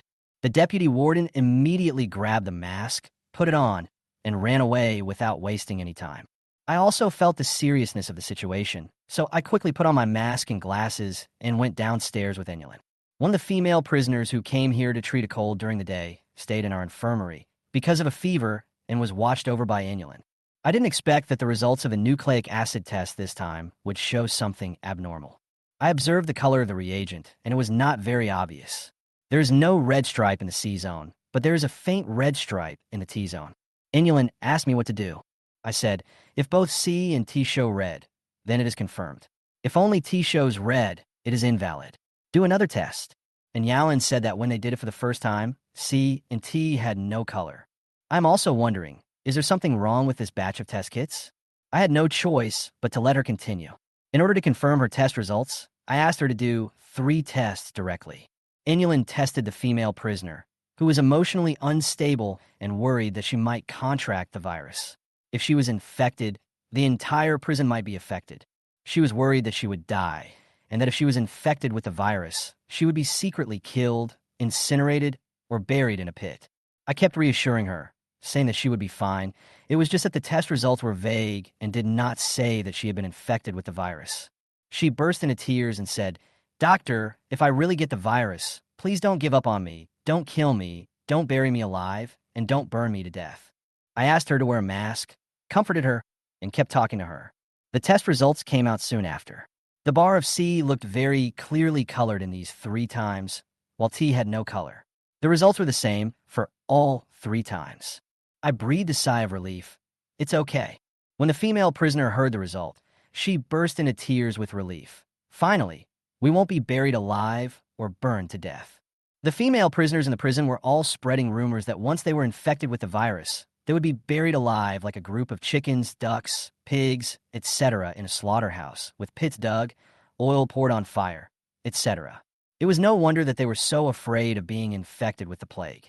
Chapter 119, The Joy of Life. Even though I explained to the female prisoners again and again that we would not be so cruel and would not simply burn or bury the bodies if they were infected with the plague, humans are different from animals. Who knew that after hearing this? The female prisoners smiled helplessly. We are here. What's the difference between us and animals? If we really get infected with the plague, I'm afraid they will throw us all into the prison and burn the whole prison down. I said, of course not. She said, you won't, but they will. You have humanity, but they don't. We female prisoners are just tools for them to make money, just slaves. They don't treat us as human beings. Once we are infected with the virus, we will be disposed of like chickens and ducks. As she spoke, a look of fear appeared on her face. It would indeed make them think too much. After all, these prison guards always beat or scold the female prisoners and do not treat them as human beings. Just like Capone said, these are the scum of society, a bunch of garbage. Why should they be treated as human beings? So they are afraid and worried that if they get infected with the virus, their fate will be no different from that of chickens and ducks. Let the female prisoners return to the prison area. The deputy warden also called me and asked me what was going on. I said it was a false alarm, and after 3 consecutive tests, all the results were negative. I let her go back to the prison. The deputy warden was relieved. If someone came in with the virus, the prison would be in disaster. She was even more worried that she would be infected and die. The deputy warden gave me some advice, telling me to be careful and not to make any mistakes. After hanging up the phone, I was going back to the dormitory to rest. Inulin followed me out of the infirmary and asked me if she could come to my dormitory and sit for a while. She wanted to chat with me. I looked at her glasses and asked, "What do you want to talk about?" She pursed her lips and said nothing. I said, "Do you want to go to my dormitory and talk later?" She nodded. I said yes. She said she would go back to take a shower and come back later, and I said okay. Half an hour after returning to the dormitory, Yalin came to find me after taking a shower. She was the third person to come to my dormitory tonight. It was already very late, but she said she just wanted to have a couple of drinks with me. That's fine. After all, living and working in this small and remote place, commuting between the infirmary, isolation building, and dormitory every day is too depressing. After a few drinks, she asked me if there were other women who often came to my dormitory. When I heard women ask me these questions before, I felt unhappy, but I didn't show it. Now, except for the deputy warden, I will not indulge them. I said, "Why are you asking this?" She said, "I just saw the deputy warden coming." She was very unhappy when she saw me knocking on the door. "You guys," I said, "why are you asking so many questions?" I looked into her eyes. She said, I just think that if you have anything with her, it's not good." I asked, "What is it?" Still staring into her eyes, she realized the displeasure in my tone and didn't dare to continue. I said, "I don't like you to control me, and I don't like you to be jealous." She hastily explained, "I didn't." I said, "That's good. Don't ask me questions that make me unhappy. Go back. I want to rest." "Are you sending me away?" she asked. I said, "It's late. Go back and have some rest. Tomorrow morning, cook some corn for me." She said okay, then quickly cleaned up the things on the table and went back. Gradually, I found the joy of my life in this prison. I could pick and choose any woman I wanted, and I was coaxed, flattered, and pursued by women every day. I would never dare to imagine this outside. Chapter 120 Locked Freezer. In the morning, Inulin cooked 2 corns and 2 eggs for me as breakfast. I asked, "No drinks?" She said, What do you want to drink?" I said, "Milk." She said, "I'll go buy it right away." Very obedient. After a while, she brought it to me and asked me how it tasted when she saw me eating it. I said corn is just corn and eggs are just eggs, so what other taste could they have? She said you don't like it. I said it's okay. As soon as she heard the word okay, she became happy. While I was busy, the deputy warden called me in a hurried and nervous tone and asked me that the supermarket purchasing department called to say that the supermarket had received several boxes of fruit, but the clerk who transported the fruit was confirmed to be infected with the virus, and now several boxes of fruit were delivered to the supermarket warehouse in the prison by pickup truck. He asked me what I should do. The virus can attach to the surface of fruit boxes. I said to the deputy warden, disinfect the germs, then pack them into large bags, seal them, and throw them all out. The female porters who carried these boxes of fruit in the prison will be sent directly to the isolation building for nucleic acid testing. She said you should come quickly. Because there were still patients in the infirmary, I asked Inulin to stay in the infirmary to look after the patients. I put on protective clothing and took the disinfection tools to the supermarket warehouse. Far away in front of the warehouse, the deputy warden and a large group of people wearing masks were waiting for me to pass by, as if they were facing a great enemy. After I went over and said hello, they let me in to take a look. It was in the fruit freezer of the warehouse, so I went into the supermarket warehouse. The supermarket warehouse is very large and has several independent freezers. I opened the doors one by one and saw that one of the freezer was full of fruit boxes. There were so many, how could I know which box was the right one? I first disinfected the fruit boxes in the freezer and then called the deputy warden to explain that there were too many fruit boxes in the freezer and I couldn't figure out which boxes they were. After a while, a woman came in. She was not wearing a prison uniform, but a loose sportswear, but it could not hide her graceful and tall figure. She wore anti-spray glasses, a big mask, and a long ponytail. After entering the fruit freezer, she pointed to 2 boxes of grapefruits and said, "These are the only 2." I put the 2 boxes of grapefruits into a large black plastic bag and prepared to move them outside. When I was about to pass by her, she stepped back and bumped into the door of the fruit freezer, and the door slammed shut. The 2 of us were suddenly locked in a small freezer. After putting down the fruit box, I tried to turn the door handle of the freezer, but it wouldn't open. No matter how hard I tried, I couldn't. Damn, it seems this door can only be opened from the outside. What's the big deal? So if someone was locked inside, wouldn't he be locked to death or frozen to death? I had to take out my phone to call for help, but in the sealed freezer, there is not a single signal. Now I panicked. It's over. My phone has no signal at all. She said she didn't have her cell phone with her. Fortunately, there's a light inside. Otherwise, it would be so uncomfortable.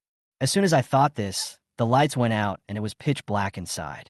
It seems that after a while, when the freezer door is closed, the lights inside will automatically turn off as well. I turned on the flashlight function on my phone and tried to open the door again, but it wouldn't open.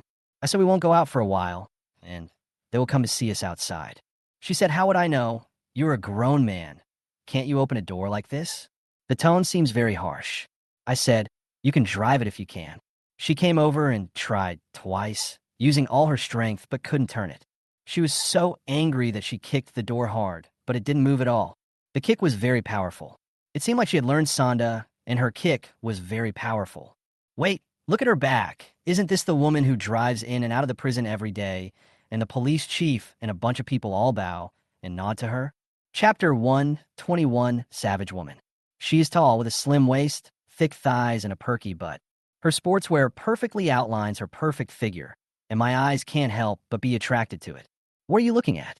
Come and open the door, she turned around and said to me. I walked forward and kicked the door hard twice, but the door did not move at all. I said, won't the design of this warehouse door be fatal? After saying that, I couldn't help but shiver. The cold wind from a freezer kept blowing towards us through the air conditioning vents. The temperature in here was only about 0 to 5 degrees.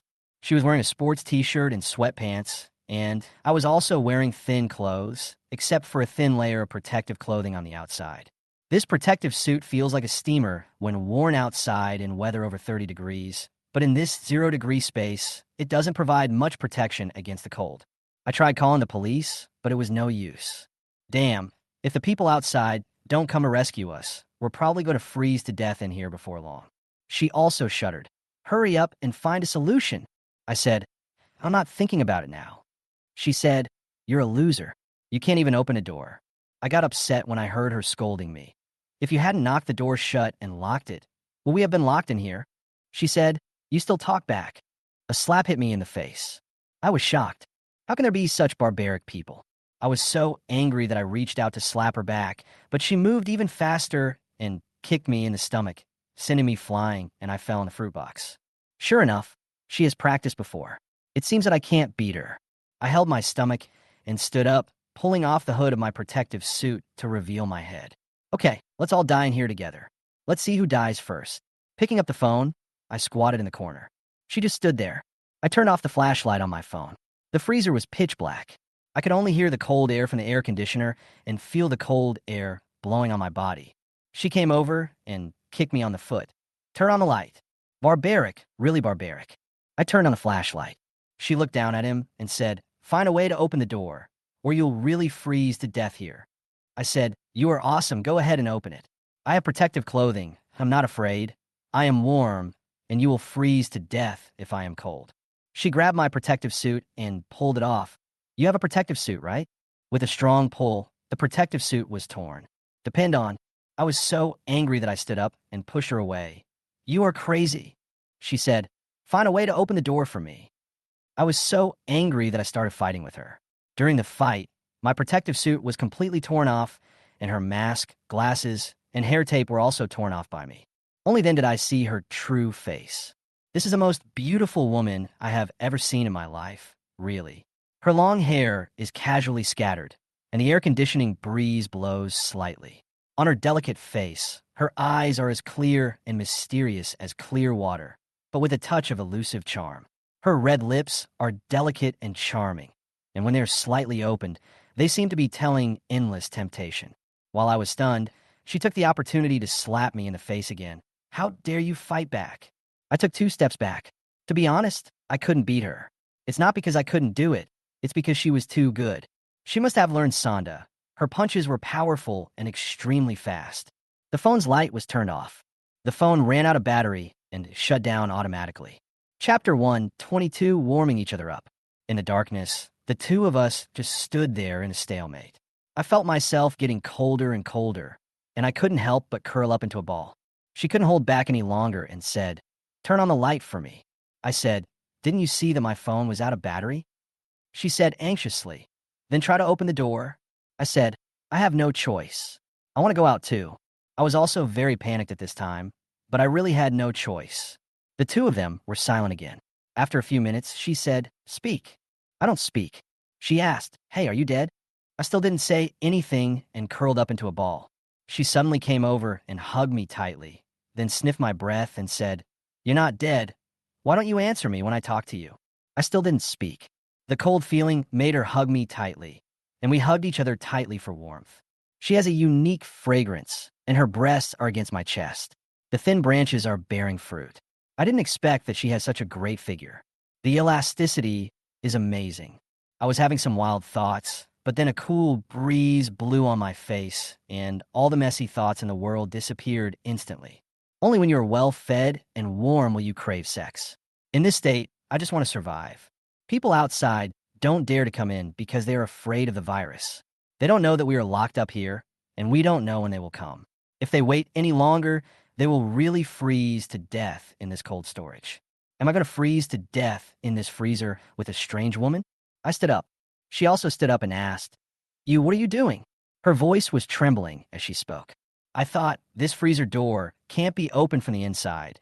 It doesn't make sense if someone is locked in the freezer. Wouldn't they freeze to death if no one opens the door from the outside? And if it can't be opened from the inside, why is there a door handle on such a thick door? This door handle should be able to open the door, but the door handle wouldn't turn. No matter which direction I pushed it, it wouldn't budge. I used my hand to press the door handle hard against the door. After a strong push, the door actually opened.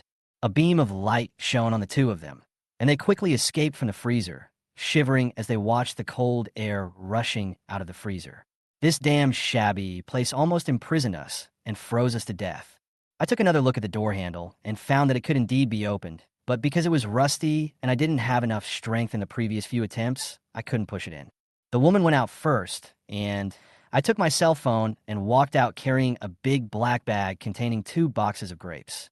Outside, in the sunshine, so warm, the woman walked over and slapped a few guards on the face. "I've been in there for so long. Don't you guys know how to go in and take a look?" The prison guards looked aggrieved and didn't know what mistake they had made. A large group of people, including the deputy warden, had left long ago. He must be worried about being infected by the virus in the fruit box. The deputy warden is afraid of the virus. The woman slapped each of them and then left angrily. When several prison guards saw me carrying a large bag, they thought it contained the virus, so they didn't dare to approach me and backed away. I ignored them and carried the big bag to destroy it. After finishing these things, I returned to the dormitory, washed up, lay on the bed, and recalled what had just happened in the freezer. I was still scared. If the door was not opened and the prison guard did not go in to take a look and open the door for us, I would have lost my life in the freezer along with that beautiful woman. Chapter 123, The Warden is a beautiful woman. I had just turned on my phone after it was charged when it started to ring. The deputy warden called me and asked me what happened. The warden had just come out and was furious and beating people. Then he cursed her out. "Who? Warden? Who is the warden?" I asked. "Who is the warden?"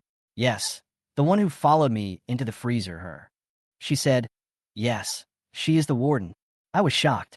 I thought the warden was a man, and he was the deputy warden's old lover or something. At least she's an old woman or monster in her 50s or 60s.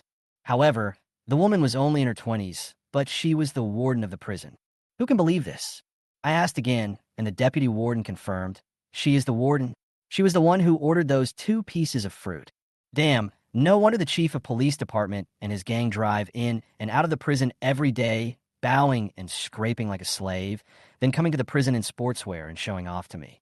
It turns out that he is the warden of the prison. I told the deputy warden what had just happened, saying that the 2 of us were accidentally locked in the freezer and almost froze to death in there.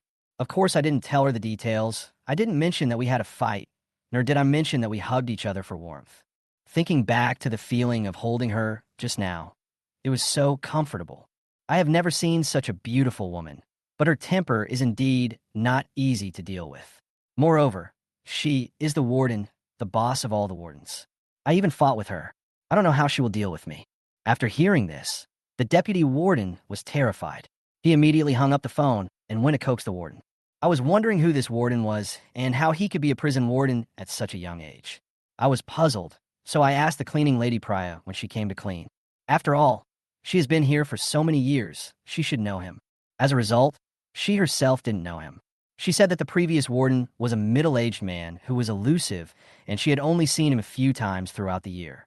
Anyway, the deputy warden Chung Dan, who was Huang Zhang's mother-in-law, had the final say in the prison.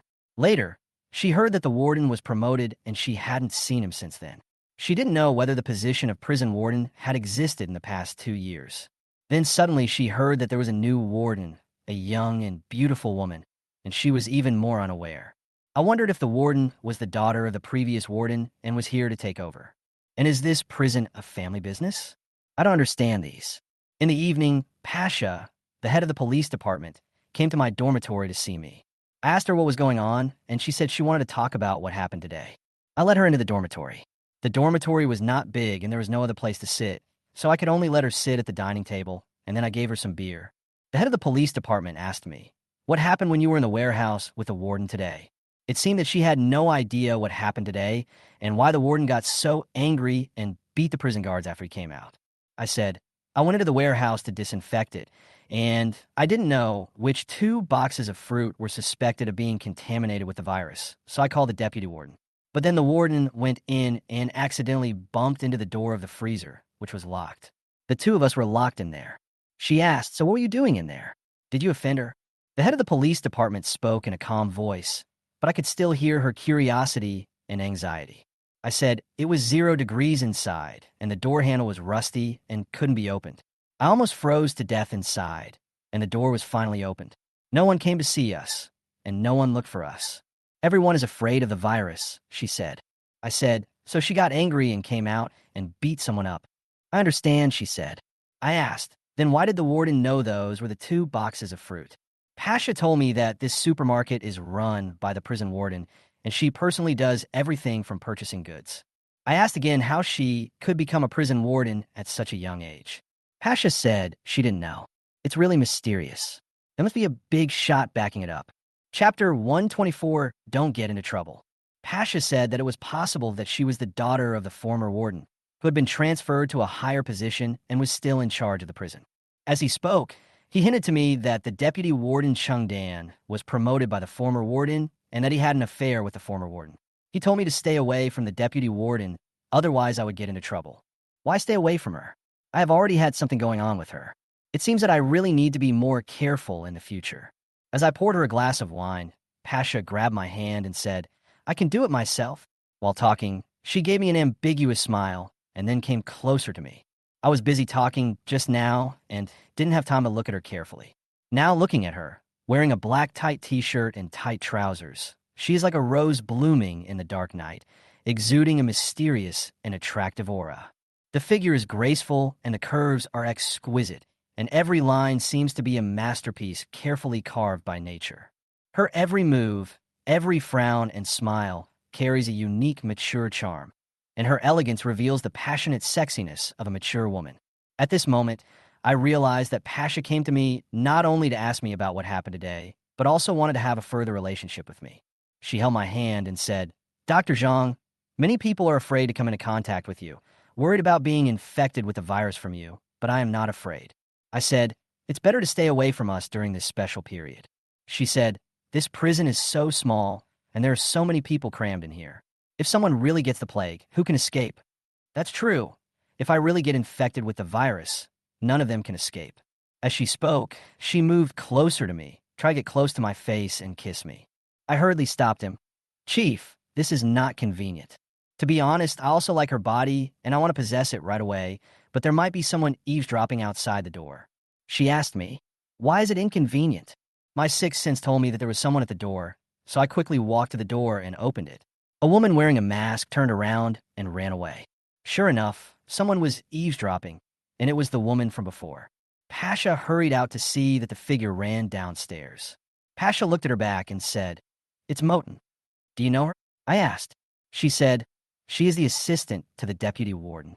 It turned out that it was really the deputy warden who sent people to my door to eavesdrop and monitor me to see which woman I was dating. No wonder she would come to eavesdrop almost every time a woman came to my dormitory. That is to say, she has always been under the orders of the deputy warden, and she came here just to monitor and eavesdrop on me. Grass. This deputy warden is so disgusting. Pasha said, she's monitoring you. I said, why is she doing this? She asked me, did anything happen between you and her? I certainly won't tell the truth. I said no. She didn't quite believe it and asked me, tell me the truth. I said, really not.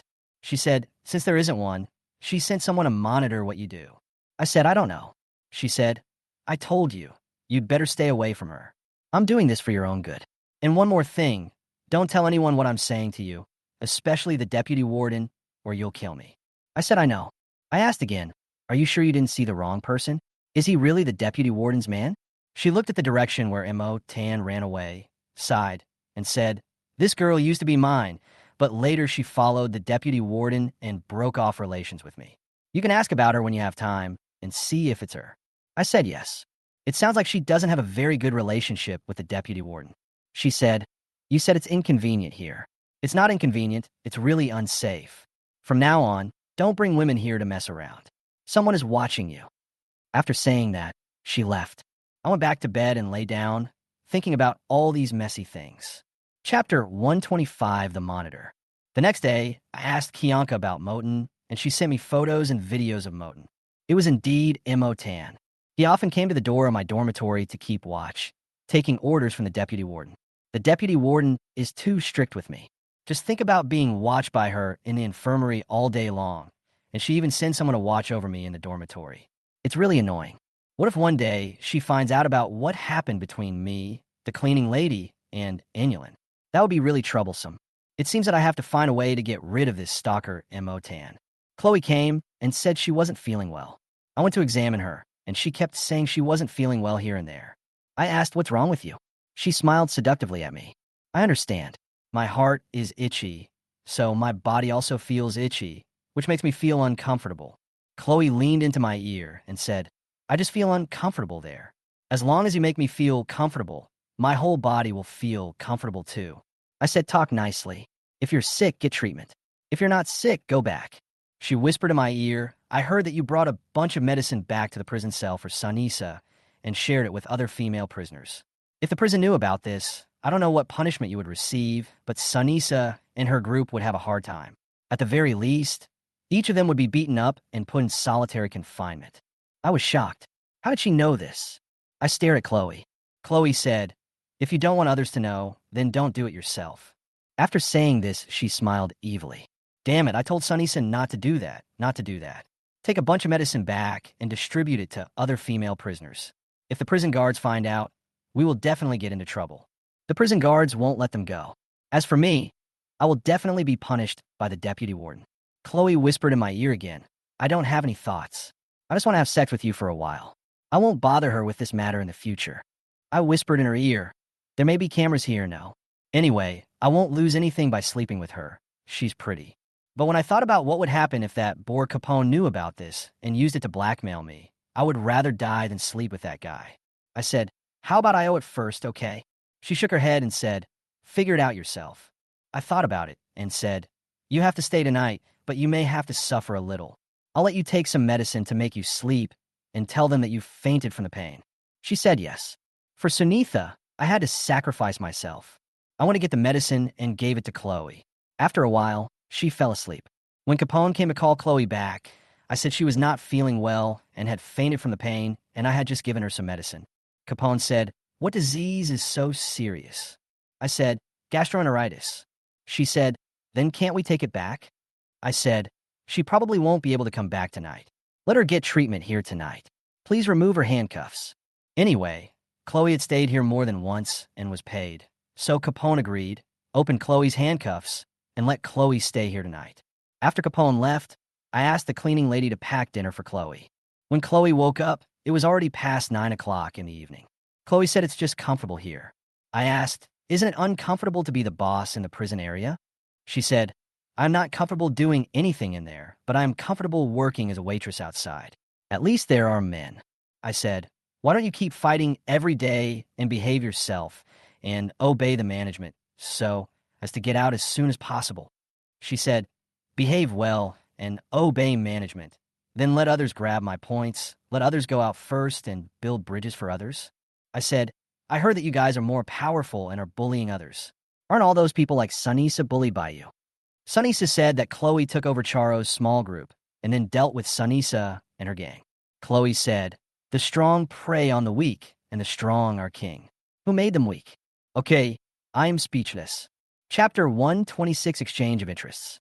At night, I asked Inulin to go back, and I stayed to look after Chloe. Inulin didn't hesitate and just left. I have to find a way to block the field of view of the pinhole camera at the air conditioning vent before I can do anything. He took a large wet towel from the blind spot of the camera on the wall and hung it on the air outlet, thus blocking the view of the surveillance camera. Then he locked the door of the infirmary, quickly pulled Chloe into the pharmacy, and locked the door. Only in the pharmacy could we have a good in-depth conversation without worrying about being heard or seen. I grabbed her hair and asked her to turn around with her back to me. She obediently leaned against the wall and looked back at me. Those eyes, full of sexy charm, seemed to have an indescribable magic, locking me tightly. I felt an irresistible charm at this moment. Because they were in a hurry, the two chatted for about 10 minutes and then ended the conversation. During this time, we reached a deal. Chloe would not take the initiative to fight with Sunisa for my sake, but if Sunis's gang came to quarrel with them, that would be a different matter. The two hurried back to the infirmary from the pharmacy, and Chloe leaned against the head of the bed, her face flushed. After the in-depth conversation, she became more beautiful. She stretched out on the bed, then closed her eyes slightly, and her whole face was radiant. It is said that women need the nourishment of men. There was a knock on the door. Sure enough, I had covered the camera, and the deputy warden would definitely send someone to check. Capone came, knocked on the door, and asked me for a box of cold medicine. I gave it to her. After she went out, I watched her from behind and then followed her secretly. When she turned the corner, she immediately called the deputy warden to report the situation, saying that she saw Chloe and I in the infirmary and did not find anything unusual. The deputy warden looks gentle and polite to me, but he is such a hypocritical and sinister guy behind the scenes. Back in the infirmary, Chloe took my phone and sent a message to her family, who transferred money to me without saying a word. I feel a bit like a duck. Never mind, this is a good thing anyway. It can help others, make you happy, and you can make money. It would be a waste not to do it. The next day, Chloe was taken back by Capone. I deliberately asked Capone if her cold was healed, but she wasn't sick at all. She looked at me and said she was fine. At noon, the deputy warden came to see me. After arriving at the infirmary, she first talked to me about the news of the epidemic outside. Then, as they talked, her eyes fell on the towel on the air outlet of the air conditioner. She said, "Why is this towel hanging here? It's not pretty." I said, "It will dry faster if we hang it like this at night." She said, "Don't hang it here anymore, take it down." I thought to myself, she would definitely not let me hang up since she was blocking the camera. I took it down. She then said, "Close the door and lock it." As soon as I heard this, I knew what she was going to do. Because of concerns about the epidemic virus, she hasn't dared to get close to me or come to see me these days, and she feels very uncomfortable. Then when I was about to enter the pharmacy, someone knocked on the door. "Who?" The deputy warden asked me. I shook my head to indicate that I didn't know. She said, "It's the nurse." I said, "I don't know." She said, "Just say you're taking a rest here and we will talk again in the afternoon." I followed her orders and told people outside the door that I was resting and would see patients in the afternoon. But the person outside kept knocking on the door. The deputy warden became impatient and said, "Open the door and see who is so persistent." Chapter 127, Being Disturbed. I went to open the door. It was the cleaning lady, Priya, who was carrying packed meals in her hands. When he handed it to me, he asked me why I didn't open the door. When she saw the deputy warden behind me, she quickly stepped back and said, "I'm sorry, Deputy Warden, I didn't know you were in there." The deputy warden suppressed his anger and waved his hand. "I have something to talk to Dr. Zhang about. You should go back quickly." The cleaning lady glanced at me, and the deputy warden said angrily, "I told you to get out." The cleaning lady left in a hurry. The deputy warden asked me to lock the door and then asked me, "What did she look at you like? Did you do something with her?" I quickly explained, "Nothing." She said, "You are the only man in prison. I understand that many women like you, but you can't mess around with them." I said yes. She said, whether it's female prisoners, prison guards, or any other staff, no one is allowed to do that. She just wants to control me. I said, I know. She signaled to me with her eyes and went into the pharmacy. Just as I was about to go in, someone knocked on the door again. Who again? The deputy warden was very impatient and even spoke angrily. I said, I don't know. Doctor, open the door and see if this guy is dead. Capone's voice. I hurriedly opened the door, and 5 or 6 female prison guards came in carrying a female prisoner. Isn't this Xiao Yanzi? The female prison guards hurriedly carried Xiaoyan into the infirmary and placed her on the bed. Then they saw the deputy warden and quickly stood at attention to greet him. The deputy warden looked at them, looked at me, and then went back. She must be feeling annoyed as her good deeds have been ruined repeatedly. I didn't have time to think about so much, so I quickly went to see what happened to Xiaoyan. They said that the female prisoner was disobedient and fainted after being punished to stand for less than 10 minutes. The temperature outside was about 40 degrees Celsius, and the sun was shining brightly. Making people stand in the corner in the middle of the day would make even Africans dizzy. Capone also asked me, "Are you faking your death?" I checked and found that he was not pretending. He really fainted from heat stroke. I called Anulin and asked her to help. After all, it was not convenient for me, a man, to handle it.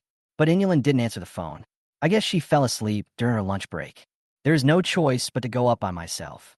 In front of all the prison guards, I took off Xiaoyan's clothes, wiped her body with a wet towel to cool her down, then covered her chest with it and turned on the fan towards her body. Capone and the others watched carefully. After all, they had seen me save many people from death, and they all wanted to see me perform miraculous healing arts. I gave Xiaoyan a glucose drip and gave her some zhengqi water to drink. She started coughing and woke up. She looked at me and asked, "Where am I?" After asking, he closed his eyes again. The prison guards asked, "He's not dead, is he?" I said, "No, it's basically fine like this. He will wake up in a while." Capone said, "Good fellow, I said she was faking her death, but you didn't believe me." I said, "She wasn't pretending to be dead. She really fainted." Capone said, "Go away and go back to take a nap." The prison guards left one after another. Capone said to me, "You took off her clothes. You are not going to do anything to her." I said, "You may not respect me as a person, but you have to understand that I am a doctor. Everything I do is to save lives and cure diseases. Please respect my profession." She snorted and left. Chapter 128 Trader. I checked Xiaoyan and found that her heartbeat, breathing, and pulse were normal. She was fine.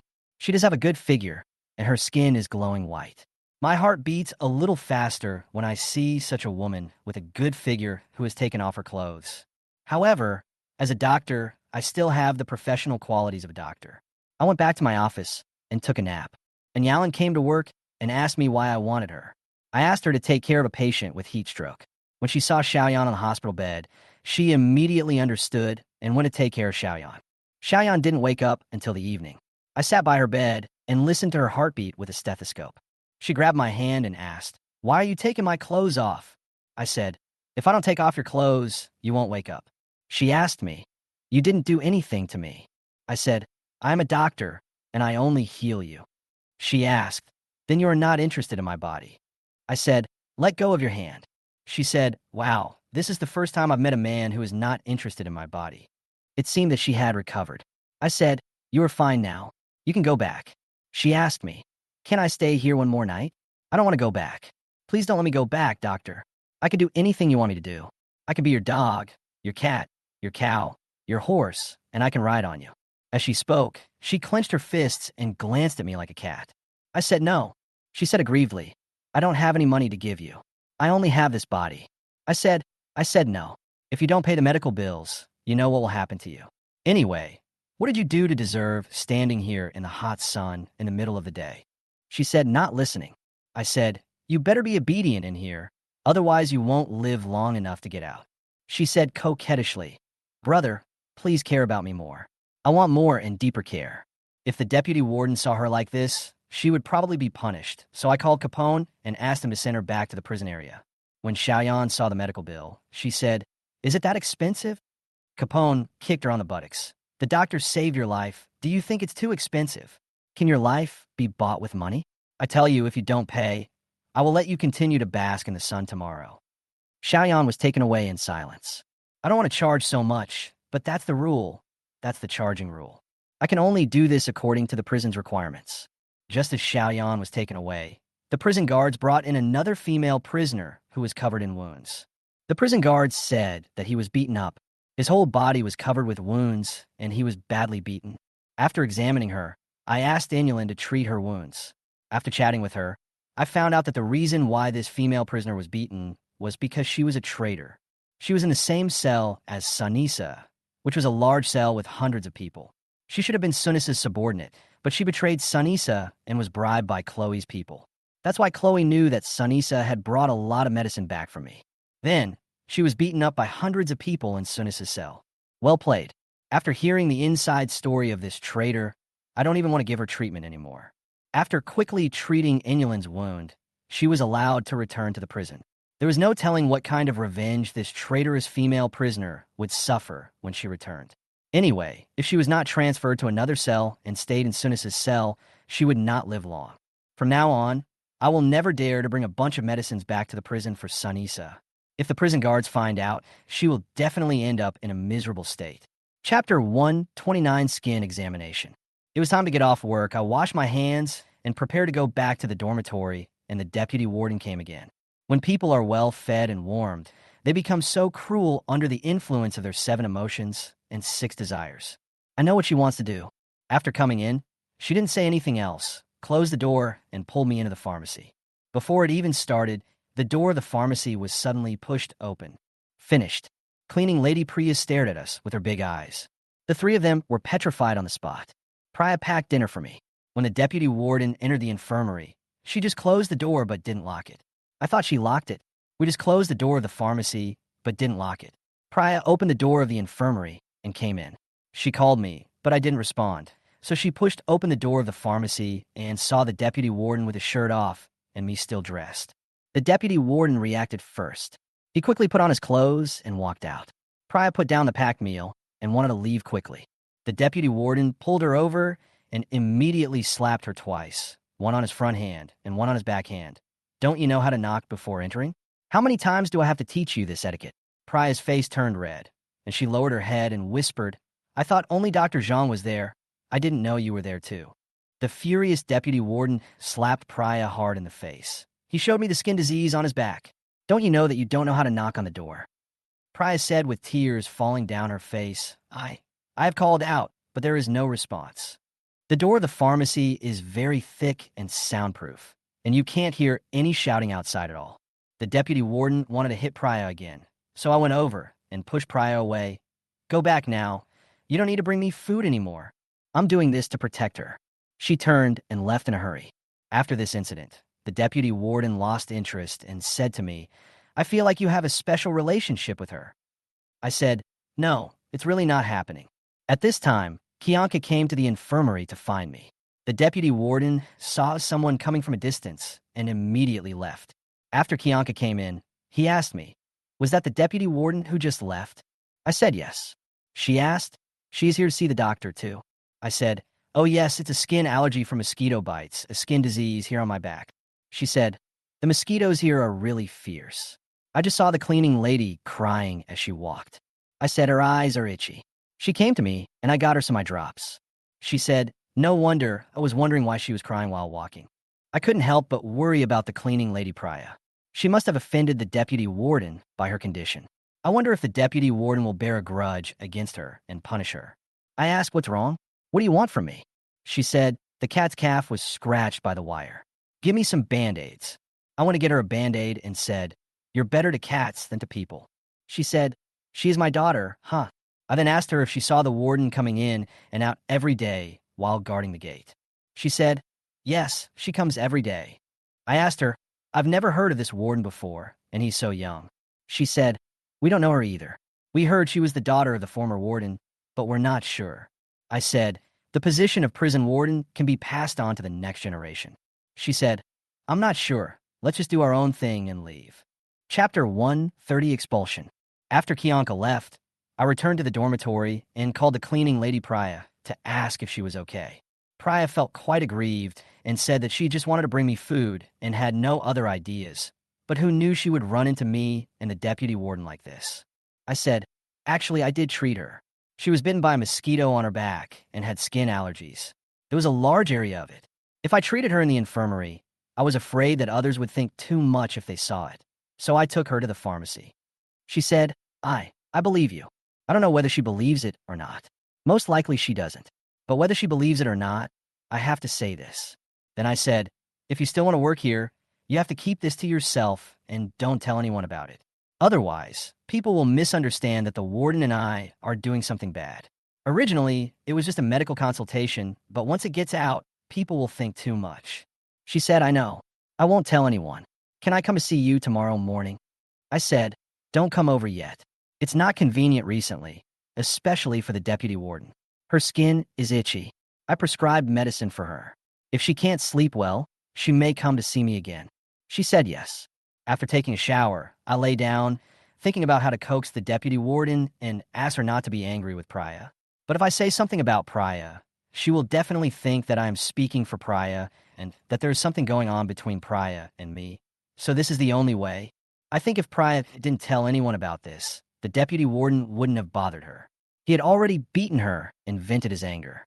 But I overestimated the deputy warden's magnanimity. The next day, I received the news that Priya was fired. A prison guard reported that Priya broke into her office while cleaning and stole her wallet. Later, Priya was found to have hidden the stolen wallet under her bedside table and was immediately fired. Moreover, this matter was handled extremely quickly, and he was immediately expelled from the prison after being discovered. I certainly don't believe that Priya is such a person. She has worked diligently here for so many years doing 2 cleaning jobs, and then she steals a wallet and ruins her career? How much money could be in that wallet? Moreover, who would steal a wallet while cleaning someone's office? Who is so stupid? Prison is just a small place, and there are only a few people entering and leaving the office every day. How could they not find out if someone stole a wallet? Is Priya that stupid? Definitely not. Thinking about what happened yesterday, I knew that this was the deputy warden's revenge on Priya. When I was thinking about whether I should call Priya to find out about this matter, Priya called me first and cried, saying that she was framed. It must be the deputy warden who saw her and me in the pharmacy yesterday. She was so angry and worried that Priya would tell other people in the prison about this, so she got her out. She can't bear to leave this place. She doesn't know where to find a job if she leaves here. Outside, cities, villages, and areas are closed down due to the epidemic. She dare not walk around and is still staying outside the prison gate. After listening to her crying, I said, I'll go talk to the deputy warden about this. She said, after the talk, she let me go back and continue doing it. I said, I'll go talk first. You wait for my news. Chapter 131 People Under the Eaves. I rushed straight to the deputy warden's office and asked her if there was any mistake in the matter of Priya stealing the wallet. The deputy warden closed the book in his hand, pushed his glasses on his nose, and asked, You are questioning me with such a strong tone? I softened my tone. I dare not. Deputy warden, there must be something wrong with this matter. She asked me, What's the matter? What's the problem? She seemed to know nothing. I told you about Priya stealing the wallet. She said something about stealing a wallet she didn't know. I told her that Priya was fired for stealing a wallet, and there must be something fishy about it. I guarantee with my character that she would never do such a thing, and I asked her to withdraw the punishment against Priya. The deputy warden smiled and asked me, Dr. Zhang Qihong, please tell me. You said she didn't steal the wallet, so do you have any evidence to prove that she didn't steal the wallet? I shook my head. She said, but someone else has evidence that she stole the wallet. The wallet was under her bedside table. What do you say? I said, Deputy warden, she would never do that. Think about it. She has been here for so many years, working diligently and carefully and doing a great job. She would never ruin her job. She said, this job can be done by anyone else, and anyone else can do it better. We don't welcome thieves here. The deputy warden was determined to get her gone. I said, let her stay. After all, she's very nice to me. She brings me food every day, does housework, and so on. She said, I can ask someone else to bring it to you. Let the nurse bring it to you. I said, I haven't asked you for anything, deputy warden. There's an epidemic outside now. She doesn't know where to go if she goes out. It's very pitiful. She looked unhappy and said, Zhang Qihong, you should understand your identity. You're a doctor, so you should do your job well. Here, no matter if you're a cleaner, a canteen handyman, a prison guard, or a supervisor, if you commit a sneaky mistake, you will be fired and never hired again. Not calling the police is the greatest kindness to her. If you still want to plead for her, we should just call the police and let the police investigate. Do you know what kind of punishment you will receive for stealing? Now, I shut up completely.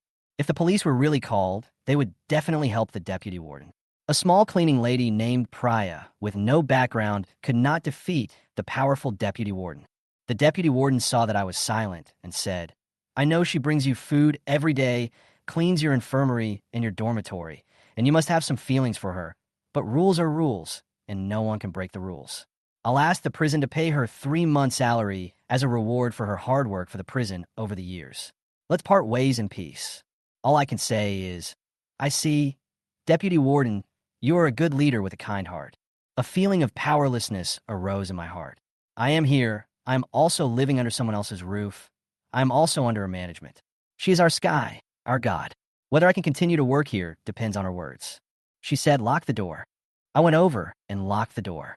She pulled me into her arms and said, just be obedient and follow me to work hard. You'll get the money.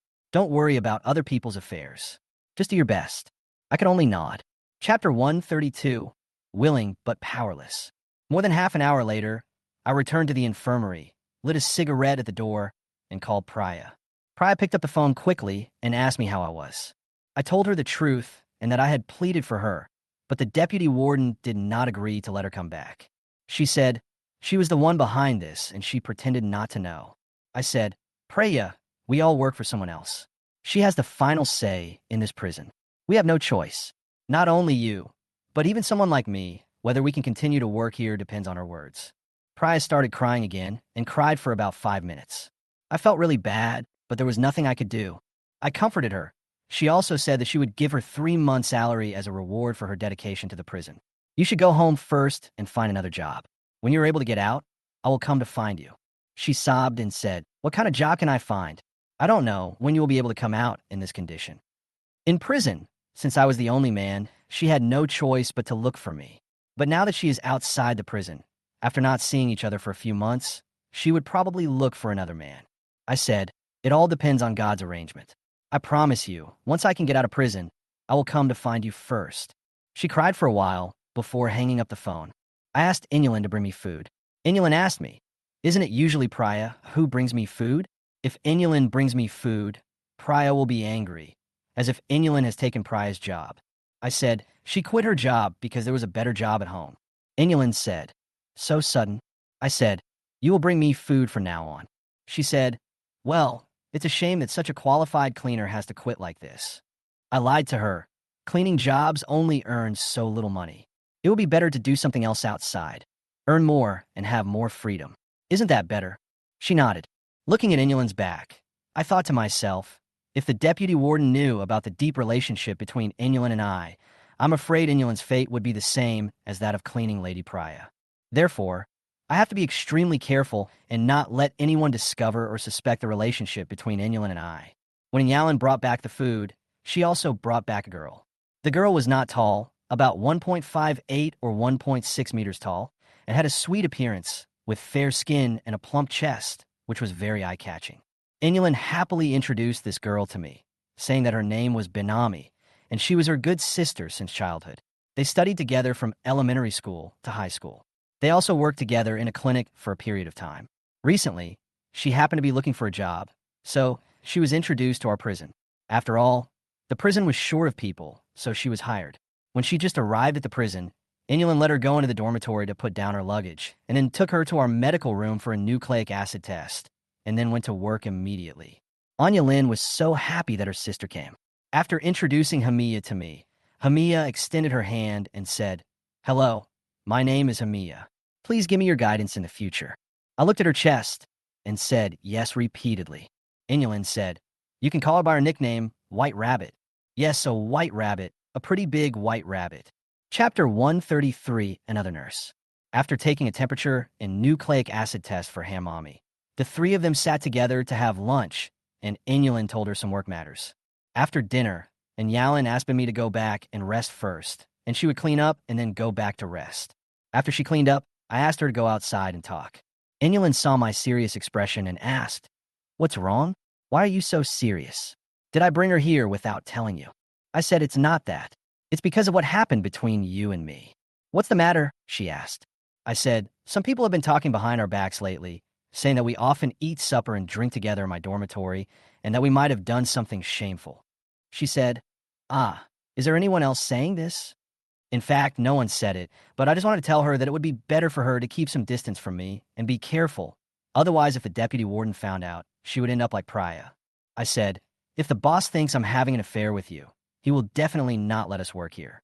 So we have to be careful about what we do and say, no matter where we are, especially in the infirmary, because some people will come to the door and listen and watch, you know.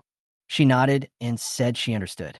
I said, don't come to my dormitory from now on, okay? She said yes. My dormitory is actually the most dangerous place because once she comes and I communicate with her, if the deputy warden's people outside hear it, I will be doomed. I said, if you have anything to say, just send me a message and we can communicate on the phone. She said, okay, got it. In the afternoon, Hamaya came to work. The deputy warden also called me and told me that a nurse had been hired, but he forgot to tell me because he was too busy. He asked me to do a nucleic acid test carefully and not let anyone bring the virus into the prison. I said she had already had a nucleic acid test outside and also had a test here, and no problems were found. The deputy warden told me to teach her a lesson and then hung up the phone. We have talked about whether to add one more person before. We didn't want to add one more person at first. After all, we were not very happy about having one more person to share the commission. But later, because we received new female prisoners, we had to do nucleic acid measurements, body temperature delivery, disinfection work, and take them out for exercise every day. The two of us were really busy, and the deputy warden saw it. So we had to hire one more nurse to share our work so that we don't have to be so tired in the future. 3 patients were sent in the afternoon, and Hamami was asked to do the work of a nurse. It was found that she did a better job than Inulin. She never has to give injections or infusions a second time. I am very satisfied with this new nurse. As soon as I lay down in the dormitory at night, Inulin sent me a message asking me about the new nurse, Binmi. I said it was very good, especially very good. After chatting for a while, she said good night to me and sent me an expression saying, I miss you. After a while, she sent me an expression saying, I kiss you. I copied her same expression. Priya called me and said that she had returned home and felt very uncomfortable for a while. She said that she missed me very much and wanted to go back to prison. When I was working in the prison, I thought about earning more money, supporting my daughter's education, and then leaving this damn place. But after I got out, I thought that prison was pretty good. As he spoke, he started crying again. As human beings, there always needs an adaptation period, which takes only a few months at most, and then you'll get used to the new environment, new life, and new people. However, she had been in jail after all, and, as she said, it would be difficult not to be discriminated against no matter where she looked for a job. If she had a choice, she would rather spend her whole life in prison. I comforted her with a few words, then told her I was going to rest, and hung up the phone. I think differently than she does. I don't want to work in this damn place until I grow old. As soon as I earn enough money, I will fly away from this crappy place. Chapter 134, Borrowing the Restroom. After a while, my cell phone rang. Priya was still awake. She sent me a video of herself in the mirror and blew me a kiss goodnight. In the video, she was wearing a low-neck dress, which looked like the kind of clothes from the housekeeping series. She looked very mature, plump, and sexy. When she was still in prison, she wanted to see me every day. I didn't miss her very much because there were so many women around her. But once she left, I missed her very much and felt it was a pity to lose such a woman. I say that we will meet, and I hope so in my heart, but who knows how long this epidemic will last. There is no sign of relaxation at the moment. In a few months, Priya will be with another man. Someone knocks on the door. I thought to myself that the people who usually knocked on my door late at night were either Inulin or Priya.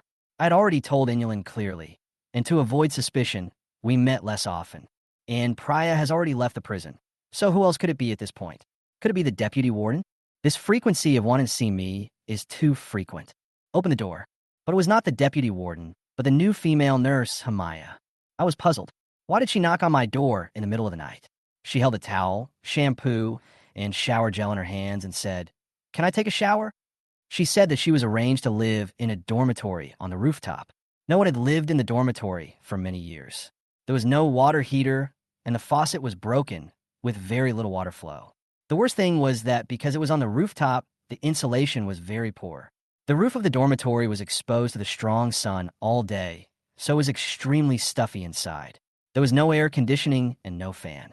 She really couldn't stand the heat, so she called Inulin for help. Inulin fell asleep again, so she could only run to the infirmary and plan to spend the night there. Looking at her sweaty hair and sticky skin, I asked Amaya to come in, go wash up. She bowed to me happily and said thank you. She skipped to the bathroom to take a shower, and I saw her chest was surging. I didn't expect that a girl of this age could have a figure comparable to Priya's. But just looking at her back, you can't tell that she's a girl in her early 20s. Could it be that it was destined that the loss of Priya was compensated by the female, Nurse Amaya? But she is Inulin's best friend. I can't let my imagination run wild, and I can't do anything rash. I was lying on the bed, scrolling through my phone, and when I saw the low-necked video that Priya sent me, I thought of Hamami taking a bath in the bathroom, and my heart started to itch. Someone knocked on the door again. Could it be Modin? When she knocked on the door to sabotage the situation before, she knocked a few times and then ran away. This time the knock was so soft, it definitely wasn't a Motan. Could be the deputy warden? If it was her, how should I explain to her about Hamaya entering my dormitory? After thinking about it, I decided to just open the door and tell the truth. I really didn't do anything, and it just so happened that Hamami was taking a shower in the bathroom. Instead of hiding it, it would be better to show it openly. I went to open the door, and the person outside quickly rushed into my dormitory. Jancha. I asked her what she was doing so late at night. She took her cat out of her arms. I put a Band-Aid on the cat, but it didn't work and it fell off. Can you help me bandage her? It turns out that this is why they came to me. I said yes. Wait, is there someone in your bathroom? I said yes. The new nurse wanted to use the bathroom to take a shower. There was a sound of the bathroom door opening. She quickly hid the cat in her clothes and went out. John Shaw was worried that someone would find out that she was secretly keeping a cat in prison. Chapter 135, Inconvenient Accommodation. Hamaya came out of the bathroom after taking a shower, wiping his half-wet hair. I feel comfortable. I said, just sleep in the infirmary. There's air conditioning there. She said she understood and went to the infirmary happily. How can we live in this sunny weather with the temperature approaching 40 degrees Celsius without air conditioning or fans? Kianko watched Hamaya leave from a distance, then immediately came into my dormitory and said, hurry up, hurry up. She waved me over to bandage her cat's claw.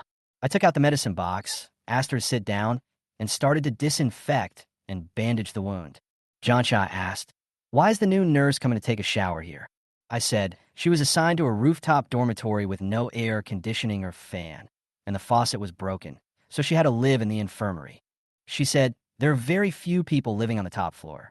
It would be extremely hot without air conditioning. I said, don't even mention the top floor. Even the first floor would be damn hot. She asked me, such a pretty girl with such big breasts, can you resist to let her take a bath here?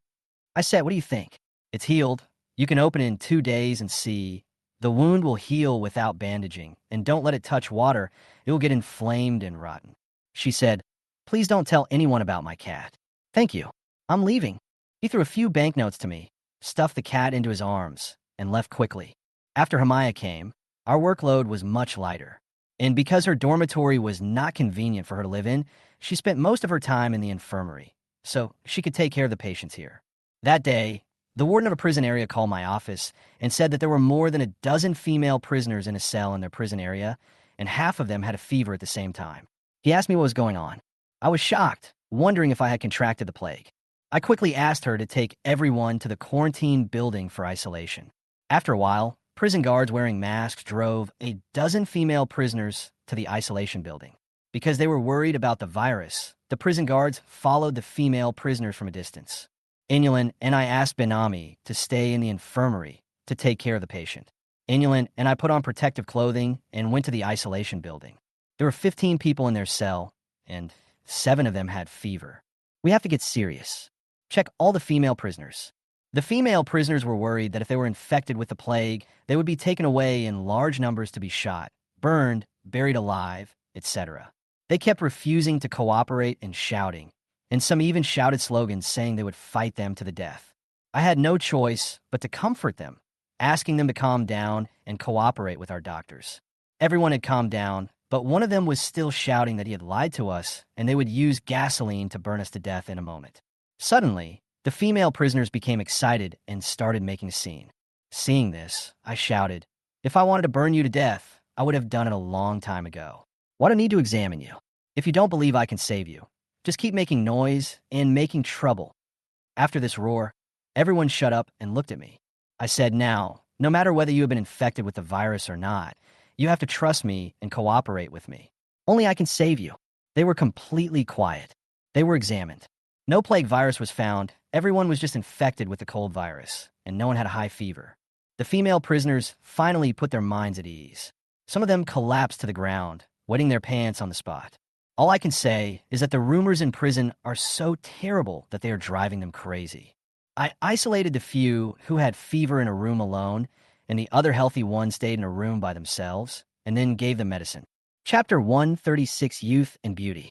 When we returned to the infirmary, we found that the deputy warden had called Capone and had all the patients in the infirmary taken back to the prison area and had strictly ordered no one to contact us. We are back to the old days of house arrest, and we doctors and nurses have become people that no one dares to approach. However, for safety reasons, this must be done. The deputy warden said that the prison will not be unsealed until 3 days after the female prisoner with a fever recovers. After taking the medicine, the body temperatures of several female prisoners who had fever returned to normal the next day. After reporting the situation to the deputy warden, and Yalin and I carried out disinfection work in the corridors and other places in the isolation building. The two were washing disinfection tools in the yard, chatting idly. Inulin asked me how my new best friend, Bin Mi, was doing at work. I said it was going very well. She had a serious attitude, some medical knowledge, and operational experience, and that's exactly the kind of talent we need. Inulin talked to me endlessly about some interesting things that happened when she and Hamaya grew up together. Looking at her smiling in the sunshine, young and beautiful, I reached out and gently touched her face. She grabbed my hand and kissed the back of it. I pulled her up, hugged her, pushed her to the corner, and kissed her. Then they let go of each other, and she turned her back to me. No one will come to the isolation building. The deputy warden has also given an order. Without her order, no one except Inulin and I is allowed to come to the isolation building. So it's safe here. After the two finished their conversation, I asked Inulin to continue cleaning the disinfection tools while I went out to get food for the isolated female prisoners.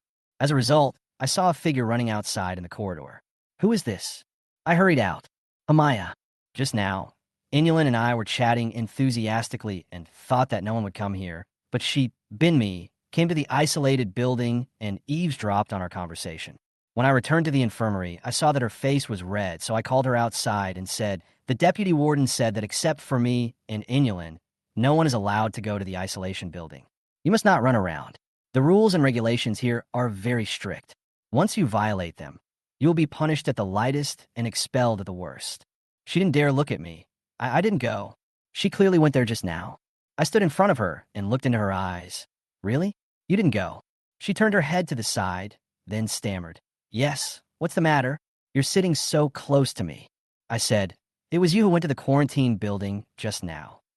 She was helpless, nodded, and then said quickly, don't worry, I won't say anything. I asked, what's the matter? She said, no, it's okay. I was a little worried that she would tell others what she saw and heard about what happened between Inulin and me just now, which would definitely bring disaster to Inulin. I wanted to tell her not to tell anyone, but I didn't know how to start this conversation. I said, Hamiya, don't go to places you shouldn't go, and don't say things you shouldn't say. She said, I won't tell you and I won't go. I just wanted to help you, so I went there. I nodded and said okay. He took the food to the female prisoners in the isolation building, and then went back to the infirmary with Inulin and the disinfection tools. Inulin didn't know that Hamiya knew about the in-depth conversation I had with Inulin just now. She was still talking and laughing with me. Then she saw Hamiya and asked Hamiya if he had eaten. Hamaya's eyes evaded. Oh no, I haven't eaten yet. I'm waiting for you guys. I took a box lunch and went to the office. Chapter 137, Newly Arrived Supplies. The warden of the prison ward where the isolated female prisoners belonged called me to ask what was going on. I said that there was no plague infection found so far, just that everyone in the same cell was infected with the flu, so I asked her to improve the ventilation in their cells, otherwise it would be easy for everyone to infect each other. The warden said, we can only do this to ventilate the room. There are hundreds of people in some cells. Fortunately, not all the people in those cells have fever. I said, Because of the poor ventilation, the cold virus can easily spread indoors and infect other people in the same cell. She said, "There is no other way. This is the condition. I have also told the deputy warden not to let them come back yet. Let them receive good treatment there and send them back in a few days." After saying that, she hung up the phone. In the middle of the night, Kianka came to my dormitory with the cat and secretly found me, saying that her cat had knocked off the bandage by itself and asked me to rebandage it. The disinfectant alcohol in the medicine box was used up, so I went downstairs to the infirmary pharmacy to get some alcohol. When I pushed the door open, I saw Hamaya sitting on a stool leaning against the wall. She was shocked. She probably didn't expect someone to come into the pharmacy in the middle of the night without locking the door. She stood up immediately, pushed me away, ran out, and ran into the bathroom. Confucius said that food and sex are part of human nature. After people have eaten their fill and are well clothed, they will think about these matters between men and women. Today, she secretly saw me and Inulin talking, and she felt itchy, so she hid here in the middle of the night. I understand what she did. After getting the alcohol, I went back to bandage Jancha's cat. Jancha said, "Don't tell anyone that I was here. I risked my life to come to you. If people knew that I disobeyed orders and contacted your doctor, I would be fired." I said, "Aren't you always doing things against orders? You are not allowed to keep pets in prison. How long have you been keeping them?" "Well, you don't have to pay me. Just go back and save it for me to drink later." She said yes. I scooped the cat into my arms and quickly fled my dormitory. The next morning, when I saw Hamaya in the infirmary, she didn't dare to look at me. She quickly escaped and ran outside. Because a new batch of medical supplies arrived, Inulin was asked to go to the isolation building alone to do the work, while I counted the supplies with Binya.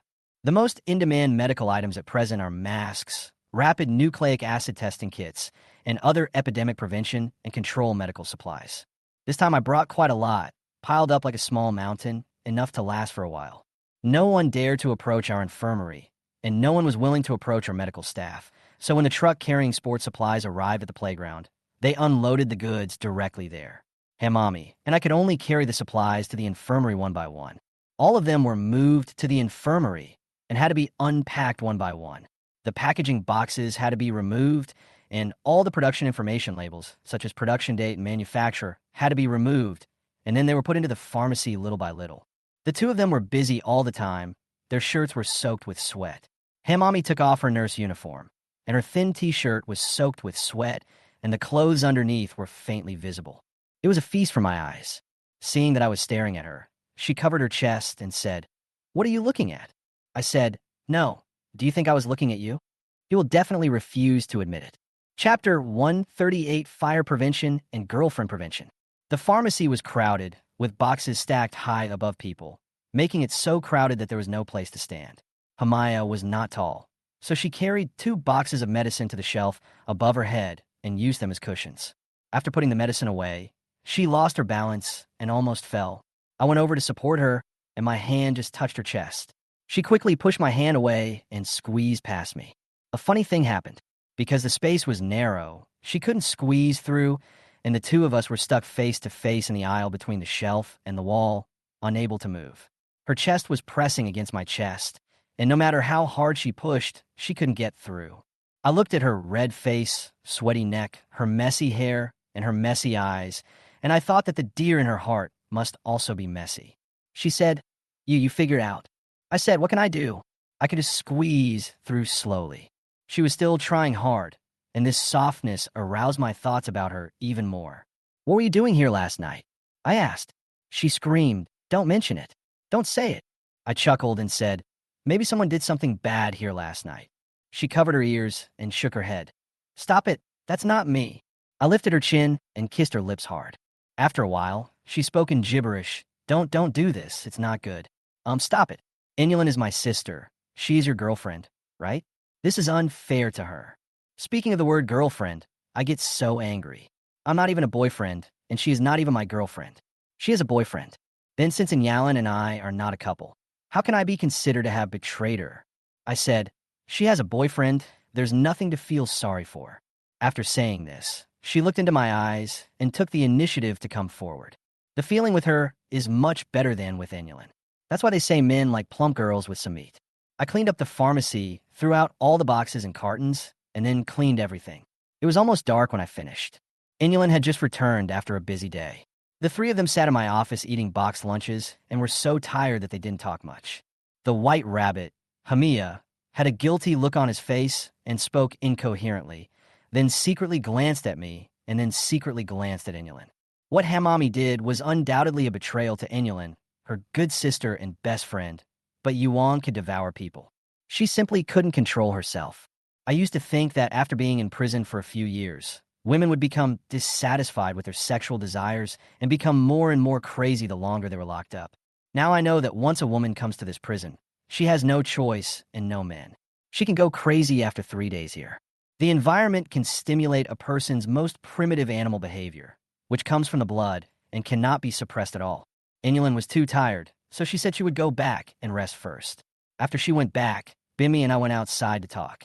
Bimmy said that she saw love in Inulin's eyes when she looked at me, and she felt that she was particularly sorry to Inulin for doing this, so she asked me not to let Inulin know. She also said that this kind of thing would never happen to me again, and now she feels like a complete inhuman. I asked Amaya, you know she has a boyfriend outside, right? Hamami said she knew, but she still couldn't get over it in her heart.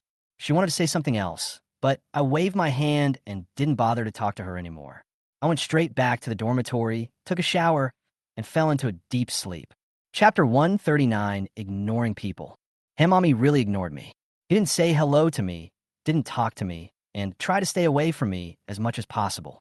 Inulin didn't notice anything unusual and was just busy with her work. The deputy warden called me and asked me about the situation of the female prisoners in the isolation building. I said that everything was normal at the moment. She then asked about the new batch of medical supplies. I said that they had all been counted and there were no problems. She said, tell the new nurse to deal with the production date and other things on the medicines. Don't take pictures with your mobile phone and don't spread them out. Do you understand? I said I know. She added, you guys spent the whole day moving things yesterday and working in the pharmacy. You must have worked hard. When she asked this question, I immediately became alert. Maybe she looked at the camera and found that Hamaya, and I went into the pharmacy and stayed there for several hours. And then she suspected that Hamaya and I had done something. I said, there are too many medicines. We don't have a moment to waste. The pharmacy is very hot. I just want to put the medicines in order, complete the inventory task, and then leave quickly. She said, do the work you were supposed to do well, and remember not to mess around with other things you are not supposed to do. She definitely didn't know what we did in there. Even if she did, she wouldn't have discovered anything as long as she didn't push the door open to look, unless she secretly installed cameras in the pharmacy. I have checked many times, and there were no cameras in the pharmacy. I said, okay, I understand, Deputy Warden. She hung up the phone. The SUV outside came in again. It was the warden again. He drove very fast and flew to the front of the comprehensive building. I immediately sent a voice message to Kianka. This warden is so arrogant. He is not afraid of the virus spreading to the prison. Kianka said, she said that everyone will be infected in the future. Those with good immunity will survive, and those with poor immunity will die. She is very open-minded. I said, fuck, she's awesome. You have to wear a mask when you talk to her, or she might bring the virus in from outside and infect you. Kianka sent an okay expression. When the three of us were eating in my office, Inulin would pick up some food for me, but Binya would not dare to look up. He would just lower his head and eat in silence. After he was full, he would clean up and leave. Inulin was puzzled and asked me, why is she acting so strange these past 2 days? I said, maybe he hasn't gotten used to this quietness yet. It was so lively the first 2 days after he came here, but now there are only 3 of us coming and going. He must be feeling depressed. She sighed and said, I wasn't used to it at first, but now I think it's good to have one more person. I said it's good. I nodded in agreement. This Hamami is ignoring me, but I believe that she can't ignore me forever unless she stops working here.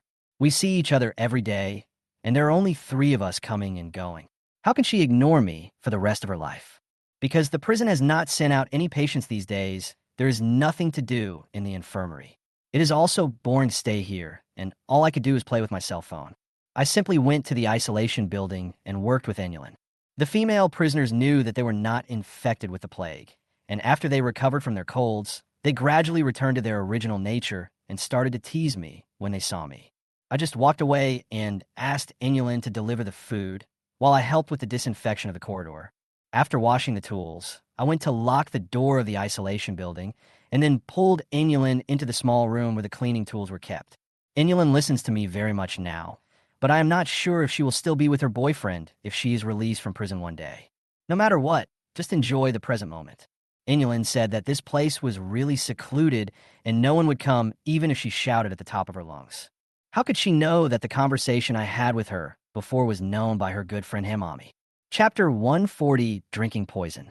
It was the middle of the night, and I was sleeping soundly when the door was suddenly slammed, waking me up. No, that's not knocking on the door, that's kicking it. Someone outside is kicking the door. Who is that bastard so arrogant? Capone and others never knock on doors like this. It's so urgent.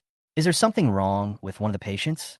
I hurried over to open the door, and the person who kicked the door rushed into my room and went straight to the bathroom. After rushing in, he started vomiting inside. When I was about to go in to see, she closed and locked the bathroom door. I stood outside the door, confused. Who was coming in? I didn't even see the face clearly and rushed into the bathroom. Just as I was about to ask the woman inside what was going on, the door suddenly opened, and it was the warden. She looked pale and said to me, "Quick, go get some medicine to make me vomit. I ate the wrong thing, it's poison." When I heard the word poison, I became nervous. Generally speaking, there are several ways to induce vomiting, and taking medicine is only one of them. If you eat the wrong thing, such as poison or pesticide, taking medicine to induce vomiting will be too slow. I said to her, "Take off your shirt." She was stunned for a moment and asked me, "What are you doing?" I said, "You want me to induce vomiting. Don't talk nonsense. Just do as you are told."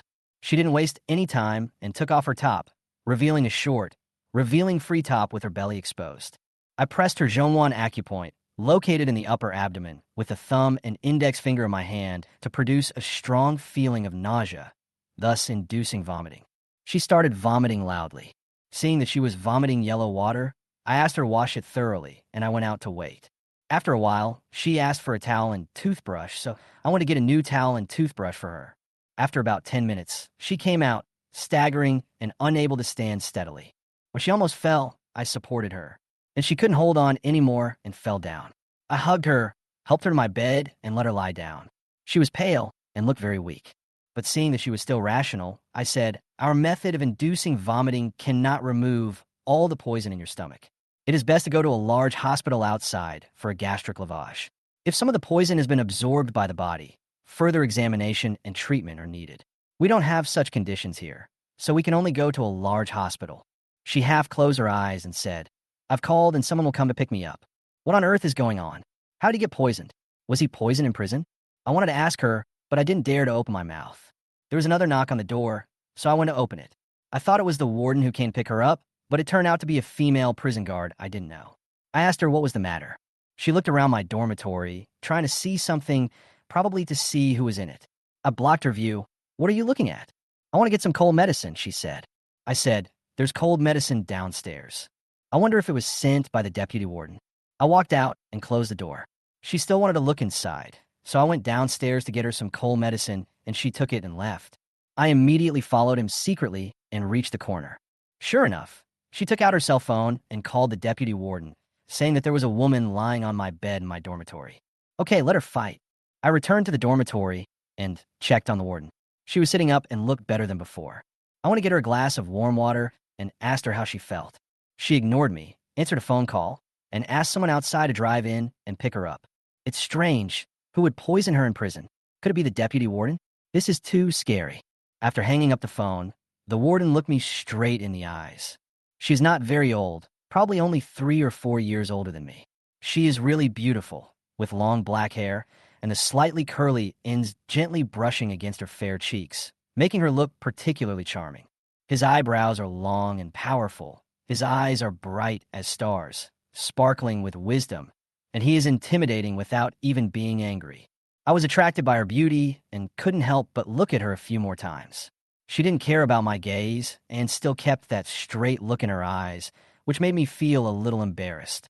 I tried to avoid her gaze, but found that my eyes always returned to her unconsciously, as if I was being drawn by her eyes. "What are you looking at?" she asked. At this moment, there was a rapid and violent knock on the door. Chapter 141, Excuse for Catching a Thief. The warden held his stomach and glanced at the door. The people outside were knocking on the door louder and louder. The warden said to me, "Go open the door. Look at what I am doing." I went to open the door, and Capone and 7 or 8 other prison guards broke into my dormitory and rushed in directly. The deputy warden followed behind. After everyone entered the dormitory, it was suddenly crowded with people. I asked the deputy warden and Capone what they were doing. When everyone saw the warden sitting on my bed, they hurriedly greeted him. The deputy warden said, "Hello, warden. I'm sorry. We didn't know you were here." The warden asked, "What are you doing?" The deputy warden said, "A prison guard said his wallet was stolen. We were just chasing a suspected thief and ended up here." The warden cursed. "Nonsense. There are still thieves in prison." Capone quickly said, "It's true. The cleaner before, named Priya, also stole our section chief's wallet. He was just fired." The warden said, "Then why did you come here to check whether it was I who stole the wallet or this doctor?" The deputy warden had something to hide. She thought I was having a mistress, so she found an excuse and brought a large group of people into my dormitory. She said she was looking for a thief, but in fact she was trying to catch an adulterer. She just wanted to embarrass me and then find a way to punish me so that I wouldn't dare bring women into the dormitory. She thought I did something by bringing a woman to my bed. The deputy warden said, "No, we'll get out right away." There was the sound of a car driving downstairs, and the warden said, "Help me downstairs." The deputy warden went upstairs himself, and with the help of the prison guards, he helped the warden downstairs. After going downstairs, she got into a car driven by a woman wearing a mask and left quickly. The deputy warden asked everyone to go back first, and then asked me why the warden came to see me. I told you the whole story. The deputy warden asked me, "Why was she poisoned?" How would I know why she was poisoned? I also wanted to know. I looked at the deputy warden and thought, it couldn't be you who did it. The deputy warden is the most insidious person I have ever seen in the entire prison. I said, "I don't know either." She then asked the warden what kind of poison he had. I have even less idea. The next day, the police came in to arrest people, and an aunt from the supermarket was arrested. It is said that she used to be a shareholder of a supermarket. Later, the prison supermarket was forcibly bought out by the warden at a low price. She was so angry that she sneaked into the warden's office and poisoned the warden's water cup. This matter caused a lot of controversy, and everyone was talking about it. Even Inulin came to ask me what happened last night. I just told her straight away. Inulin said, "I didn't expect there are people like this in prison. It's so dangerous." As we were chatting, the deputy warden called and said that the female prisoners in the isolation building could be sent back to the prison area. So I asked Inulin and Binmia to handle this matter together. If the deputy warden had broken into my dormitory last night and found that the person in my dormitory was Inulin, Inulin would most likely have been kicked out by the deputy warden, and her fate would probably be similar to that of the cleaning lady Priya. 2 female prisoners were sent to our infirmary. Capone said they had just fought with each other in the prison area, and their heads were bleeding. He asked me to take a look. I dealt with the 2 female prisoners, and Capone took them back. Chapter 142, The Face of a Villain Who Succeeds. As soon as he went out, he met Ada, who came to get medicine. Ada didn't even look at Capone and his group, nor did he move aside, but just bumped into them. Capone and his men were angry, but dared not speak out. I think Ada is really awesome. She came into my infirmary, got me some medicine for my sore throat, and had me get tested because she was worried that I might have been infected with a virus. Now, everyone who feels a little unwell comes to me for a checkup, for fear that they have contracted the plague. Ada said she wanted to come to my office to talk. When she arrived at the office, she took a cigarette from her arms and gave it to me. I was surprised. I didn't do anything. I just checked her. Why would she give me a cigarette? Ada said, "Some female prisoners gave me a lot of cigarettes. I can't finish them, so I'll give you one." I accepted it and said thank you. She said, "I am different from those people just now. I know how to repay a favor. Capone, Kara, and others are just that." I asked, "Why do you hate these people so much?" She said, "They are just taking advantage of the power of others, and they are so mean. They are really disgusting." The 2 female prisoners were injured when they were dragged to the ring to fight. I said, "I thought it was really a fight over trivial matters." She said, "They were injured in the ring, so they bet and gamble together, collect money and earn points, and they do this for fun. If the female prisoners don't go up, they will put them in solitary confinement and torture them in various ways. They don't care whether the female prisoners live or die." I said, "There's nothing I can do. The leaders don't care." She said, "All the leaders who wanted to be in charge have been fired. Look at the new warden, he was poisoned." I said, it was because they were fighting over the supermarket that they were poisoned. She said, it's not that simple. The police came in to investigate the source of the poison. As he was speaking, there was a sound at the door. Ada said, forget it. Let's not talk about it anymore. These things are none of our business. Just do your job well. Let's go. Her personality is similar to Kianka's. She is more straightforward. You can even say that she is more manly than men, with her figure, voice, and style. The newly appointed warden was poisoned as soon as she arrived at the prison. If it was not because of the competition for supermarket interests, it was because she affected other people's interests, and some people did not want her to stay here. Who could that be? I didn't expect that in such a small world, not only female prisoners were fighting with each other, but also female prisoners were fighting with prison guards, and prison guards were fighting with each other, and leaders were fighting with each other, and they were fighting to the death. It's better to kill him. Compared with the prison warden who was poisoned, people like the cleaning lady Priya, who was sent away, were considered to have escaped unscathed. I don't know what kind of poison the warden was given, whether there are any after effects, and how the warden is doing now. Just as I was thinking about it, I saw the prison gate opened, and the familiar SUV drove into the prison. When it arrived in front of the complex building, the warden got out of the car. It seems nothing happened. For some reason, I felt relieved. I don't know why I'm worried about her. We still have to carry out disinfection work in the quarantine building in the next few days. Since Inulin and Benami are used to it, we could just let them do it. Not long after I told them to go out, the nozzle of the disinfection tool broke, and Hamami turned back to look for the nozzle. It happened that I was also looking for medicine in the pharmacy. After she pushed the door into the pharmacy, she saw me and asked me to find her the nozzle.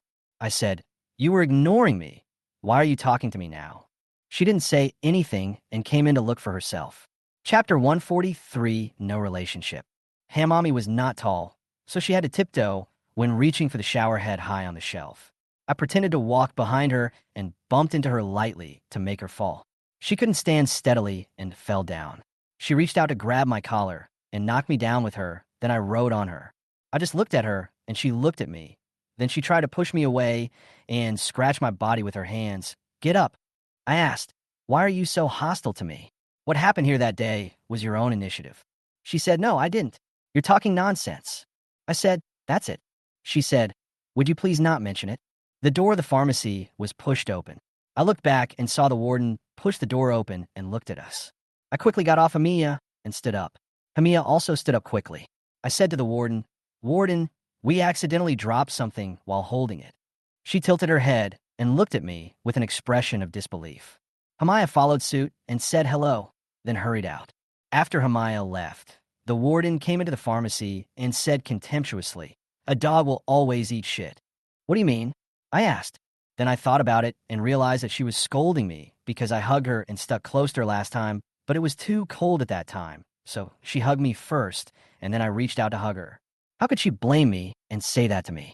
I said, I didn't take advantage of you that time because it was so cold and we kept each other warm. If not, you would have frozen to death. She said, shut up and don't mention this again. This guy, why is he so unreasonable? The little bit of good impression I had of her was gone in an instant. She looked at the drugs on the shelf one by one and asked me, why is there no production date? Why is there no outer packaging? I was stumped by this question. The deputy warden repeatedly warned and reminded us not to mention this matter to anyone. I pretended to pick up the medicine and looked at it. No. She raised her voice. Stop pretending. I stammered, I don't know either. It's just like this since I got here. The deputy warden told us to answer like this to anyone. The warden said, really? I said, yes, this is how the medical supplies are purchased and delivered to us. She said, it was delivered without any outer packaging. How did it get delivered? I said, they're just big cardboard boxes one by one. She said, you don't say it, do you? I said, that's exactly what happened. When they delivered it, before she could finish, she grabbed my middle and ring fingers and twisted them backwards. The pain made me fall to my knees. It hurts, you bitch. It hurts, it hurts. The pain forced me to scream and curse. She twisted my fingers even harder. Why are you cursing? Keep on cursing. I screamed, I won't do it anymore. I won't curse anymore. It hurts. She asked, I'm asking you once again, where did the outer packaging of these medicines go? Tell me the truth. I'll break your fingers. She really doesn't have the slightest affection for me. Even though I went through the disaster with her in the freezer that day, and even though I saved her last night, she doesn't show any gratitude towards me at all. I hate her more than Capone. I was worried that something had happened to her just now, and the first thing I wanted to do when I saw her was to ask her how she was. I didn't expect that she would not care about the slightest bit of affection we had and would attack me so harshly. I said, I don't know. I just don't know. It was delivered like this. Seeing that I really didn't want to talk anymore, she let go of my hand and said, Okay, don't let me catch you. She turned around and walked out. I pinched the two painful fingers. Damn, it's killing me. Chapter 144. No one can mention. I don't know why the warden came to ask this. Should I tell the deputy warden about this? Just as I was thinking this, she pushed the door open again, pointed at me, and said, I warn you, you can't tell anyone about the thing I came here to ask you. Otherwise, I will make you get out of prison. Now I was confused as to whether I should tell this to the deputy warden. If I said that, the warden would tell me to get out. She is the warden, and she has the power to do that.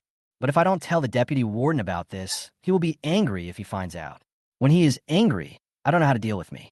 He may think that I am no longer her person because I conceal these things, and then he will target me or even kick me out. So difficult.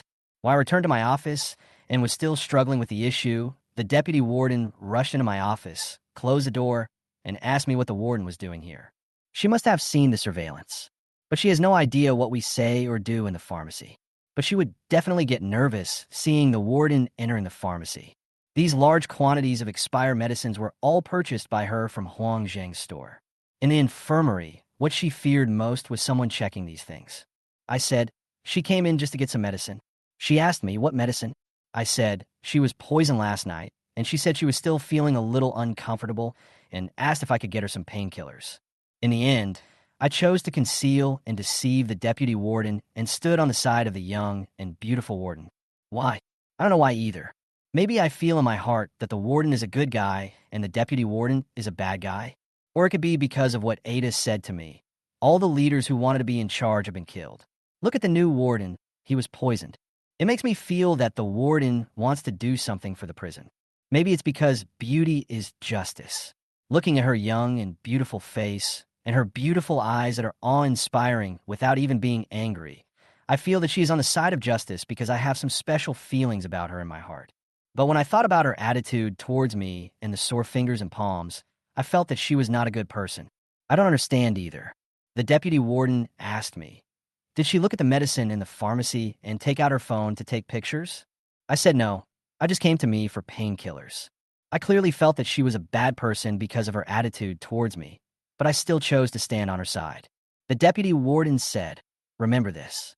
Even if the warden asks you why the medicine has no production date and no outer packaging, you should just say you don't know. It was delivered to you in this condition. I said yes. Then I asked, what if she suddenly asked these questions one day? She said, if the warden asks, just say that I bought the drugs wholesale and asked her to come to me. I said, okay, that's what I'm saying. Deputy warden, how come the warden is so young? She was a little alert and said to me, you don't need to ask this. It's none of your business, and don't even think about building a good relationship with her. It's useless, and it may even hurt you. These words are like the chief of police warning me not to have an affair with the deputy warden. After the deputy warden finished talking to me, her eyes fell on my lips, and she wanted to come over and kiss me. Outside, the deputy warden stood up and left when he heard Inulin and Hamaya push the door and come into the infirmary. Chapter 145. Pudgy Pharmaceuticals. In the evening, after a tiring day of work, I returned to the dormitory, took a shower, lay down, and read a book for a while. Priya called me and wanted a video chat with me. Let's chat. She was wearing cool, low-cut clothes, and she was swaying in front of the camera, which made me feel dry in the mouth. She told me that people in her village were talking about her, and she didn't want to stay at home, but now during this special period of the epidemic, she didn't know where to go. Then she said something about missing me. I had to pee urgently, so I said I was going to the bathroom first. She said, don't hang up yet, and we could continue chatting when I came back conveniently. So I just kept the video on, put the phone on the bedside, and went to the bathroom. When I came out of the bathroom, I saw the warden sitting at the table in my dormitory. I was shocked. Oh my God, how did you get in? What did you say? Priya's voice came from the phone, standing on the bedside. It's over. I remembered that I was still video chatting with Priya. She was right in front of the camera screen. Because of the angle, she couldn't see the warden, but the warden could see her on the screen.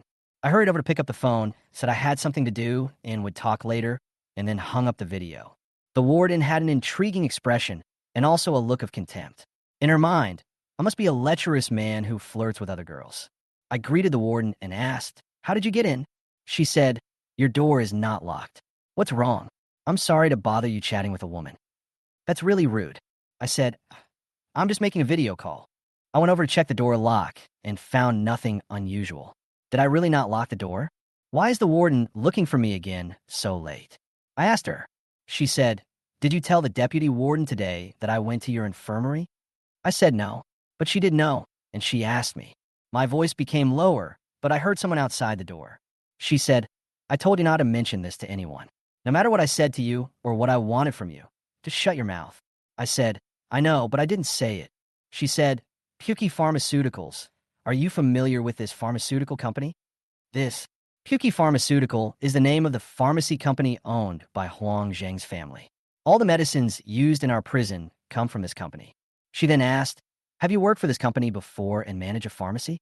I had no choice but to say, "These are all drugs that were brought in by the deputy warden." "Why don't you go ask her?" She said, "You know everything, and you dare to lie to me." After saying that, she stood up and kicked me. I couldn't dodge in time and was kicked to the ground. She said, "You dare to lie to me, just wait." She left. "Are you waiting? Are you going to kick me out of the prison?" I had no choice but to call the deputy warden and tell her that the warden had come to see me and knew which company we sourced our medicine from. After listening to it, she said nothing and hung up the phone. I was very scared. This was not a small matter. I didn't know how the warden would deal with me.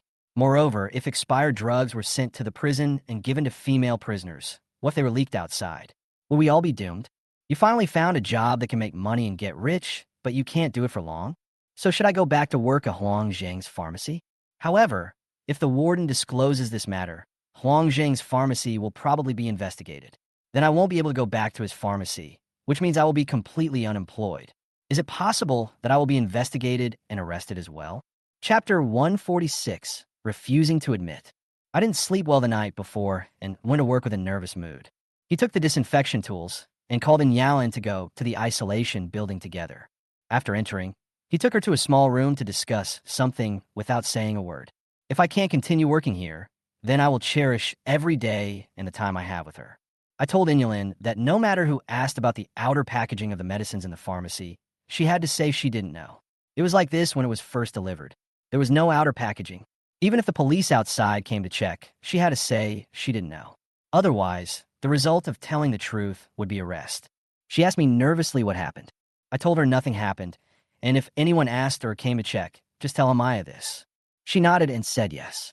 The two of us returned to the infirmary from the isolation building, and Hamaya watched us go back together. When Inyalin went to pack her lunch, I saw Bainaya enter the pharmacy, so I followed her in and asked her why she looked so strange when she saw Inyalin and I leaving the isolation building just now. She said it was nothing. I said, she and I were just doing disinfection work. You wouldn't think too much of it, would you?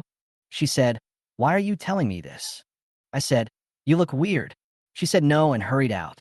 Bimmy felt full of guilt towards Inyalin. Although she knew that Inyalin had a boyfriend outside, she saw that Inyalin also liked me, and she also saw that Inyalin and I had a good relationship. So she felt that if she liked me, she would be sorry for Inyalin, and if she was a little flirtatious, she would be sorry for Inyalin. For me, I don't know whether I can stay here or not, so I might as well take advantage of it whenever I can. If I get out of prison, it will be difficult for me to pursue a girl. They have other choices, and I am not the only choice. When choosing me, they will definitely compare me with other men. What advantages can I have? To be honest, if I were asked to leave prison, I really wouldn't want to leave. There is money to be made here, and countless women are willing to throw themselves at me, allowing me to easily get them without having to pay anything. Huang Zheng called me. He asked me what was going on. His mother-in-law called him and kept telling him to get rid of the expired medicines in the store as soon as possible. I said there was a chance someone would come to investigate, and whether I would be worried about something happening. Huang Zheng asked me whether the outer packaging of the medicines sent to the prison, including the production date, had been cleaned up. I said it was clean. He said, you should check every single thing again, don't miss any bottle or any pill, and make sure to clean up the production date. Tear it all off and destroy it. This way, even if someone checks, they won't know if it's expired without the production date. They will just say that the outer packaging information is incomplete. You must stick to this point. I said yes. This trick is pretty good. Since we don't admit it, no one can get evidence that the medicine is expired. It just means that the ingredients of these medicines are incomplete. I said, how about this when I buy from you in the future, you guys should handle the outer packaging first. He said, I won't dare to do it again. How can I dare? If it is found out, it will be all over the news and we will be arrested. The most worrying thing is that if the patient has any problems after taking these drugs, they will definitely say that it was caused by expired drugs. I said, yes. Then don't do that again. If they didn't do this, I wouldn't have to worry about getting medicine in the infirmary. Chapter 147, Resisting Strictness. As soon as Huang Zheng hung up the phone, the deputy warden called me. What we said is the same. No matter who asks us, we have to insist that these medicines were delivered to us without outer packaging. If we say that the medicine is expired and someone uses it, there will be no end to this matter. We will definitely be investigated, and we may even be arrested, fined, and sentenced. The big stone in my heart has finally been put down. I was worried that I wouldn't be able to work here anymore and that I would be punished by the law. Now it seems that everything is fine. The deputy warden asked me to pass on this matter to my two nurses, Inulin and Binmi. They must keep their mouths shut and not reveal the truth, even if they are beaten to death. As long as we don't say anything or admit it, no one could do anything to us. But if we admit it ourselves and tell it to others, we will be dead. The deputy warden repeatedly reminded them that no matter who the people who came to inquire about the matter were or what methods they used, they must keep their mouths shut. If they confessed, they would be given leniency and life imprisonment. If they resisted, they would be given strict punishment and could go home for the new year. After hanging up the phone, I called Inulin and Binmia and asked them to lock the door of the infirmary outside, then come into my office and lock the door as well, for I was most afraid that walls might have eavesdroppers. Then I told them what the deputy warden had told me. They kept nodding. Because the matter was of great importance, I was very serious, and they were also very serious. When I said the meeting was over, Inulin asked me a question. In an outside clinic, if patients are given medicines without a production date and without outer packaging, it is a violation of regulations. If someone from above comes to check and sees that our medicines do not have information, such as production date, production address, instruction for use, and side effects, we will also be checked. I said, it's okay, as long as they don't find out it's expired. And if they say we violated the rules, we can just say we opened the outer packaging and threw it away. Then, along with Inulin and Hamami, the three of them went into the pharmacy and carefully checked every box and every medicine to make sure that no clues were left. The pharmacy is not big, but the shelves are full of medicines, so it is not easy to check and the workload is huge. I divided the tasks among the people, with each person responsible for 3 shelves. After the inspection, we would check in turns to ensure that no mistakes would be missed. They were busy until after 8 o'clock in the evening and didn't even notice it was dark. The 3 of them were hungry, so they asked Inulin to pack lunchboxes. After Inulin left, Hamiya and I were busy. I looked at Hamiya. She was very serious. I leaned over and said, "You can stop and rest for a while." She glanced at me and continued to work. "You take a rest first. I just want to finish my work and go back to rest." Seeing that I was looking at her with some ill intention, she took a small step back and said, "What are you looking at?"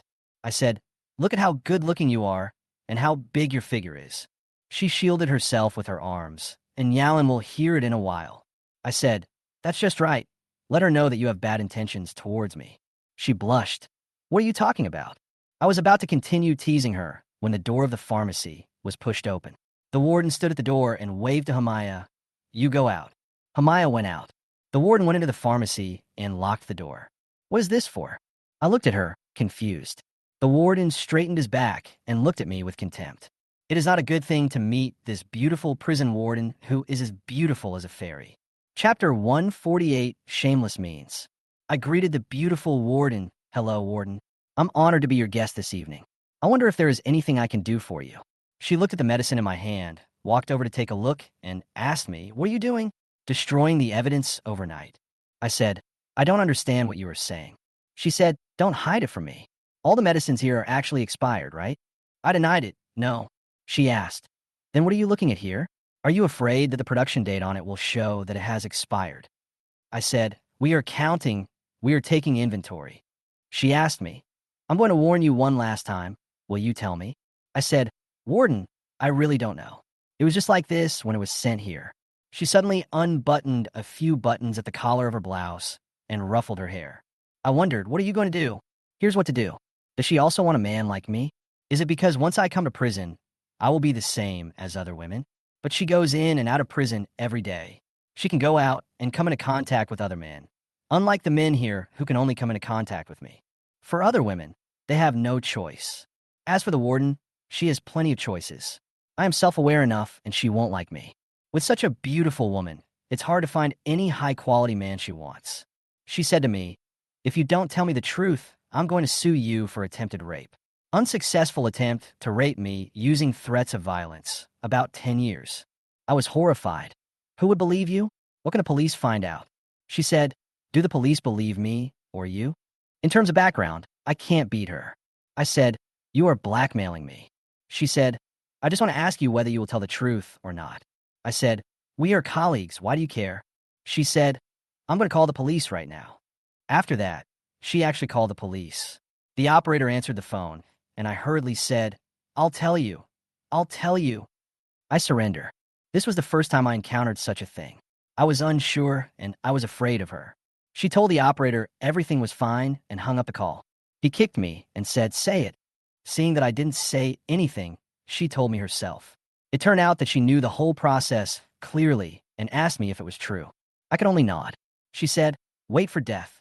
She turned and went out, and the moment the door closed, I felt hopeless. Is she going to kill me? Inulin and Binmia asked me to go for dinner, but I was absent-minded. They asked me what happened and whether I wanted to continue checking the outer packaging of the medicine.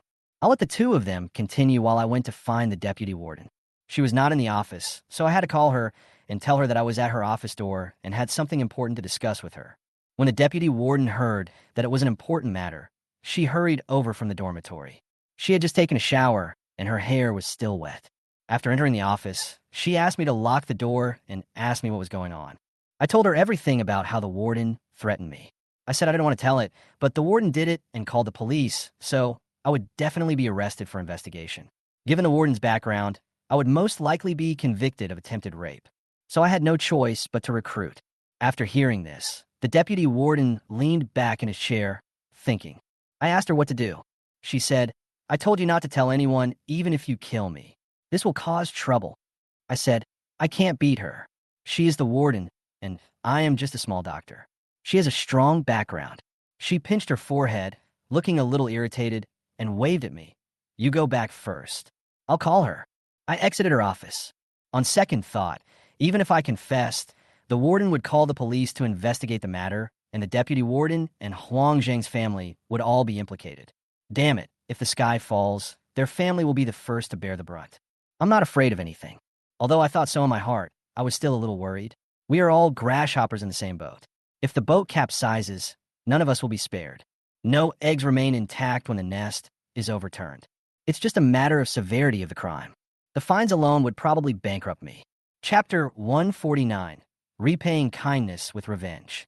When I woke up in the morning, I felt completely listless because I hadn't slept well because I was so worried about this matter. Looking at Inulin and Hamami, I sighed. If something really happened, these two wouldn't be able to escape unless they really knew nothing. But they all participated in these things under my leadership. Inulin saw me sitting outside smoking in a depressed mood, so she brought out a stool and sat next to me, asking me what I was thinking about. I looked at her and said, nothing. She said, you seem to be in a bad mood these days, and your expression is solemn. I said, is there? She said, maybe it's because he's worried about the warden checking for expired drugs. I said, you know this. She said, Hamaya, and I knew when she came. I said, you may have been implicated by me. She said, if anything happens, we can shoulder it together. I'm not afraid. When I was in the clinic, I found that many doctors in the clinic, including those in the hospital, were particularly black-hearted. They practiced medicine purely to make money. They turned minor illnesses into major ones, frightened patients, and got more money from them. Some even maimed, killed, or injured people. There are few who really care about the patients. Although you use expired drugs here and charge a lot, you can really save lives and really cure patients. You use expired drugs and charge a lot because it's the prison's requirement. In fact, you're really a good doctor. If you are investigated and arrested, Hamaya and I will definitely speak for you in court. So even if something happens and you are investigated, you'll be fine. When I heard her say that, I smiled and said, thank you. You're always thinking about me. She said, I've seen clinics that can kill people with just an injection to treat a cold. Many doctors are just mediocre and hurt themselves and others. After meeting you, I realized that there really are miracle doctors in books, and you are one of them. You see, the warden was poisoned that night, and they all said that you saved her and that the poison could be neutralized by just acupuncture. It's not that magical. It's just an acupressure technique to induce vomiting. I just happen to have learned it in school. I said, don't praise me anymore. I'm so proud of myself. She put her hand on mine and said, don't worry about yourself or us. We'll be fine. You saved the warden, so I don't think she'll do anything to you. Now I feel comfortable. My tense nerves are half relaxed, and my anxious heart is half relieved. But this warden doesn't play by the rules. She doesn't care about any feelings or relationships. At that time, she and I were dependent on each other in the freezer, and I saved her. And I did help her this time when she was poisoned. But every time she sees me, it's as if nothing like this had ever happened, and she doesn't have the slightest gratitude towards me. Sometimes I wonder if this guy is just handsome in appearance, but is actually a vicious person, more ungrateful than Capone, and even more ungrateful. Just then, Hemami came back from getting something and saw Inulin's hand on mine. She pretended not to see it and lowered her head and walked into the infirmary. Inulin let go of my hand and said, go get busy. I underestimated this young girl. She actually has her own ideas. Having said that, if someone really investigates, we will still be in trouble. It will be difficult for Inulin and Hamaya to exonerate me with just these reasons. Chapter 150, the result, is what matters. The deputy warden called me and asked me to come to her office. I rushed over. She was definitely looking for me about the expired medicine. I wanted to know what happened. I met the deputy warden and she asked me to close the door. I locked the door and looked at her. The deputy warden asked me to sit down, and she didn't look any different than usual. I was extremely anxious and asked her why she called me there. The deputy warden said, it's all right. I asked, are you really all right? She said, she checked all over just to share the money. The deputy warden said that it was okay and that all he had to do was give the warden some benefits. The warden was investigating all this time just for money. There is nothing that could not be solved with money, and any problem that could be solved with money was not a problem. After promising to give the warden some share of the profits, the problem was solved with the warden. Now I am completely relieved. The deputy warden waved his finger at me and asked me to go over and give her a massage. It was difficult to disobey the order, so I went over. An hour later, I returned to the infirmary and told Inulin that everything was fine and the problem was solved. Inulin was very happy and suggested that we have a drink together in my dormitory tonight. Inulin would cook some food and bring it to my dormitory. I hadn't been that happy in many days, so I agreed. Just then, Kianka came to our infirmary, so I asked her to come along. Kianka said she had a bottle of Martel XO, which was quite expensive, and she brought it for us to drink tonight. After get off work, Inulin and Binmi went to Inulin's dormitory to cook. When the food was ready, they packed it up and brought it to my dormitory. Kianka brought some foreign wine and mixed a few bottles of black tea and green tea and started cooking. The four of them were chatting and drinking, and they were quite happy. When talking about the warden, Inulin and Binmi asked Kianka whether the young and beautiful warden was the daughter of the previous warden. Kianka said she didn't know either, but the warden was very arrogant. He went in and out every day and didn't care about viruses or not. He did whatever he wanted. It seemed that he had a strong background. If you don't have any background, can you be parachuted directly into a prison and become a warden? Seeing her acting capriciously, doing whatever she wants, and having no rules all day long, and making things difficult for me in various ways. In fact, this young and beautiful warden is very clever. With a little trick, she can get a share of the medicine purchased from the deputy warden. This is a big cake. In addition, she seized the shares of the supermarket on the grounds of food safety. Now, she has a share in the two most profitable businesses in the prison. For her, the process, the behavior, and the means are not important. What matters is the result. This would also explain why she was able to do such a shocking thing in the pharmacy. After talking about the warden, they talked about the deputy warden. Kianka said that the deputy warden was the biggest boss in the prison, like an emperor. She had the final say on everything.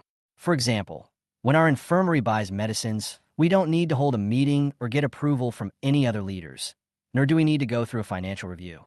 Anyway, she has the final say in the entire prison. She has the final say. But now a warden has come, and maybe the deputy warden, and some people's cakes have been taken away. So someone poisoned the warden's cup. I hurriedly stopped Kianka from continuing. What if there were ears on the other side of the wall, and we were talking about things we were unaware of, and if the person involved heard us, we would be in trouble. For small fry like us, we just need to do our own jobs well. If there is something to discuss, we should talk about it quietly and not discuss it openly. If the big shots hear it, we will be retaliated against. Chapter 151, Just Be Obedient. The four of them finished a bottle of foreign liquor, but were still not satisfied, so they opened some beer and continued drinking. After each of them drank 2 cans of beer, and Yalan, who had the worst alcohol tolerance, stood up staggeringly and said, "I can't hold on any longer. I need to go back first." Kianka said she wanted to go back first too. She leaned close to my ear and said she wanted to go back to see the cat. Hamiya also said that he wanted to leave, and Inyulin said that she would come to clean up tomorrow, or let me clean up myself. Hamiya said that he would clean up, and they could go back first. Kianka and Inyulin left first. While Binmi was packing, he suddenly fell to the ground. She was also drunk. Damn, when I looked at my phone, we were drinking from 9:30 to 3:30 in the morning. Time passed so quickly without us noticing. No wonder we both got drunk. I helped her to the bed, and she hugged me and fell asleep. I woke up the next day with a splitting headache. You shouldn't mix alcohol with other alcohol. Drinking foreign liquor and then beer will cause blackouts and headaches. I sat up and saw Hamaya sleeping next to me. She also woke up, sat up, and got a big fright. Seeing that it was already broad daylight outside, she quickly got dressed and quickly left and went downstairs to the infirmary to wash up. I myself don't quite understand why I drank too much last night and why Hamami slept here. After thinking for a long time, I finally remembered that she drank too much last night and wanted to stay to clean up. Inyulin and Kianka went back first, but she passed out while cleaning up. I helped her to bed, and she fell on the bed hugging me. Then we slept together until dawn. Damn. Fortunately, no one noticed. Otherwise, it will be another trouble.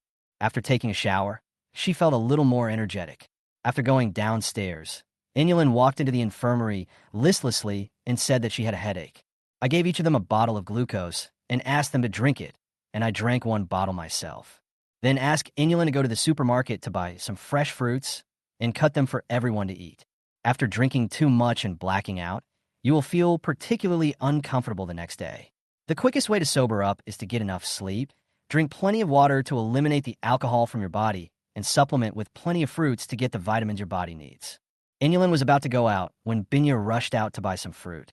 After buying the fruits, Hamami washed and cut them by himself. He was very diligent. Inyulin said to her, "You have already cleaned up last night. Let me do it now." As a result, when Hamami heard this, she didn't even dare to look at Inyulin. She was full of guilt. She said she ignored me and she actually stayed away from me, but she was still thinking about me in her heart. When she was drunk, she couldn't control her behavior at all and just wanted to be close to me and want me to accompany her. It's normal for men to like what women like. At noon, Anya Lin went back to the dormitory to sleep. I was resting in the office. Bimmy came into my office and said to me, "Don't tell Anya Lin about what happened last night."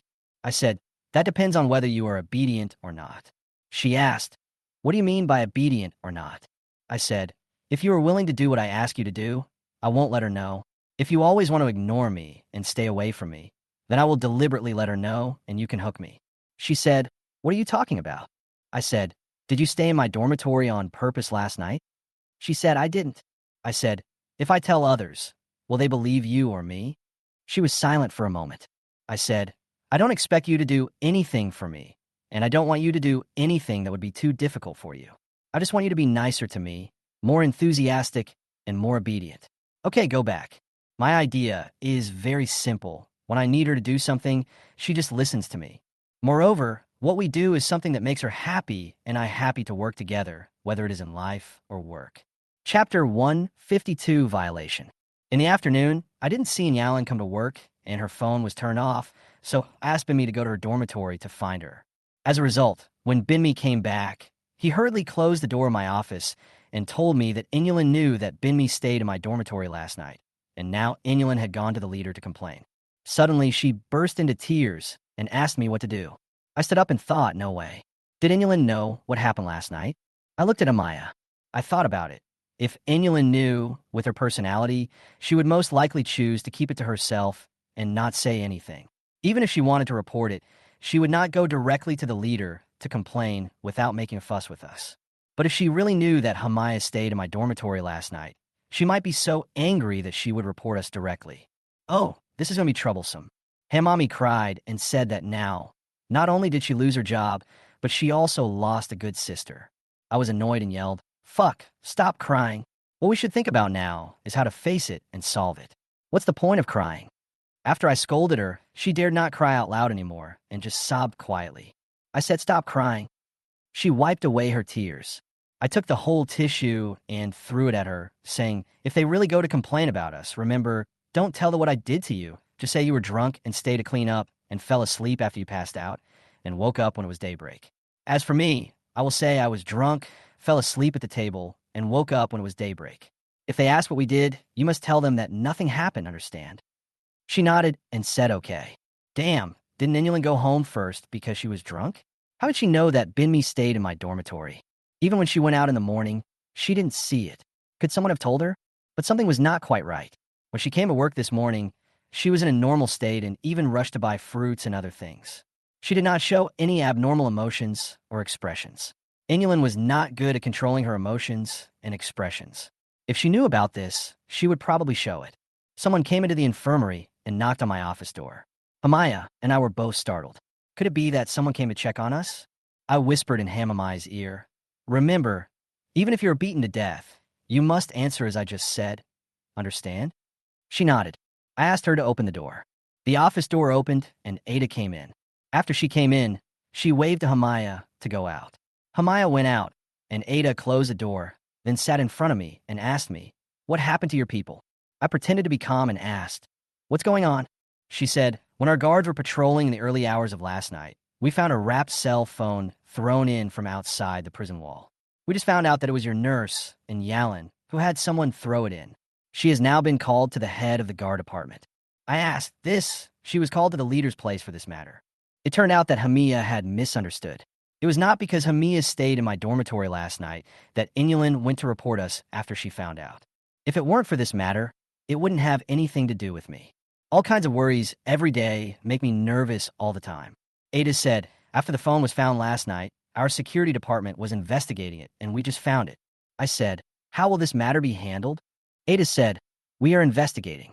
First, what was her motive for having someone throw the phone in? Was it to help the female prisoner escape or for her own use? Secondly, whether it was during the pandemic or not, doing so could cause the pandemic to spread into our prison. Also, bringing anything in from outside the prison must go through a security check. What she did was a major violation and she might be expelled." I was stunned for a moment. If Inulin was fired, wouldn't I lose a very good colleague? Chapter 153, Saving Good Comrades. To me, Inulin is not only a good colleague, but also a good comrade and a good companion.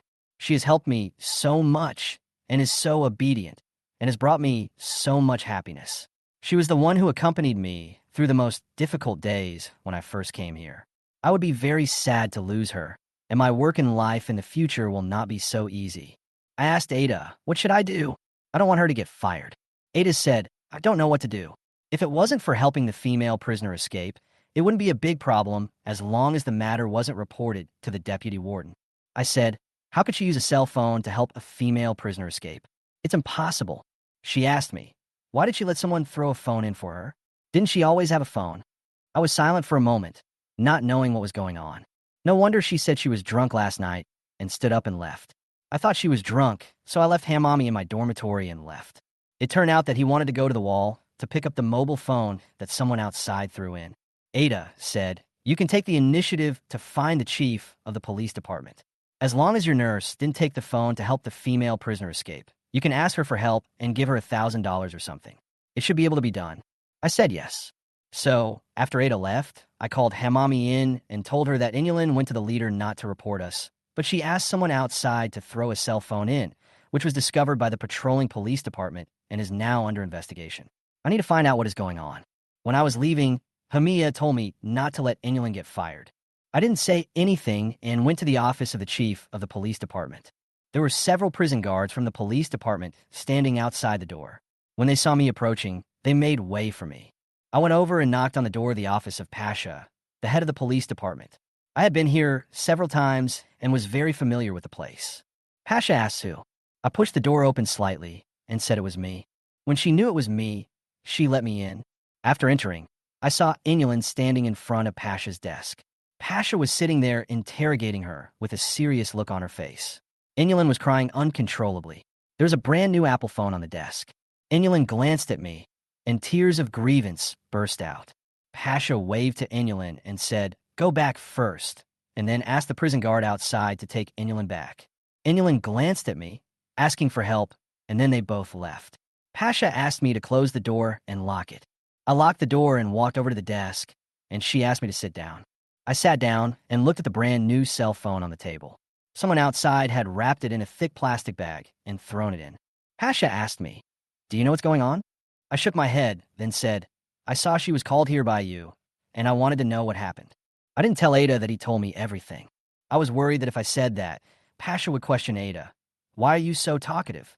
Pasha told me that what happened was roughly the same as what Ada told me. After hearing this, I said, "Then how should we deal with it?" She said, "Report it to the higher-ups. If it's serious, they will be fired or fined at the very least. You know this is a prison. You can't mess around like that. Everything that comes in must go through security checks, and nothing that hasn't been checked can be brought into the prison. What if this phone threatens prison security?" Chapter 154, playing so colorfully. Inulin couldn't possibly have such big ambitions. How could she dare to help the female prisoner escape from prison? I said to Pasha, "She definitely didn't mean to use it to help the female prisoners escape, Chief, I assure you." She said, "It's an epidemic now. What if this thing has the virus? Wouldn't the whole prison be infected with the virus?" I said, "I'll take it to disinfect it." She said, "You want me to let her go?" Pasha is a very smart person.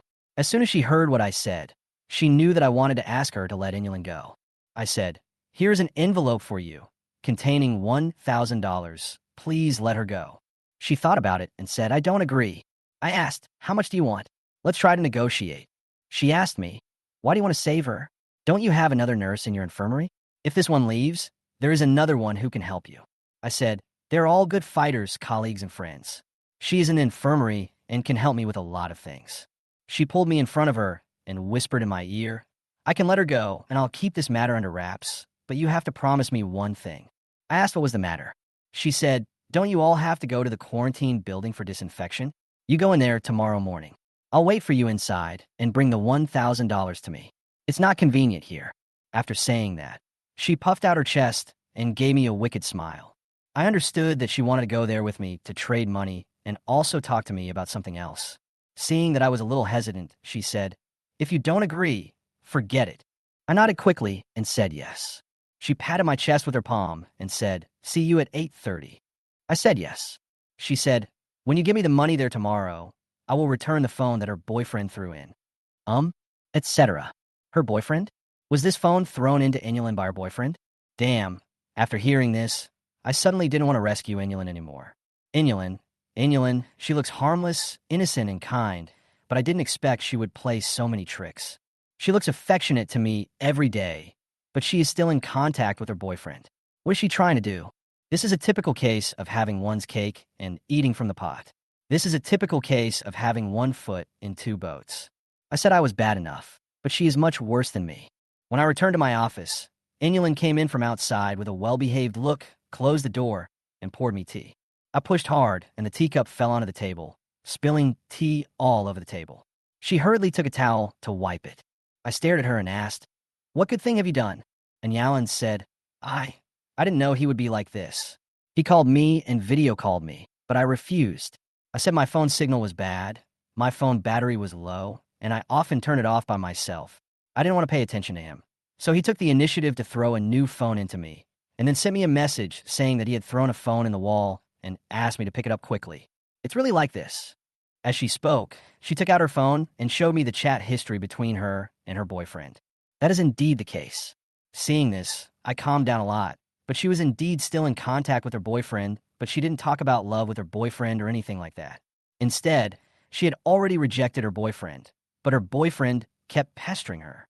Even throwing the phone in was just to please Inulin. I asked, "Have you explained this clearly to Pasha, the head of the police department?" Inulin made it clear. "In fact, this matter is so simple. The truth has been revealed. For us, this is just a small matter, but Inulin did violate the rules. This matter can be big or small. If Pasha reports this matter, she will say that Inulin secretly contacted someone outside, and the person outside threw a mobile phone into the prison for her. It is unknown what bad thing she was planning. Then Inulin will not be able to explain herself, even if she has 100 mouths. The chief of police department made this matter so serious, just to blackmail me and maximize his benefits. Unfortunately, she succeeded in holding our vital points. Chapter 155, Natural Acting Skills. And Yalin explained to me again and again that she had made it clear to her boyfriend that she had rejected this philandering boyfriend and that they had broken up. But her boyfriend just kept pestering her, calling and texting her every day. She made excuses saying that her phone was broken and had no signal and no battery. Then the guy ran outside the prison walls and threw a new phone into Inulin, trying to please her in various ways. I said if your ex-boyfriend threw a phone in, you should report it. She said she was just worried about something going wrong and thought that if she secretly picked up the phone, it would be fine. But in the end, it was found by the patrol team of the police department. After the patrol team picked it up, they immediately disinfected the suspicious package and then checked it. They found it was a new mobile phone. They then checked the surveillance footage and saw Inulin sneaking around at the foot of the high wall of a nearby prison. They immediately grabbed her and questioned her. It turned out that it was indeed her who caused the trouble. Looking at Anya Lin, I sighed. Anya Lin knew that she had caused trouble and said, I didn't let him throw the phone in. I just said that my phone was broken. I refused his video and turned off his phone to refuse his call. He acted on his own initiative. He didn't tell me in advance. He only sent me a message after he threw it in. He took a video outside the wall and sent it to me to tell me where he threw it in from. No wonder she said she felt dizzy and couldn't drink anymore last night, so she ran away to pick up her phone. She was still staggering when she stood up. I thought she was really drunk. Women are born to be actors. I said, you should have told me then. I'll report this to the higher-ups and the matter will be resolved. Now the matter has become a big deal. Others may suspect you of planning to help the female prisoner escape. This is a serious crime. She said, I wouldn't do that. I said, I know you don't, but that's what some people say. She said aggrievedly, well, what should I do? Should I resign? I said, don't make this public.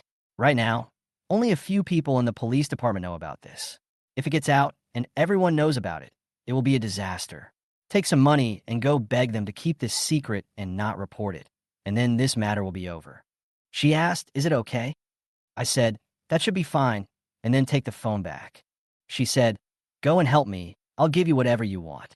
She sounded a little anxious. I said, don't worry, I will help you. If they don't report this, you will be fine. Do you have cash? Go get it and give it to me.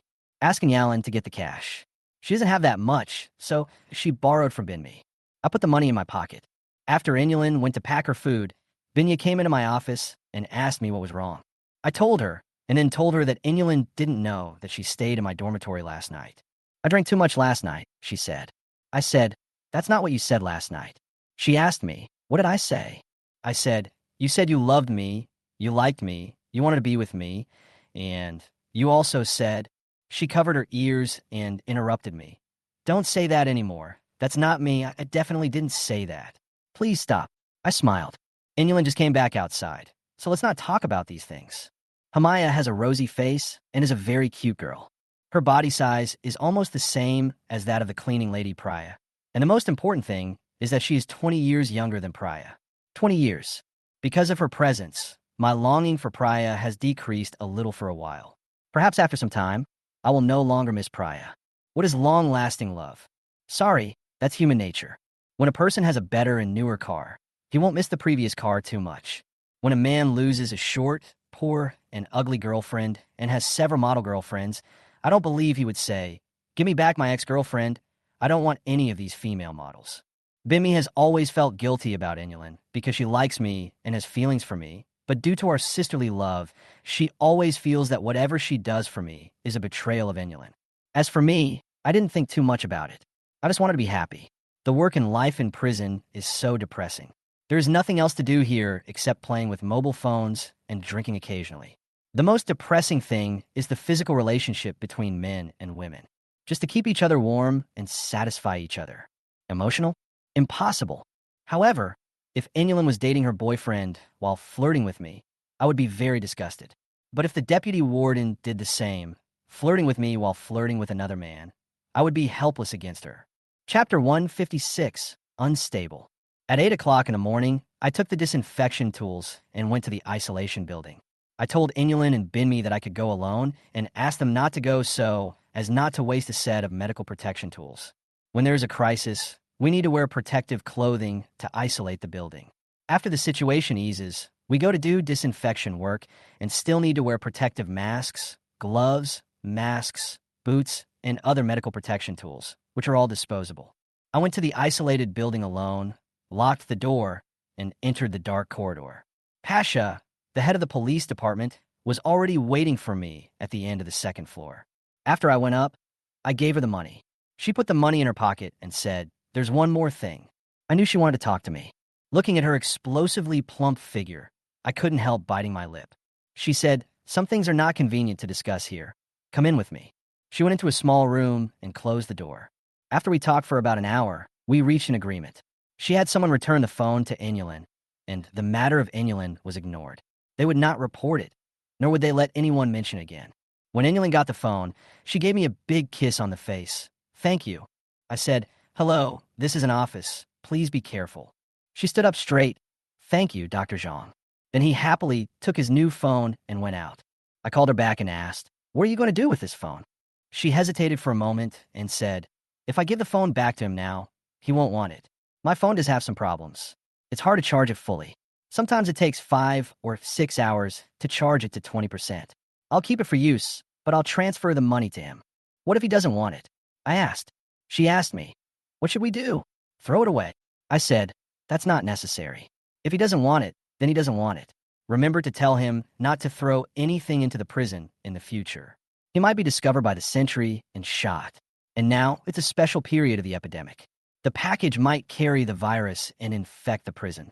If the prison is infected because of your package, then you will be guilty of a serious crime. If someone gets infected and dies, you and your ex-boyfriend may end up in prison for life." After hearing what I said, she also understood the seriousness of the matter and nodded like a chick pecking at rice. "I will explain it to him clearly, and he will never do this again in the future." I said, "Also about you and your ex-boyfriend, I feel like you're still connected." Hearing this, she lowered her head. I asked, "Your relationship with him right now is that you keep quarreling, but you never make things clear, so you're still connected, right? Let me ask you, if you ignore him, do you think you can still be connected? If you ignore him, he'll keep messaging you, calling you, and looking for you for a while, and then the messages will gradually stop, and he'll let go completely. Just because you still reply to him and pay attention to him, he sees hope, and that's why he keeps looking for you, quarreling with you, and making trouble with you. The key is still because of you." I stared at her. I felt a little uncomfortable. Her current state made it obvious that she was wavering between me and her ex-boyfriend. "You said it wrong. It should be boyfriend, not exactly ex-boyfriend. She wants to be with me, but at the same time she can't bear to let go of her boyfriend. What kind of person is she?" Chapter 157, Something Guilty. After talking endlessly about Inulin, she felt that she had done something wrong and lowered her head. After all, it is extremely immoral to want to have an affair with me while maintaining a relationship with your boyfriend. After a long while, Inulin asked me, "What about you?" I asked, "What about me?" She asked me, "How do you feel about me? What do you think of me? Have you ever thought about having a future with me?" I was stunned for a moment. I asked her to be loyal to me, not to play two-timing or be fickle, but I forgot that she also had demands on me. She also wants me to be loyal to her, not to be unfaithful and have multiple relationships, not to be fickle, and have a future with me.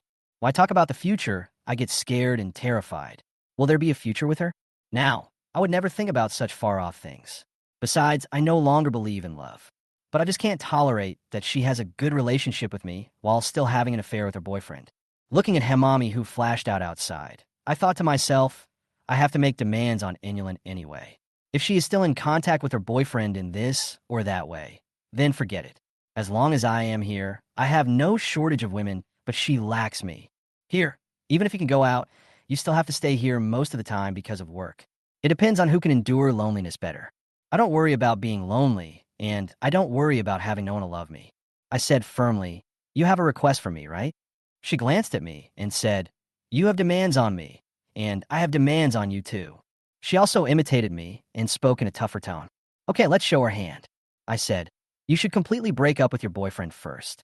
If that doesn't work, then don't have to have anything to do with me in the future. She also heard my toughness, gritted her teeth, and said, okay. She walked out. I took a deep breath and lit a cigarette. Damn, he still wants to threaten me. I like everything here, except women's love. He actually asked me to come first. Go away.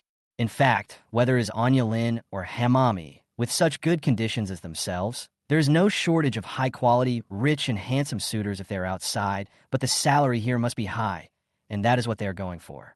However, in addition to the harsh working conditions here, there's another thing they cannot solve, and that is the problem of resources of the opposite sex. Anyway, I am the only man I have to deal with. This Inulin, I helped her so much, but now she turns around and goes against me? Okay, if she thinks her boyfriend is good, let her go find her boyfriend. I called Hamaya in and told her that my shoulder hurt and asked her to massage it for me. Hamaya was pressing me, and I grabbed her hand, but she immediately pulled it away. I grabbed it again, and she pulled it away again. I said, what are you doing? She pointed outside. She was worried that Inulin would see it. I said, why are you afraid of her? She whispered, can you please not be so loud? Binmi was worried that Inulin would know that I was very close to her. She felt that she had betrayed Inulin and felt sorry for Inulin, and she felt very guilty. I asked, do you feel sorry for Inulin, but she has a boyfriend? She said, what is your relationship? I said, that's it. We are more like friends and colleagues, but less like lovers. Since she and I are not a couple, why do you always avoid me? She said, I don't know. Anyway, let's keep some distance. I think this is not good.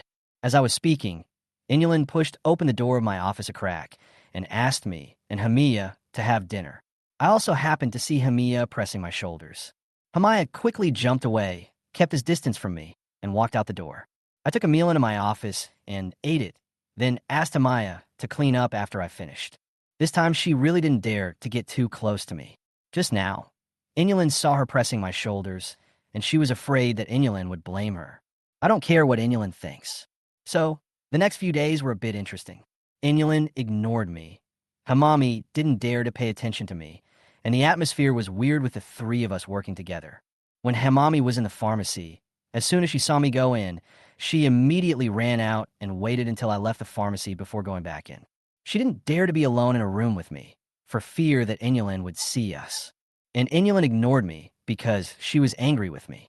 Fine, if you want to ignore me, I will take the initiative to make peace first. I am a dog.